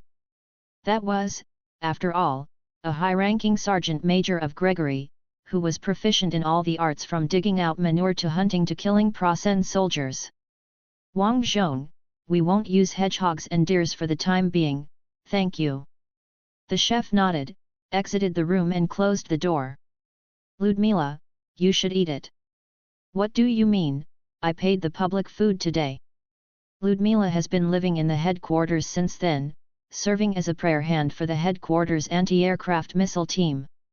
In addition to serving as a prayer hand, she also tried her best to take care of Wang Zhong's daily life, doing all Nellie's original work. In the 6 days from the 25th to the 31st, Wang Zhong's front army not only continued to hoard ammunition, but also actively carried out deception activities. It cannot be said to be deception, after all, they constantly sent reconnaissance planes to investigate the area from Arvik to Bolsk. Situation and so on, which will also be of great benefit to subsequent attacks. However, these actions, together with a series of deceptions carried out by Vesely before, constituted a sophisticated scam. And it was a scam specifically targeting Emperor Prosen and senior generals.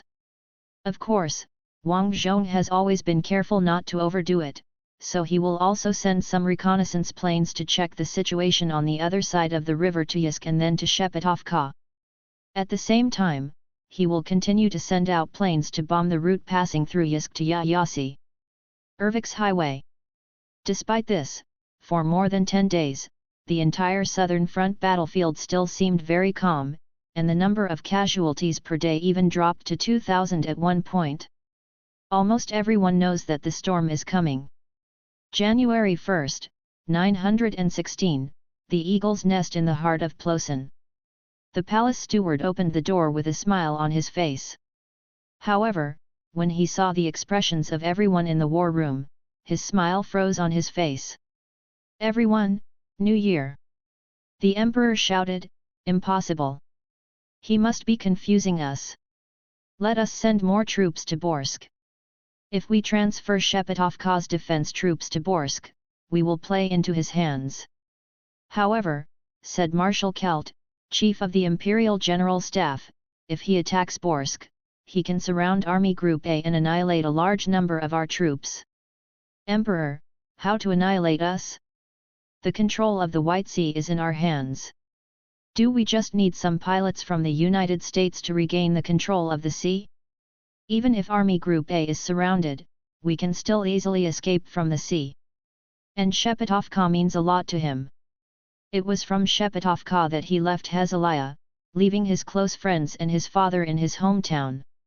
Their propaganda also said that he brought a box of black soil from Hezalia with him. Look at the geological survey report of Bolsk. Is Bolsk a black soil? No. Bolsk was only included in it in modern times. The kingdom of Hezalia, legally speaking, does not belong to Hezalia. Rokosov's wish is to fight back home. Fight back to the Black Land. I know him, and no one knows him better than my opponent. He will definitely attack Shepetovka. Definitely. Hey? What are you doing here? The last words were addressed to the palace steward. Steward, Your Majesty, it's 916, and you ordered cakes and champagne to be prepared. Oh, that's it, then everyone, let's raise a toast to the new year. This year we must end this damn war. January 7th, 916, and People's Christmas, 0600 hours. Wang Zhong watched the second hand of his watch pass the number 12, turned his head and nodded to Pavlov. Pavlov had already held the phone receiver. Attention artillery, fire. Chapter 582 Rokosov and number 039, S right hook. 75 kilometers north of Raoul Pass, Army Group A headquarters, 0700 hours on January 7, 916. General Ewald von Steiermark held a coffee cup in one hand and the bulletin that had just arrived this morning in the other. Schipling continues to command the 11th Army. Is this really appropriate? He is a general, and I am also a general. The silver-haired general sighed, these young people are promoted quickly. A few years ago, he was a general. A lieutenant general is now a general. After a while, he may become a marshal, and I will still be a general. The general's adjutant also sighed, I remember he was only 5 years older than me. You are a staff officer, which is different, unless you have the opportunity to change from a staff officer to a chief officer like Ludendorff. But back then, he was also looked down upon by many people, who thought that he was just a staff officer and could not hold a big position. Steiermark the general said, taking a sip of coffee after speaking. The adjutant asked with concern, how is it? I used coffee beans today, not instant coffee. General Steria's eyes widened. Where did the coffee beans come from? We have been blocked to death for a long time. Let me think about it, they were smuggled in from Casablanca through Castile. No, the adjutant shook his head, it was seized from the enemy's supply truck. It seems that the trademark and text were produced by a United States company on a plantation in Southern America. General Steria raised the coffee cup, carefully observed the color of the coffee, and then came closer to smell it. Oh, it is really good. I wonder why the entrance does not look like mud today. Hey, before the war started, we could obviously be very good. It's easy to drink coffee and tea, but since the war started, you can only drink mud produced in the factory. Adjutant, there is still some tea in the seized items. If you want to drink it. Is it black tea? Yes, produced in Assam, Bahara. Then let's have tea today. When did we intercept the enemy's supply convoy? Why don't I remember it? The armed reconnaissance team of the 3rd Armored Corps did it. They were sent back yesterday. The general nodded repeatedly, the 3rd Armored Army is very good. At this time, the phone on the general's desk rang. Who is it, so early? The general frowned displeased. Just as the adjutant stepped forward to answer the phone, the office door opened and the chief of staff entered the room with serious expressions along with a group of staff officers. Seeing the staff officer's expression, the general's expression became serious. He waved his hand to drive away the adjutant who was about to answer the phone, and picked up the receiver himself. I am General Steiermark, what happened? Then the general's expression became visibly tense, is this true? Today is Aunt's Christmas, and they should be receiving Holy Communion, praying, and listening to sermons. Okay, got it. Finally the general hung up the phone, his hand still on the receiver, and he looked with a serious expression at the Chief of Staff and a group of staff who had just entered the room. "How much do you know?" the general asked. "Chief of Staff, we just received a call. We didn't know that someone called you directly to report." At this time, the adjutant was the only one in the huge office. He asked, "What happened? You all look so serious." "General Steiermark, the Abavahan front that is fighting for Arvik is shelling us. The firepower density is very high. Several 5th echelon infantry divisions deployed at the front have lost contact with the higher command post. Prosan's infantry units are divided into levels according to echelons. Generally, the divisions further forward are better equipped and better trained, while the units further back are cannon fodder divisions used to fill the line. For example, the 5th echelon division has this attribute. Many of the artillery in the division are still used from 10 to 20 years ago. The machine guns and so on may also be Maxims that have been eliminated by the previous batch of troops. But even for this kind of division, it would be too outrageous for the entire division to lose contact due to artillery fire. Adjutant, even the 5th echelon should not lose contact immediately after being bombarded. I think the Imperial infantry has not reached this point yet, and it is not Moravian.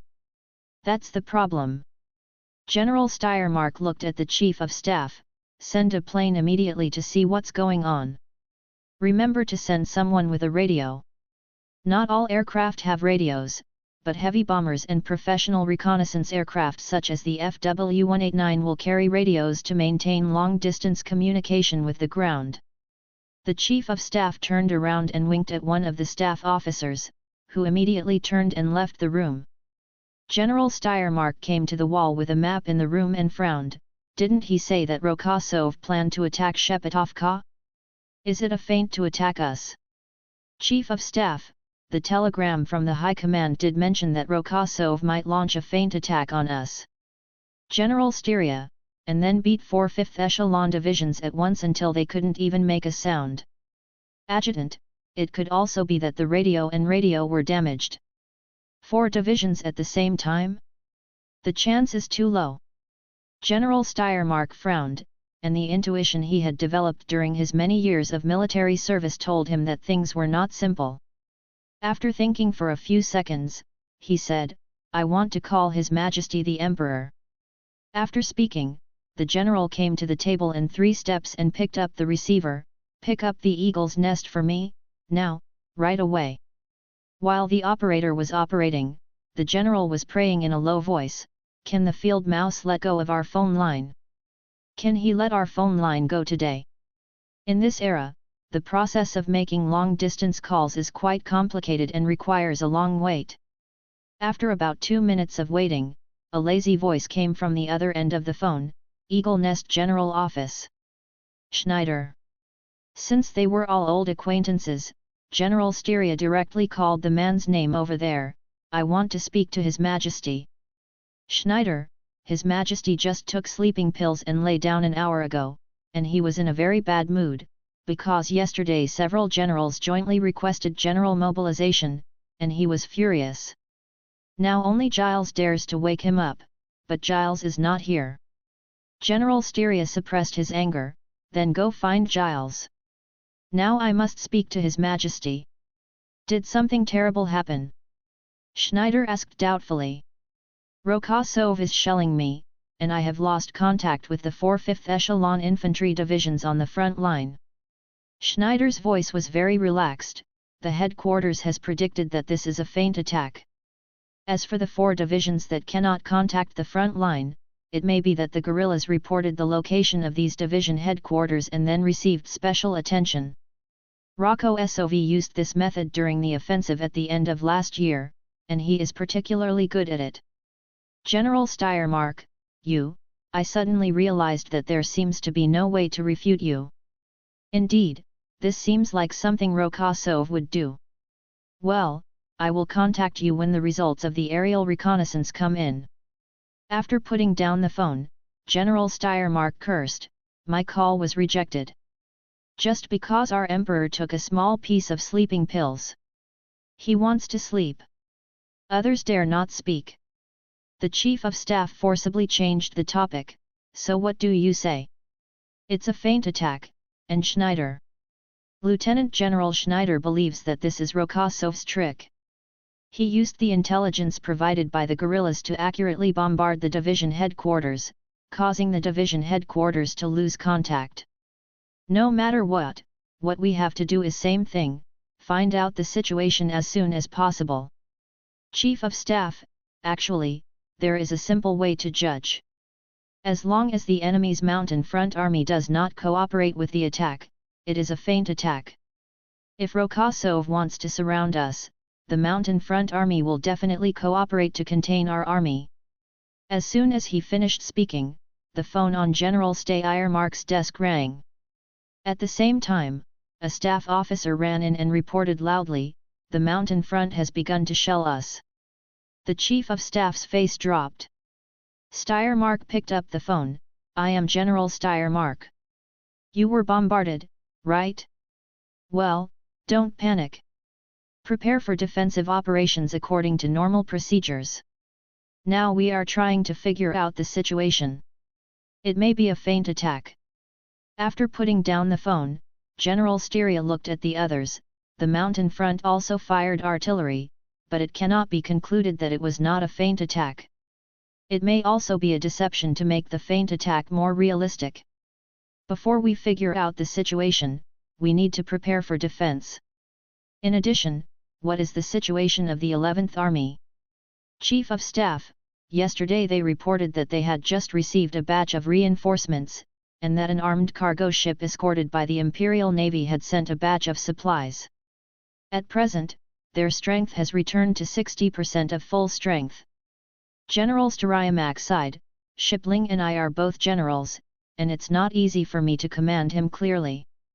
The commander of Army Group B is Marshal Gran, so he can legitimately command the general. Forget it, later. Let me call and ask. Now our first priority is to figure out the scale of the attack. If it is a feint, it won't be too big. Move." An hour later, the communications staff officer came in with a serious expression and the translated telegram, and handed the telegram to the Chief of Staff. "General Styria, how's it going?" The Chief of Staff's face turned pale. The aircraft reconnaissance report said that the density of shelling may have reached more than 20 heavy artillery pieces per kilometer. From the air, no active troops on the front line of our army can be seen. General Steyermark frowned. His adjutant asked, "Is this also a feint attack?" The general picked up the receiver. "Get the eagle's nest. Hurry up." 2 minutes later, Schneider's voice came from the other side of the receiver. "Eagle's nest." "Schneider." General Steyermark said hastily, "Rokossov has invested more than 20 heavy artillery pieces per kilometer on the front. And currently he has not shelled the 10th Army. This is obvious. Calm down, Rokossov likes to do this. If you think you are the main attack direction, you have been fooled by him." General Steyermark, "But what if it's not a feint attack? The 11th Army is still being replenished. Yesterday they reported that their strength had returned to 60% of full strength. Rokossov has an army of 1 million. Schneider, calm down, his million-strong army still has to leave troops to guard against the 10th Army across the river. The river is still frozen, and the 10th Army can reach his supply line, the railway, across the river. Taking into account the gap in combat effectiveness between the two sides, Rokossov will leave at least 500,000 to 600,000 troops to defend the banks of the Suhayavali River." Steyermark hesitated and said, "Okay, I'll check the situation again. Goodbye." He put down the phone and looked at everyone. "Contact the 4 divisions on the front line, or find the broken troops. And send out reconnaissance planes again. If Rokossov really wants to attack, we will practice with him." Chapter 583, The Maze. At 1031 on January 7, 1916, Kyrenenko rode up to Hill 361. This was the core position of the Proson defense, but there was no person alive now. After reaching the hill, his adjutant said, "With this amount of ammunition, I think this hill should be renamed Hill 360 or Hill 359. Kyrienko, isn't this good? 1 more ton of ammunition, 1 less liter of blood, a very cost-effective deal." The adjutant nodded, "Yes, a very cost-effective deal." At this moment, on the road on the side of Hill 361, no, Hill 359, tanks and trucks were driving along the road, and both sides of the road were full of fast-moving infantry columns. And the cavalry galloped directly on the vast snowfield. Kyrienko picked up the telescope and looked forward. "I didn't see the light of shooting. Did the enemy's infantry division really collapse?" "Adjutant, whether it collapses or not has nothing to do with us. Our task is to penetrate. The general's tactics are really strange. Let us penetrate so far into the enemy's territory. There is no such practice in the history of world cavalry combat." "Kyrienko, that's Rokosov. He was promoted from lieutenant colonel to general in more than a year. He is a living legend. I won't be surprised if he has any strange ideas." Kyrienko put down the telescope and sighed, "But I don't have confidence in this tactic myself. I can understand that Rokosov asked the cavalry to cross the glacier before. In that case, the troops crossing the river are the enemy's supply troops and rearguard troops. There are not many combat-capable troops. Now we have to penetrate into the enemy's combat-capable troops." "Adjutant, relax, the general only asked us to destroy communications, intercept messengers and eliminate the enemy's supply troops according to the situation. He didn't let us fight to the death with the enemy's combat troops." "Kyrienko, indeed, but, never mind, a soldier's duty is to obey orders and do his best to complete the mission. Let's go." After saying that, he gently pricked the horse's belly with the spur on his heel, and the horse trotted down the hillside. A large number of followers followed Kyrienko down the mountain and joined the army heading west. Pavlov put down the phone and reported to Wang Zhong, "The enemy's first-line position has been completely lost. Next, it depends on the effect of your new cavalry penetration tactics." "Wang Zhong, it will work." The cavalry penetration tactics, this is the tactic Wang Zhong came up with after summarizing the experience in November, and to a certain extent, it refers to the large penetration tactics of a certain strongest light infantry. However, Wang Zhong did not let the cavalry occupy key nodes to delay the enemy. After all, cavalry is not good at this, so the task he gave the cavalry was to destroy the enemy's communication and disrupt the enemy's rear. In short, after these hundreds of thousands of cavalry went deep into the enemy's camp, their only task was to keep moving forward, cutting telephone lines, killing messengers and throwing bombs at supply points. As long as the enemy can be disrupted, damage can be caused, and the judgment of the enemy's command can be interfered with, it can be considered to have played a role. To be honest, Wang Zhong does not know how effective this tactic can be. You have to try it. If it doesn't work, you can find a way to improve it. For example, you can give each member of the Komanda team 3 horses, let them gallop on the prairie, and dismount to infiltrate and sabotage when they arrive at the place. Popov, a year ago, we thought that the cavalry was a backward branch of the army and could not play a big role. Now the number of cavalry is almost back to the level before the war. Wang Zhong, there are no useless arms, only useless commanders. It was only this summer, last summer in the grasslands of Nanant, that I realized the value of cavalry on such vast grasslands. Although it has been a week since the new year, Wang Zhong still forgets from time to time that it is already the new year. Vesely, I don't know how long it will take the enemy to react this time. We are really attacking Borsk.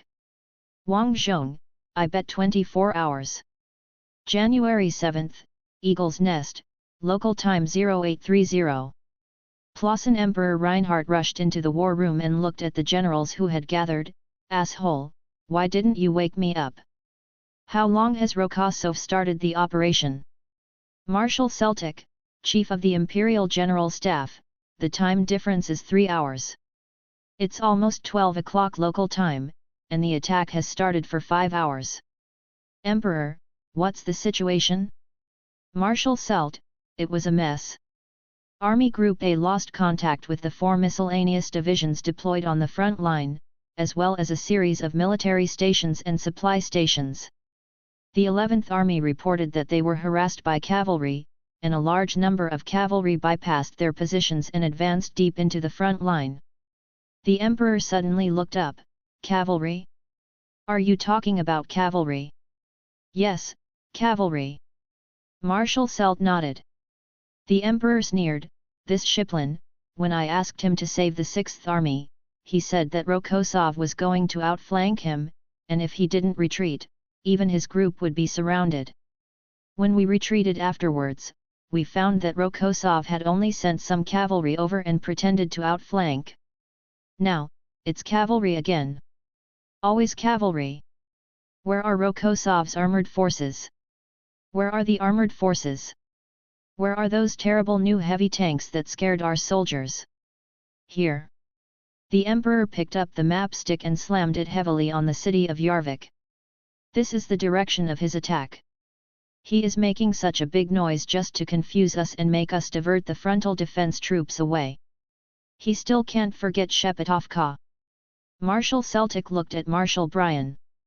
Marshal Bryan, the Commander-in-Chief of the Army, said, Your Majesty, even if we do not mobilize troops in the direction of Shepetovka, we should send reinforcements to Borsk, just in case Rokosov has the same idea as General Gorky of the Western Front.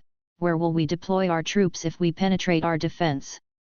Then he will attack in 2 directions at the same time. His Majesty the Emperor said categorically, but now he has only attacked Army Group A, assuming a posture of recovering Borsk. So this must be an illusion, the real direction of attack it's Shepetovka.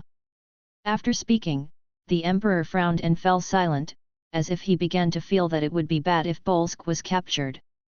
At this time Giles said, We can ask the Navy to move all the warships to the sea near the coastal fortress.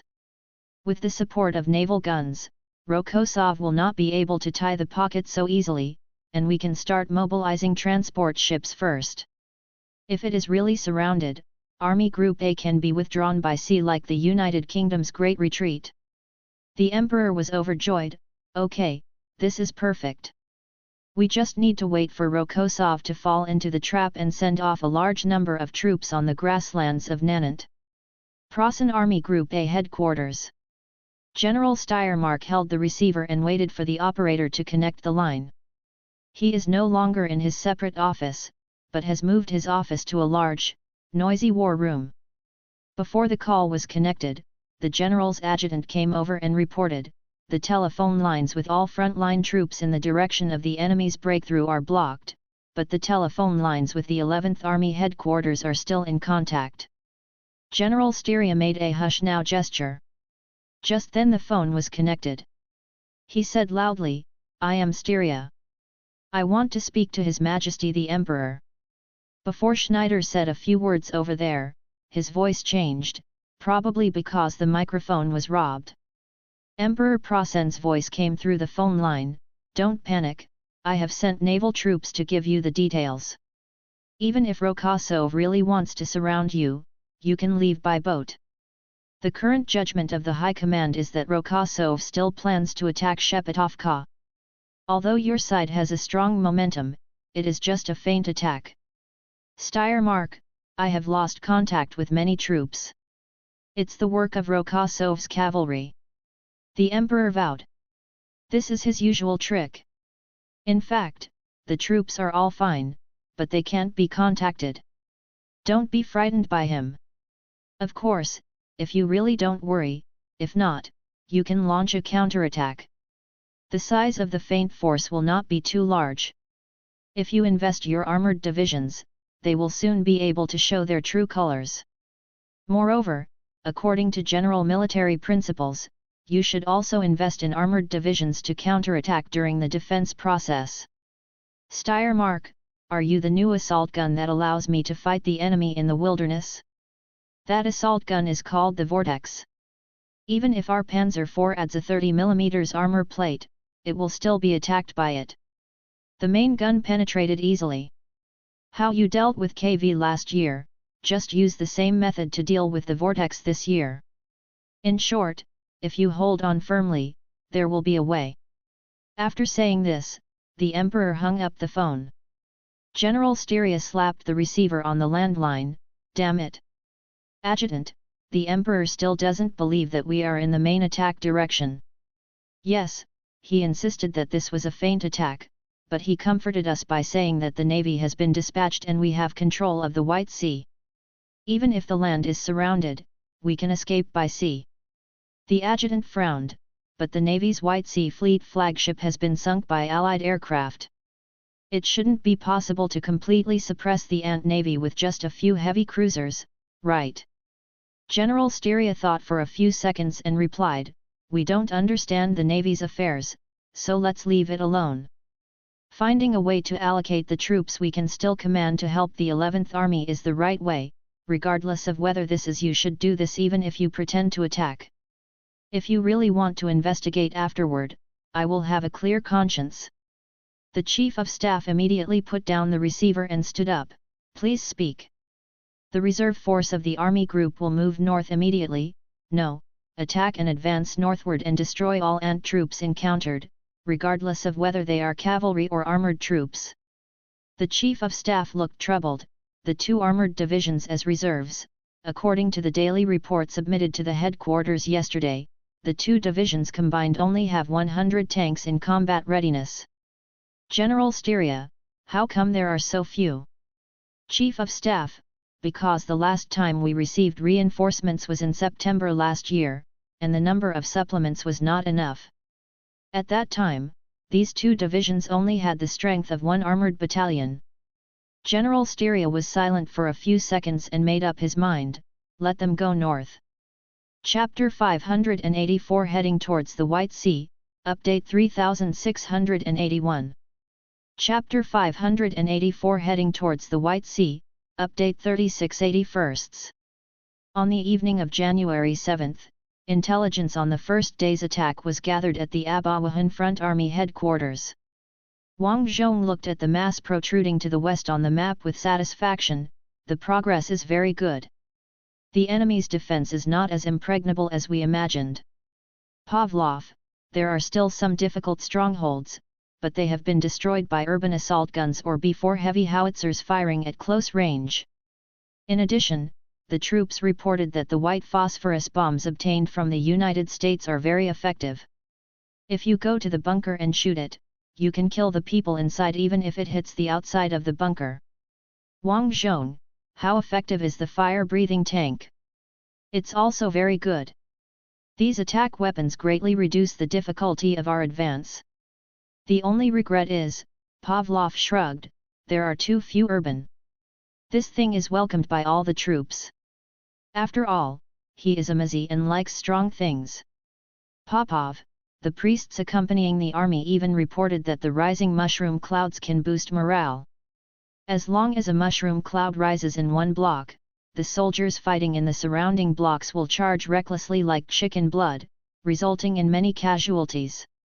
Wang Zhong, in the name of the Front Army headquarters, an order should be issued telling everyone to pay attention to methods during the battle to reduce casualties. Don't take it for granted that the enemy has rotted into the soil when you see the rising mushroom cloud. Vasily raised his head. I've written it down, is that all? Just send it out like this. Wang Zhong looked at Vasily with emotion. Okay, I learned the staff major in vain. Vasily's lips turned up proudly, of course. Just as he was talking, an Air Force colonel entered the headquarters, went straight to the table where the big three were, and put the brown paper envelope in his hand on the table. Today's aerial photos were developed. Okay. Wang Zhong asked as he unwrapped the thread on the envelope, did the reconnaissance aircraft pilot see anything unusual?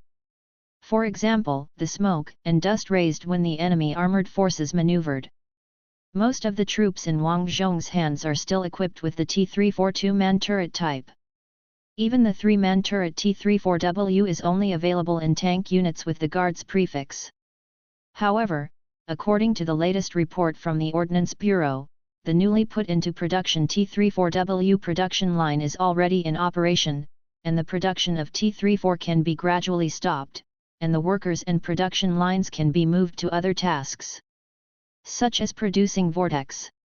In fact, the T-34 production line has been completely shut down and technical transformation has begun.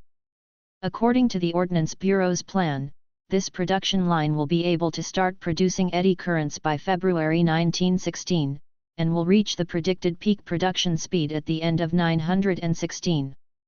The T-34 2-man turret type is about to retire from the stage of history, but the Army still has a large number of 2-man turret type T-34, and this situation cannot be changed for a while. And these T-34s, when faced with Preußen's long-barreled No. 4, can basically only be used as a result of the enemy's victory. Fortunately, the Prussian army on the opposite side also lacks individual anti-tank weapons. Their magnetic grenades are too abstract and not even as useful as Molotov cocktails, so the 2-man turret T-34 can bully the infantry. Therefore, Wang Zhong, like Commander Mao Zedong who knows current affairs on Earth, pays special attention to the movements of the enemy's armored divisions. He has always regarded the vortex of the 2 brigades as a general reserve, holding it in his hand and ready to use it to put out fires at any time. In response to Wang Zhong's question, the Air Force colonel shook his head. No, in addition to reconnaissance aircraft pilots, we also asked fighter and bomber pilots. They have not seen dust generated by the movement of large-scale armored forces in the combat airspace. Pavlov immediately came to the map and drew a line on the map with a pencil. This means that north of this line, there are no Plosen armored units in action. Vasily, our deception must have worked. The enemy thought it was a feint attack. Popov asked, "Do you want to fire cannons to hit the other side? This can prolong the confusion time of the enemy." Wang Zhong, no, looking at our current advancement speed, it is already too late for the enemy to mobilize troops. The only variables now are the Prussian Navy on the White Sea and Army Group A itself. Army Group A has not fought any major battles since it advanced to the edge of the grassland. They still have some strength. If they go all out to break out, there will definitely be a fierce battle on a flat snowfield. Wang Zhong also stood up, stood next to Pavlov, and looked at the map together. Pavlov, there may be a tank battle, and then the vortex will be mainly relied on to block the enemy's armored forces. Fortunately, the vortex is good at defense and not good at offense. Wang Zhong, when our new heavy tanks start mass production, we will be able to fight the enemy in the wilderness. By then, the death rate of our tank crews will be greatly reduced. They can accumulate experience and grow into elite tank crews. But now we have to avoid the edge of the enemy's armored forces. Popov also ran to the map. The 3 of them standing in a row gave the impression of 2 bears holding a fair-skinned scholar. In fact, Wang Zhong is not short and his shoulders are not narrow either. Mainly because the 2 bears are too unusual and make him look slimmer. The 3 of them discussed the enemy's actions for a while, and Popov changed the topic. Speaking of which, the person guarding Borsk this time is our old acquaintance General Shiplin. He ran very decisively last time.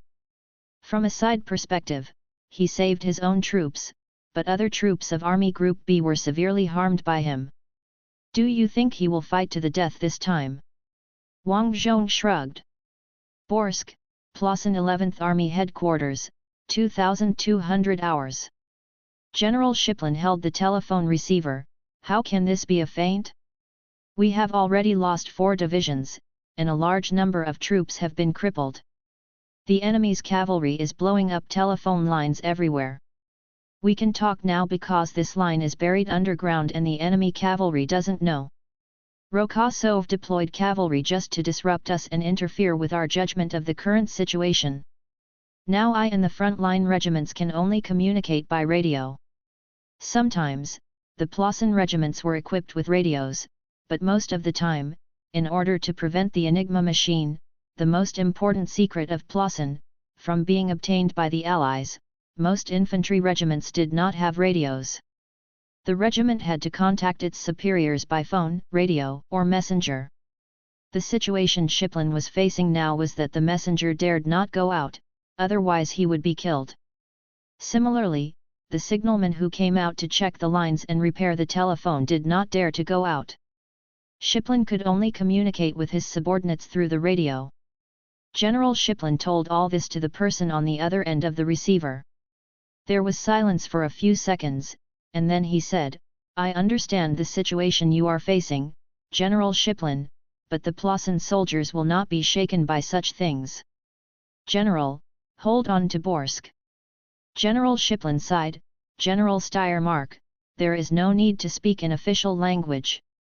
It's okay for you to let me hold on, but you have to tell me when to hold on. You can't just tell me hold on as long as you can. I and my troops need a deadline, and we will retreat no matter what when the deadline comes." Steiermark was silent for a long time, probably calculating. Finally, the general responded, "I ask you to hold on until January 15th. General Shiplin looked pale. "This is impossible. I only have 60% of the full strength, and the number of tanks is even less. Including the supplementary tanks, my army has less than 200 tanks." Steiermark did not seem particularly surprised. "I will send you 2 armored divisions. These 2 divisions have only 100 tanks in total, including the number 3 and the long tube No. 4. General Shiplin held his forehead. "I know your situation is not good, but I didn't expect it to be so bad. General Steiermark, there are many armored units in the Army Group. The last time they received new tanks was in September. As a result, there were 38 tons tanks used to make up the number of new tanks. I thought this type of tank had not been produced for a long time. General Shiplin, maybe the destroyed tanks were returned to the factory for repair. In short, I roughly understand the situation. Wish us both good luck. We both need good luck next." "Thank you, and I wish you good luck, General Shiplin," General Steiermark replied. Steiermark put down the phone and looked at the Chief of Staff and a group of staff. This call can be said to have gained nothing. Shiplin doesn't know what happened. From this point of view, Rokosov's purpose of using cavalry has been achieved. Chief of Staff, in fact, there are also reports from some supply stations that the cavalry quickly got into the defense circle from the firepower of the supply station's sentry tower, and then threw things like homemade explosives. A lot of supplies have been blown up. The adjutant asked seriously, "So, are we going to retreat?" Steiermark's face tightened. "This question is too difficult to answer." After a moment, he said, "The Emperor believes that this is a feint. Even if we retreat now, we will be blamed. And Rokosov is a person who makes me puzzled. The possibility of a feint attack is still there, strictly speaking, and it is not low." The officers looked at each other. General Steiermark, also, while the Navy can still help us send letters, write some letters to your family quickly, tell your children that Dad loves them. Chief of Staff, just give up like that? Not good, right? Steiermark, then tell me what else we can do. We can't retreat, and the frontline troops are being held back by the mountain front that is attacking desperately. I have played the last 2 cards in my hand. I have no cards in my hand, gentlemen. But you don't have to be too pessimistic. Maybe the 11th Army can hold on.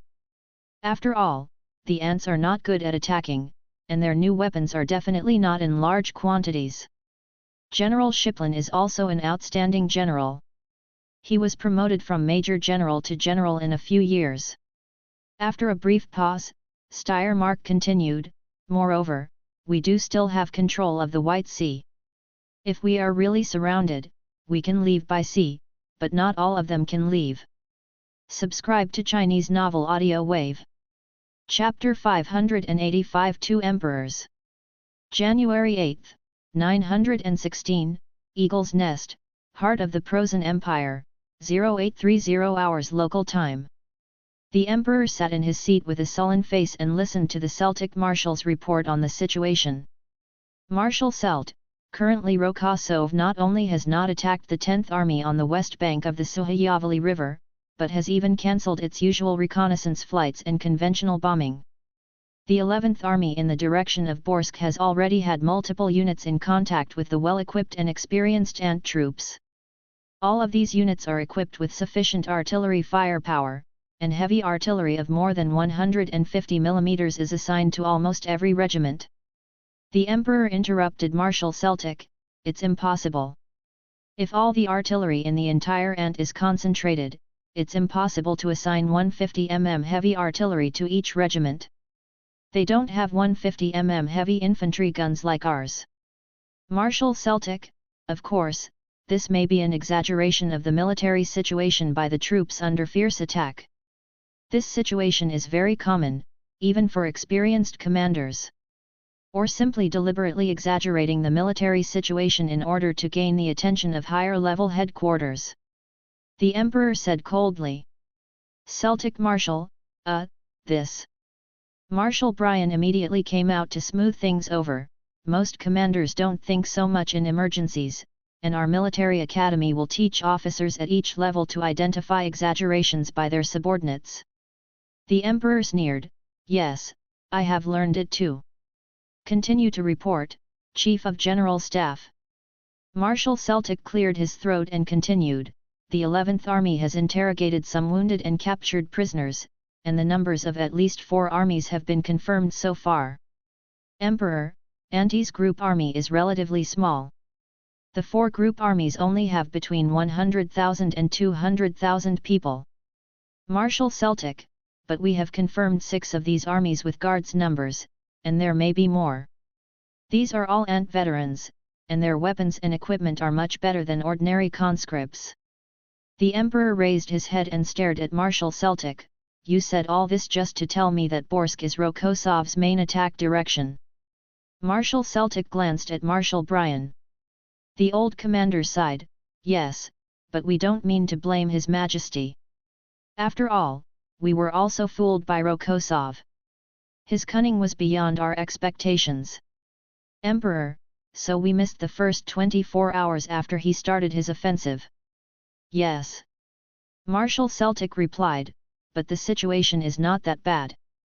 General Styria and General Shiplin have taken measures, so currently we still control the surrounding areas of Borsk. It's just that there is intelligence claiming that an Ant's cavalry was seen northeast of Borsk." Marshal Brian responded, "Rokosov broke the cavalry into pieces and asked them to advance deeper into us and disrupt our command system. However, such a small group of cavalry has no ability to attack cities and seize territory, so it is not a big problem. Emperor, his cavalry has already reached the northeast of Borsk. Tell me, it's not a big problem.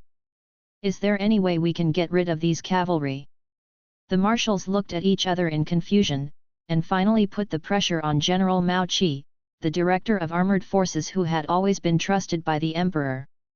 "General Moltke, we don't have a good way to deal with these cavalry. We discovered this problem in the winter last year. The Imperial Academy of Military Sciences was ordered to solve this problem, but it has not yet come up with a solution. As an alternative, we decided to re-establish the cavalry force. However, our cavalry forces have all become armored reconnaissance battalions, and the officers have all become commanders of motorized units or commanders of armored units. So far we have established 3 new cavalry regiments." The Emperor asked, "Why is the formation of cavalry regiments so slow?" "Because all the army horses were sent to the front line as pack horses." Marshal Celtic replied, "We put 800,000 army horses into the front line. If it weren't for these army horses, we would not be able to support the 6th Army to reach the city of Abavahan." "Emperor, 800,000. Have you never thought of leaving even 10,000 horses to reorganize the cavalry force?" "No, because we can't find that many young people who can ride a horse anymore. Since trucks became popular, there are very few young people in the countryside who can ride a horse." The emperor couldn't help but raise his forehead. Damn it, now you actually tell me that even the cavalry can't deal with it. When attacking Melania, the joke about Melania's cavalry using sabers to chop tanks was the most popular joke after the war started. Giles couldn't help but said, this has something to do with Ant's terrain. Although Melania has plains, the roads are dense and villages and towns are dotted. The most important thing is that the overall battle line is very short and the cavalry cannot use it. The distance between villages on the Nanant grassland is often 30 kilometers, and there is too much room for the cavalry to play. The emperor looked frustrated. So you are telling me that Rokosov's use of cavalry was a clever move based on local conditions? Celtic marshal, yes, so far it seems so. Okay, let's not talk about these useless things. The question now is, how do we face this situation? Can the 11th Army hold Borsk? Marshal Brian, they reported yesterday that they only had 60% of their strength. In addition, the armored corps of the group army has a serious shortage of tanks. Most of the tanks are under long-term repair, and some of them have been returned to the factory. General Styria also strengthened the last 2 armored divisions in his hands to the 11th Army, but these 2 armored divisions combined only have 100 tanks in combat readiness. Emperor, well, it sounds like the situation is much better than when the 6th Army was surrounded. At least there are no armored divisions and only 7 tanks left for combat readiness. After saying that, the emperor stood up. I will not make the same mistake twice. Since defending Bolsk is full of uncertainties now, let's be more conservative.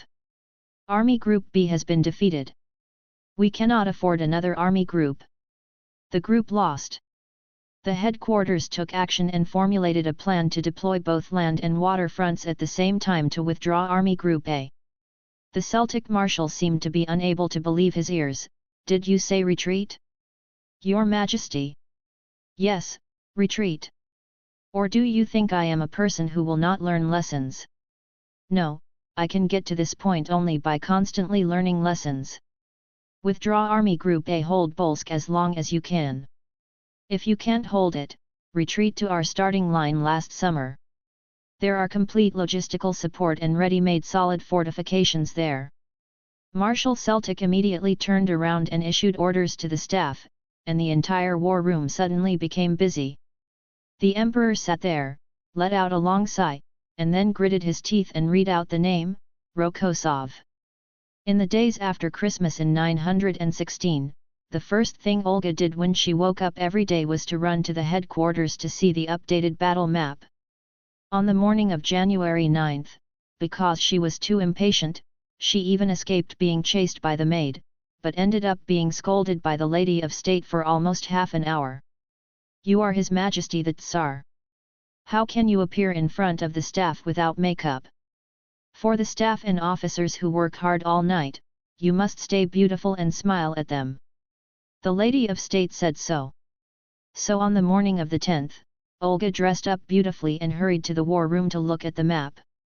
As a result, because she took the time to dress up, the staff officers on the night shift got off work, and the war room was full of staff officers who had just gone to work. General Turgenev was also in the war room. When he saw Olga, he sighed, Your Majesty, it is good to pay attention to the situation on the front line, but you coming to the war room so frequently affects our work efficiency too much. Olga, why? I have already smiled at everyone, shouldn't everyone be full of energy? No, on the contrary, everyone here has become reserved in order not to lose their etiquette. Please go to the office and wait to see the daily summary of the battle. In addition, you should have a lot of documents to review. Olga pouted, glanced at the map, and confirmed that the area controlled by the Abavahan front led by Rokosov had become larger today. Then she turned around with satisfaction, Okay, I'm the one who handles the documents. It's my job. Hey, most of the documents have the annotations of the church and even Belinsky, I'm just a stamped vase. Everyone who heard this looked serious and tried their best to pretend not to hear.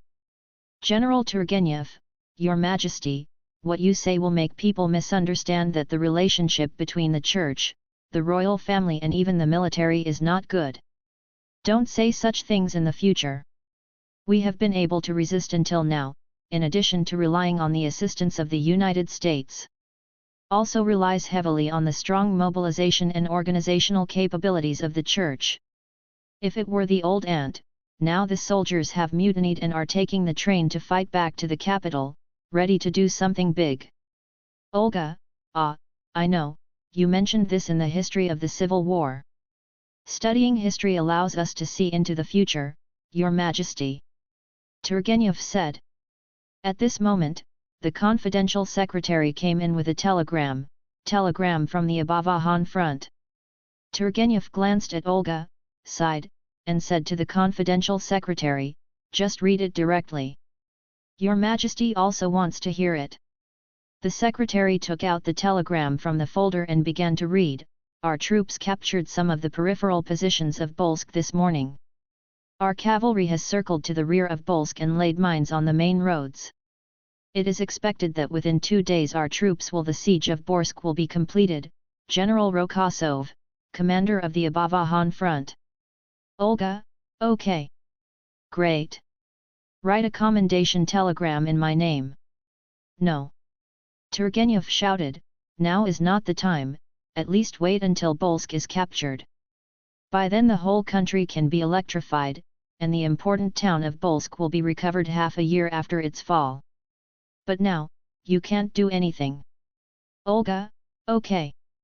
Turgenev, go and deal with the documents, Your Majesty. This work is also very important. Okay. Olga left angrily. Chapter 586 Homeland. On January 11, the Abavahan Front Army headquarters moved forward according to the established plan. At about 1330, Wang Zhong suddenly saw a road sign in front of him from a bird's eye view. So he shouted to Vesely, who was driving, stop at the road sign ahead. Vesely responded and drove the jeep straight to the road sign in front of him. On the way there, he kept saying, General, how did you see it? I thought it was a withered sapling. Wang Zhong, I feel it is there. It's a pity that Amelia drove the plane to transfer and did not leave with the headquarters column, otherwise she would definitely have provided cover for Wang Zhong. Ludmila sat next to Wang Zhong. She just glanced at Wang Zhong and didn't say much. Although Vesely didn't know what was going on, he still drove the car all the way to the road sign. The troops that had passed before had cleared all the snow on the road signs, and all the snow on the ground had been shoveled away to ensure the passage of the road. Wang Zhong took out his portable map and looked at the map to confirm the place names on the road signs. Go this way to Borsk, go the other way to Kolinka. That's right. He put away the map and looked at Ludmila, his eyes a little sore. We are standing in Kozalia on the land. Ludmila covered her mouth. From the corner of her mouth, she seemed to be smiling, but tears rolled directly from her eyes and were quickly frozen.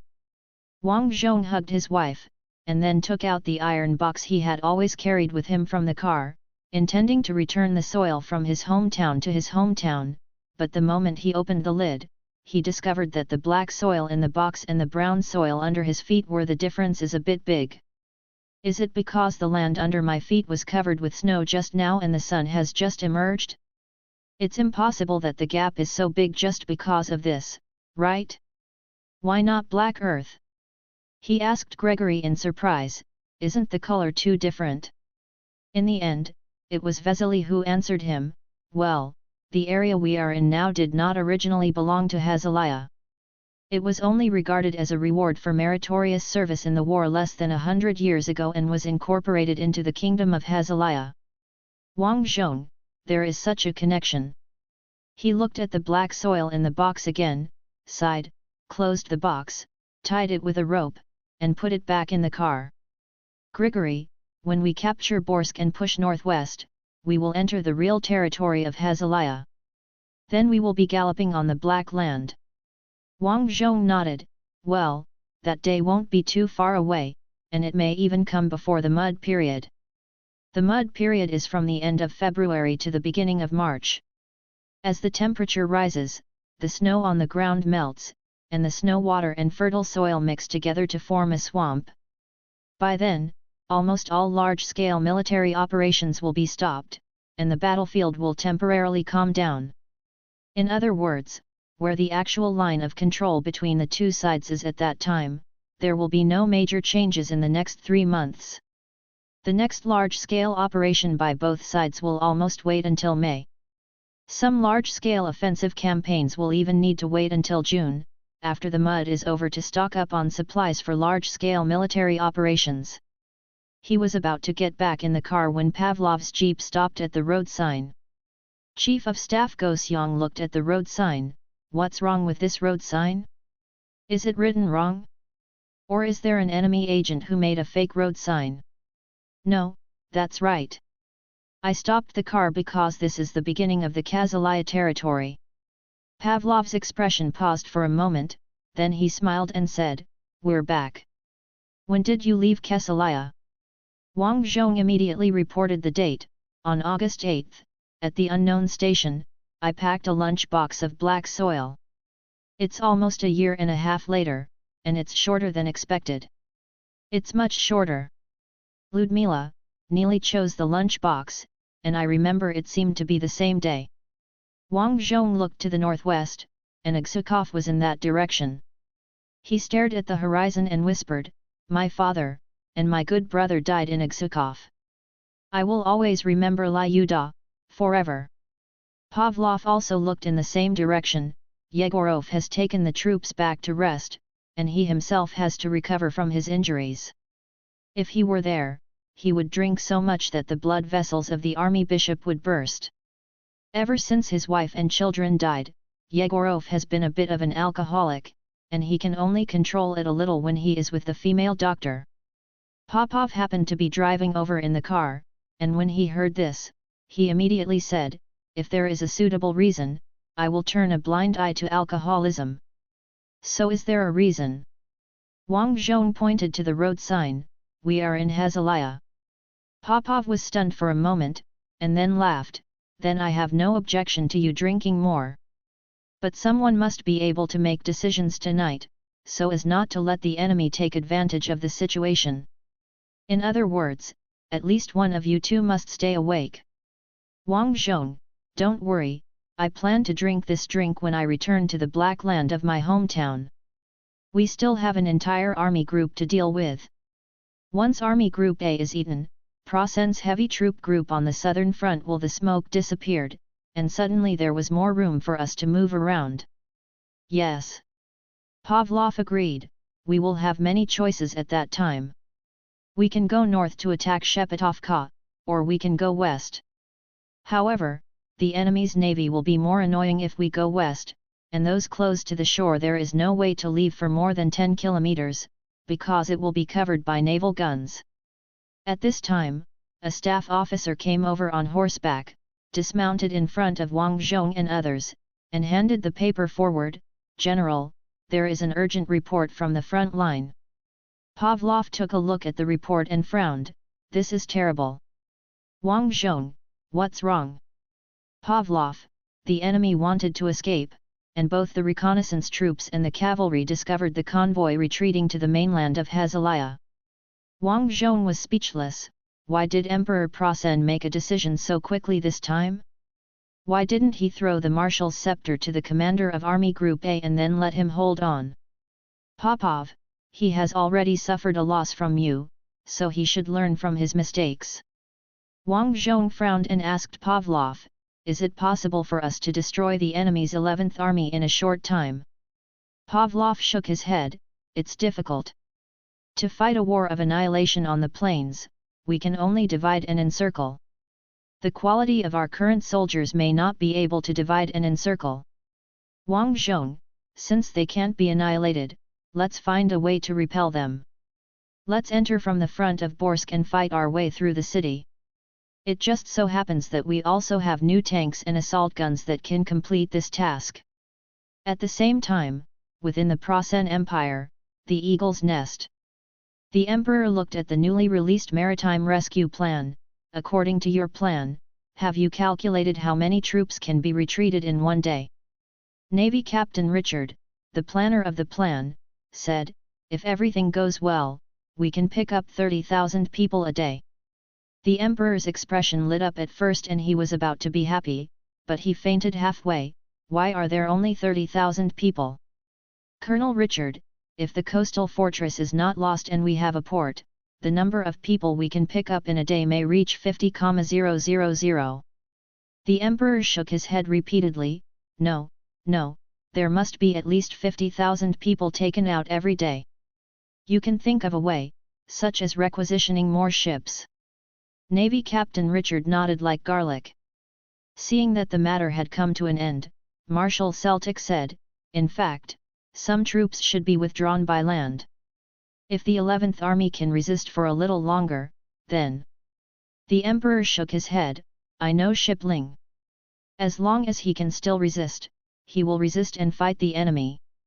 Let the Navy try to send ammunition and supplies to Shipling before the retreat begins, and by the way, send the soldiers home letters. Collect them and send them back home. The Navy Marshal stood at attention and saluted. The mission will be completed, Your Majesty. The Emperor stood up and clapped his hands vigorously. Take action to save Army Group A from Rokosov's clutches, everyone. Otherwise, the loss will be too great, and the Empire cannot afford such a loss.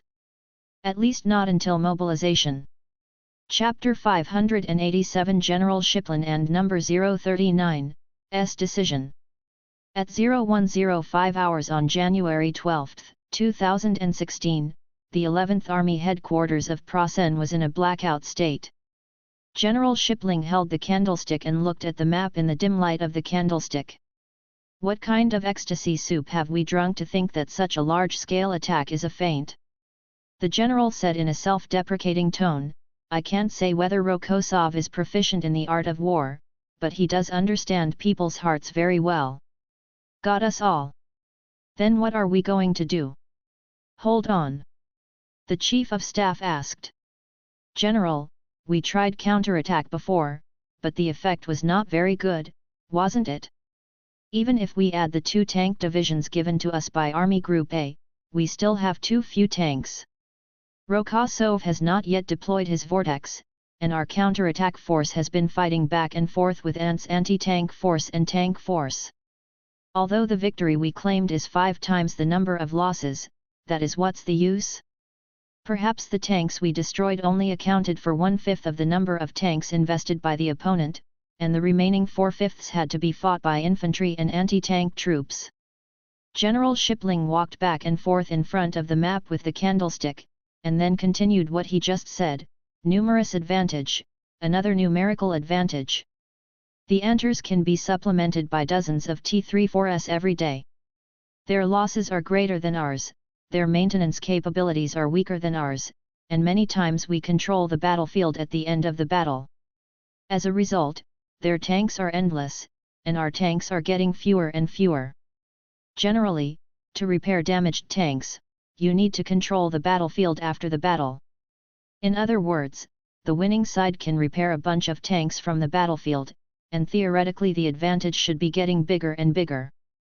During the summer offensive of 915, the Plassen people won most of the tank battles, so the Plassen Maintenance Department recovered a considerable number of tanks from the battlefield, and even repaired some T-34s and painted them with cross marks for use by the Plassen armored forces.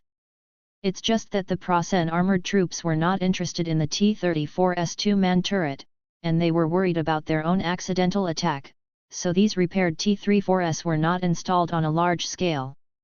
Under such circumstances, the Ants still had an overwhelming numerical advantage, which was simply unbelievable from the perspective of the Prasens. Shipling continued his talk show. The year before last, the Ants had to have a 5-fold strength advantage in order to occupy our position. Last year, the Ants had to have a 3-fold strength advantage, and they couldn't be just recruited. I don't think we can even use the 3 times the strength advantage of our mobilized troops this year.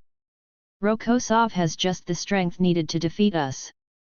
Many people in the troops below are worried about Rokosov's new weapons, but in fact there are only a few new weapons and the battle line is so long. The real fatal thing is this poor military strength. Last year, Auntie's Western Front launched a full-line offensive that took advantage of its weak military strength, which the High Command disparagingly called flooding, and achieved certain progress. And that happens to be the best way to fight when you are stronger than the enemy and the battlefield is extremely vast. If it were me, I would do the same. At this point, Shiplin sighed and did not continue. His adjutant asked tentatively, "So, what you are saying is that we will not defend Bolsk anymore?" The general waved his hand. "How is that possible? But we cannot defend. We must implement the tactical principles of elastic defense. We must not fight the enemy to death. We must make good use of our artillery and armor, as well as our advantages in combat experience. The task given to us by the anti-orthodox headquarters is to delay the retreat of Army Group A. It is not to defend Bolsk. We can even give Bolsk to the enemy and lay enough mines in the city before giving it away. As long as the landmines are planted in a sufficiently strategic and dispersed location, the enemy's artillery fire will not be able to clear them all. One of the main duties of fire preparation before a general attack is to clear the enemy's minefields. The overpressure created by the explosion of heavy artillery shells will detonate all mines in a wide range. But if the mines are laid in places that are less likely to be overpressured, or fuses such as tripwires are used that are less likely to be triggered by overpressure, you can continue to kill the enemy after heavy artillery plows the ground. General Shipling laughed when he said this. Rokosov also likes to play with booby traps. This time, let him experience the feeling of fear after entering the city. The Chief of Staff in Episode 11 said, "We have laid a considerable number of booby traps in the city in accordance with the General's request, and some pressure mines have been scattered at various intersections in the city and placed under the floor tiles." Very good, let the engineering troops work harder and try to plant twice as many mines before retreating, and bury all our mine supplies in the city. After speaking, the general looked at the map again. If you have any other ideas that can delay the enemy, you might as well tell them. Headquarters of the Anti-Abavahan Front, 0120 hours. Pavlov waved the latest report. The advance is beginning to encounter difficulties, and they are all troops of the 11th Army. The enemy is insufficient in strength, but has a lot of fighting will and combat experience. It is starting to be difficult to deal with. Popov, we can continue to use the previous strategy, divide and encircle without attacking. Just as Pavlov was about to answer, Wang Zhong said, "We are approaching Borsk, and the density of the town has suddenly increased. After all, it is an important industrial city. Now it is time to test the ability of the hard bridge and hard horse to attack difficulties. The Ordnance Department didn't send a new urban. Not yet. Wang Zhong, then don't wait. The B4's level shot clearing efficiency is also good, but it can't boost morale. This translates to the fact that the B4 bombardment of the bunker is not loud enough. Pavlov, tomorrow we will attack Plinka, the first satellite city of Borsk, just to test the enemy's defensive strength. The 33rd Guards Infantry Corps is responsible for the main attack. In addition to their artillery, I will also provide they reinforced the breakthrough heavy artillery division and 2 Guards rocket artillery brigades. Before the attack begins, barreled artillery, referring to artillery with barrels such as 152 and 203, will prepare for 2 hours of firepower. The rocket launcher unit will cover the skirmisher line after it sets off. In this way, the rocket launcher will just cover the skirmisher line. Here we are. The 21st Guards Tank Brigade and the 12th Guards Breakthrough Tank Regiment will cooperate with the 33rd Infantry Corps' attack. Popov smiled and said, "Okay, let's invest so many troops with the title of Guards at once. Wang Zhong, let's test the quality of the enemy. If the troops configured in this way can't defeat it, it means that we don't have the ability to attack the enemy with hard bridges and hard horses. We will think of other ways when the time comes." When encircling the 6th Army, Wang Zhong's strategy was to bypass the enemy's strongholds when they encountered them, and bombard the enemies who surrounded the strongholds indiscriminately. Now that we have reached the developed area of Hazalaya, the city density has increased and we cannot do this anymore. Moreover, future attacks on Shepetovka, Ugsukov, and even Prozonia will be tough battles in the reinforced concrete jungle, so there is no problem in training the troops' toughness in advance. Wang Zhong looked at his watch. Okay, I'm going to take a rest first and ask my wife to wake me up before the gunfire tomorrow morning. Pavlov and Popov said in unison, go ahead. On January 13, Wang Zhong was woken up early by Ludmila. Let's attack today. Didn't you say you were going to the headquarters to take charge? Ludmila said, throwing all the clothes that had been warmed on the stove onto the bed. Wang Zhong answered while getting dressed, that's what happened. But I have a feeling that there won't be much of a problem. We are in Abawahan, but we fight with the consciousness of fighting the enemy until death. The Pulosan people don't do that. After all, this is not their hometown, not their country, they will waver, cower, and run away. As he spoke, he got out of bed and got dressed. Ludmila picked up Yakov's relic scarf and wrapped it around Wang Zhong's neck with gentle movements. This scarf has some wrong stitching. The girl who knitted it is not very good at knitting. Wang Zhong, but I think this must be Yakov's favorite scarf. He just gave it to me. Ludmila, when the winter campaign is completely over, go to Ya Castle to see the widow. Wang Zhong, yet. Even if Ludmila hadn't said anything, Wang Zhong would have gone. He wanted to tell Yakov's wife personally that Yakov had behaved well and was very brave.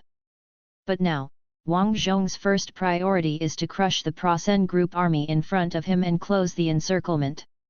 He kissed his wife on the lips, turned around, opened the door, and walked into the winter sunshine. Plinka, 0700 hours on the morning of the 13th. Whistling sounds came from the sky, and before the Pulasans guarding the city could react, intensive artillery fire fell from the sky. More than 400 heavy artillery pieces and a larger number of 122 mm cannons were ravaging this Prasen defense stronghold. In the city defense commander's office, the commander of the infantry division guarding the city shouted on the phone, "We are under heavy shelling." Heavy shelling. Echoing his words, gravel and dust continued to fall from the ceiling. Suddenly, a heavy artillery round exploded next to the headquarters, and a whole piece of plaster fell off the ceiling, slamming onto the table where the phone was placed. Division Commander, we are under heavy shelling. Heavy shelling. The person on the other end of the phone was very calm, resist appropriately. If you can't beat us, evacuate the city and trade space for time. Do you understand? Trade space for time. Division Commander, we are an infantry division. Let us leave the bunker and enter the wilderness. Do you want us to be strangled by armored troops and cavalry? The other end of the phone, then you must hold on firmly. No matter what, just consume and delay the enemy forces. The group army will launch a counterattack at the appropriate time. At that time, we will. The division commander slapped the receiver on the table, damn it. Before he could continue scolding, a 152 heavy artillery shot hit the division headquarters building. The violent tremor made the division commander kneel on the ground. Then the chandelier on the ceiling finally fell down, smashing the map table into pieces, and the crystal glass on the chandelier shattered all over the floor. Chapter 588 Touchstone. The 2-hour bombardment was not over yet, and rocket launchers followed one after another. Prasen's 11th Army had just added a large number of new recruits. The sudden fierce firepower stunned half of the new recruits. Some of them collapsed, holding their heads and shouting, and were finally slapped by the old sergeant in charge. Silence fell. As for the other half of the recruits, they had already died in the gunfire. Such intensive artillery fire killed many veterans, let alone new recruits. After the artillery fire finally ended, the sergeants began to pull up the recruits who were huddled on the ground one by one, Get into position quickly, you pigs. Think about the training you have received. The Anters are coming up. As soon as the new recruits were coaxed and threatened into the position, the ants came up. At least 30 T-34 tanks were pressing towards the city with 3 lines of skirmishers. There were actually KV-1 tanks mixed in among the T-34s, but the Prosens did not recognize them. Sergeant Hu Le is responsible for leading an anti-tank grenade team. Their weapon is the Empire's latest anti-tank weapon, magnetic grenade. But because this thing is too difficult to use, the soldiers call it a stick, meaning that using this thing to fight tanks has the same effect as using a stick to fight tanks. There is even a joke: the mallet can at least scratch the paint of the ant tank, but the magnetic grenade cannot even do this, because it cannot run fast with such a heavy thing and cannot enter the tank's blind spot. Sergeant Hook placed 2 anti-tank mallets next to his position and also took out several captured ant incendiaries. He looked at the only recruit in the group and said, "I taught you how to use incendiary bombs, right? Don't be afraid, this thing is very simple to use. The biggest feature of ant stuff is that it is easy to use.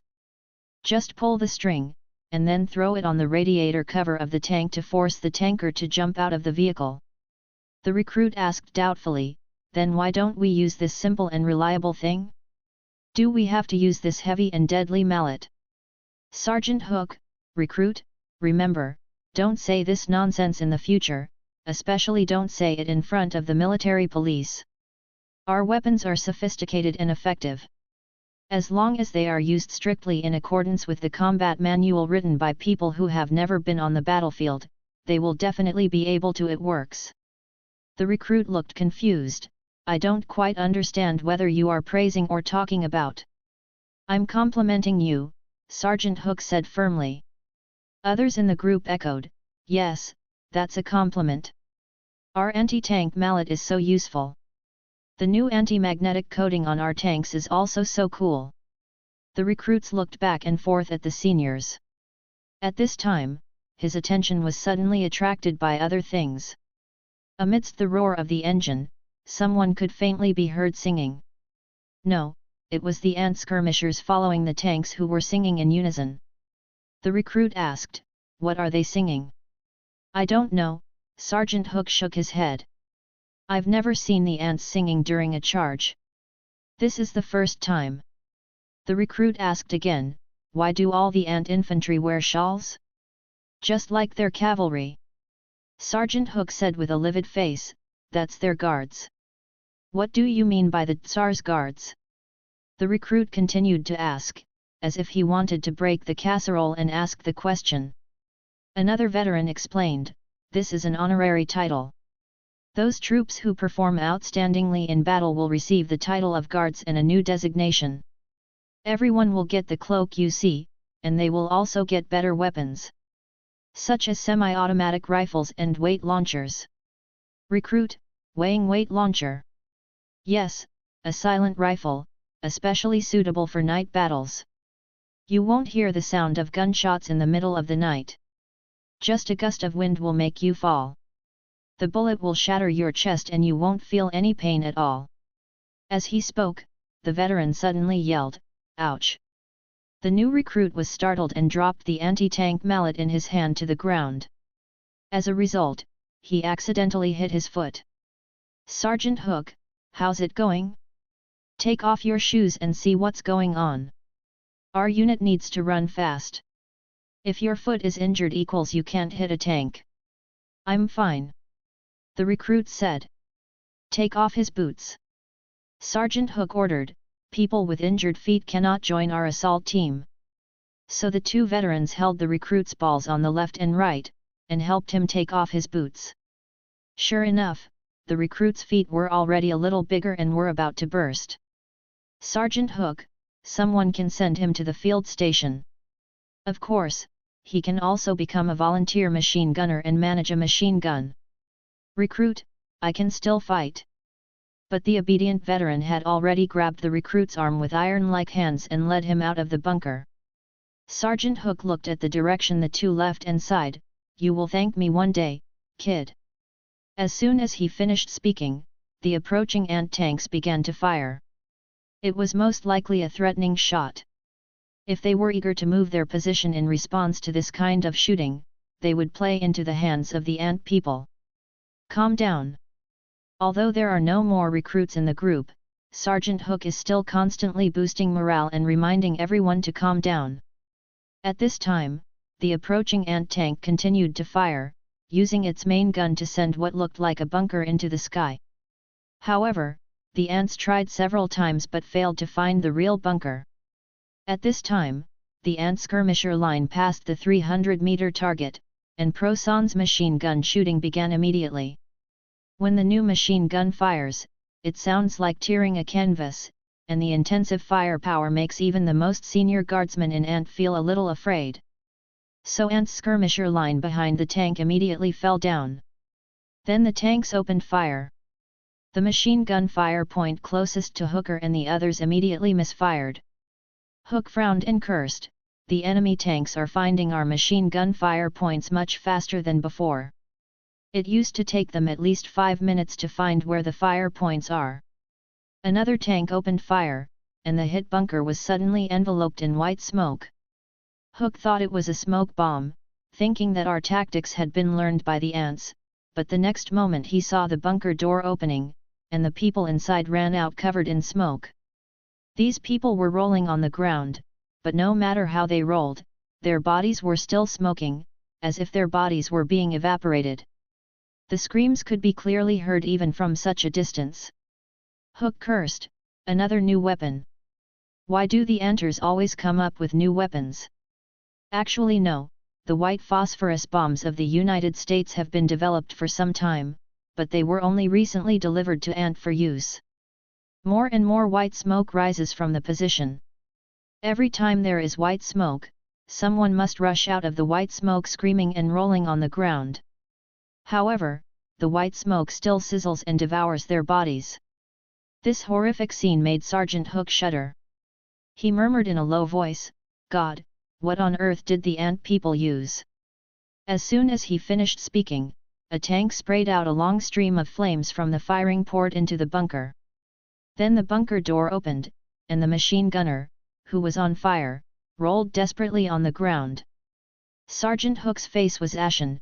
It seems that this time, the ant people are determined to win. Something bad has happened, really something bad has happened. At 1300 noon on the 13th, the Abawahan Front Army Headquarters. Pavlov threw a report on the table in front of Wang Zhong. "We have captured the outer positions of Plinka and are advancing into the city. In accordance with the general's intention, we did not block the enemy's escape route. You can escape from the west of the city at any time." Wang Zhong picked up the report, glanced at it, scrawled a signature on it, and threw the writing board with the report back to Pavlov. Pavlov changed his hand again and threw the writing board to the staff officer waiting behind him. Wang Zhong continued to talk about the topic just now and said, "We don't know if the defender has the courage to escape. Maybe he thinks it would be good to be a defeated general here. With the current supply situation of Prasen, when it comes to the food in the prisoner of war camp may be better than that in the Prasen army. Popov, don't you know? During our nearly week-long rush, the soldiers captured a lot of Proson's supplies, and some of Proson's supply convoys were even caught off guard and surrendered directly. Currently, our military officers and soldiers evaluate the military food supplied by Proson as pig food, and the coffee shipped with the supplies has been nicknamed mud." Wang Zhong smiled, "They deserve it." As the words fell, everyone in the room smiled. After that, 2 hours later, one of the communications staff came over and shouted, "Report! Our army has occupied Plinka." Wang Zhong clenched his fist, "Very good. Come on, guys, this is a good start. Let's continue to wipe out the 11th Group Army." Shiprin received the report almost at the same time as Rokosov. He frowned and asked the communications section chief, "Is the news true? Who reported this?" Communications section chief, the commander of the armored division who was preparing to carry out counterattack, felt something was wrong after hearing the information on the radio. and intercepted the fleeing soldiers to ask questions, and then the final determination was made. Shiplin frowned and remained silent for a few seconds before saying, "We have been building fortifications for a long time in Plinka. Before we were completely defeated, the mobile troops stationed in the rear started building fortifications." He stopped and walked back and forth in the room several times before continuing. "The fortified city was captured in less than a day. It seems that we need to re-evaluate the strength of the Abavahan front under Rokosov. Chief of Staff, before it was taken, the commander of the 20th Infantry Corps had a phone call with the defenders of Plinka. At that time, the commander believed that Plinka could hold on for at least 48 hours. It seems that the enemy is coming faster than we thought. Hurry up." Shipling nodded. After this attack, Rokosov is no longer a general who is only good at defense. We are his touchstone. Chapter 589, Drinking Horses by the White Sea. January 14, 1916, on the shore of the White Sea. Kyrienko rode his horse across the road and passed by the supply convoy that had just been captured. "General, here are some Prussian cigarettes. Would you like one?" The soldier who was distributing the supplies shouted loudly. Kyrienko smiled and said, "You guys share them. I can't get used to their cigarettes. I still feel more excited when I roll my own." He took out a cigarette rolled with newspaper from his pocket and put it in his mouth, and continued to ride forward. His adjutant shouted to the soldiers, "Don't just take cigarettes, alcohol, and food. We have to distribute the ammunition. We still have to continue to fight in the enemy's depth." "Got it." Kyrienko's cavalry troops have been generally mechanized. They are all equipped with Prussian submachine guns and grenades, just for the convenience of replenishment. As for food, the local villagers took out all their family assets, and some even gave all the grass stored in their homes to the troops.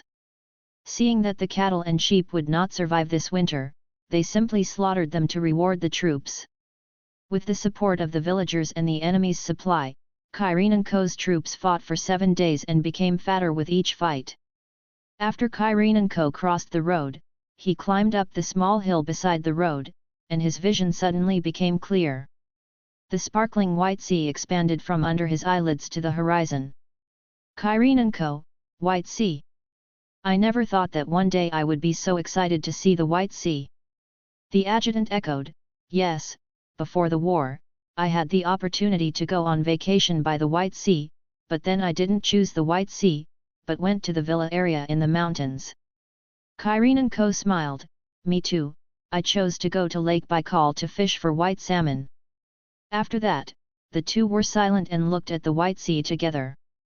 Kyrienko's mount seemed bored, swaying back and forth. At this time, the messenger rode up the hillside, saluted and reported, "General, the 5th Cavalry Division of the Guards captured an artillery regiment with 21 cm heavy artillery, and asked what to do." "Kyrienko, we can't take the heavy artillery with us. Tell them to put explosives into the gun barrels and blow them all up. Detonate the ammunition as well, and try to make a big firework, so that the nearby Prasen people can see it." "Yes." The messenger saluted again, turned his horse's head and ran down the mountain quickly. Kyrienko sent the messenger down the mountain and looked at the White Sea again. "A week ago, I thought that Rokosov's approach of letting us infiltrate was inappropriate. Now it seems that my view at that time was really wrong. The difference between Rokosov and me is that I didn't expect the local villagers to give us such great support.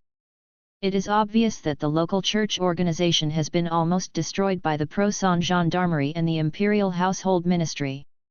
Most of the remaining parish priests have been arrested and hanged. The bodies of some parish priests are still hanging on the old trees at the entrance of the village.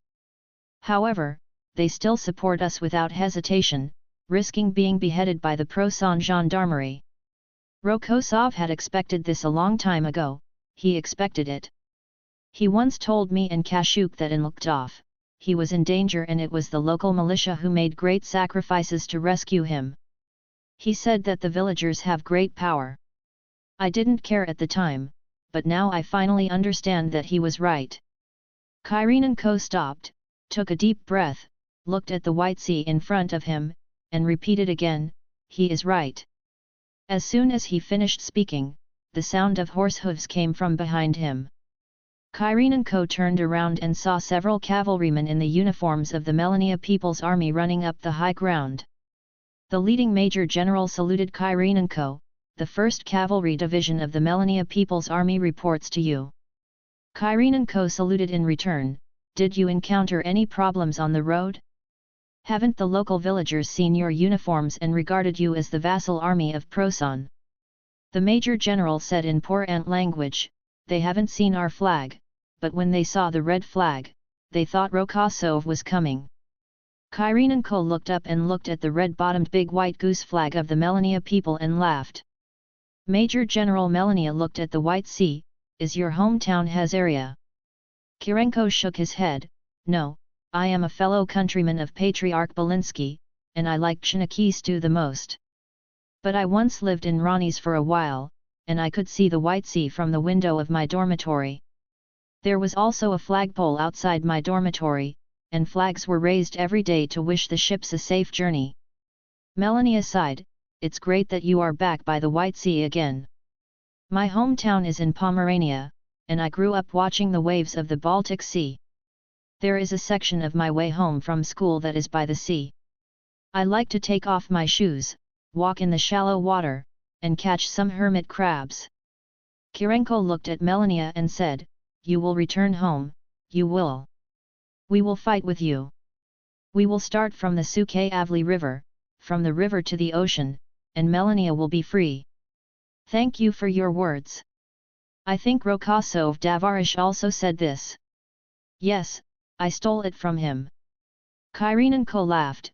The general pretends to be an unlearned dandy, but he is actually very talented and often says such memorable words. General Rokosov may be the greatest military strategist of our time, right? Fortunately, he is on our side. As soon as Melania finished speaking, Kyrienko waved his hand and said, if you say this in front of Rokosov, he will tell you that the current situation is not his credit. He will say that history chose him. Did history choose him? The general is such a humble man. After the words fell, silence suddenly fell. Only the waves of the White Sea are still echoing continuously, as if there is a never-ending throbbing in everyone's chest. On January 15, General Shipling looked at the remains of the 21-centimeter heavy artillery that had just been towed back by a trailer. So, Rokosov's cavalry has arrived at the White Sea? Damn it, where did they get the ability to continue fighting? Shipling asked. Chief of Staff, it seems that the local people took out the stored forage and winter grain to entertain them. The gendarmerie troops are punishing the local people who support them, but the results are not great, and they themselves were attacked by cavalry and suffered heavy losses. Locals. You want to tell me that the locals have provided enough forage and food to supply more than 100,000 cavalry? And this is after we have already requisitioned food? Shipling asked. Chief of Staff, yeah, it looks like the locals have hidden a lot of things. Damn it, I knew these guys were dishonest. We should let the Imperial Household Ministry and the military police arrest them all and send them to the gallows. After a brief pause, Shipling sighed, but it's useless to talk about this now. We will be recovered soon. How is the counterattack going? Chief of Staff, we were not able to retake Plinka, but the counterattack was successful in some of the same villages that were lost yesterday. We recaptured 55% of the positions we lost yesterday. Shipling, very good, very good. Just like this, we are constantly fighting with Rokosov's troops to buy time for retreat. Just as he was talking, a motorcycle drove over. The captain on the motorcycle jumped off the motorcycle before it stopped, walked quickly to the chief of staff, and whispered a few words. Shipling, what's going on? Chief of staff, Yakovlevo is lost. Oktka reports that Ant's army has been found. Shipling pursed his lips and said after a brief silence, it seems that the positions we regained during our counterattack are not equal to the newly lost positions today. How many troops does Rokosov have? Why are his troops everywhere? We formed an arc in front of the 11th Army. Pavlov took a map stick and drew a circle on the map. This is a smaller version of the offensive launched by General Gorky last October. The attack will be launched on the entire arc, and follow-up echelons will be deployed wherever a breakthrough is made. Wang Zhong, it is a pity that the battle line is not long enough and the density of the enemy is still too high. Pavlov, the attack on Plinka has proved that the combat effectiveness of the 11th Army's troops has not been restored. Judging from the composition of the prisoners, they have many new recruits, and the combat backbone lost in the past 6 months has not been replenished. If we attack later and wait for their injured backbone to return to the team, the situation may become complicated. In addition, by launching an offensive across the board like this, we can effectively target the enemy's counterattacks. Yesterday, their counterattack regained many positions, but today we are attacking across the entire arc. No matter which direction the enemy counterattacks, it's just a matter of regaining the lost position in one direction. Wang Zhong was very satisfied. Very good, then how long do you estimate it will take to win Bolsk?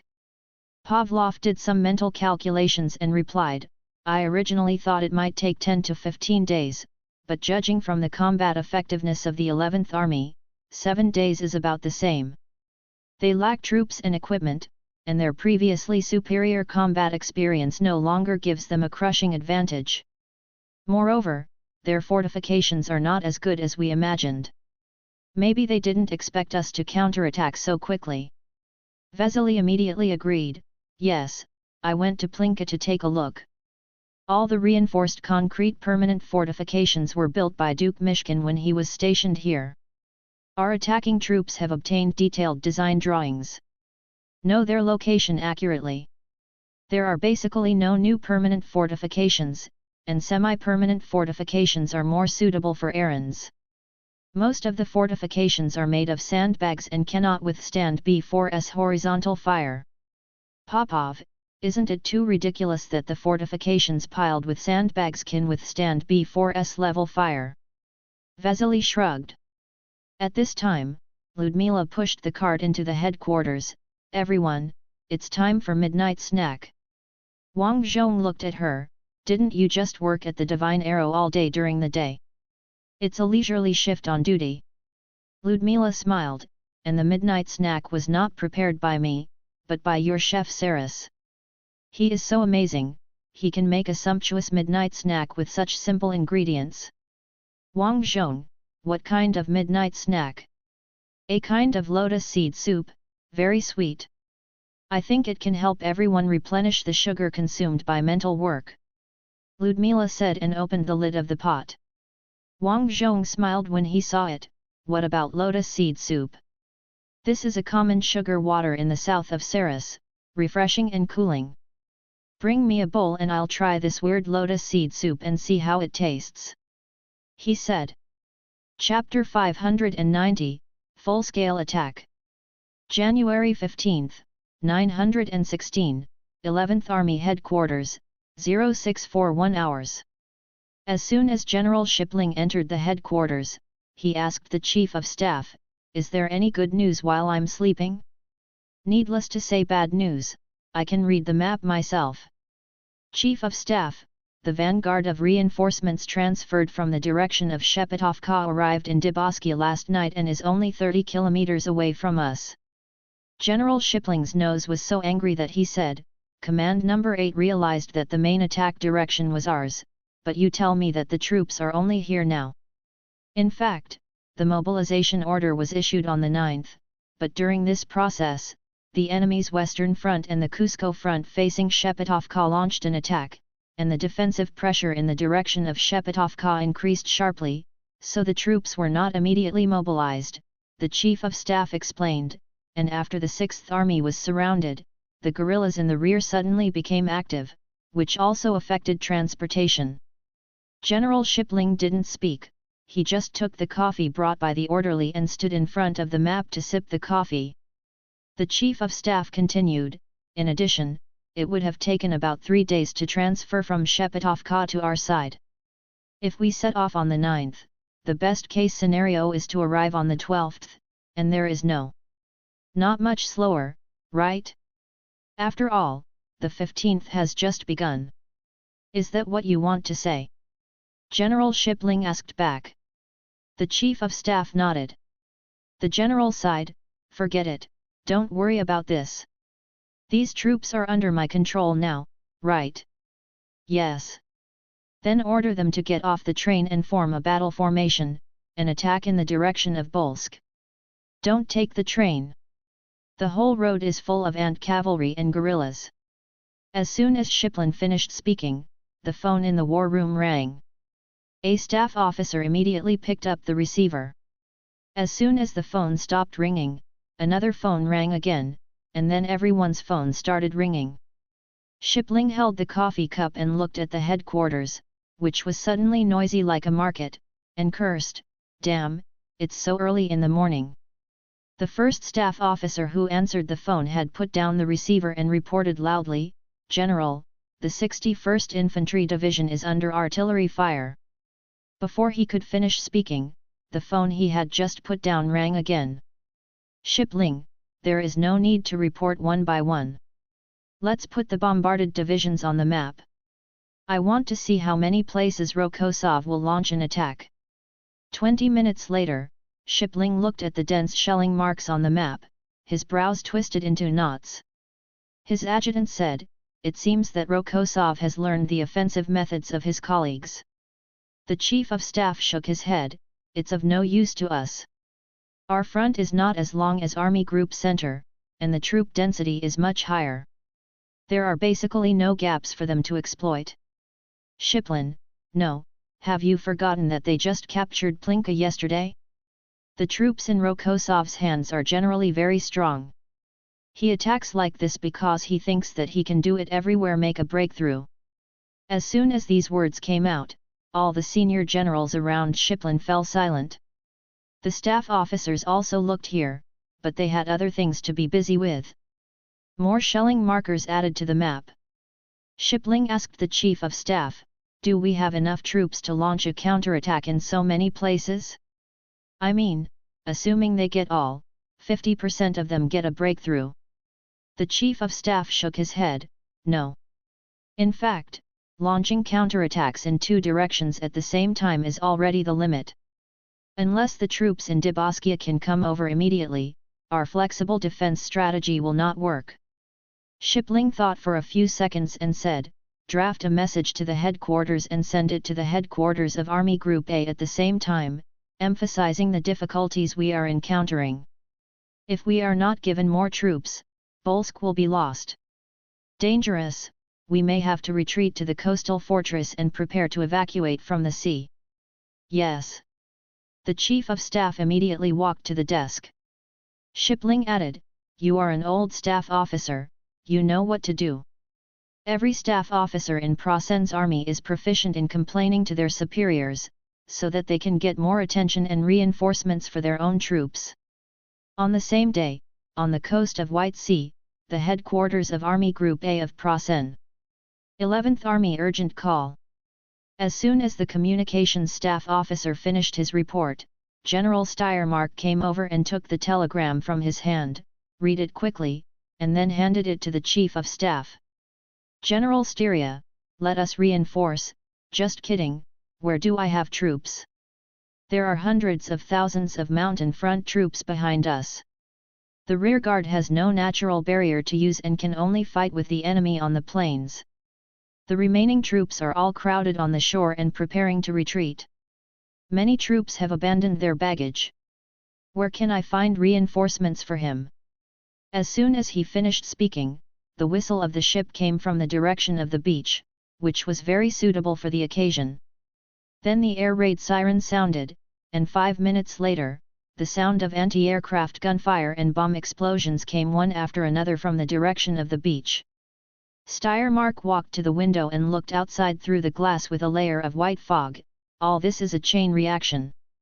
The 6th Army surrendered too early and released Rokosov's million-strong army.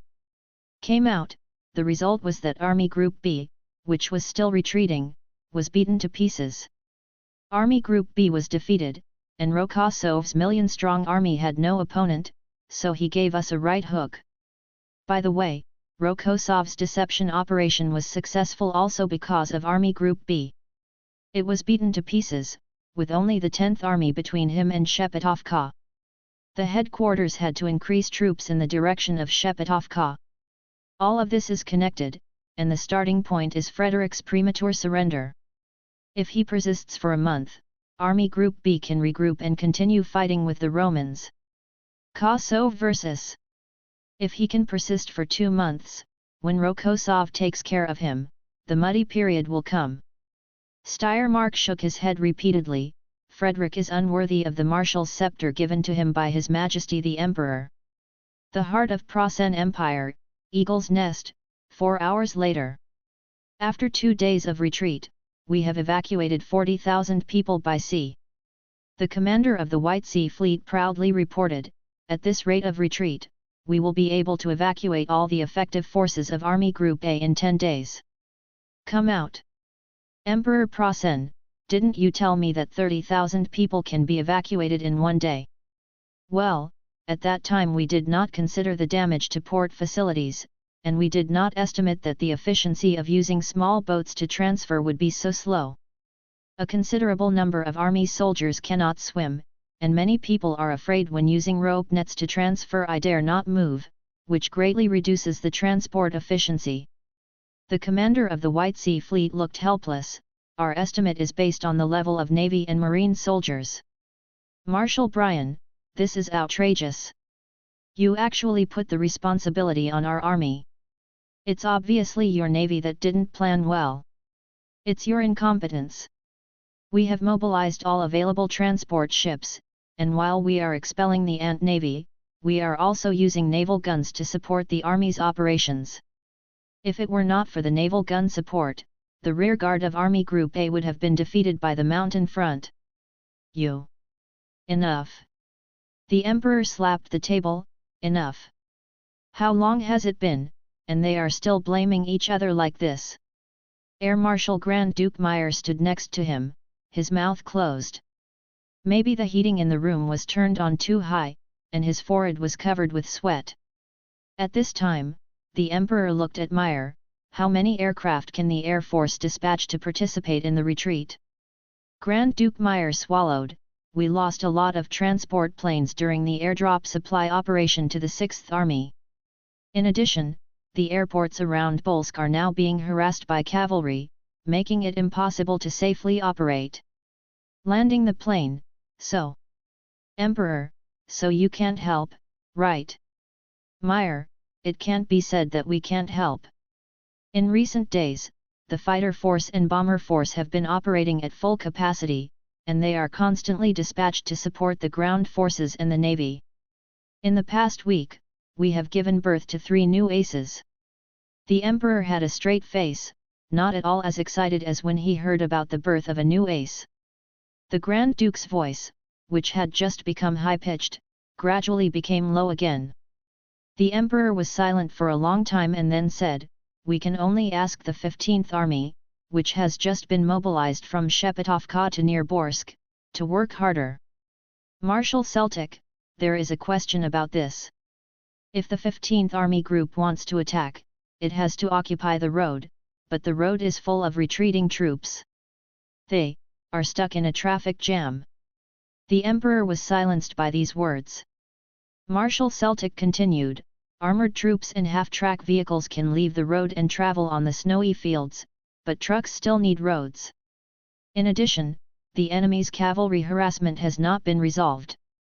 Emperor, think of a way. You should think of a way. Instead of complaining about this and that in front of me all day long. Last year, and the year before that, we suffered a loss because of ants' transportation infrastructure problems. We are still suffering a loss now. Marshal Celtic, we have been building high-standard roads in the Kingdom of Hezekiah since the year before last, and we have already achieved initial results. Otherwise, the 15th Army would not have been able to arrive so quickly. The road section where the problem is now occurred last summer. The newly occupied areas after the offensive had not yet had time to build roads. It's been half a year since summer, what are the engineering troops doing? The emperor asked. Marshal Selt, without their efforts in repairing the road from Borsk to the Rayold Mountains, Army Group A's supplies could not survive last year's muddy season. By the way, the 6th Army's support also occupied a large amount of our resources. The emperor opened his mouth, but still no words came out. At this time Giles said, I have a way to contain Rokosov. We can let the 10th Army cross the river to attack Rokosov's rear. As long as we cut off the route from Yebeo to Yarvik railway lines, his supplies will have problems, and he will not be able to attack the 11th Army with all his strength. The emperor looked at Giles, thought for a moment, and nodded, it's a way, you can try it. Chapter 591. Chapter 591 I cut off Rokosov's aorta, supplementary update 3781.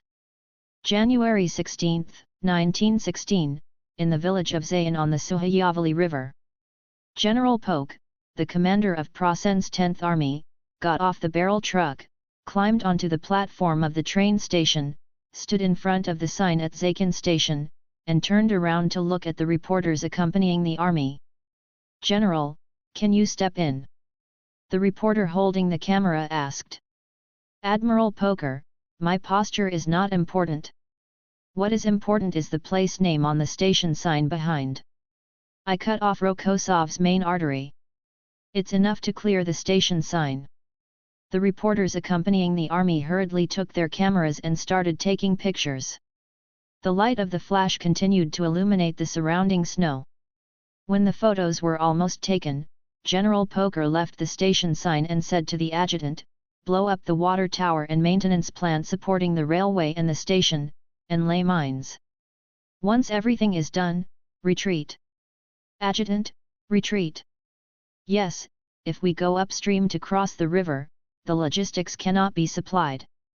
If we really want to leave troops to defend, we can only leave the death squads. Admiral Poker sighed, let us prepare to resist Rokosov's attack, we are ready. Let us cut off Rokosov's main artery, we cut it, it's just that the supplies couldn't keep up and were pushed back. That's all. No one can find fault. The adjutant glanced at the reporters, even if this is the truth, you shouldn't tell it in front of reporters, right? Admiral Poker, they are all reporters who know current affairs and know how to write reports. After all, they don't want to offend the Imperial Household Ministry, right? The reporters nodded repeatedly, yes, we will report it truthfully. Admiral Poker patted the adjutant on the shoulder, look, these reporters are all loyal ministers of the Empire. Headquarters of the Anti-Abavahan Front. Vesely, we prepared a table of meals, and now 2 tables of guests have arrived. What should we do? Wang Zhong, look what you said, Admiral Bok just mobilized a few elites to launch a surprise attack on us from upstream. His logistics situation certainly cannot support long-term defense in Zakin, leaving Kashuch just find a way to solve it. Pavlov, we took this situation into consideration when formulating the supply plan. Therefore, in addition to the railway to Yebeo, there are 2 routes for the supply of our front army. The Chief of Staff said as he picked up the map stick, came to the overall situation map of the southern line, and drew on the map.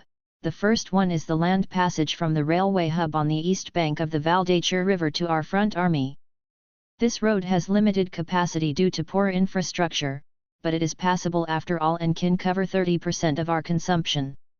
The second road starts from Rahul Mountain, bypassing the enemy's occupied area, and goes all the way north to directly connect with the main force of our army that is attacking Borsk. This road is more difficult to walk, so it can only afford us 100% of the cost. 20 consumption. Total together, we actually still have half of the supplies, plus the supplies hoarded before the start of the attack. Even if Zakin is occupied by the enemy for a week or 2, our offensive will not stop. Wang Zhong, they can't take it for 2 weeks. They should get it back in a few days. Including the time it takes to repair the equipment and tracks they destroyed, 1 week is enough. At this time, Amelia brought Major Wooster, the captain of the United States Navy pilots, into the room and went straight to Wang Zhong.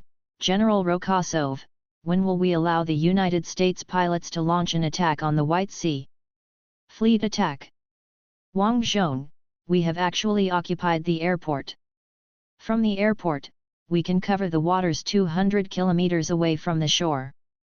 But the problem is that the enemy forces around the airport have not been cleared yet, so we dare not let the elite naval forces of the United States move over. After Amelia finished translating, Major Wooster spoke emotionally. Amelia, they said they don't care about this, they just want to launch an attack on Prosan's navy as soon as possible. And they don't understand your leisurely attitude. The enemy is already retreating from the sea, so you don't have to worry about getting it. Victory slipping away. Wang Zhong, indeed, I hope to annihilate Prosan's active forces as much as possible, especially their veterans. If Prosan's veterans are eliminated, their advantage in the quality of soldiers will be gone, and they will be used by us.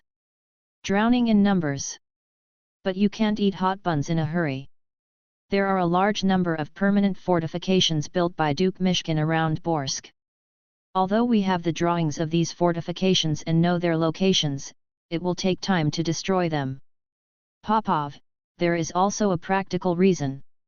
We are not ready to continue to accept hundreds of thousands of prisoners. So many prisoners in the 6th Army have already caused a headache for the rear. After all, our agricultural production did not recover very well last year. All relying on the wheat, corn, and soybeans sent to us by the United States. Amelia frowned. You are not ready to accept prisoners of war, so you let the enemy escape. Wang Zhong, no, what he said is just to supplement the reasons. The real reason is that we can't advance so fast.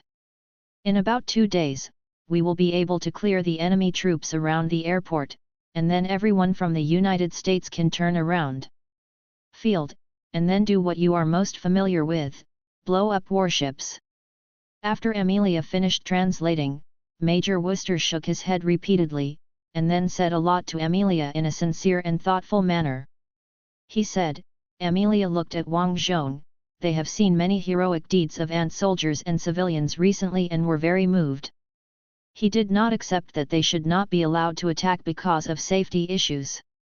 War means taking risks, and it means taking risks. Bleeding and sacrificing. As soon as Amelia finished speaking, Wooster spoke again, with no plan to give Wang Zhong anything to say. Miss Witch had no choice but to interpret at the same time. At Midway, our torpedo fleet was out of touch with the escort fighters and dive bombers. According to the regulations, they should launch a coordinated attack with the dive bomber fighters. At that time, they would not be blamed even if they returned. But they chose to continue the attack, and then they were all shot down by Fuzhou Empire aircraft. No one successfully launched a torpedo. But I think if they were given another chance, they would still choose to attack. The commander of the torpedo fleet is Major Lynch, who is a friend of mine. He is a very smart man and is very aware of the dangers ahead, but he never backed down. Wang Zhong thought for a while and said, give me a day.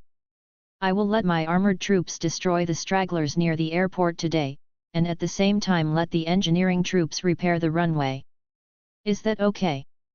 Major Wooster stood at attention, saluted Wang Zhong, and said in broken Antese, no problem. 30 kilometers northwest of Bolsk Field Airport. Uncle Kamala got off the bulldozer and kicked the engine, asshole. You have to do it now. The commander of the engineering battalion came from a distance on horseback and asked from afar, Uncle. What's going on? I'm lying down. It's all in vain.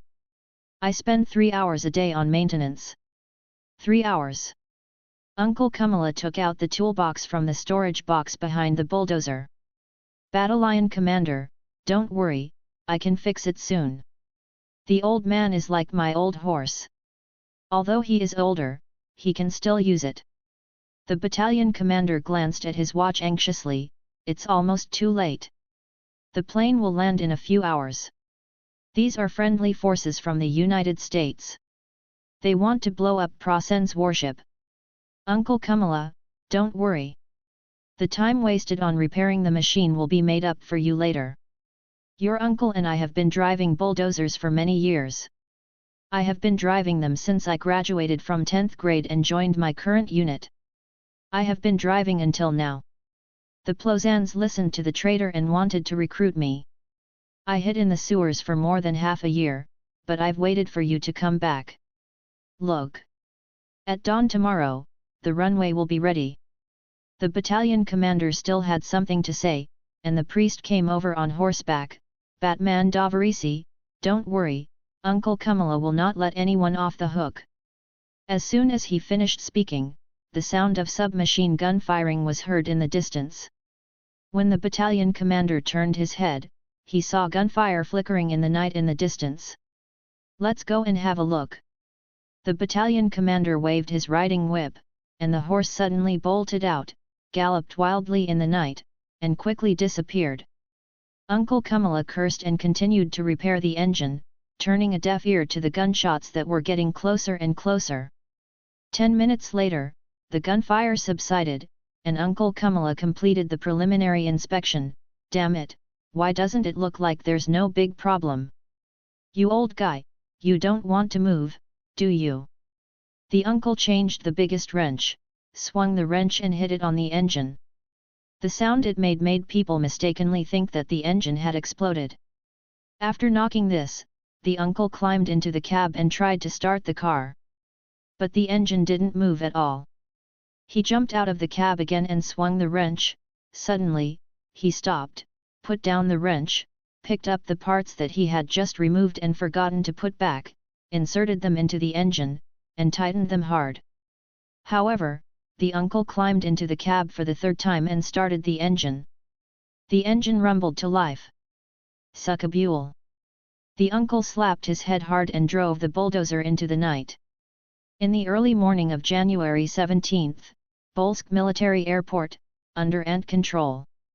An SBD Dauntless dive bomber of the United States Navy landed smoothly, slid for a distance and then decelerated, sliding towards the parking area on the side. As soon as the plane stopped, the ground staff who had arrived in advance immediately gathered around, put the gangway next to the cockpit, and then helped the pilot open the canopy. The pilot chattered a lot, and the translator hurriedly said, "The runway is a little uneven, and he is worried that the bomb will be knocked off when he takes off with the bomb." Ground crew, what? Can it still be like this? The pilot chattered a lot more. Translation: at midway, the captain of their wing blew away the bomb. In the end, the captain took the lead in diving just to attract the enemy's anti-aircraft firepower. Therefore, be sure to make the runway smooth. Ground crew leader: okay, I'll go talk to the engineering battalion commander. At this time, the second and third dive bombers were landing, and there were torpedo planes and fighters belonging to the same carrier-based air wing circling in the sky. The wind from the Pacific Ocean blew on this snowfield. Chapter 592, Eagle over the White Sea, Update 3881. Chapter 592, The Eagle over the White Sea, Update 3881. On January 17, the Prasen heavy cruiser Lutzow was 10 kilometers away from the White Sea coast. Captain Otto Lindemann stayed on the bridge until 12 o'clock, then gave a long yawn and said to the first mate, "I'm going to eat, you continue on duty." First mate: "Yes." Lindemann walked out of the bridge, stopped on the covered bridges on both sides, and looked at the coast of the White Sea 10 kilometers away. He likes to enjoy the scenery when he leaves like this. After all, it is written in the Prasen Naval Operation Manual, it is recommended to spend at least 1 minute every day enjoying the scenery of the sea in order to better serve the Prasen Empire. Lindemann didn't care what the combat manual said, but he did like to see the scenery at sea. Sometimes when he was in a good mood, he would get some chips from the galley of the battleship and feed them to the seagulls hovering around the ship. He also likes seagulls. The reason why he became a navy is because he liked to watch seagulls in Hamburg port when he was a child. Lindemann looked at the seagull absent-mindedly. The Lutzow has been performing its current mission for more than a week, and has not fired a single support shot from the shore. Because there are no ant troops within the range, the officers and soldiers on the warship have been slacking off for a long time. Lindemann had to order the bosun to organize soldiers to scrub the deck every day.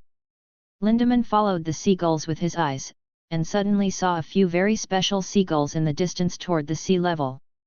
He squinted his eyes and stared at the seagull for several seconds before suddenly realizing what he saw, and the hairs all over his body stood up. Lindemann turned and rushed into the bridge.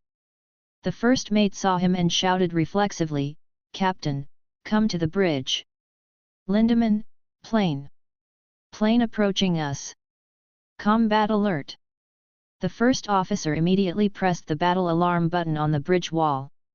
But others were still confused and kept asking, "What plane and where is it?" Lindemann pointed at the sea level, "Airplane. Are all the air defense observation posts blind? Can't you see the torpedo planes flying across the sea?" The Bismarck was damaged by a torpedo plane and its steering gear was damaged.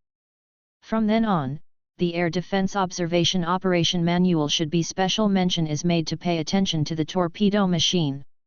Speed up the battleship. Move forward at full speed. Full right rudder. Avoid this wave of attacks first. Full right rudder. The helmsman repeated the order while turning the steering wheel crazily. The first mate jumped in front of the clock and set the clock to full speed. In the engine room, the chief engineer was having lunch when he suddenly heard the sound of ding, bell, bell from the engine clock. He immediately looked over, and then his expression changed. He pushed his lunch aside and shouted, "Lunch break is over. All hands on deck. Full speed ahead." While the engineer was repeating the order, the chief engineer came to the clock, pulled the handle on his side back to the end, and then pushed it forward to the full forward gear. The sound of jingling bells echoes the roar of the accelerating engine. Lindemann grabbed the handle on the bridge with both hands to resist the tilt of the ship caused by full speed and full starboard rudder. His eyes were fixed on the approaching torpedo machine. Because the distance was close enough, he could clearly see that they were 15 torpedo planes, and they were not the slow, bi-winged swordfish torpedo planes, but the United States torpedo planes with single wings and metal fuselages. Needless to say, they must be piloted by United States pilots who have proven themselves in the Pacific. The Lutzow's large-caliber anti-aircraft guns had already opened fire, and the sky near the sea was filled with black smoke clouds from time fuse shells. However, this did not stop the 15 seagulls. Lindemann kept a close eye on the enemy plane's movement, and estimated that the ship's sailing direction was almost parallel to the enemy plane's entry direction, so he shouted, "Correct rudder.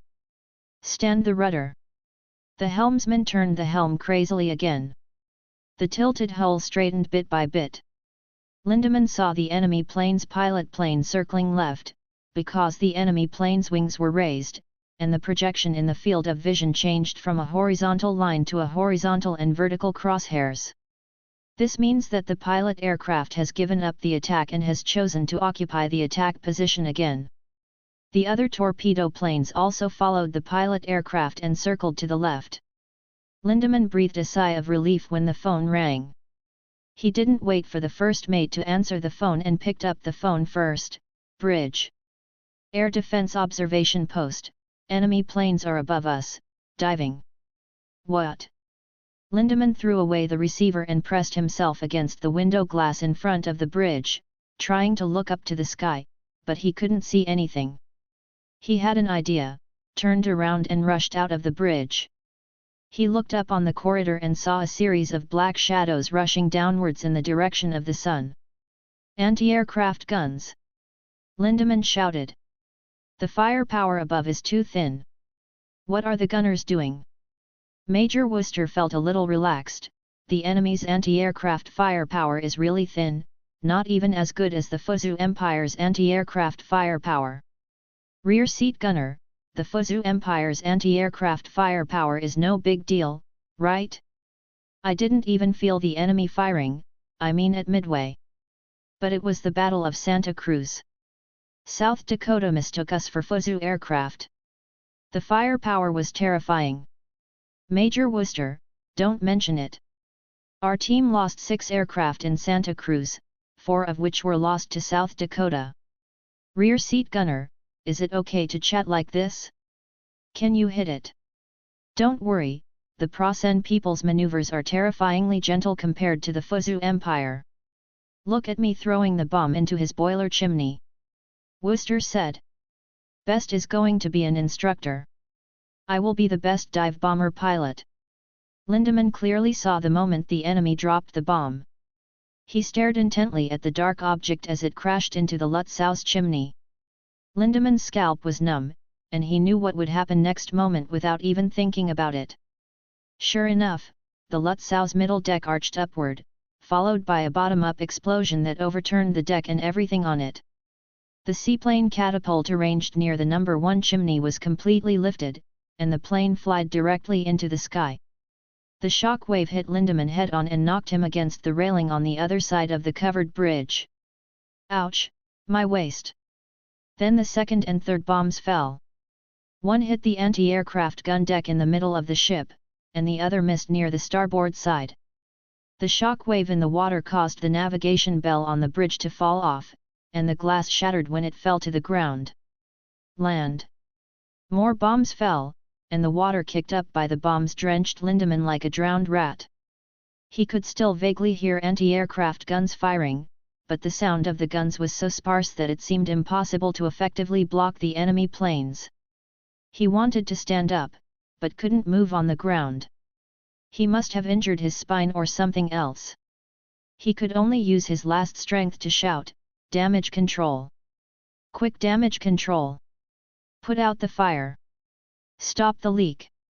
The next moment, he saw the helmsman rush to him, then climb the railing and jump. "What are you doing? I haven't ordered the ship to be abandoned yet."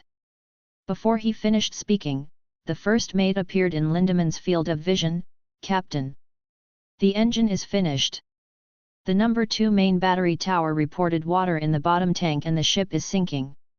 Lindemann grabbed the first officer's collar. "It's just a few planes." "Captain, in the Pacific, several aircraft sank 4 aircraft carriers of the Fuzhou Empire. Now is the age of aircraft." Major Dodge, the leader of the VT-6 torpedo squadron of the 6th Carrier Air Wing of the United States, looked at the smoke-filled cruiser and asked the rear seat navigator, "This cruiser shouldn't have to waste torpedoes, right? Even if we drive back, it will take at least half a year. No more port." "Indeed." The pilot replied, "How about we patrol along the coastline for a while based on the intelligence provided by ANT? We should be able to encounter the enemy's ship coming to withdraw troops." "Okay, just do it."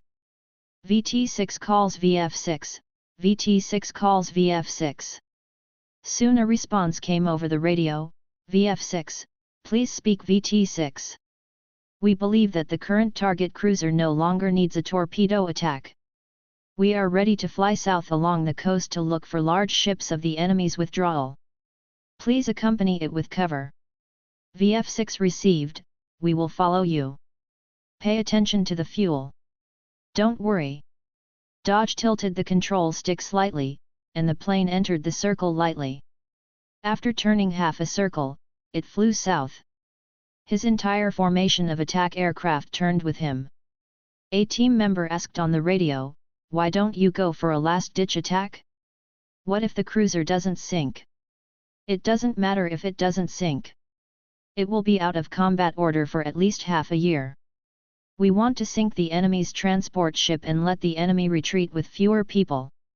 Everyone's eyes are wide open. "Stop staring, it's right ahead, Captain." Dodge also saw it, 5 large transport ships. "Attention, whole team, pay attention, whole team, 5 large transport ships have been found. There is no enemy aircraft cover, repeat, there is no enemy aircraft cover. Pay attention to hit all the torpedoes on the port side of the enemy ship. Understand, port side. Attack freely in a two-plane formation. Chapter 593. Chapter 593. Is there any justice in this? Update 3981. On January 17, General Steiermark personally went to the seaside to urge the troops to board the ship. He set up a small but well-equipped headquarters on the beach. The core of the headquarters is a radio car, a telegraph car and a matching generator car. In addition, in order to deal with possible attacks by the ants, there are 4 long tube Type 4 tanks next to the headquarters. Everything was normal throughout the morning. The White Sea Fleet sent out 5 10,000-ton large cargo ships, escorted by 5 destroyers. In addition, a heavy cruiser led 2 destroyers to be on alert in the nearby waters, ready to deal with the Ant Navy at any time.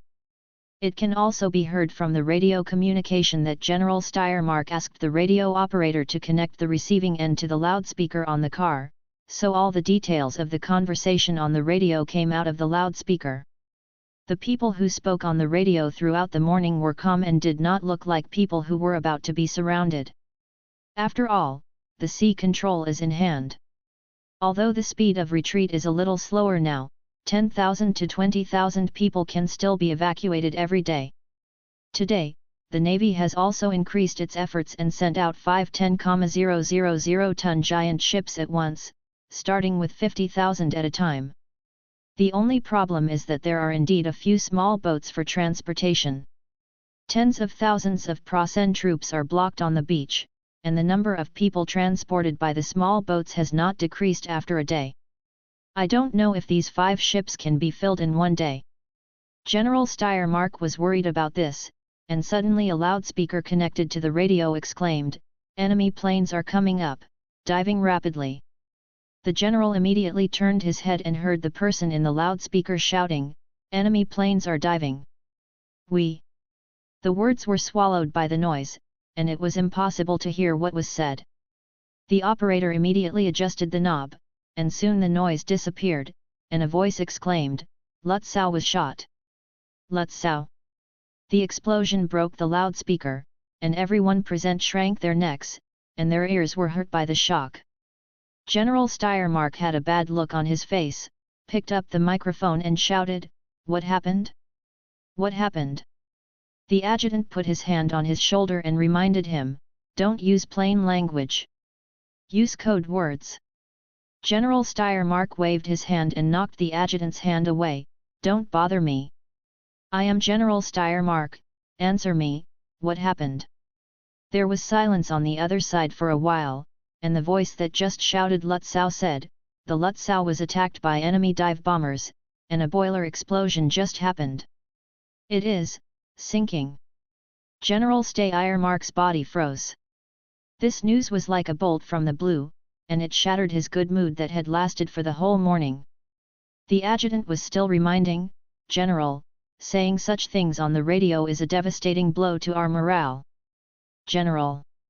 General Steiermark realized that the adjutant was right, and was about to say something when the loudspeaker shouted again, "The enemy's torpedo planes have given up the attack.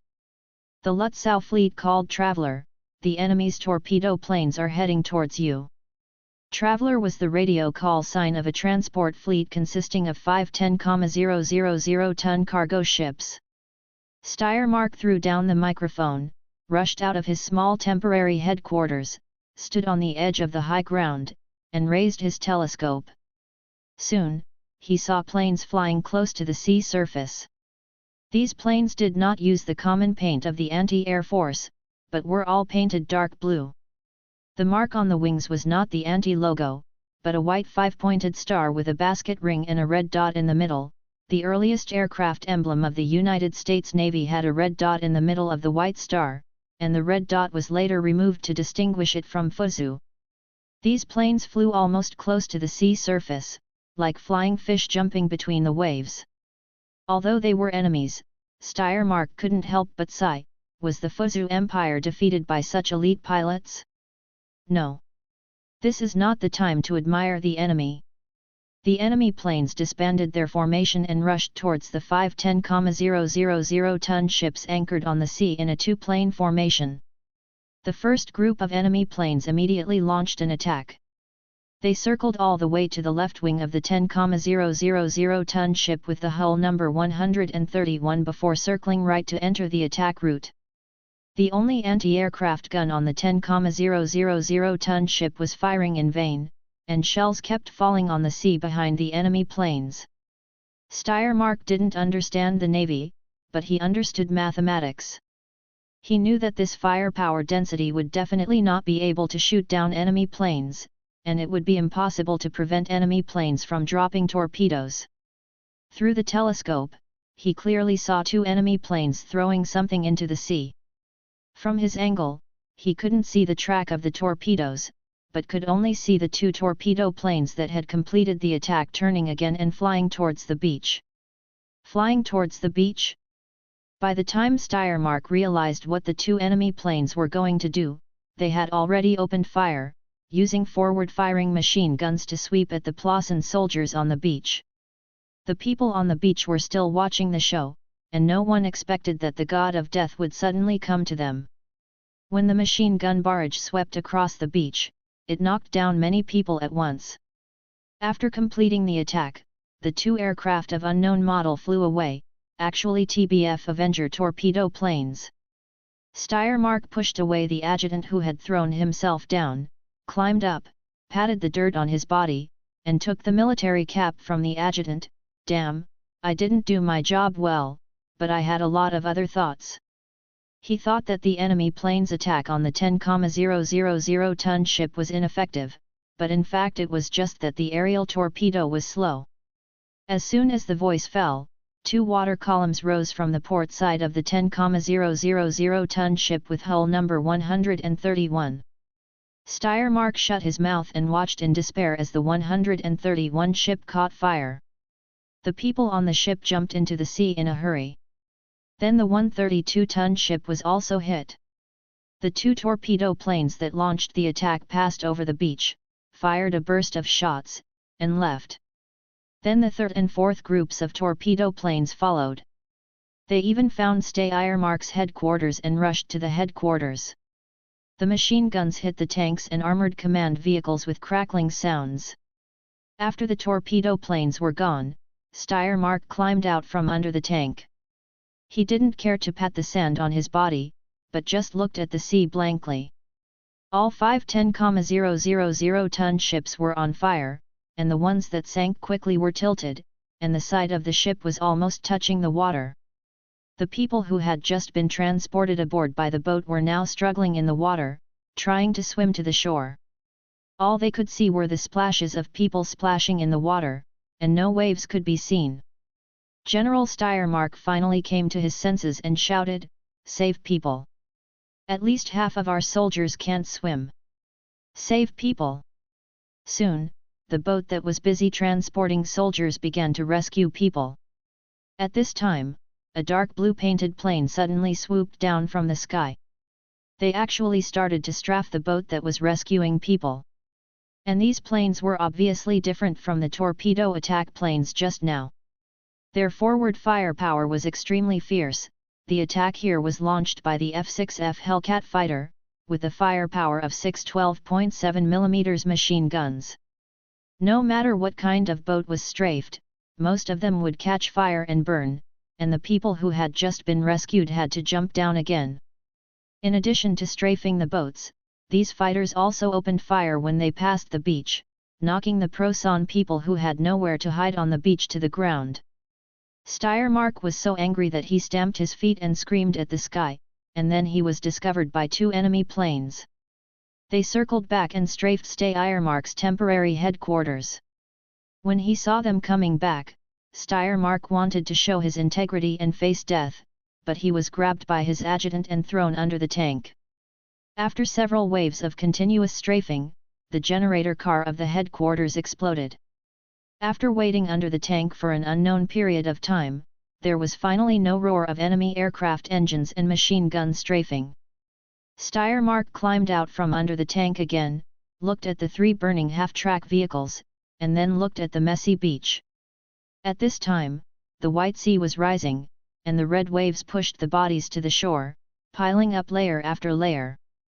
Steiermark cursed, "This violates international law. They will pay the price for this inhumane behavior. Your heroic behavior will receive the highest reward from Ant." Wang Zhong patted Worcester on the shoulder and said happily, "You will be the first, and possibly the last, United States soldiers to receive the Gold Star Medal." Amelia faithfully completed the task of simultaneous interpretation.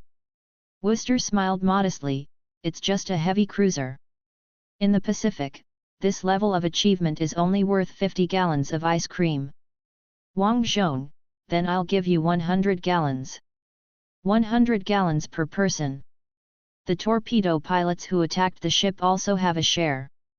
After saying that, he saw the fighter pilots of VF-6 and hurriedly said, "You have one too.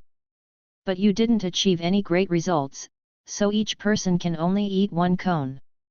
The fighter pilots looked at each other, and the captain said on behalf of everyone, "In fact, we don't really want to eat ice cream in -30 degrees weather. Just give us some hot soup and stew, and the chicken made by your chef is really good." In order to entertain the pilots of the United States, Wang Zhong personally gave the chef of Saris a recipe and invented the General Tso's chicken in advance. It was indeed very popular with the pilots of the United States. Every time they were served, they would eat as many chickens as they were served. Wang Zhong, "Okay, okay. You have done a great service to the people of Ant today, so you can eat whatever you want. But be careful not to have diarrhea tomorrow and not be able to get on the plane. We are counting on you to destroy the Plosan Navy and completely eliminate the enemy's idea of escaping from the sea." The pilots all laughed after hearing the translation. However, Worcester was a little worried and asked Wang Zhong, "We came to the front-line airport voluntarily, but your headquarters is also so close to the front line. Isn't it a bit bad?" Wang Zhong, "Don't worry, the enemy has been forced back, and there are no powerful enemies nearby. Soon I will go to see the waves of the White Sea myself." After saying that, he looked to the west, "Do you know that the starting point of my legend is Ronnie's, also on the White Sea? When I arrived at the White Sea, I was rounded back to the starting point, rounded." When he said this, a hand suddenly rested on his shoulder. He turned his head and found that Ludmila was smiling. Chapter 594 The sun is about to set in the west. On January 25, Wang Zhong came to the White Sea in person, despite the objections of Pavlov and Popov. It was already sunset that day when he arrived, and the setting sun turned the White Sea into blood red. Wang Zhong stood on the shore and suddenly wanted to sing that old song, "The sun in the west is about to set, and the devil's doom is coming." Prasen Japs are also Japs, so there is nothing wrong with singing this song. Watching the sun gradually sinking, Ludmila came to him and put her coat on him. "It's windy at the seaside, don't catch a cold." Wang Zhong nodded, put on his coat, and looked into the distance again. "Ronnie's is in that direction." The battleship that fired a 380mm heavy cannon at me had been sunk by the Royal Air Force of the United Kingdom with a tallboy bomb. There were so many enemy generals attacking our country at that time, and I have captured a dozen of them. Ludmila leaned on Wang Zhong's shoulder. "How long until we can go home?"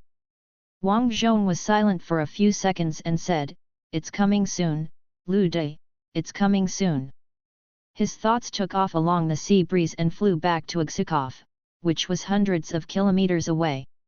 He saw that in the manor of the Rokosov family, old Duke Rokosov was drinking vodka and chatting with Crown Prince Ivan. Suddenly, the two of them looked at Wang Zhong Rokosov standing at the door. They seemed to be talking about something, but Wang Zhong couldn't hear clearly. Suddenly, Wang Zhong was freed from his thoughts and found that Ludmila was calling him softly. "What's wrong?" he asked. "Ludmila, I see that you are in a trance, and your expression is very sad. You are the commander-in-chief of the entire army, the star of victory. I know you can also be sad, but you can't show it in front of others. Wang Zhong nodded, you are right. Just like a virtual idol can only smile, Victory Star's expression will always be as hard and cold as steel. Ludmila hugged Wang Zhong tenderly, you can stay here and keep your expression clean. No one can see it except me. You can even cry loudly. Wang Zhong, no, it's not that serious. I just suddenly remembered the past. I don't know if it's the past, because I really don't remember whether Ivan and his father had a drink and had a good talk.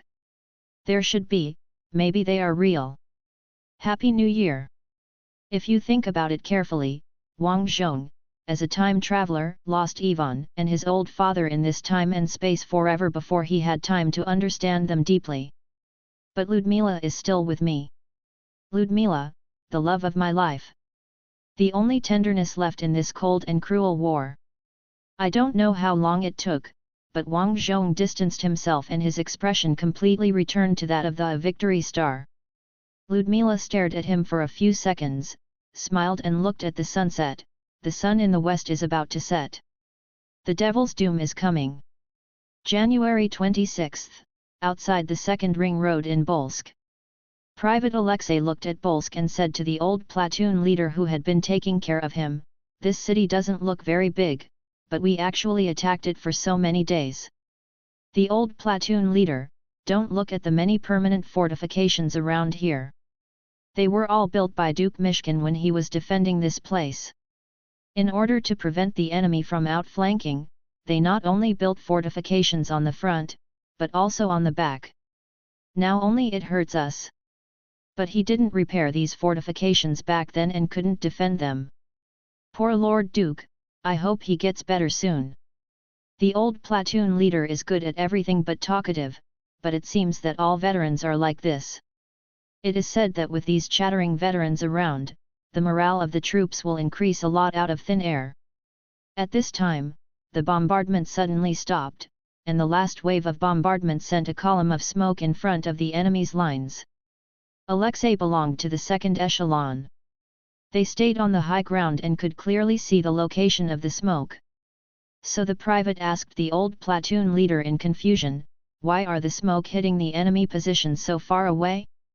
What should we do with the remaining few hundred meters? The old platoon leader laughed, you don't know this, do you? Our regiment has been strengthened with a good thing this time. It's called urban, but everyone likes to call it Rokosov's hammer. This smoke, it was to cover that thing, not to cover the infantry. Alexei, no matter how powerful this thing is, can it destroy the enemy's position in one fell swoop? The remaining 500 meters will be shot into a sieve by the enemy's machine gun. The old platoon leader laughed loudly, you only added it in January this year, you are ignorant. Others also turned around and laughed at Alexei, don't worry, the enemy will be on the ground for at least 30 seconds after being hit by that guy. As soon as we charged, Eula shouted, they were so frightened that they ran away. Alexei frowned, I think you are making fun of me.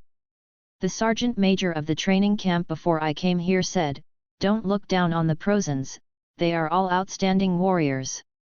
The sergeant major is right, the old platoon leader said, but when it comes to Rokosov's hammer, everyone will be confused. Unfortunately, there are too few of these things, and they can only be used for attacking fortresses. The reloading is slow, and it needs someone to guard it. Hey, sometimes it's not as useful as the B4 that shoots flatly. Alexei frowned, and at this time one of the people who had just teased him pointed into the distance, look. That thing is shooting out smoke. Alexei hurriedly looked over, but at this distance he could only see a square without a telescope, just like a frozen cube. The enemy's machine guns and anti-tank guns were firing wildly, but they were all bounced away from the front of the big Liba. The hardness is quite consistent with its shape. Then the thing stopped and adjusted the direction of the vehicle body, as if aiming. It's coming, it's coming. The people around were shouting loudly. Alexei was about to speak when an extremely bright star rose from the ground and fell towards the city in an arc. The star drilled into the 3-story building that the enemy used as a defensive fulcrum. Nothing happened in the first second, and then the light that burst out from the building suddenly engulfed the building, and the roof with the Proson flag rose into the sky with a lot of dust, becoming part of the mushroom cloud. Alexei couldn't help shouting, "Fuck!" The explosion came a little late, and there was also a shock wave, and Alexei was almost thrown to the ground. "Alexei, what is this? Is it the legendary heavenly sword?" "No, it's just a lot of TNT explosives, kid," the old platoon leader said, "but it can send the Proson people to the sky and scare them to death. I tell you, this thing can blow the Proson people's tanks to the second floor. You really should see the photos." The propaganda officer of the church was stunned and suspected that we took the initiative to move the tanks up. "How could we have time to move that? It's more than 20 tons. Alexei ignored his comrades who were talking, but stared at the first wave of attackers who forced a distance of 500 meters and rushed into the enemy's position. The old platoon leader, "See. But I feel that the Prosen people will get used to Rokosov's hammer sooner or later, but now they are still in a state of confusion after being bombarded once." At this time, an order came along the front line, "Pass it back, start moving forward. Prepare to enter the city." The old platoon leader immediately opened his voice and shouted to the other side, "Pass it back, start moving forward, prepare to enter the city."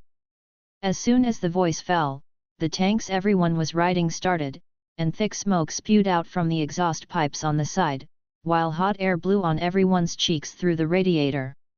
Alexei was overjoyed, "It's finally warm. I'm almost frozen into an ice stick without the tank." Old platoon leader, "Stretch your muscles, new recruit. If you are still alive tomorrow, you will be a veteran who can lead new recruits." Alexei was stunned, "Ah! Ah! Don't scare him, this is not the time in Abavahan." "Alexei, what do you mean?" Old platoon leader, "It means literally. In Abavahan, if you can survive in the city for 3 days, you will be promoted to platoon leader." Alexei, "Hey! Old platoon leader, of course we didn't experience the Battle of Abavahan. We all joined in the counterattack stage. But who knows if the city in front of us will become the second Abavahan."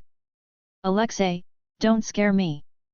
Everyone sitting behind the tank laughed, and the air was full of joy. January 30th, Plossenhart, Eagle's Nest. Reinhardt covered his face. He had never been so depressed since the war began. On the map in front of him, Borsk had changed color. The group representing the 11th Army had retreated to the line from Primorsky Fortress to Leshenko, where it joined the remaining troops of Army Group B. Marshal Bryan looked at the others, sighed silently, and took the initiative to say, "General Shiplin claimed that he would defend Primorsky Fortress to the death. Emperor, what's the use? Long before Borsk was captured, Rokosov blocked the land passage and actually surrounded the remaining troops of Army Group A. And our proud White Sea Fleet actually lost a heavy cruiser, 2 light cruisers and 11 destroyers in 10 days. And 31 merchant ships." Admiral Duncan glanced at Grand Duke Meyer and said, "The Air Force has not provided us with enough air support. The enemy's bombers come and go freely. Grand Duke Meyer, the Air Force has dispatched more than 1,000 fighters in the past 10 days. We are entangled by the anti-air force. The enemy has also begun to have ace pilots. They are no longer the weak team that we can kill like birds. What's more, they have the help of the ace pilots of the United States." Grand Duke Meyer stopped, wiped his sweat and continued, "And that damn witch, during the air battle in the United Kingdom, the witch made us suffer enough. Now she is fighting over Ant. Enough." The Emperor scolded, "Enough. Now send the death squad to pick up all the senior generals of Army Group A. Marshal Celtic, all." In this way, the remaining 200,000 people in the Army Group will fall into a state of disarray. "Emperor, we can't let Ant capture our senior generals, you idiot. Pick them all up. It's best to pick up all the officers above the division level. You go and do this." I want to be alone, get out. Everyone looked at each other, then turned around and left the room one by one. Late at night on January 31st, General Steiermark was drinking alone in the headquarters. The door suddenly opened and several Asgard Knights officers in black leather jackets entered the room. The general looked up and saw them, sneering, "Why, come to show respect to me?" "No, His Majesty the Emperor requires that all officers above the division level be evacuated by plane. The night flight is for this purpose." The general picked up the glass, "I'm not going anywhere." The officer leading the knights looked at his two men, so they rushed up, took the general's gun directly, and held him up. "What are you doing?" "I am a general of the Empire." "How dare you? Let me go. I will live and die with my troops." "How dare you, let me go." The general was carried away like this, and the knights' officers who were left behind also took away the general's coat. Plausen's heart, eagle's nest. The generals gathered in front of the war room again after a day. Marshal Celtic asked Giles, who was guarding the door, "How is His Majesty?" Giles looked worried. "He ate, but he didn't sleep. If it doesn't work, I can only ask His Majesty's sister to come out." The words of the Emperor's sister always work.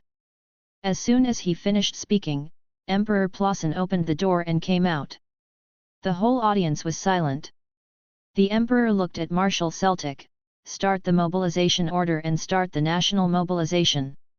The generals present were stunned, because they had repeatedly persuaded the Emperor to mobilize before, but they were all rejected. "Emperor, what are you doing? Losing 1,000,000 troops at once, even I know that we have to mobilize." The Emperor sighed, "If we mobilize now, we may be able to get a truce. At worst, we can give Melania to the ants." Everyone looked at each other, and the Celtic marshal answered first, "I will prepare for mobilization and leave first." "Brian, I will go too." Everyone ran away as if they were escaping, leaving only Giles. The Emperor's best friend said softly, "Take a good rest, Angeloni, the Emperor's sister, will be worried." "Yes." The Emperor replied. Subscribe to Chinese Novel Audiowave. Chapter 595 Sunrise. On February 3, 1916, the remaining troops of the Pro-San army group surrendered to the anti-troops. On the same day, Wang Zhong issued an order to the entire Abavakan front to attack Shepatovka. The entire army rushed to the B army group, which had been severely injured and had not yet recovered, and did not care about the 11th Army that had suffered heavy losses and was hiding in the coastal fortress. His meaning was very clear, that is, to get as close to Shepatovka as possible before the muddy period. After all, they had left South Anti, but the infrastructure in Kesalia could support Duke Mishkin's retreat from Shepatovka to Borsk the year before last, and now it should be able to support the large army to push back. His headquarters also marched day and night towards Shepatovka, wishing to catch up with the troops. However, the temperature rose faster than his exhausted troops advanced. The winter of 1915 came very early, and the spring of 1916 also came a little early. On February 12, the temperature in some places exceeded 0 degrees, and by February 22, the snow in many places had melted and even exposed the ground. Even so, Wang Zhong was still urging the Abavakan front to move towards Shepatovka, seizing every hour before the mud arrived. At 7:30 on February 26, on the road to Shepatovka, in the middle of the grassland, the convoy of the Abavakan front command suddenly stopped. Wang Zhong woke up from his sleep and glanced at Ludmila beside him, and found that his wife had just woken up. He pulled open the blanket, put on his military cap, opened the door and got out of the car. As a result, as soon as his boots touched the ground, he stepped into the mud with a snap. "Damn, General Mud, how did you come so fast?" Wang Zhong muttered. At this time, Vesely came up in the mud and said to Wang Zhong, "The tanks in front broke down and blocked the road. We are trying to get them out now." "Wang Zhong, let's go and take a look," He turned around and said to Ludmila in the car, "I'll go to the front to see what's going on. You stay in the car and don't move. The road below is full of mud." "Yet." Ludmila nodded gently, obviously not awake yet. Wang Zhong led Vesely to the front of the convoy. Pavlov and Popov also joined in halfway, and the group walked forward 1 foot deep and 1 foot shallow. Pavlov, "No, the mud is coming, about a week earlier than usual, which is a normal change. Stop the attack now and stay in place. It happens that the troops have already consumed a lot of ammunition, the equipment integrity rate has also dropped to a dangerous level, and everyone is very tired." Wang Zhong sighed, it seems that the second phase of the winter offensive can only stop here. He really wanted to move forward, but objective conditions did not allow it. If we continue to force our way forward, we may put our troops in danger. The right thing to do is to stop and wait for the arrival of summer. Popov comforted Wang Zhong, "Think about how brilliant our winter offensive was. The newspapers of the United States claimed that this was a great victory that surpassed the great victory of Aksukov won by Prosan the year before last. After this victory, no one will doubt that we will win the final victory. Even the Prosan Empire has to start a general mobilization." Wang Zhong's expression was unusually serious. Prosan started a general mobilization, and then both sides were unable to move for the next 3 months, which was just right for their mobilization to be transformed into troops and equipment. The war has not yet been won, comrades still need to work hard. As they spoke, the group came to the crux of the team's stop. A T-34W tank was stuck in the mud, completely blocking the road. The tank's engine was running normally, and the driver was trying to get the tracks to turn, trying to use the tank's own power to leave the quagmire. "Wang Zhong, bring something, see if there are any trees nearby, cut some to pad." Vesely turned and ran away immediately. Wang Zhong wanted to continue commanding the crowd, but suddenly stopped. Because the sky in the east had already turned pale, with the weak light of the sky, he saw that the mud on the tank tracks was black. Black mud. Fertile black soil. He pushed Popov, who was blocking him, away, left the road, and rushed into the still bare field. As far as the eye could see, there was black soil everywhere, and the black was more obvious against the background of the remaining white snow. He turned around and wanted to go back to get the lunch box filled with soil, but saw Ludmila holding the lunch box, standing not far behind him. The girl gently raised her hand and shook the iron lunch box in her hand. Wang Zhong took the lunch box, carefully pulled open the iron hoop on it, took a deep breath, and slowly opened it. Black mud, the soil lay quietly in the lunch box. He shook the box a little bit, and the black soil inside spilled out a little bit. It disappeared before it hit the ground, just like a drop of water merging into the ocean. Wang Zhong didn't even need to switch to a bird's eye view to confirm. He knew that he was standing on the land of Hazaria now, the real land of Hazaria. He even felt that he could feel the breath of the fertile black soil through the thick solace of his boots. His nose was filled with the smell of morning dew. The fish belly white in the east was brighter, and above the fish belly white, the clouds showed the color of glass. Wang Zhong wanted to pour out all the soil in the lunch box, but when his hand was about to move, he stopped. He now felt a little reluctant to part with the soil of his hometown that had accompanied him for 2 severe winters. In the morning light, Wang Zhong vaguely saw the old Duke Rokosov and Crown Prince Ivan. They were talking as usual, opening and closing their mouths. But this time, Wang Zhong heard it for real. "Old Rokosov, you did it. Ivan, I know you can do it." At this moment, golden light appeared from the horizon, and the phantoms of the two people suddenly shattered and turned into stars, scattered in the morning sun. The warm sunshine descends on the earth, driving away the darkness and haze. Wherever the sun shines, Wang Zhong hears the sound of seeds sprouting and flower buds growing eagerly to announce the arrival of spring to the world. He stood in the warm sun, feeling the spring breeze blowing on his face. 2 severe winters have passed, and the frozen motherland has revived again. Wang Zhong flipped his hand and turned the lunch box upside down. The soil inside fell like a waterfall and landed on the black soil of his hometown. This time, I won't leave again. This time, we must drive away all the invaders and then enter their country and their land. At this time, the sound of engines came from the sky. Wang Zhong took a bird's eye view and immediately saw a Wave 2 biplane flying towards the morning light. The plane passed over Wang Zhong's head, turned deftly in the air, and landed at Wang Zhong's location. Because of its excellent takeoff and landing performance, the Wave 2 was often used by Mao Zedong as a commuting tool or as a special envoy to convey orders. The plane landed on the ground, slid on the muddy ground, and then finally tipped forward because too much mud had accumulated on the wheels. Sukabu. The officer sitting in the back seat of the plane jumped out of the plane with a curse and walked towards Wang Zhong with his briefcase. The pilot climbed out of the plane a little later because of the influence of the wings on the biplane. In a crash like this, the pilot usually gets out later than the passengers. The visitor was a colonel. When he arrived in front of Wang Zhong, he stood at attention and saluted. As a result, he stamped his feet too hard and the mud flew high. "General Rokosov, salute you," the colonel said. Wang Zhong returned the empty lunch box to Ludmila behind him, and then returned the greeting, "I salute you, what can I do?"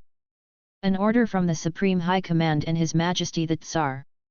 The High Command has decided to reorganize the Abavahan Front and the Mountain Front into the 1st Hezelaya Front, with you as the commander and General Pavlov as the staff officer. Commander, General Popov serves as the military commander." Wang Zhong took the order and glanced at it. "I received the order." He glanced at the plane. "I don't think you can go back, so have breakfast at my headquarters." The colonel glanced at the convoy behind Wang Zhong. "Does your headquarters have breakfast?" Wang Zhong looked back and said, "There should be. The next village should be only a dozen kilometers away. It will be there soon." He hesitated and repeated, "It will be there soon." End of volume summary. Perceptive people have discovered that the structure of this volume is different from other volumes. Except for the automatic volume division caused by the book being put on the shelf, the other volumes divided manually, except this volume, are half rest, replenishment of troops, character creation, and half fighting. And this volume starts with a war. The reason why other volumes are so neat is to highlight the unusualness of this volume. This volume can be said to be the most exciting volume of the book, and it is also the volume I have spent the most time on. It can be said that I have fully utilized my advantages in character sketching. In order to set off Yakov's knife, I sent a lot of quick knives. These quick knives should have cut a lot of people because of my own skills. In fact, I was going to let Yegorov die generously, but after Yakov's sacrifice, I felt that there should be a living person to echo it. Death alone is not enough, and it cannot highlight the value of life. Finally, this volume ends with a sunrise full of hope, which corresponds to the moment when I left Causalia several volumes ago. At the end of that volume, two people who were crucial to the protagonist died for their country.